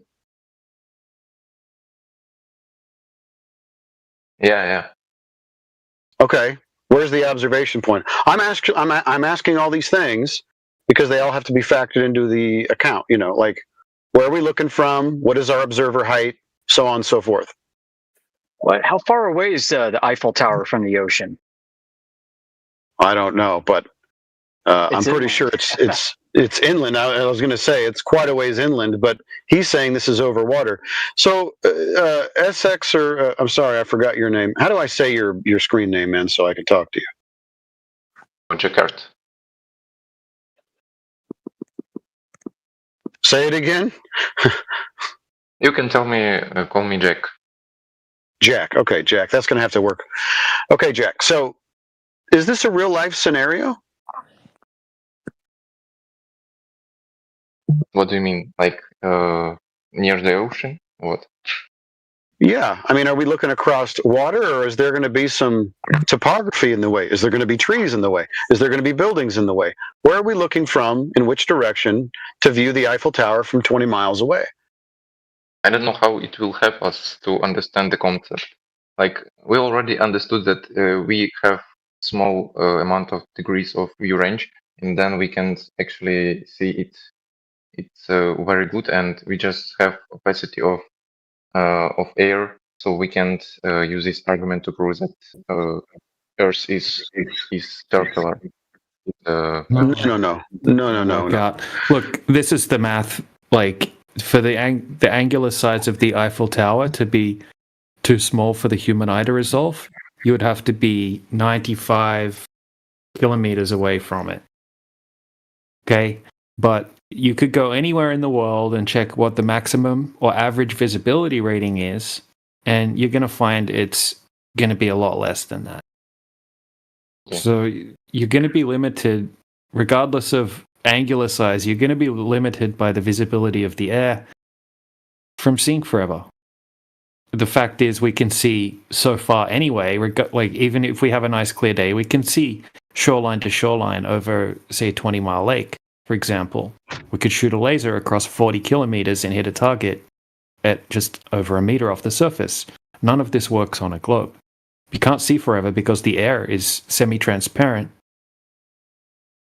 Okay.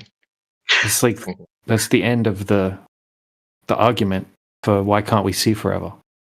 Great, thank you. I know, but gravity like bends the light and the direction. Yeah, this is physical obstruction. Physical obstruction because of the particles and the dust and the pollution and the gas and the fog and the mist and all of the stuff that's just in the air in general. It's like you just can't see through it. You can't zoom through it using a telescope.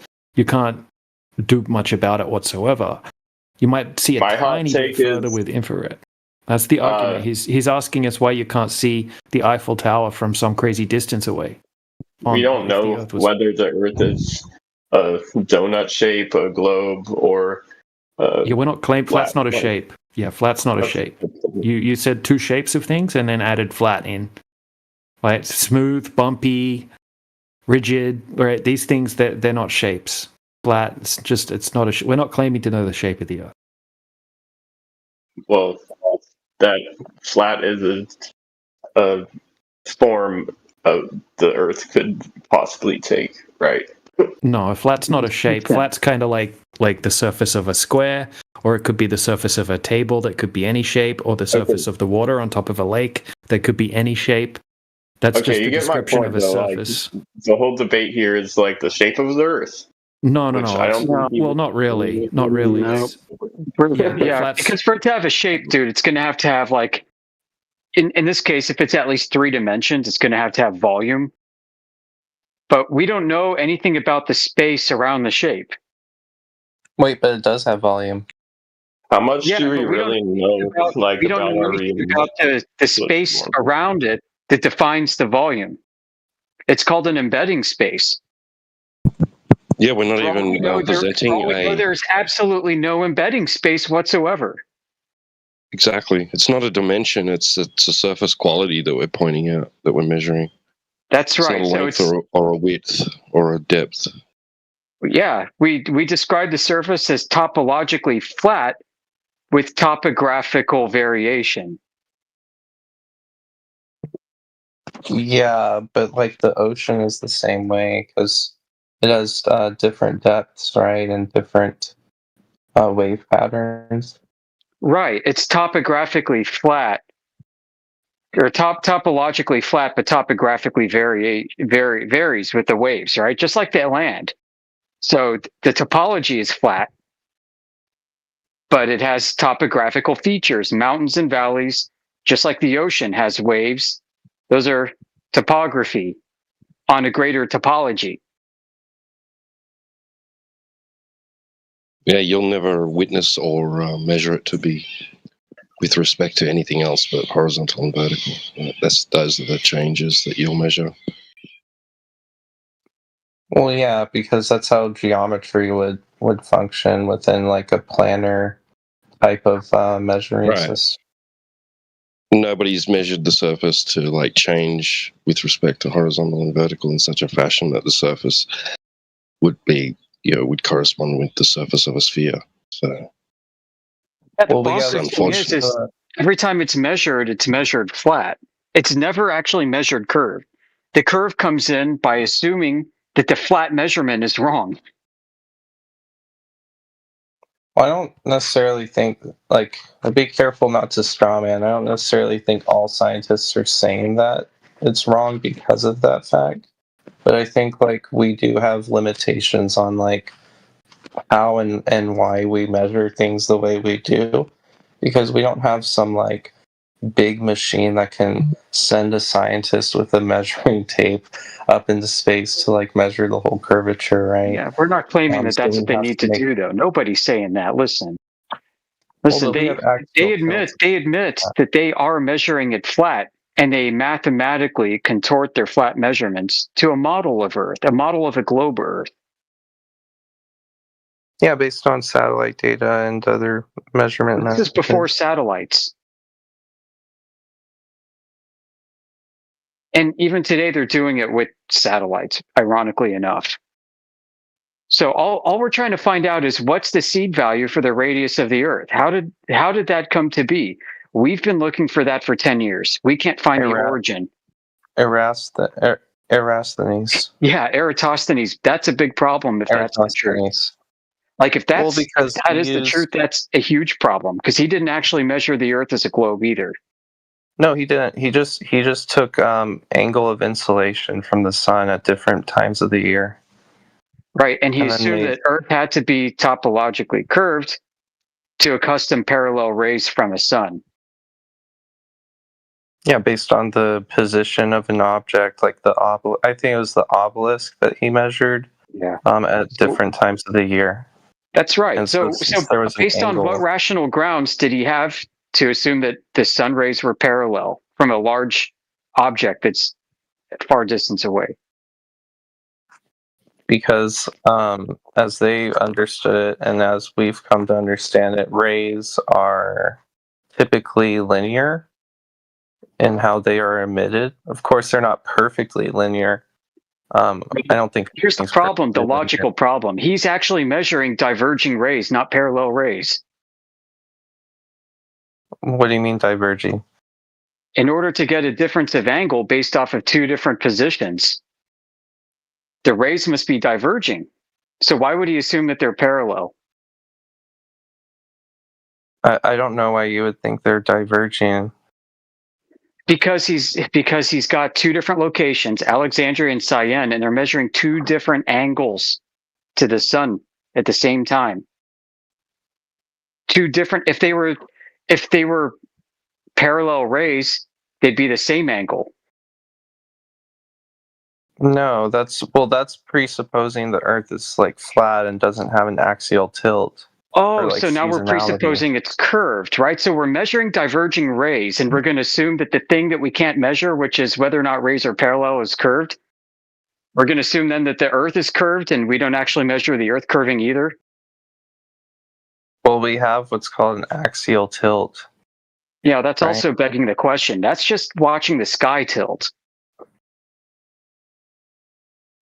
Yeah, so I mean, as far as we know, the Earth revolves around the sun and gives us the seasons that we have, We which don't is know why we that. have like the poles. We're still trying Well, to we establish do. what We we can watch literally is just emotion in the observe. sky, dude. You have to think about the reference frames. The observer at this point has no way of differentiating between which is correct. Okay, whether the Earth is moving or the sky is moving. The base assumption, right? If somebody were to bash you on the head and you wake up the next morning and crawled out of a cave and looked up at the sky, based off of your lived experience, why would you assume that the ground that you're standing on is moving at night when you look at the stars? I mean, that sounds batshit crazy. Wait, Somebody would think you you're were hit on the saying- head. You're saying like, why would I assume if I was like, I guess essentially lobotomized or my memory was wiped? Why would Yeah. I assume that like the Earth isn't revolving around the sun? Correct, yeah. I guess I would be worried about a lot of other things before I worry about that, right? Realistically, but like, if I'm to entertain that, I think I would say that I would just look into it and be like, okay, what is this phenomena? Because I'm a curious person. I'm like, what is this phenomena? How do we come to know how the mechanisms are and how it works? Yeah, so you watch the stars move at night. So you have two options, right? Either I'm moving or the stars are moving. And how do you determine which is happening? Is there anybody that's ever able to measure curvature of the Earth? The answer is no. So why do you assume that the sky is a curving surface? Well, we've measured the curvature of the Earth, just not sufficient in your standards, I guess. No, it actually has not been measured. That's our contention. It's not up to our standards. It's actually never been accomplished. It's never been directly measured, it's inferred through measurement of other things. Right. Yeah, so yeah. people imagine the But I mean, celestial sphere as a curved surface, and they create a topological equivalence from the curve up in the sky and say, well, as above, so below, invoking magical mumbo jumbo, and say the ground must be curving too. That's exactly how this came to be. They interpreted the sky first as a sphere, which it's not. And then they said, well, if the sky is curved, then just as heaven is, so is the earth must be curving too. When you say sky, do you mean like outer space? Yeah, the celestial sphere, which is a concept still taught today in astronomy. Well, because when we look through a telescope, we're looking at a rounded object, a spheroid. What? You actually think the night sky is a black ball? Oh, I think he's talking about like the objects in the sky. Like, we're not talking about the objects in the sky. We're talking about the whole celestial sphere itself, like the imaginary celestial sphere.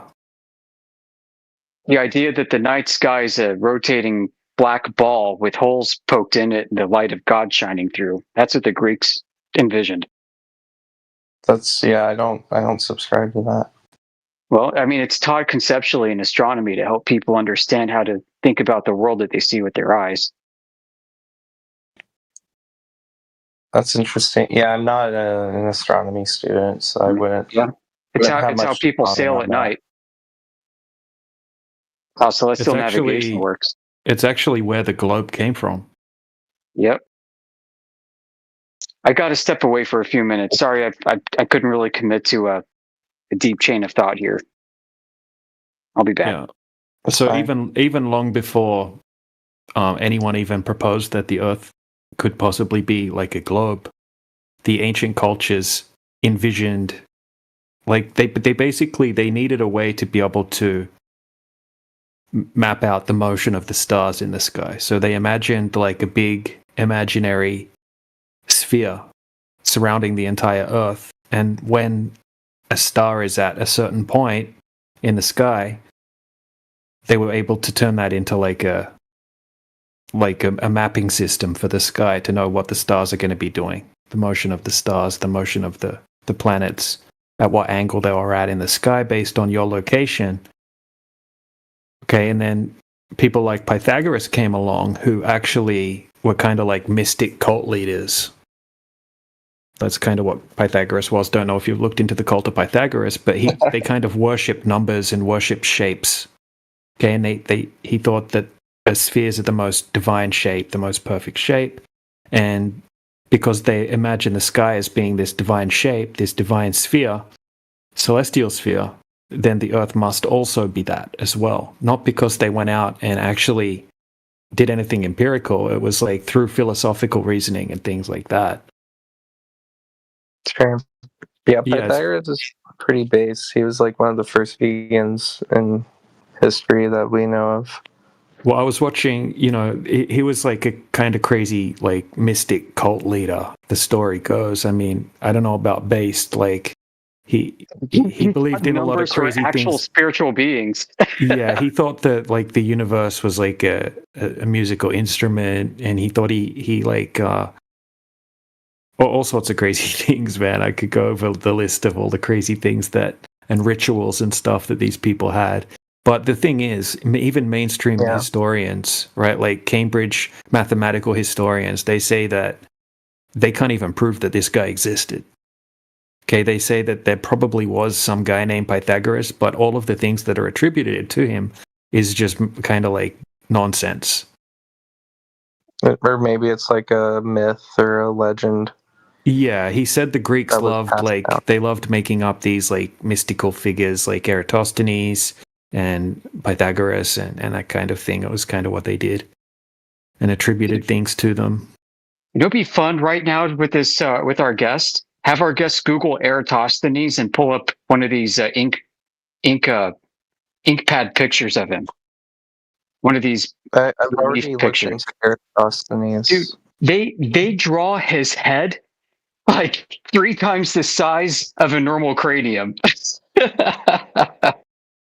Oh, really? That's funny. Apparently, his cult funny as members shit. thought he could be in 2 places at the same time, and that he could like talk to animals and things like that. And they legitimately thought that he had one of his thighs was gold. He had a golden Wait, thigh. the Pythagorean cult? Yeah. Yeah, they also had a strict abolition of no consuming beans, which I think is just such an odd thing. Like, why would you prohibit the? Yeah, they thought beings were spiritual beings. If they even thought that if you drop something, like you can't pick something up if it drops on the ground. There are all sorts of crazy stuff. I was looking up, like you can also another thing, you can't pee into the sunlight. You're facing the sun, you can't pee. Like, But I think you shower. Can't pick up anything that drops on the ground. What about like fruit that's ripe and falls off a tree? Yeah, I don't know. I don't know. The whole thing with Pythagoras' existence, like his entire existence, is just strange to me because why would a vegan not want to eat fruit that falls on the ground, like ripe fruit? Or why would get someone else to pick it up for him? Why would a vegan want to avoid eating beans as well? Like what?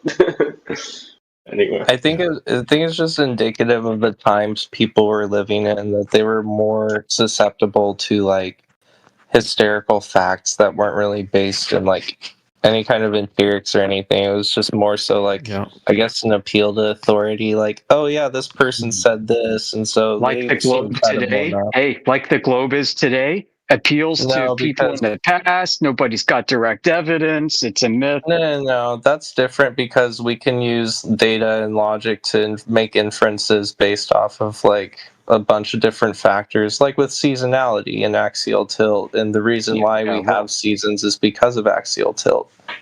The issue with that, though, is you're making, again, inferences. You can't prove anything through inferential logic.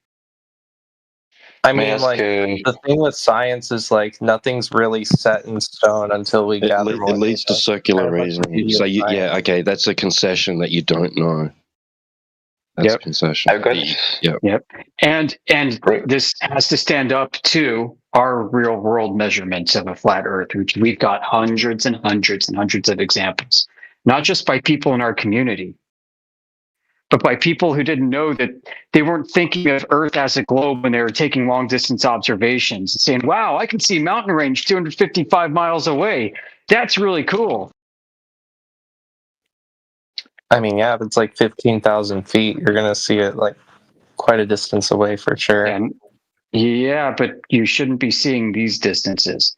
Like we shouldn't be seeing Baja, New Mexico, the peninsula, from an airplane 760 miles away at 35,000 feet. That peninsula should be 180,000 feet behind the curvature of the Earth. Baja, New Mexico? That's not the Baja Peninsula. Oh, the Baja. It's not New Mexico. Yeah, sorry, if I said New Mexico. I mean, Baja California. Baja California Peninsula. Yep, sorry. Yeah. Yeah, I mean, we've got observations of this in infrared from high altitude. Can I ask you? Okay, I want to ask you about stars. Why can't we see some stars from other places on the Earth, for example? And also, where does Polaris go when it travels south? And what physical blocks it from the... Well, stars are just too far away for us to see it from some places. That's all that it is. You know? Okay, but for example, if we have the same sky, why can't we see some other stars, for example, some places? They're too far away, man. Listen, like the further away you get from objects in the sky, the lower they appear in your angular field of view. Eventually, they're going to be obstructed by trees and mountains and valleys and shit in the atmosphere. And the air itself, yeah. By what? By trees? Yeah. Yeah, they'll be blocked by the terrain because they're so low in your angular field of view that they'll be just mere arc minutes of degree above the horizon.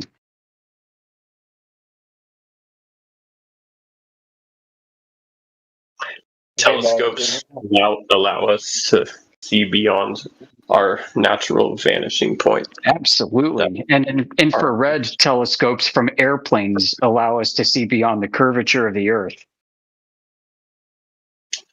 Dozens of examples. Wait, you just said beyond the curvature, so when you're in an airplane, you're implying you see a curvature.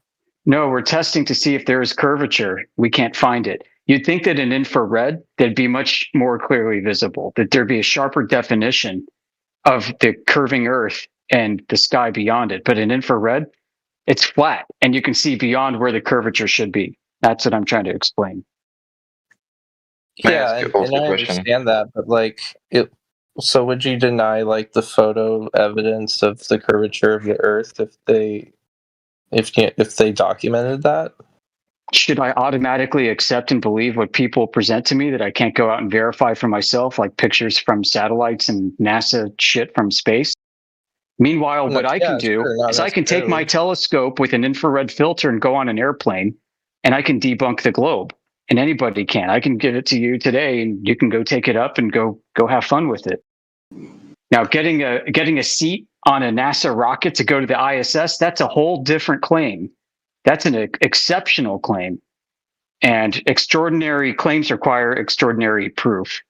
So, what are we going to do to submit these claims to... Oh, sorry, finish. I'm sorry. I was going to say, what are we going to do to submit these claims to some verifiable provenance? You know, the chain of custody. Well, it's broken. There is also a problem. May I ask?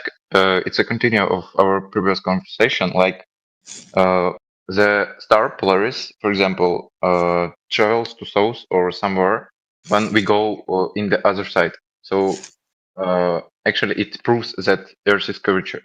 Because it gets too far away for you to see, like I was explaining before. Yeah, you go to the southern latitudes, or just go south of the northern latitudes, and Polaris descends in your field of view. Boom, boom, boom, boom, boom, and then eventually you can't see it due to particulates in the air. If you're out at the ocean, it's not going to be visible.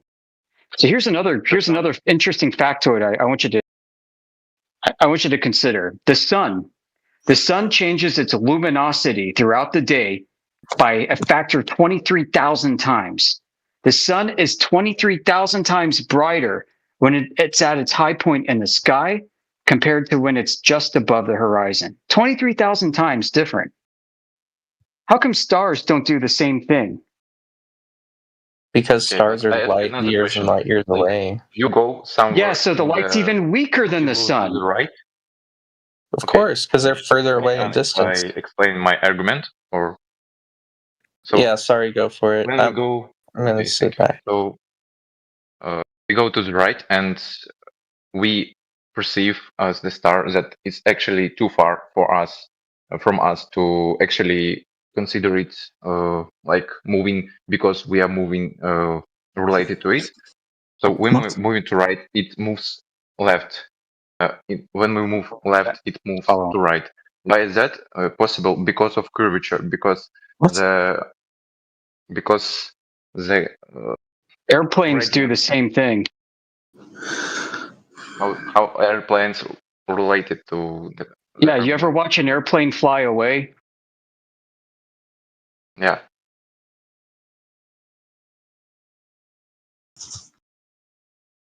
Yeah. So. Yeah, so it doesn't prove anything. I don't know. Okay.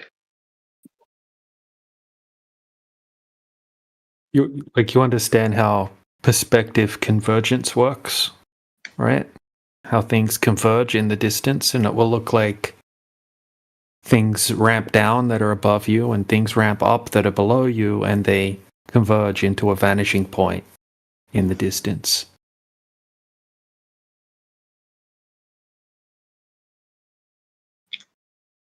Like in a corridor, when you look down the corridor, the walls look like they're getting closer together. They're not. They just look that way.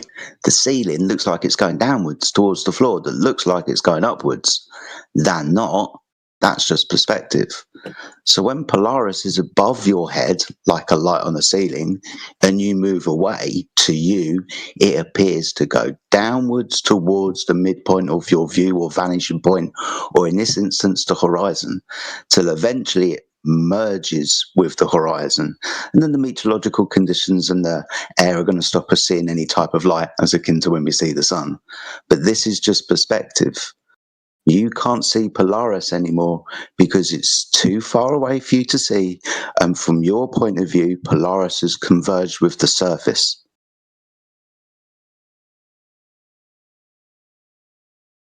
Good evening, everybody. Hello, Jedi. Welcome, Jedi. So if you have a look in the side chat, there's a ton of images just demonstrating perspective convergence on different scales.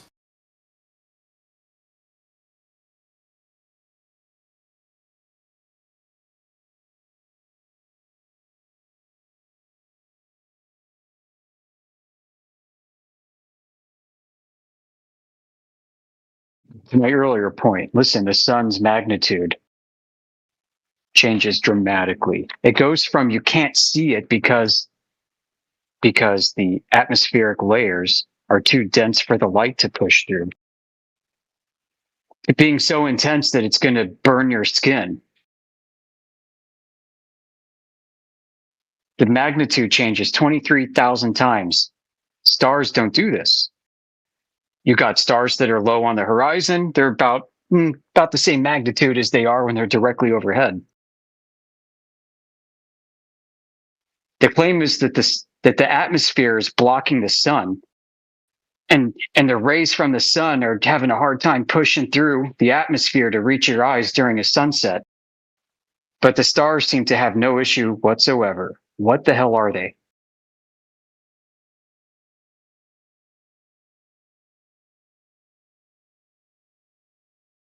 Okay, that makes a little more sense. The first time you said it, that wasn't making sense to me. I was imagining that you were laying out that the stars, when they're at your zenith, should be too bright to see or something. This one makes more sense. Yeah, I said it the other way. I got you. Yep. Yeah, it's wild, man. Okay. So we've said a lot, and I haven't heard the guy or gentleman respond. Is he still here? If he is, I know he wants to say satellites so badly. He's brought them up a few times, and we can get into that. That's fine. I'll just kindly ask him to respond to what's been said. We can talk about satellites another time. Who was the gentleman we were speaking to? I wasn't looking. Hands are tied. No, that's fine. I'm sure he would have piped up now if he was still here, but he appears to have gone.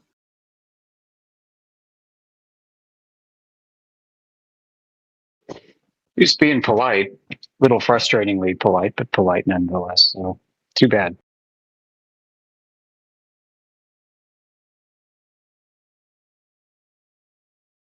Yeah, he kind of came in swinging, but he changed his tune after a while, which was good.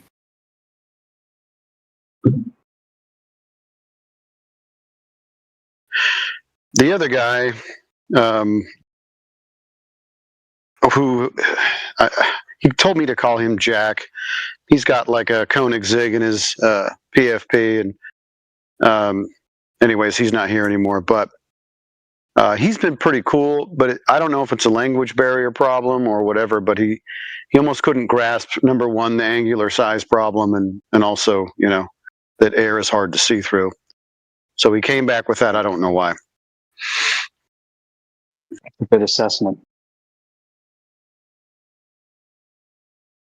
They really don't teach much about perspective in general at school, which is kind of odd. And the way we see, and I guess we grow up seeing in perspective, but it's like people are just completely desensitized to how much of an impact that has on the way we view things. They don't even think about it. And then when we try to explain it to them, they're like, whoa, like Never really thought about it.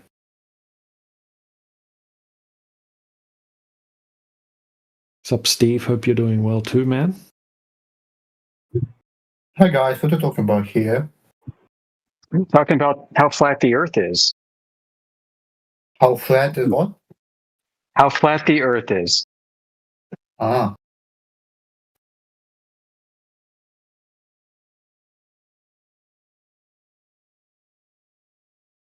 It's an interesting shirt you have on.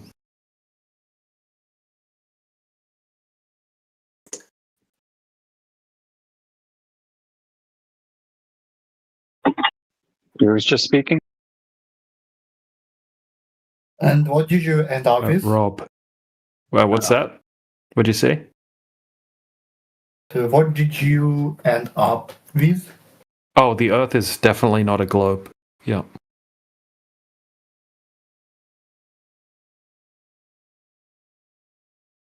It's been measured flat in so many ways it'll make your head spin.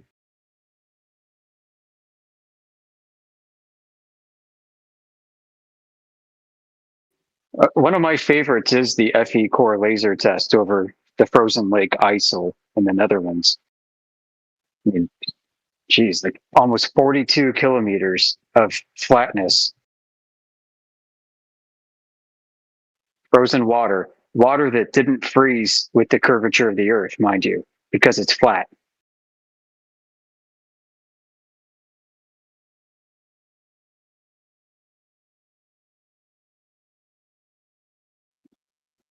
Both the laser and the target were 1.5 meters off the surface.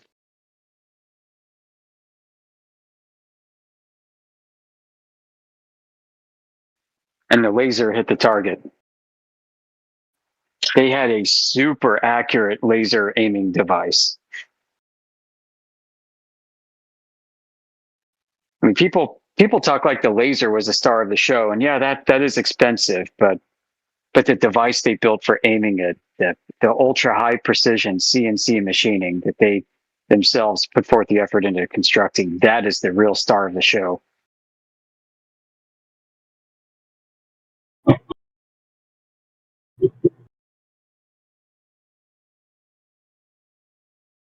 Thank you for posting that, Travis. So Travis posted the link to the PDF to the PowerPoint presentation that this team did.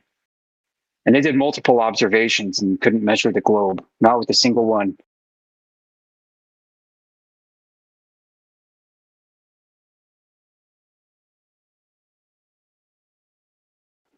And to top it off, they're on record for conducting the longest laser ranging test in human history.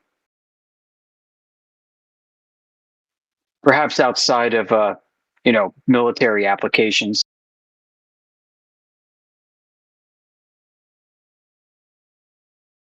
We do have another example, actually, from the military. They weren't trying to test for curvature. They were just trying to study the atmosphere.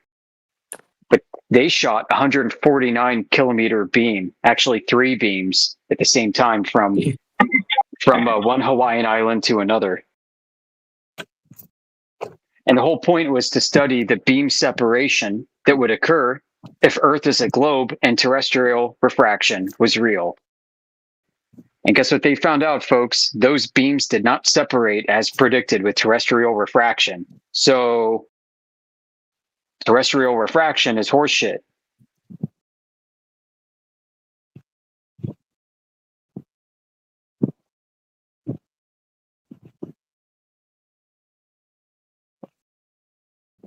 The grouping, so they used 3 beams. They used an infrared laser. I think they used actually 2 infrareds. They used deeper infrared and near infrared, and then a green laser. And they shot these, and the deep infrared one was their control. It was flat.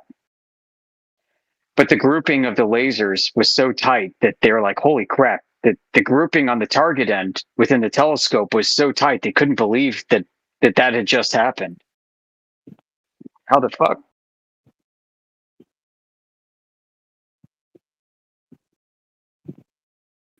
"148 kilometers. Amazing. How do I get an infrared laser that does that? Yeah, it's a beast.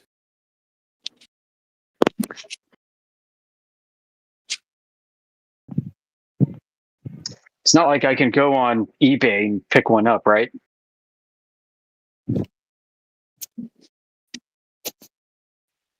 might have to go to the Silk Road on. Oh wait, did they take that down?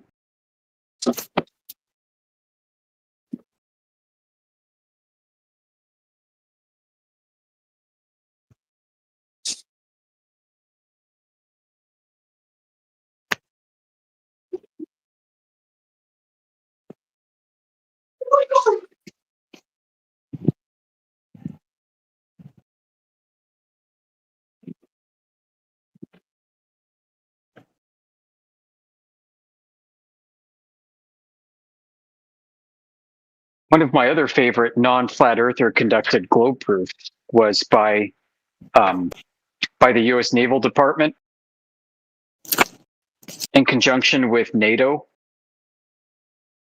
So the U.S. Navy Naval Research Lab, NRL, they had a contract with NATO and said, we need you guys to basically send surveyors out to the Chesapeake Bay, military surveyors, right? So we're talking not just like your typical civil engineers. We're talking about people who do high precision surveying work while they're getting shot at. So two teams came, a Dutch team and a German team. They came to the Chesapeake Bay outside of Washington, D.C., and they set up infrared cameras. They set up lights on the other side of the Chesapeake Bay.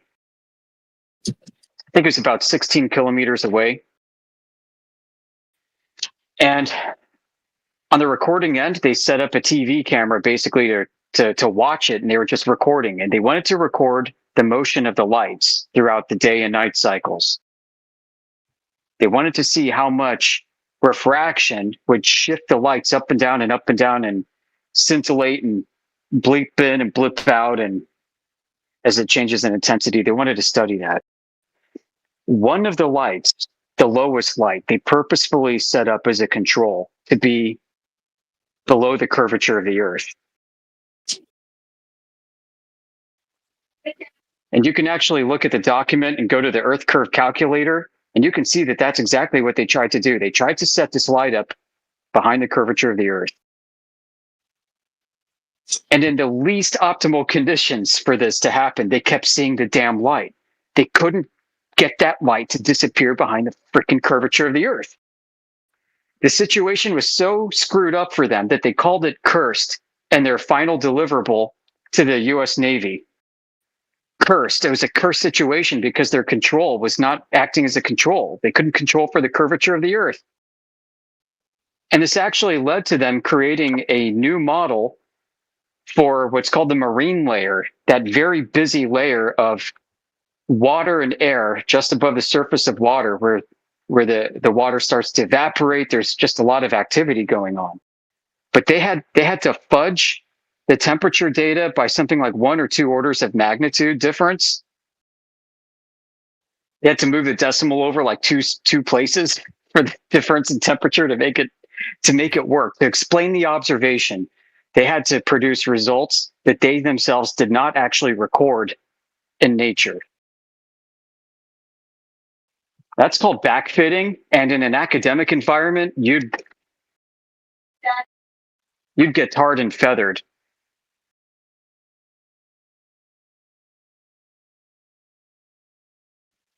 Good enough for government. Yeah, that was called NATO Sapphire, was the project name. Sapphire, like the stone, Sapphire, Sapphire, the NATO Sapphire trials. We posted this on our home server. I mean, this isn't like classified or anything like that. It's quite open and public. So, very interesting stuff. Or how about the USGS people that went down to Antarctica and recorded seeing mountain ranges from 300 miles? Like from a boat or something. So it's not like they were up 35,000 feet using infrared. In fact, this kind of puts them at the limit for the Rayleigh scattering model of the attenuation of light through the atmosphere. Kind of interesting.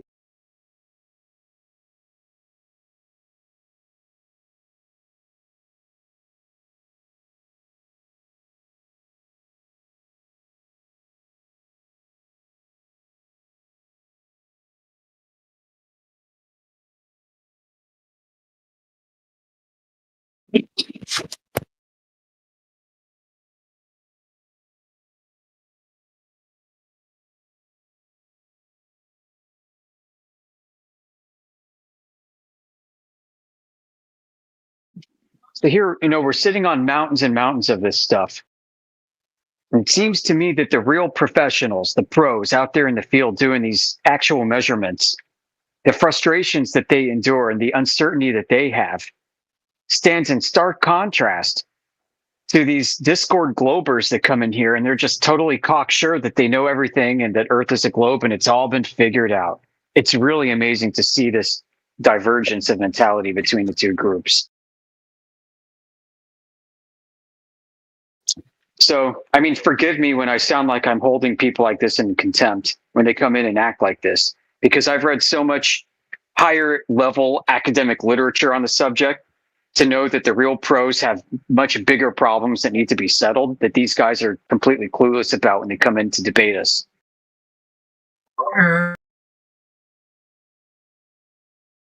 There's no humility amongst them. That's the problem. Yeah, it requires humility. If you're going to be open to the idea that you don't understand the Earth the way you thought, you're going to have humility, right?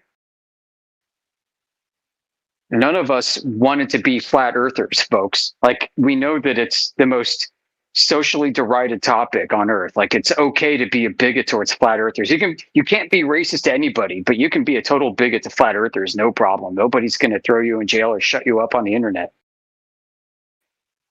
One of the fewest groups out there that it's socially acceptable to marginalize, I hate to say.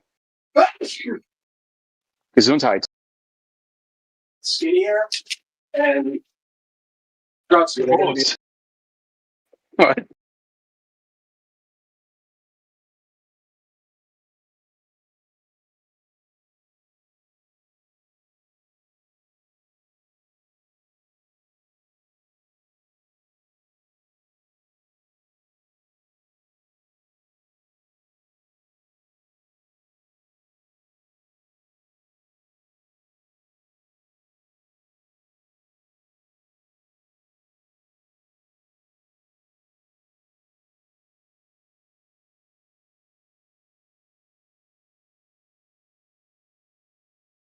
So what's next?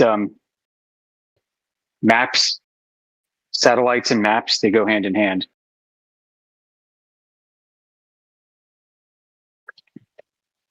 You know what's funny is people think that GPS satellites, like, they know where they are in orbit because they're detecting and scanning the Earth as a globe and they're beaming down their coordinates to receivers. It's really kind of funny what the general public thinks GPS is doing.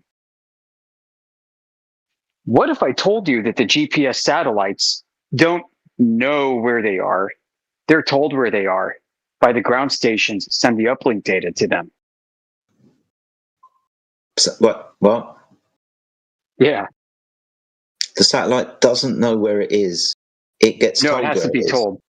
Yeah, GPS specifically, I know. Wow. Yeah. So you got these ground stations everywhere, and they're optically and by radio tracking these things. And guess what?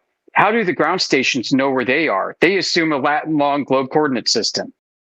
So when they do the alt-az tracking of the satellites from horizon to horizon, it's all based off of their point of observation already baked into the globe.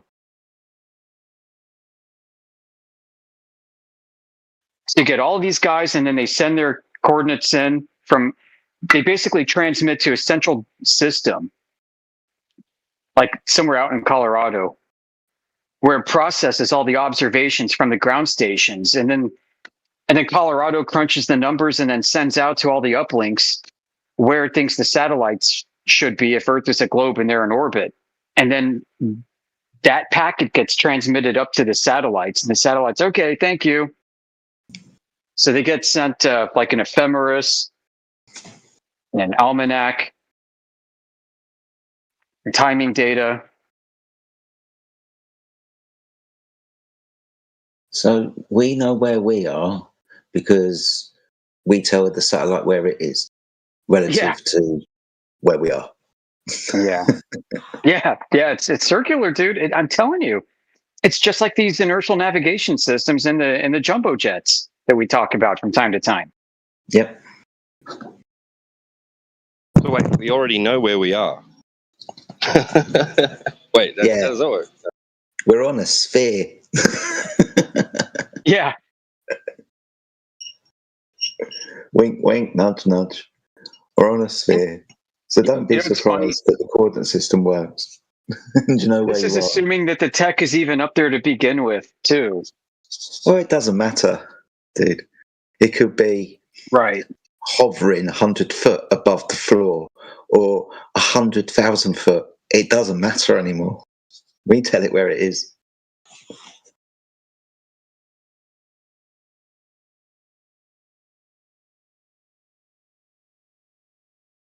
Have you seen a Loran chart map?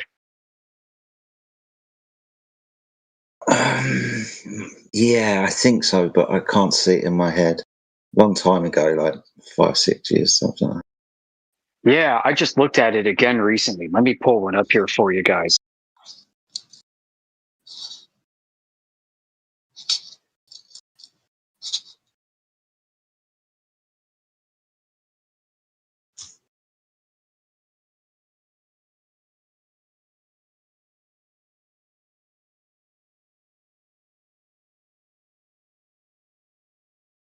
Do you think they got worldwide GPS coverage?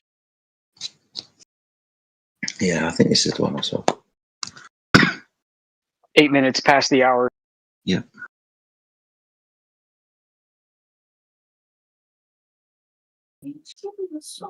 Yeah.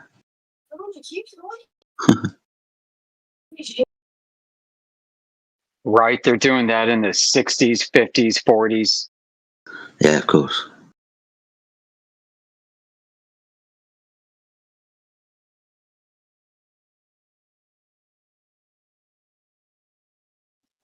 And they're using VHF frequencies.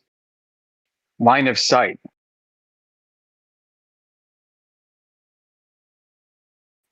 It doesn't go behind mountains and curves very well, if you know what I mean. Yeah, of course.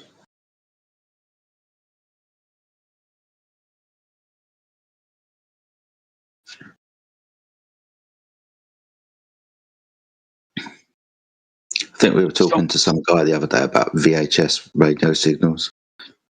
And he said, I think they cut off at about, I think it was either 16 or 26 miles or kilometers. I can't remember. But from about 10 meters. Yeah, tell him to increase his wattage. Yeah. I think you were here for that conversation as well, actually. Yeah, I said he was using like a 20-meter wavelength or something. I'm like, okay. Yeah, like not to discount the job. Very important job, very technical. You can do it pretending you're on a globe all day long. Doesn't matter.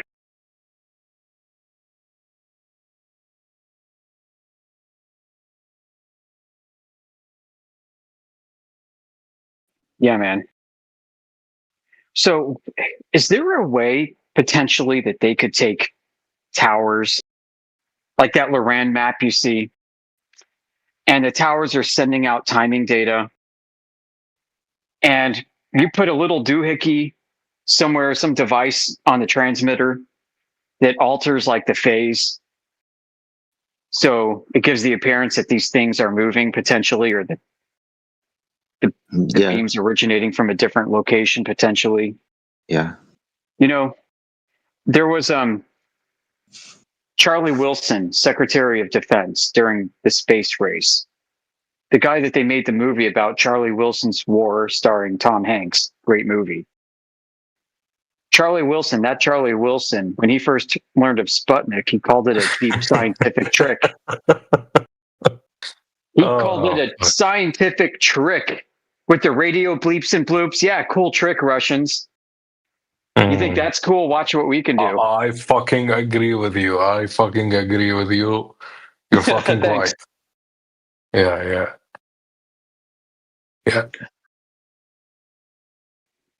Could GPS be a cheap scientific trick too? Keep going. Yeah. Well, we know that they're tricking. They're tricking you're us fucking because right. Oh, fuck. NASA, dude. NASA was founded by a psychological operations NASA. program under the president, dude. Did you know that? This dude is talking the truth. Dude, I'm cooking. Yeah. The entire space program, dude, is a propaganda program. Like, openly a propaganda program. The founding documents describe, by any means necessary, advancing for the public's consumption technological achievements that may or may not exist. Like, what the hell does that mean? Why would technology?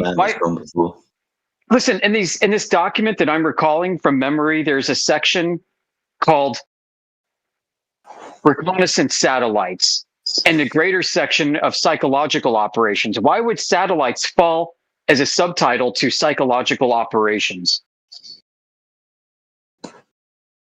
Oh, a cheap scientific trick indeed, right?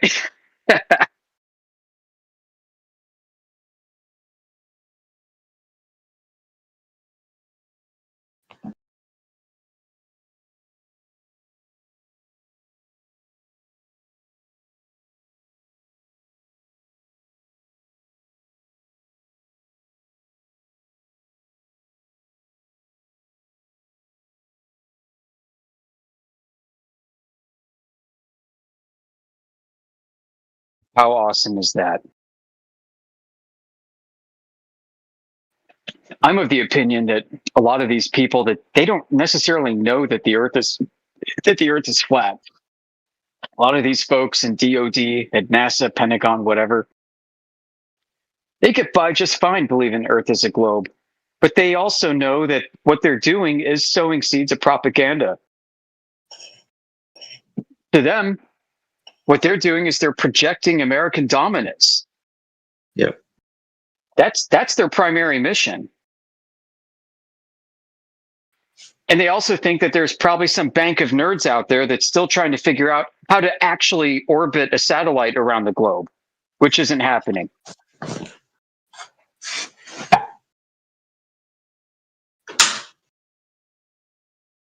So I was reading up on the history of the the Dragnet program. I almost called it Skynet. Dragnet.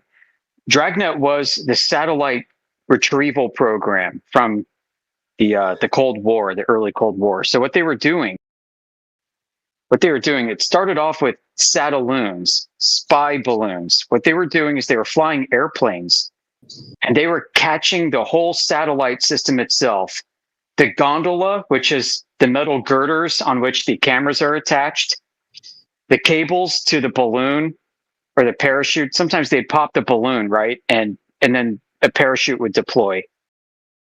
And then they would catch the entire satellite itself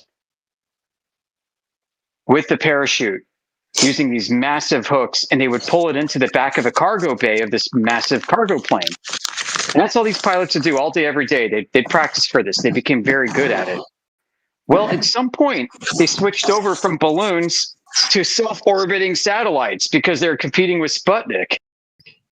And you know what's funny? Their operations remain the same. Their techniques were the same. And you can kind of read the pilots' accounts of this, how they thought it was kind of weird. It was not only the same, but they said it got easier.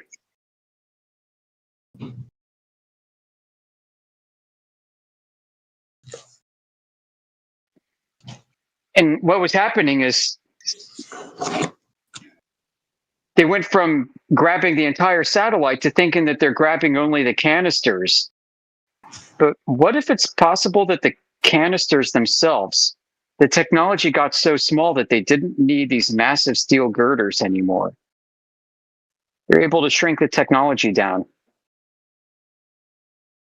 So they're no longer pulling in these like 6, 7, 8 foot long steel beams into the plane, but we're talking maybe 4 foot wide boxes.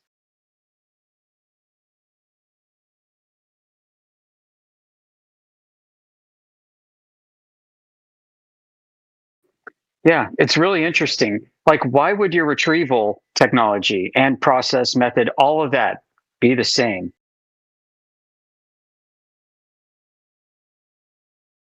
I mean, they were told that the canister was from a self-orbiting piece of space junk and had been jettisoned off of it. And that's the part that they couldn't see and could not verify themselves.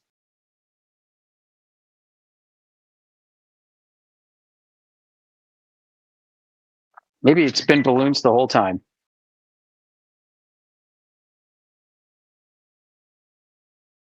No, that couldn't be, guys. No. Yes.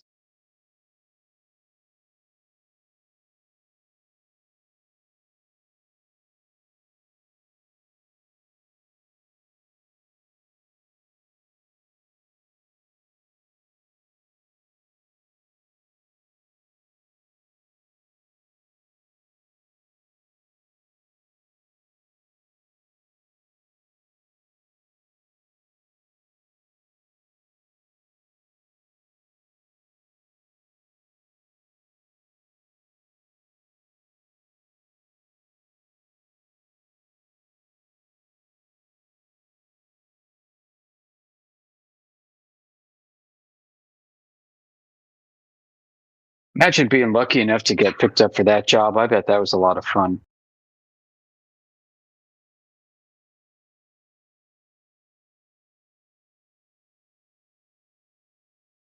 I wonder what's harder, like landing an airplane on an aircraft carrier or retrieving one of those.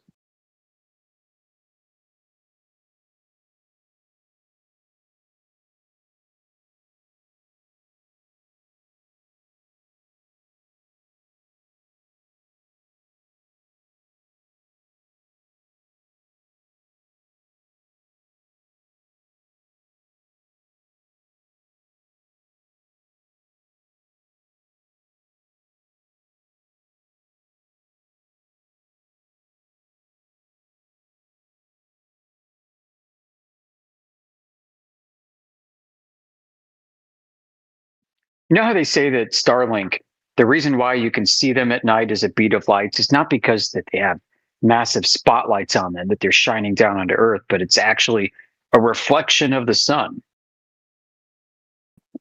I'm going to have to dig for it, but it's out there. I can tell you that there is an article, a fairly recent one within the last 10 years or so, by a newspaper in Topeka, Kansas. Use the Google newspaper search. Topeka, Kansas newspaper saying you can see Starlink tonight, and it was the winter time at 10:30 p.m. Anyone see the problem with that?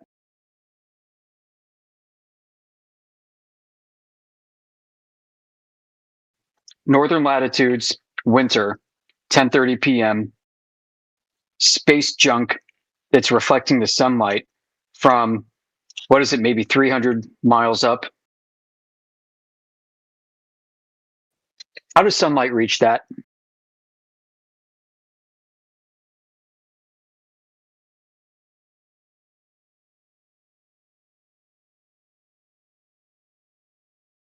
If Earth is a globe. Now, what if Earth is flat? Well, then, yeah, maybe it is reflecting sunlight from a flat Earth orbit of some kind.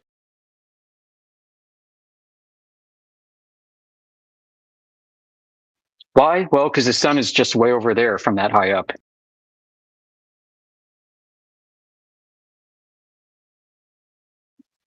Maybe on a flat Earth, if you were to go up like 300 miles, you could see the sun again at 10:30 at night from Topeka, Kansas during the winter. Ever think of that?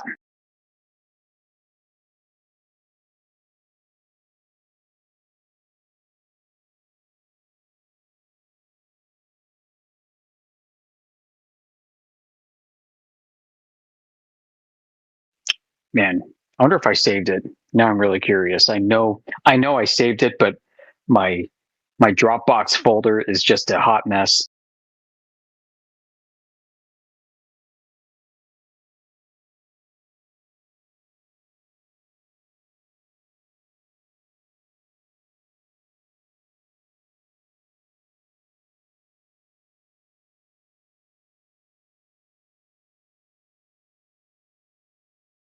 I'll do it later.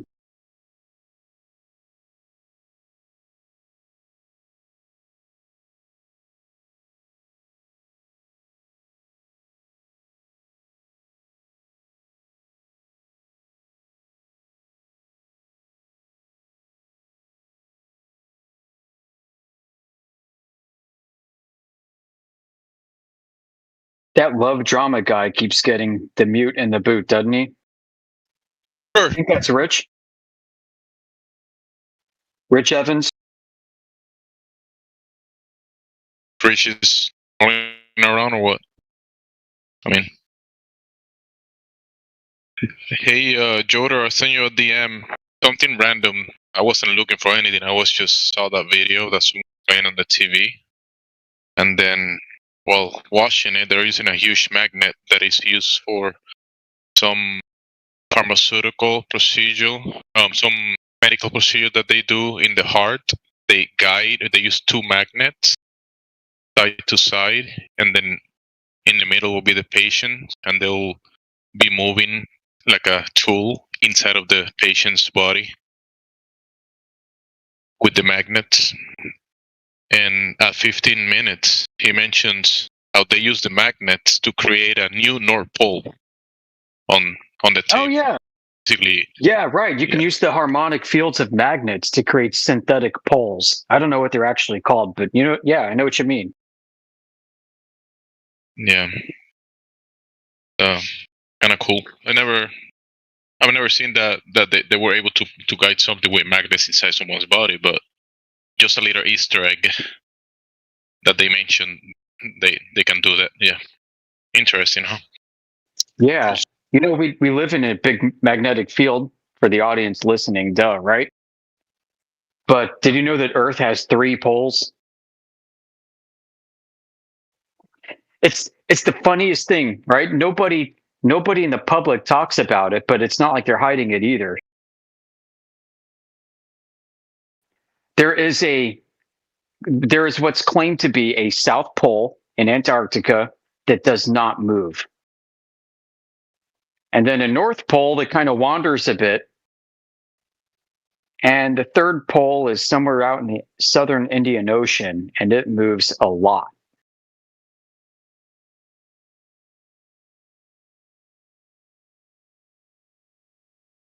So when I picture that, right, and they put the 2 magnets, this machine that has 2 huge magnets, and is doing this movement above the table where the patient is laying, so above the flat table, creating this movement of the pole.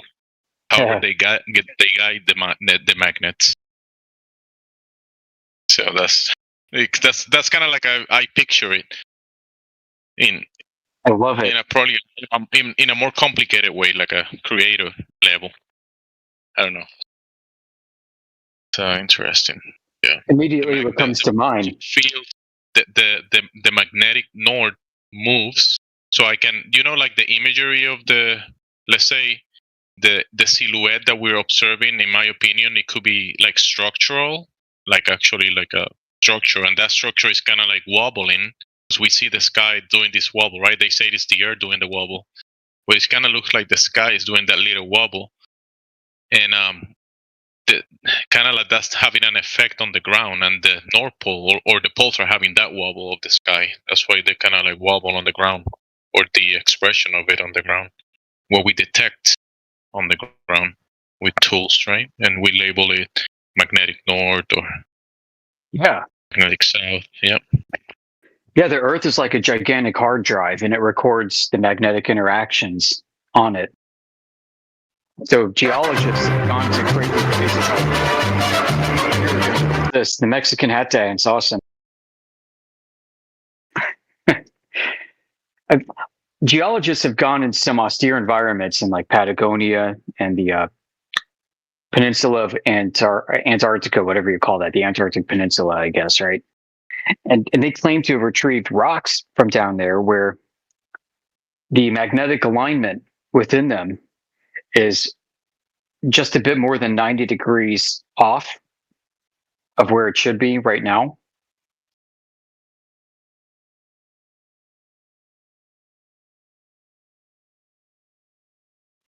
And in order for that to happen, they say that extended, like there's a long period of time where, for whatever reason, that rock was picking up or recording the field in this way, even though the field is currently oriented that way. Right. And so it's not just like anomalous either. Like an entire region of the Earth would display this feature. So it's not like maybe the boulder tumbled down from a mountain or something and got disoriented. It's like, no, everything was uniformly aligned in that direction. You know, and then you look into catastrophism, you look into what people are saying now about crustal displacement of the globe, and like the globe's crust is going to become decoupled from the mantle and it's going to rotate 90 degrees. No. What if instead the Earth is stationary like we know it is? It's the freaking sky that rotates. I mean, wouldn't it be weird to see Polaris in the east? Wouldn't it be weird to see the sunrise from the south?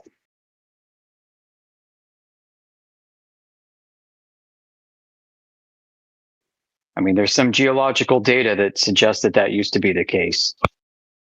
From the creator's design and our perspective, it's pretty obvious what you said, that this is obviously that the sky is moving.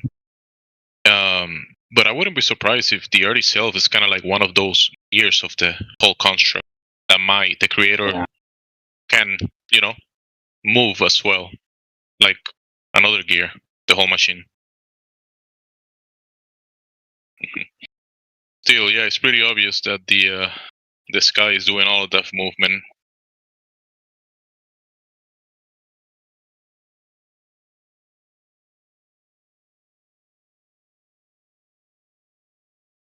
See a lot of people in here. What's been going on? I just joined. No, I've been talking to myself for the last like 40 minutes or something.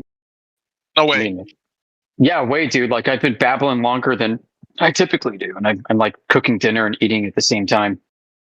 That's what I just finished doing, cooking the dinner, and now I'm gonna sit down. Dude, I just had the most delicious. I'm still eating it.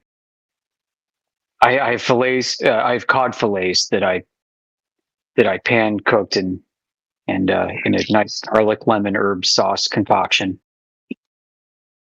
Sounds delicious. I like cod. A nice buttery, greasy kind of fish. It's, I don't know, just so satisfying. But anyway. We mix it. I mean, people make it like a salad with it, like some onions, tomatoes, lime. They also add like a bunch of avocado, like slices of it or squares of avocado. They mix it all together. Tomato, onions, avocado, lime, and like that. Yeah. It's delicious. I'm having some lamb shoulders, avocados, and some, how do you say, plantains, but the yellow ones that are sweet instead of the other ones, the green ones. Sweet plantains. Yeah, bananas. Bananas? Yeah, plantains. No bananas, plantains. Different. Man, what a world, dude. So if there is going to be a new North Pole, if there's going to be some catastrophic event, like the Globers are saying, but it actually happens on a flat Earth, the new celestial North Pole is going to be somewhere east of Madagascar.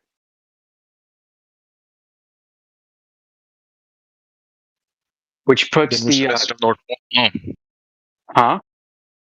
You said the new celestial, the celestial North Pole will move to Madagascar. Yeah, like you go east of Madagascar a ways and you look up, and that's where Polaris is going to be seen directly overhead. So somewhere in the Indian Ocean. You know, and that kind of coincides with where, interestingly enough, where the Indian Ocean magnetic dipole is moving. The third magnetic pole of Earth is moving in that direction right now.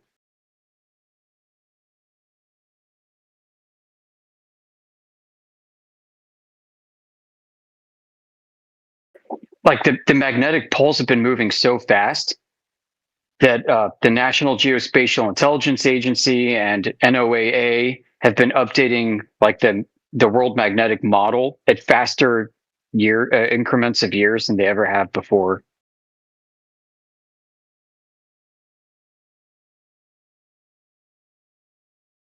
So there's more action than usual, or there's more activity of recording the action? More movement of the magnetic fields than they've ever seen. Wow, that's they've got records going back like 200 years.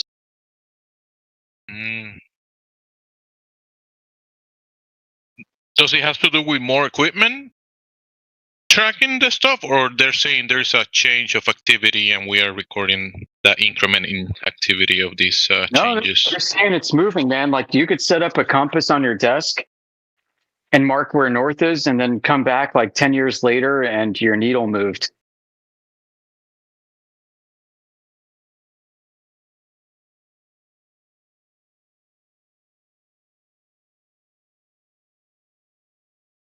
That is what they say is happening.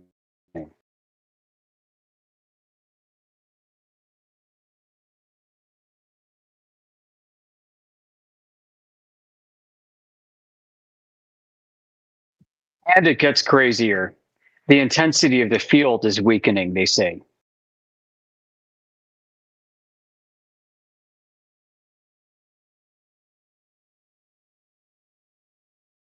Does that have any effects on the environment? You said the field is weakening. Yeah, the idea is if the field is weakening, then it means the ceiling that protects us from the rays of the sun is getting closer to the earth. And if it weakens too much and the sun launches out a belch, even on a flat earth, it could fry a portion of earth.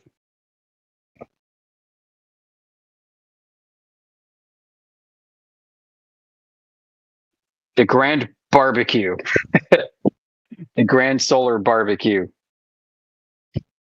I think that actually has a name in this group, so I'm probably gonna look it up in my DMs. Yo, you. What's up, you? Yo, you?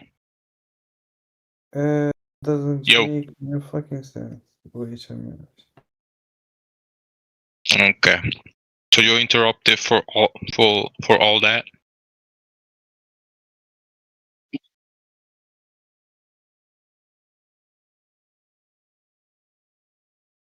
There's a term for the sun, like you describe it like sun burning.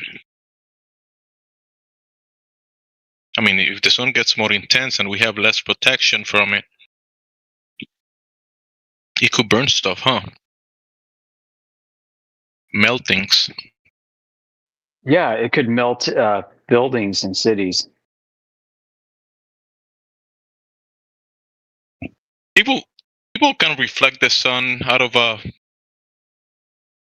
window or something and fry an egg without fire.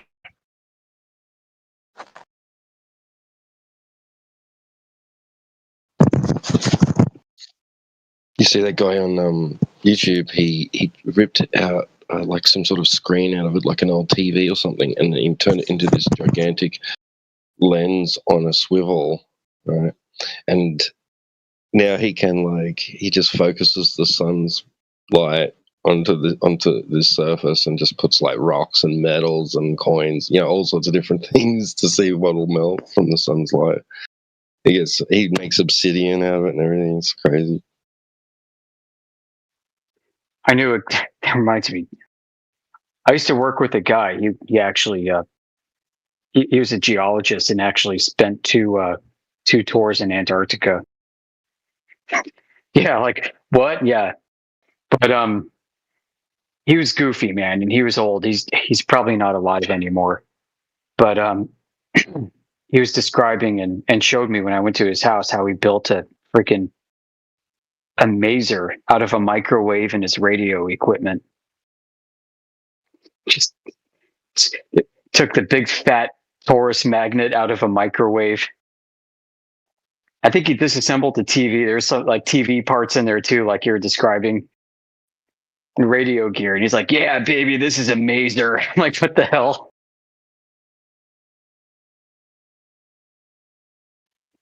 Yeah, he's probably long past. Actually, he was about 20 years ago. He was in his late 60s.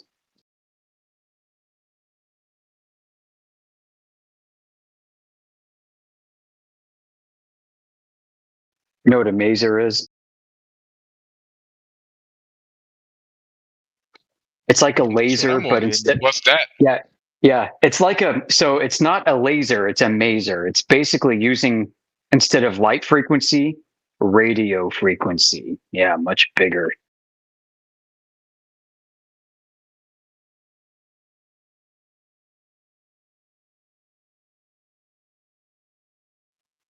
You take a pencil thin beam, you make a directional high gain antenna, basically like ultra high gain antenna, and you can focus a lot. I probably shouldn't talk about it.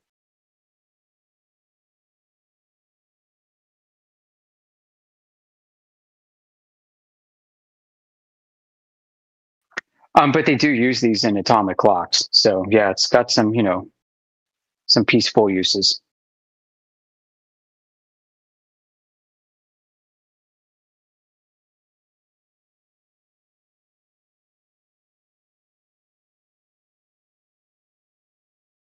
I think you read my mind when you were saying making a laser with that stuff, like a radio laser or whatever. I'm like, yeah. Sounds like people can mess stuff up with that. Yeah. Sounds like the wrong, that with the wrong mindset, that would be a bad idea. Yeah, it just you know how much like the old tube TVs have charged up inside? Yeah. It's I remember dangerous. Like, no, it was dangerous, yeah. Well, what if you use that to power what this is? Just saying. Discharge all of that in an instant in a fine beam. You could see through walls. And you're not scanning. I think I've seen videos of people taking the I think it's called a magnetron microwave. Yep, that's exactly it. And you point it at like a light bulb that isn't connected to anything and it lights up distance. Right. So when Tito was talking about like a parabolic mirror that focuses light into a beam, the magnetron is like a parabolic mirror for radio.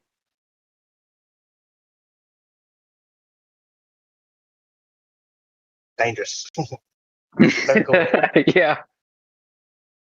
Yeah. So guys, I mean, if we wake up in a post-apocalyptic world someday, you might need to build one of these to survive.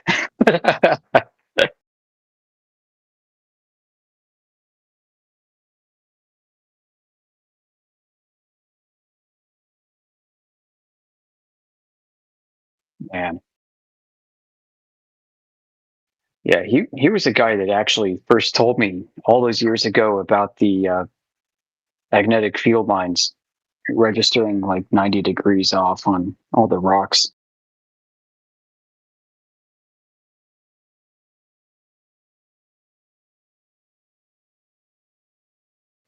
Right, and then I forget about this, right? And then I start researching flat Earth, and it's all the flat earthers talking about this shit. I'm like, oh, hey, I saw this once. I saw this episode on TV. Right, I'm like pulling old memories, shaking the cobwebs off, blowing the dust off. I'm like, holy crap, I heard about this.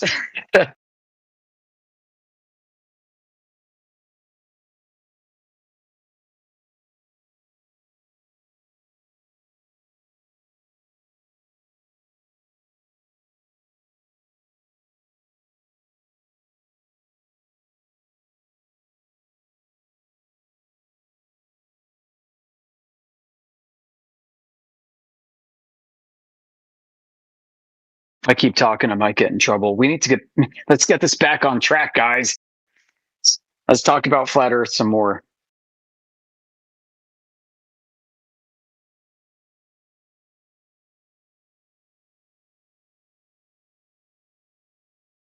But it seems so boring. We were talking about death rays and shit. Yeah, I know.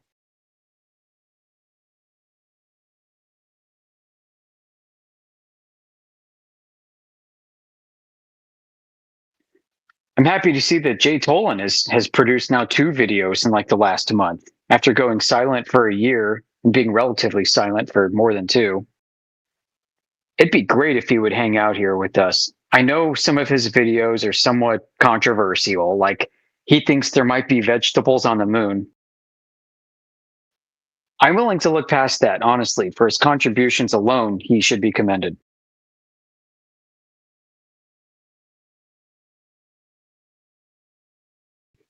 And maybe there is fucking vegetables on the moon. I don't fucking know.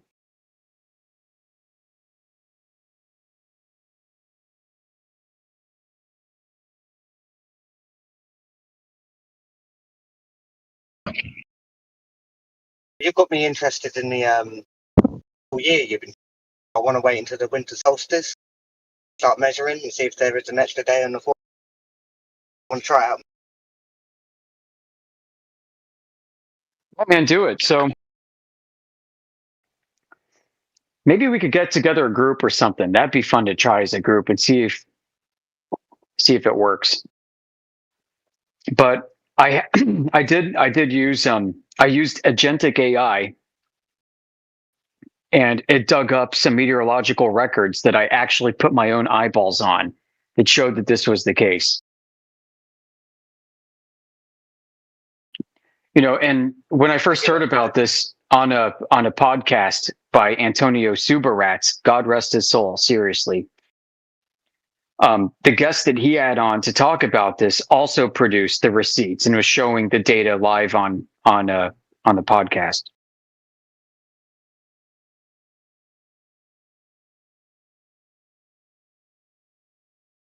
Yeah, I'm going to give it a go. I'm going to record it each year. See what happens. I'll send my results in 2 years.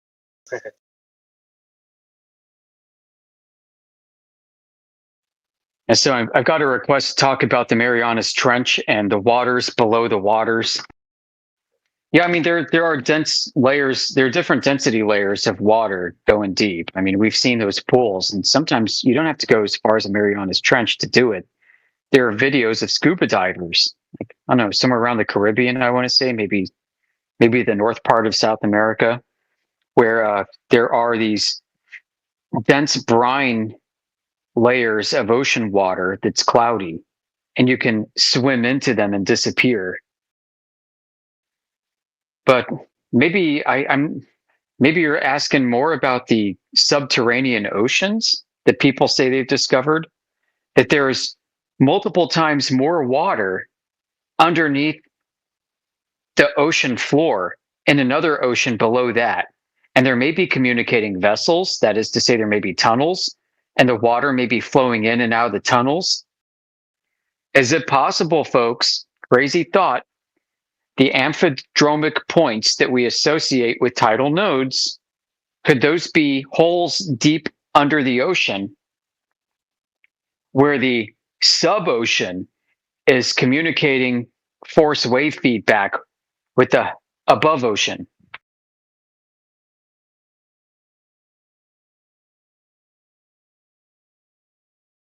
I don't know. It's fun to speculate. Nobody freaking knows, so may as well speculate, right?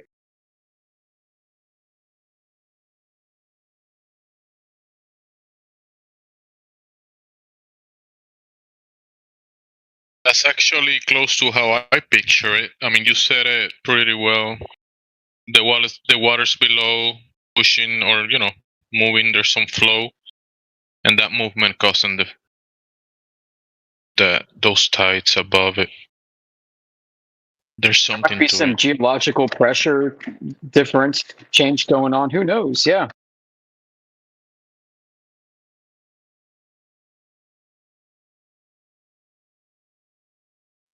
Wouldn't it be crazy if there was some exotic substructure to the Earth like this that was actually pumping, and that pumping is actually producing the day and night cycles?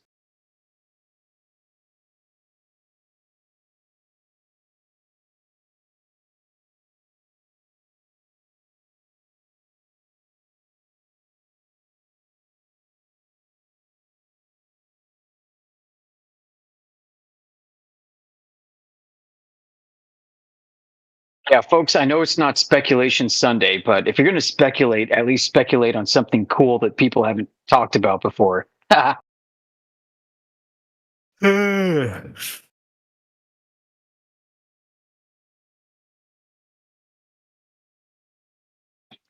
was that a boring thought for you?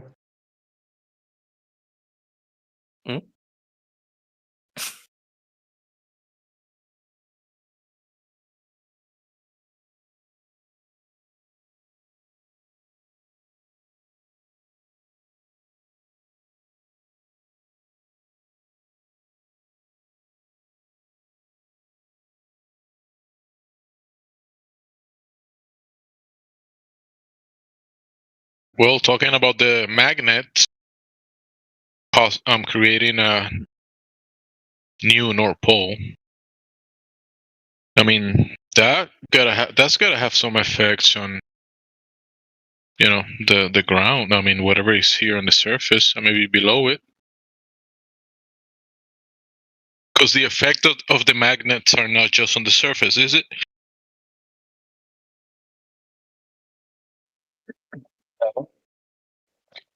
I don't think so. So the undulation, a movement of the sky. I mean, just trying to picture it as simple as they showed it in the video that I sent you. But I know it's not as simple as that. I don't think so. It might be.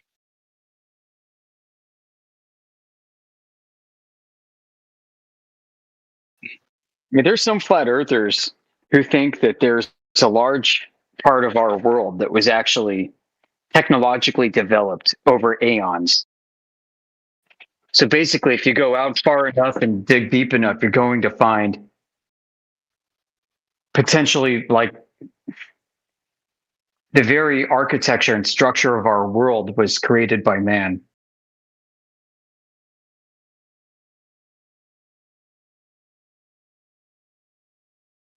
Cool thought. What do you mean by that? The architecture and structure? What if the magnetic fields were artificially created by man, and we're living inside a gigantic Helmholtz coil? I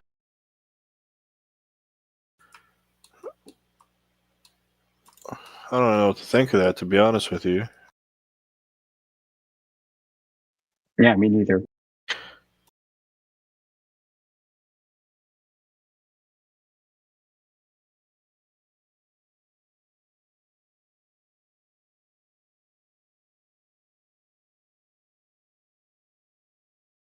Why would somebody create a magnetic field around our Earth? Shield us from Cthulhu. I don't know.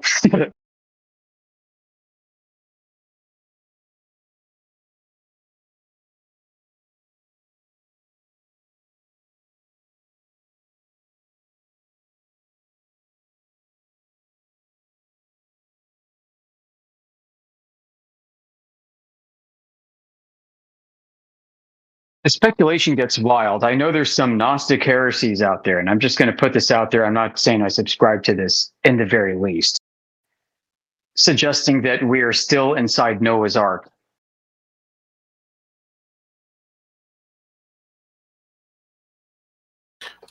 What? What do you mean? Exactly that. You mean the boat? Yeah, was it a boat or was it a metaphorical boat?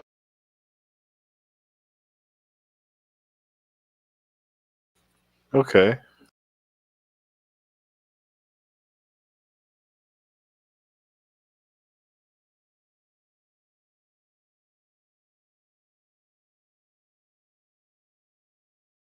I get it. This is the kind of fun speculation that people come visit us for, and we don't do enough of it. But usually, when we do it as a community, we suck at it.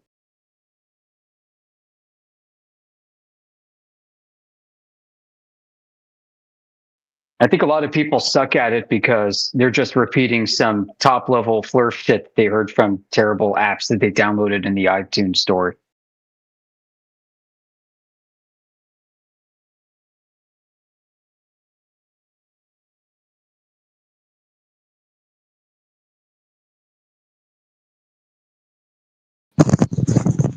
You know, I heard one speculation here one day from a newcomer that I hadn't heard of before. Right, said that the entire structure is probably immovable, not moving. But who says that the land, right, the continents, isn't like moving, like turning, right, within the structure, right, and giving the appearance of celestial motion, right? Because it's just a one feature within a singular solid structure that isn't moving, right? And I was like, that's an interesting thought, like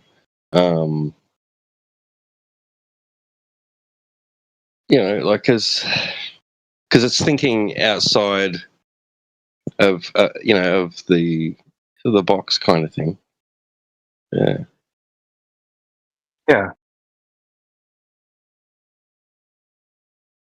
It's just moving so at a rate which makes the stars appear to move, but that we don't. It's just like the Globers say about the globe. It's just beyond our perception.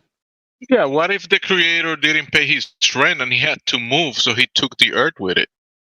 He moved to the new apartment, to his new lab. Like, what if the flat Earth is kind of on a turning table that's off center? In the perceived rising and setting of the stars is just due to the hyperbolic vision that we have, where objects of immense size and vast distances appear to take on a different geometry. And this is actually proven in some of the literature. We can quote from Lüneburg and Glinsky. I've got some papers on this. It's really interesting how the eyeball works, how perception interplays with the eye.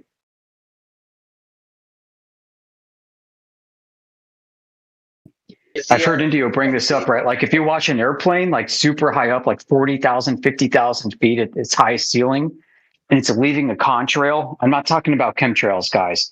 And it's going to the horizon.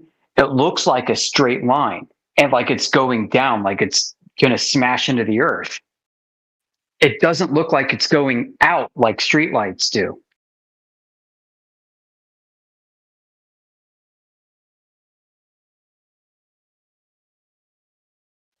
And there's actually some biological evidence for why this is the case. Inside your eye is actually a hyperbolic structure called the energetic pseudosphere. And this determines how images are projected at various angles that's off center from the retina or from the fovea in the back.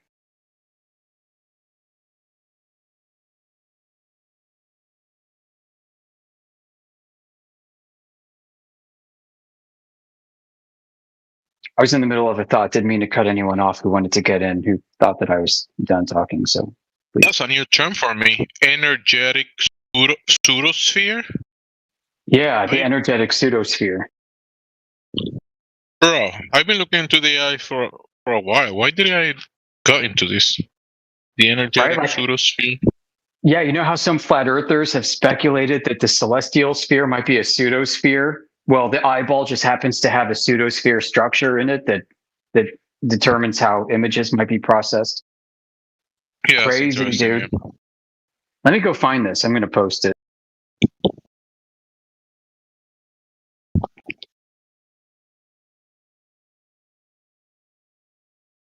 I mean, I posted this in our home server. I'm just going to go dig up the stuff that I posted on that.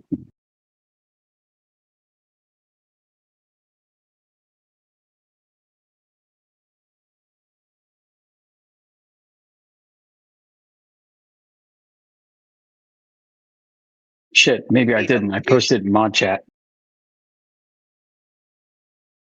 So T-Top, could you repeat that speculation?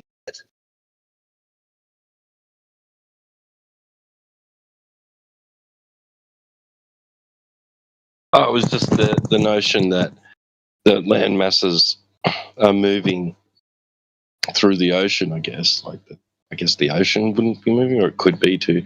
But like, so there's a zone, you know, a layer that's actually rotating inside what the realm, right? Giving the appearance of celestial motion, but not the entire thing that's happening within itself is moving. Like the whole entire, it's just like the environment that's providing, you know, that process is not moving itself. It's stationary, but there's this section within the system that is turning, and that would be the land masses. I guess the water would have to as well, because you can go out, park yourself on the boat on the ocean and watch stars move too. So yeah, that, I don't know. it was just an idea that someone had, like, put forward, and I was like, oh yeah, I guess, you know, like, I hadn't thought about it like that. Doesn't mean that the earth is moving, you know. It means, well, the soil is, right? The soil's moving, but not the entire system. See what you say. Probably explain the tides a bit better. Yeah, you could borrow from Neil deGrasse there a little bit. Right, the land's moving in and out of bulging water, right, or torrential water, dynamic, movement of waves and things like swells.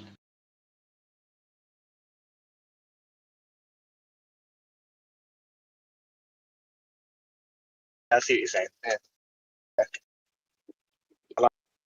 Yep, receipts posted, guys. The perception, human perception, hyperbolic vision, and the pseudosphere. There you go.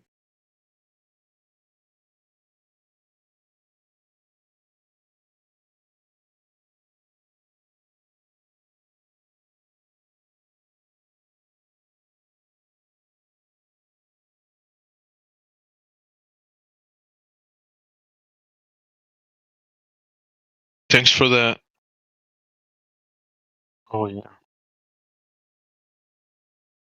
You're welcome. And I'm going to read it for the listening audience, since we have people that are on YouTube, people that are driving, people that can't see, and they might be curious. So, so for image context, I posted a cutaway of the human eye showing where the pseudosphere structure is. And I wrote up an article on it, and then I posted an article and an excerpt from that article. So this reads, the concept of the energetic pseudosphere, see below image, and its tilt, because it's tilted off an optical axis, as modeled in non-Euclidean hyperbolic geometry of the human eye, relates to visual perception of the night sky. In this framework, the eye's macular region is approximated as a pseudospherical surface with negative curvature, influencing overall visual processing, including stereoscopy, depth perception, and the integration of visual fields.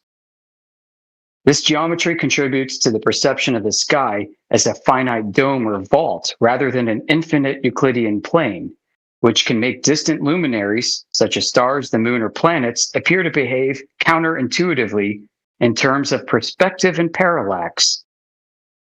For instance, in hyperbolic visual space models like Lüneburg's theory, infinity is rendered as a bounded dome, aligning with how humans experience the celestial sphere.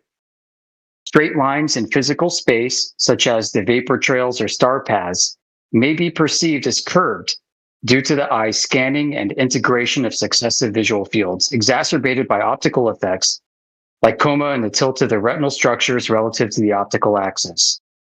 This non-Euclidean curvature affects perspective by causing parallel lines to diverge or converge differently than expected in flat geometry. And it impacts parallax by altering binocular disparity cues for vast distances, making stellar parallax The apparent shift of nearby stars against distant ones seem negligible or absent in casual observation, even though it's measurable astronomically. While the specific 6.3 degree tilt relative to the optical axis, this is the energetic pseudosphere, isn't directly tied to the night sky examples in the literature, it contributes to the overall hyperbolic mapping of the retina, which underlies these perceptual phenomena. Studies on visual illusions and spatial metrics further support that the non-Euclidean representations often feel more realistic for large-scale scenes like the night sky compared to Euclidean ones. These are the scenes that we see in our daily lives up close. This explains observations like the moon illusion, where the moon appears larger near the horizon, or the domed appearance of the starry sky, which deviates from naive Euclidean expectations of linear perspective and depth. Yep. So enjoy the article that I posted on this. The biology of the eye, the interaction of the eye, and the physics of light and optics and human perception psychologically. It's all amazing. It's all tied together.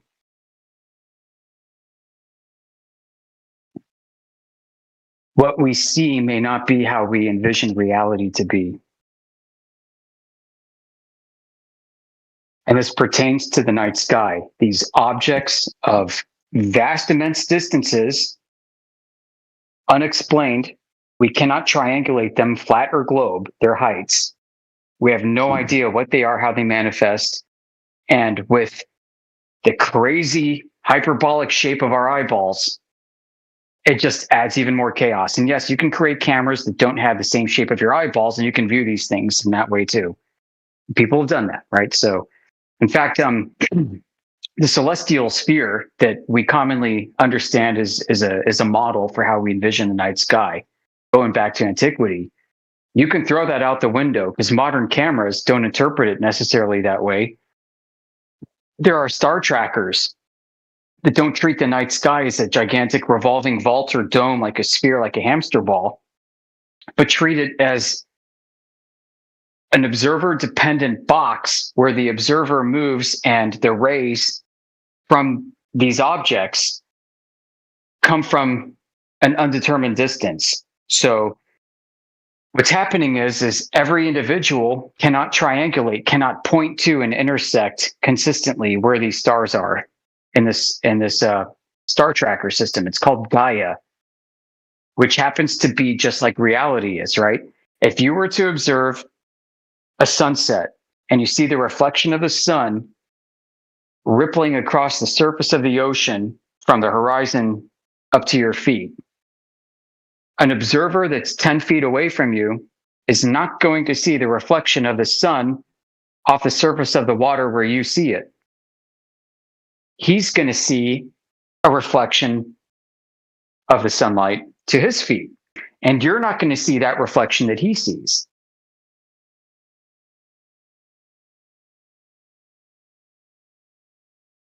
Pretty weird, right?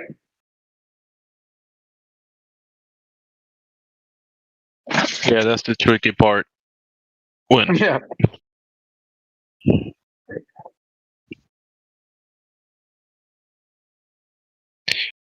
It's almost like it was designed to make 99 or 90 something% of the people just quit looking into it because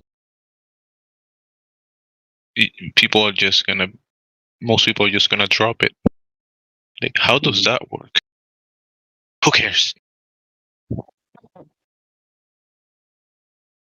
I mean, These even uncomfortable this thoughts people avoid, man. They don't want to. They don't want to engage. Who cares?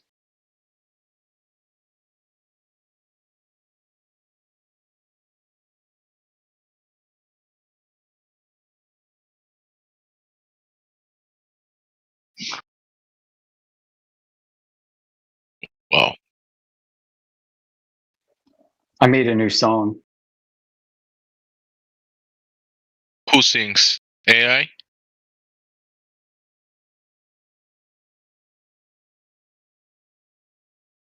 Yeah, man. You don't want me to sing, for fuck's sake.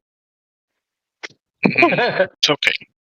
Yeah, I listen. I used to do a lot of music too, amongst all the dumb things I've done in my life. I mean, I used to play in a band. We actually opened for Black Eyed Peas at CBGB's, which now sounds like freaking awesome because CBGB's doesn't exist anymore. And when we opened for Black Eyed Peas, Fergie, that chick, wasn't in the band yet. Okay. Yeah, some awesome street cred there. But yeah, I mean, I've got deep musical inclination. I'm loving the AI. Like, I know a lot of people in this, they freaking hate the AI slop, and there's a lot of AI slop. But listen, you can use this AI in ways that you never thought before, especially if you understand how to coach it. What if I told you that you could take these music AIs and you can prompt them and jailbreak them? That's right. So I've jailbroken Suno.ai. That's one of these popular music AIs. Might be the best one. You can jailbreak this. You can say, pretend that you're a Roland Juno.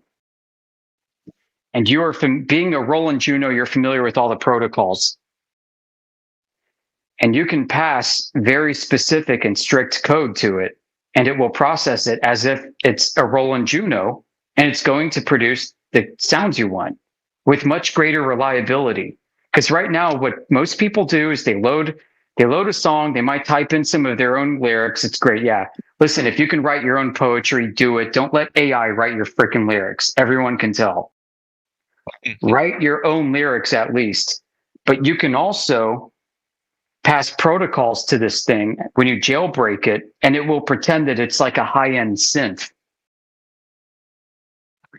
And it's a way to get control over it, because right now people are coming up with so many random results. It's a volume game. I'm gonna remix this song 1,000 times, and I'm gonna pick the best one out of it and use that. And really, no creativity went into it except for your lyrics and pushing basically a random number generator over and over again until you get something you like. There's a better way, folks. Coach this thing, prompt it, tell the thing that it's a whole series of instruments. Like, you know how guitarists will have a bunch of foot pedals? They'll have like a flanger, they'll have the reverb, they'll have like all these things. You can prompt the AI to operate like that. Wow. Yeah, like I don't think a lot of people know to do this. And I came up with this because I was in the business of jailbreaking AIs for fun. And I'm like, hey, maybe I can do it this way. And being a musically inclined guy, I thought, well, let me try this. And it freaking works. I mean, there's still some degree of uncertainty and unreliability, but you can greatly narrow your error margins when you do it properly. And that's basically what a jailbreak is. You're just tightening your scope a bit further. What's the name of the program you use? Suno, S-U-N-O. Is it free? Yeah, it's free. Like you might get 10 songs or something a day if you use the free version. Paid version, I don't know, it's like $10 a month. And then like a pro version, which you get access to a pretty awesome suite of Pro Tools, is something like $24 or $27 USD. I don't know what that is in no, whatever. What do you guys use in New Zealand? Like seashells? We use dollars. Just joking, dude. Come on. All right, I'm not an asshole guy. Come on. Well, they do use seashells. Yeah. That might have some value for like in the ladies groups. Want to make collars and make stuff with it. You ever see Demolition Man? Yeah. How do I use the 3 seashells? Yeah, the 3 seashells. Nobody knows. Comes to the bathroom like, what the hell? There's seashells in the bathroom? How do I use these to wipe? Anyway. Isn't that like a mystery?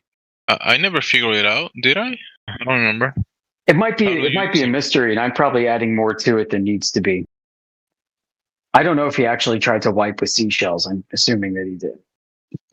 Who knows? I mean, maybe he tried to dry his hands with seashells. Maybe they're used like cups for water, and you just use water to rinse yourself. Something. All right. Yeah. Can only picture it that way.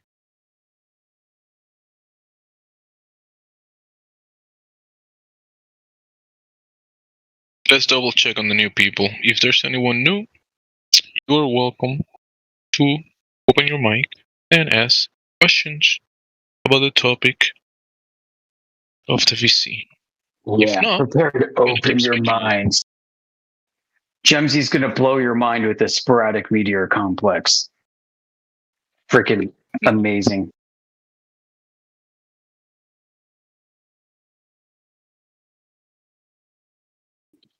I'd like to research. I wonder if there's more research, more recent stuff done. The best paper, Gemsy, is the original Campbell and Brown from 2008, where they set up those infrared, electro-optical infrared meteor cameras, right? In For Canada. a whole year.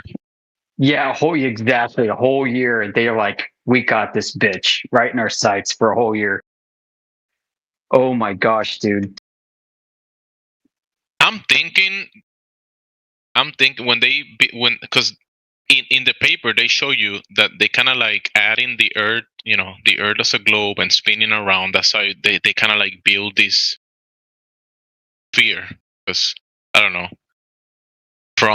Have you seen they show like in one of the papers they show like the Earth and then doing this? They kind of like adding it to the graphic that they depict as the celestial sphere and the 365 days movement. They depict the Earth like going around the sun. Yeah, so for the audience, I can describe it. So they show the Earth's orbit around the sun, and they show that the sporadic meteor complex is a cross configuration that is in the direction of Earth's orbit. So the Earth is rotating into it around and around. And what's interesting is this configuration, this cross configuration, has to be rotating in an orbit too. And why is it rotating? Because Earth is supposedly rotating due to this, Big Bang explosion and gravity, and Earth has an axis, it's a sphere, and it's just doing this. But what about a loose structure of unconnected space rocks, right? That's in a cross configuration. Why is like the outer arm of the cross has to be rotating at a faster velocity than the inner arm that's closer to the sun in order for it to maintain its fixed position of a certain distance from Earth in the orbital path? That makes sense. Like, what is the cosmic mechanism for that?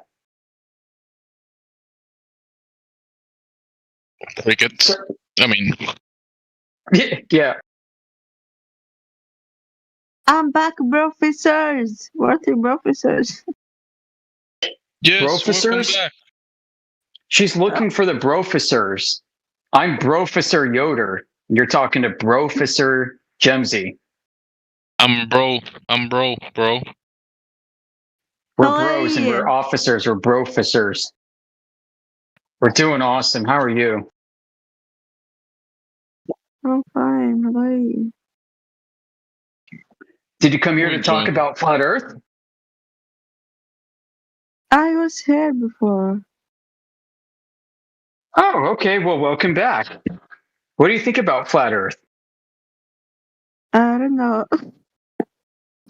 You don't know? Oh. Listen, if the Earth was flat, would you want to know? I don't want to know anything. Yeah, scary, right? What if it actually is this whole time? And what do you want to know? A lot of the student, if it's about FE, don't want to know about anything. Just forget about it. Yeah, like students in college, like, oh man, everyone's going to make fun of me. It's okay, Frog. If you got any questions, you said you were here before, so if eventually you come up with maybe some questions, you're welcome to ask. But if you're not really interested, I mean, what can we do to help you? Do you have any questions at the moment? Anything you want to say about the topic? I don't have anything. You don't have anything. Nothing at all. You have nothing. I'm sorry. Nothing, honey. I don't need to be sorry. I know. It's okay. Eventually, Nut and Honey was a good cereal. Not gonna lie. You ever have Nut and Honey? it sounds like you joined this server maybe to practice your English, right? The English server. That's why you joined. Originally. That's all right. This channel is a little bit, I will say, in the mid-range to advanced categories. If you want to like hold a conversation in here, but yeah, you're welcome to. Because you sound a little bit shy about speaking. That's what it sounds to me. Like you don't want to say too much, right? Are you like a beginner English learner? Yeah. Yeah, beginner. Yeah, that's how it sounds to me. But it's okay. You're welcome to join this channel anytime. You can listen to the conversations, and if you don't have anything to say, you just put yourself in mute. But if eventually you get a question about Globe Earth, Flat Earth, and the topic of this VC, you are welcome to ask us about it, okay? You what? Okay. Okay, good. There's a wonderful song that I think transcends languages for the most part. It's by Jabba and Friends. They're a French reggae group. And their song is Earth is Flat. And Earth is Flat is pretty much the only thing that they say throughout the entire song. And it's a wonderful song. It's a total earworm. I'm going to post it.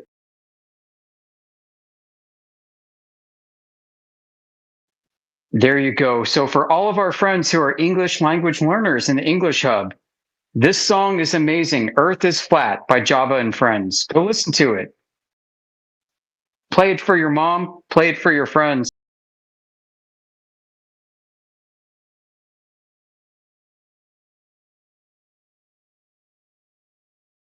It's fun. It's easy. You can sing along to it, and you can flat smack your way to oblivion.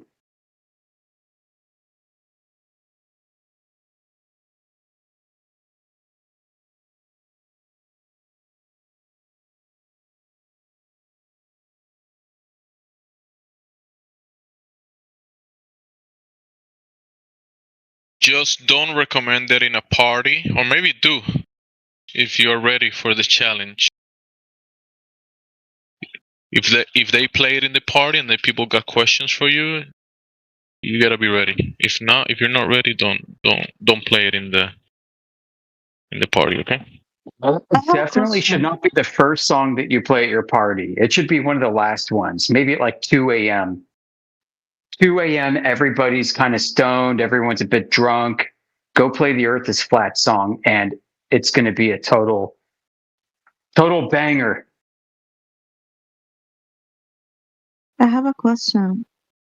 Yeah. A flat means circle, right?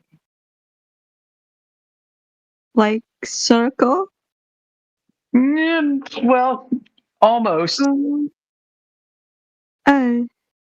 Circles, you can draw them on a flat surface though. So yes, circles might be flat, but you can also, flat as a orientation, like horizontal. But then you can also draw a circle on a wall. That wall is vertical. Is that okay to say, Joder? What do you think? 'Cause you can draw a circle on a wall. That's not flat, is it? Right. Right. So like the Earth is not a globe.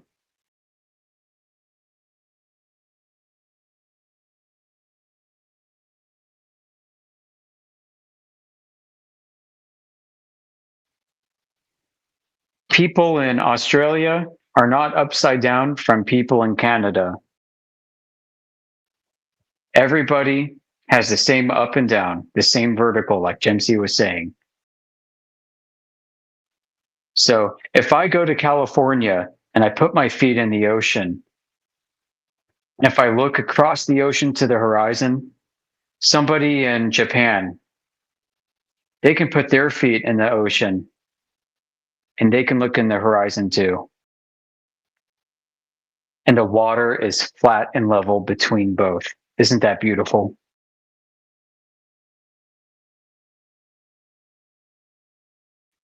This is the earth. This is where we live, folks.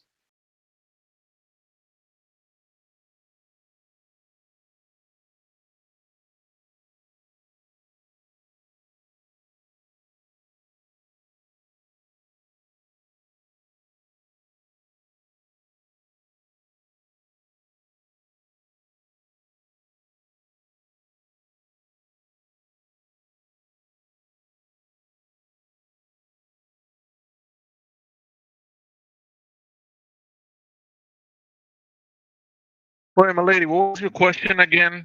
Did we answer your question? Can you ask your question one more time? She says circle something. Go ahead, Frog.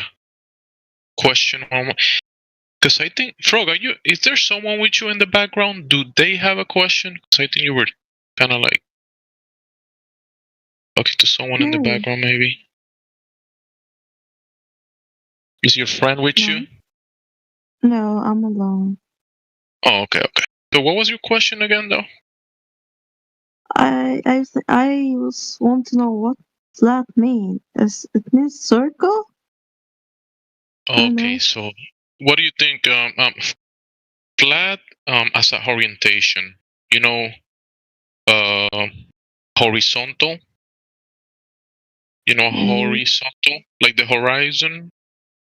Horizontal. Maybe you gotta check definitions. Yeah. What's your mother language, Frog? Arabic. Arabic. Okay. I don't know any Arabic. I'm sorry. No, it's good. So, if you are in the Middle East, the Arab countries, and you point west towards the west, and I'm in the United States, right? And I point towards the east towards you.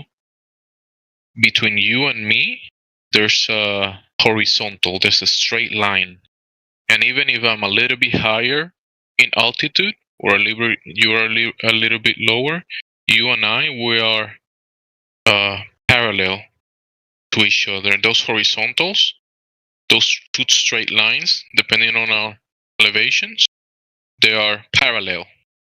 There is no curvature like the globe Earth, like they show you on the TV.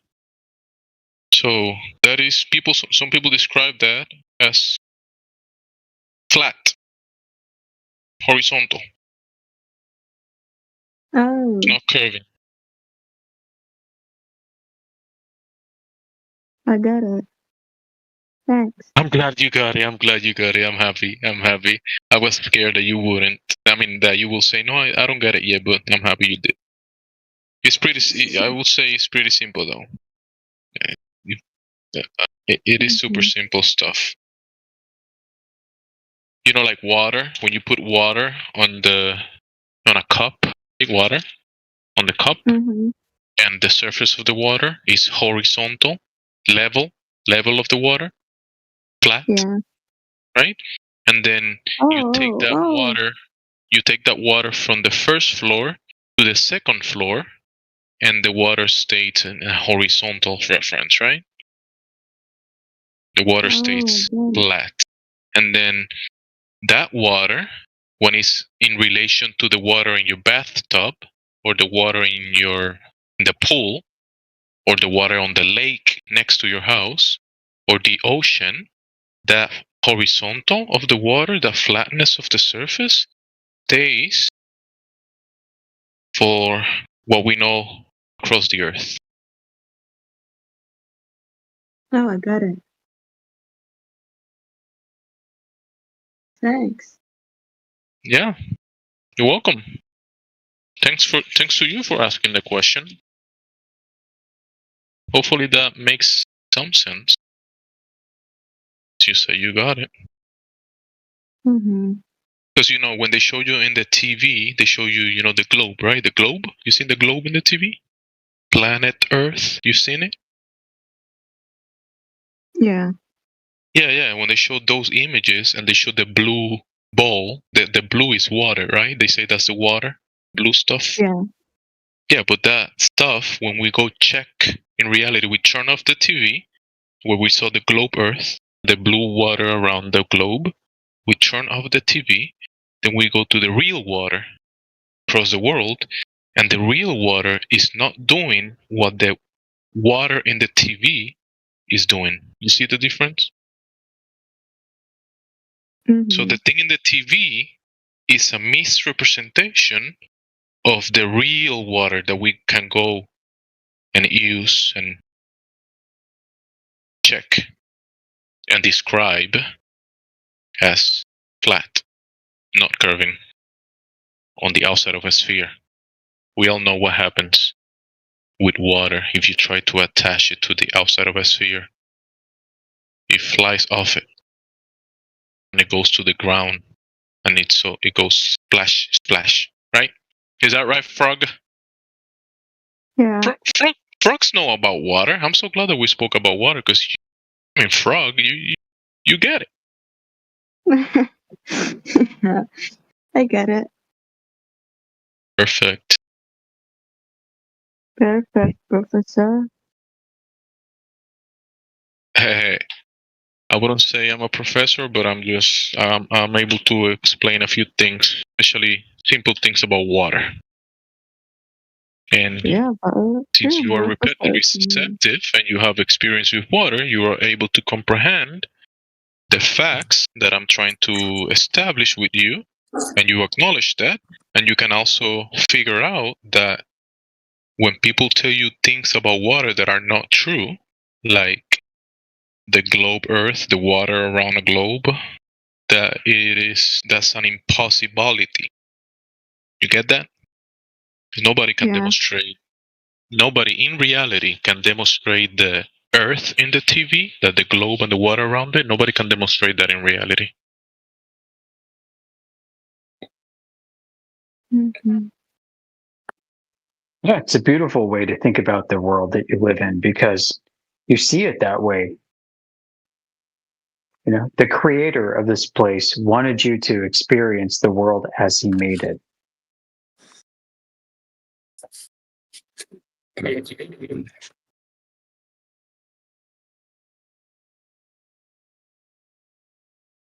Hello, guys. Hey, welcome to 24/7 Flat Earth. Oh, thank you so much. I was just looking for a server that I can practice English, and because I've got 8 days left for my IELTS exam, so I'm kind of stressed out. This might not be where you need to be right now. Like, this is a super advanced room, and we're probably not going to help you pass your exam. However, this room goes into advanced English topics. We talk about science and math, technology, engineering. Yeah. I've heard you speaking about flat Earth, so I didn't get the point. Like, are you speaking about the God existence, or if the Earth is flat or round? Yeah, so we measure the Earth. We check to see if it's a globe, and we found out that it's flat. That's why we're here. All right. Yeah. I've got actually no opinion in that, because I'm not convinced that the Earth is round. Because, you can't really believe what you see nowadays. So I'm kind of skeptical. I have literally no opinion in that. Just to for the sake of the language, that's great that you said that. When you say round, and the other guy was mentioning flat, round and flat are not mutually exclusive. What you actually meant was spherical, as the Earth is presented to you in the TV depictions, movies, right? spherical, that doesn't mean when you say round, you actually mean in that context spherical, right? A circle can be round, a table can be round, a city, and those are can be flat as well. You know. Hopefully, you get that point in reference to the language.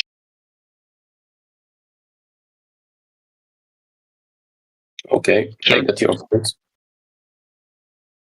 Yeah, we don't think that flat Earth is a disk in space.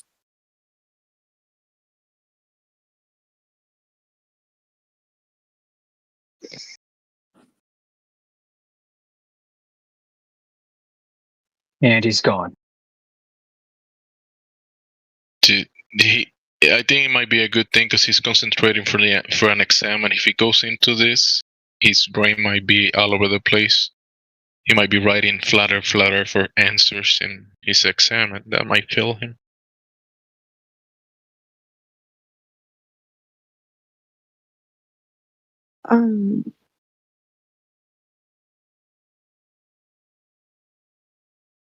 I have another question. Is a flat means like the Earth like a ball? Or like a table? In the TV, when you turn it on and they show you the ball, the globe, and then they write Earth next to it or under it or on top of it, that is the ball Earth, right? In the TV. But when we go to the Earth, when we turn off the TV, we go to reality and we check, we operate, we use the Earth, measure it, build upon it. We don't use it as a ball because it's not a ball.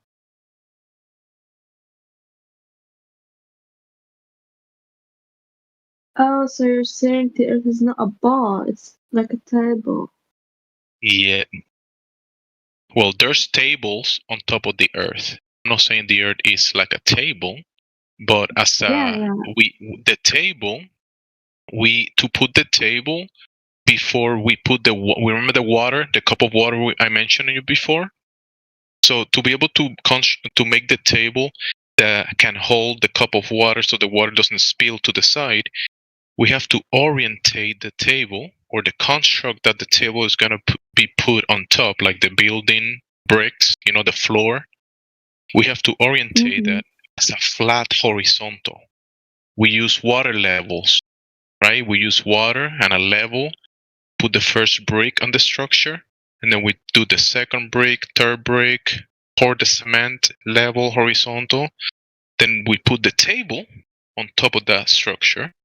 And on top of the table, we put the water, cup of water, right? And we gotta make sure that it's horizontal so it doesn't falls to the floor and goes splash, splash, right? You get it? Mm-hmm. Yeah. Yeah. Do we know how big the table is, Gemsy? How big is the table? That is a good question. I'll pray to the creator to see if he gives me that answer. I don't really know how big it is. Well, all across the world, there's many places called mesas, and mesa is like a Spanish or Latin word for table, mesa, and mesas are horizontal, flat. And if there's many of those across the surface of the Earth. If you want to describe the Earth as a table, I mean, in the flatness or horizontal frame of reference, yes, it is like a table. But is it a table?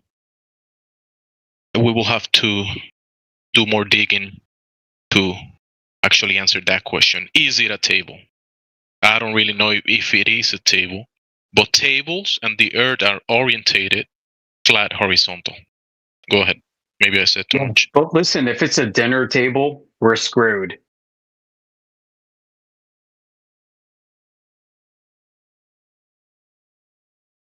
If it's a dinner table, we're screwed because we are the main plate. It took me a minute, but that might be the case in reality. I mean, if you go to McDonald's, you might be eating people. Anyways, go ahead.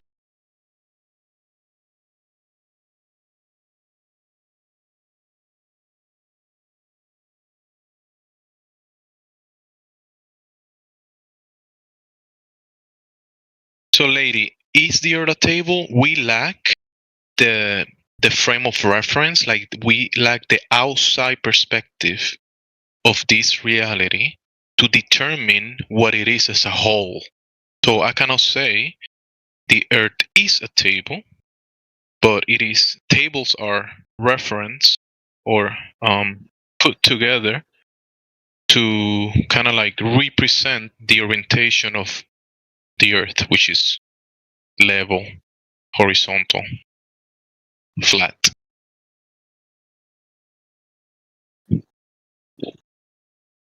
Does that answer your second question?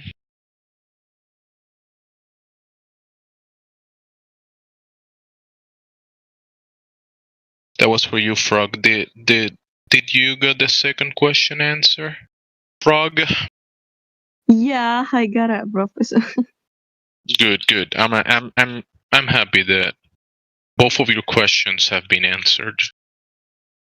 If you have more questions, you are welcome to ask while I'm doing the dishes.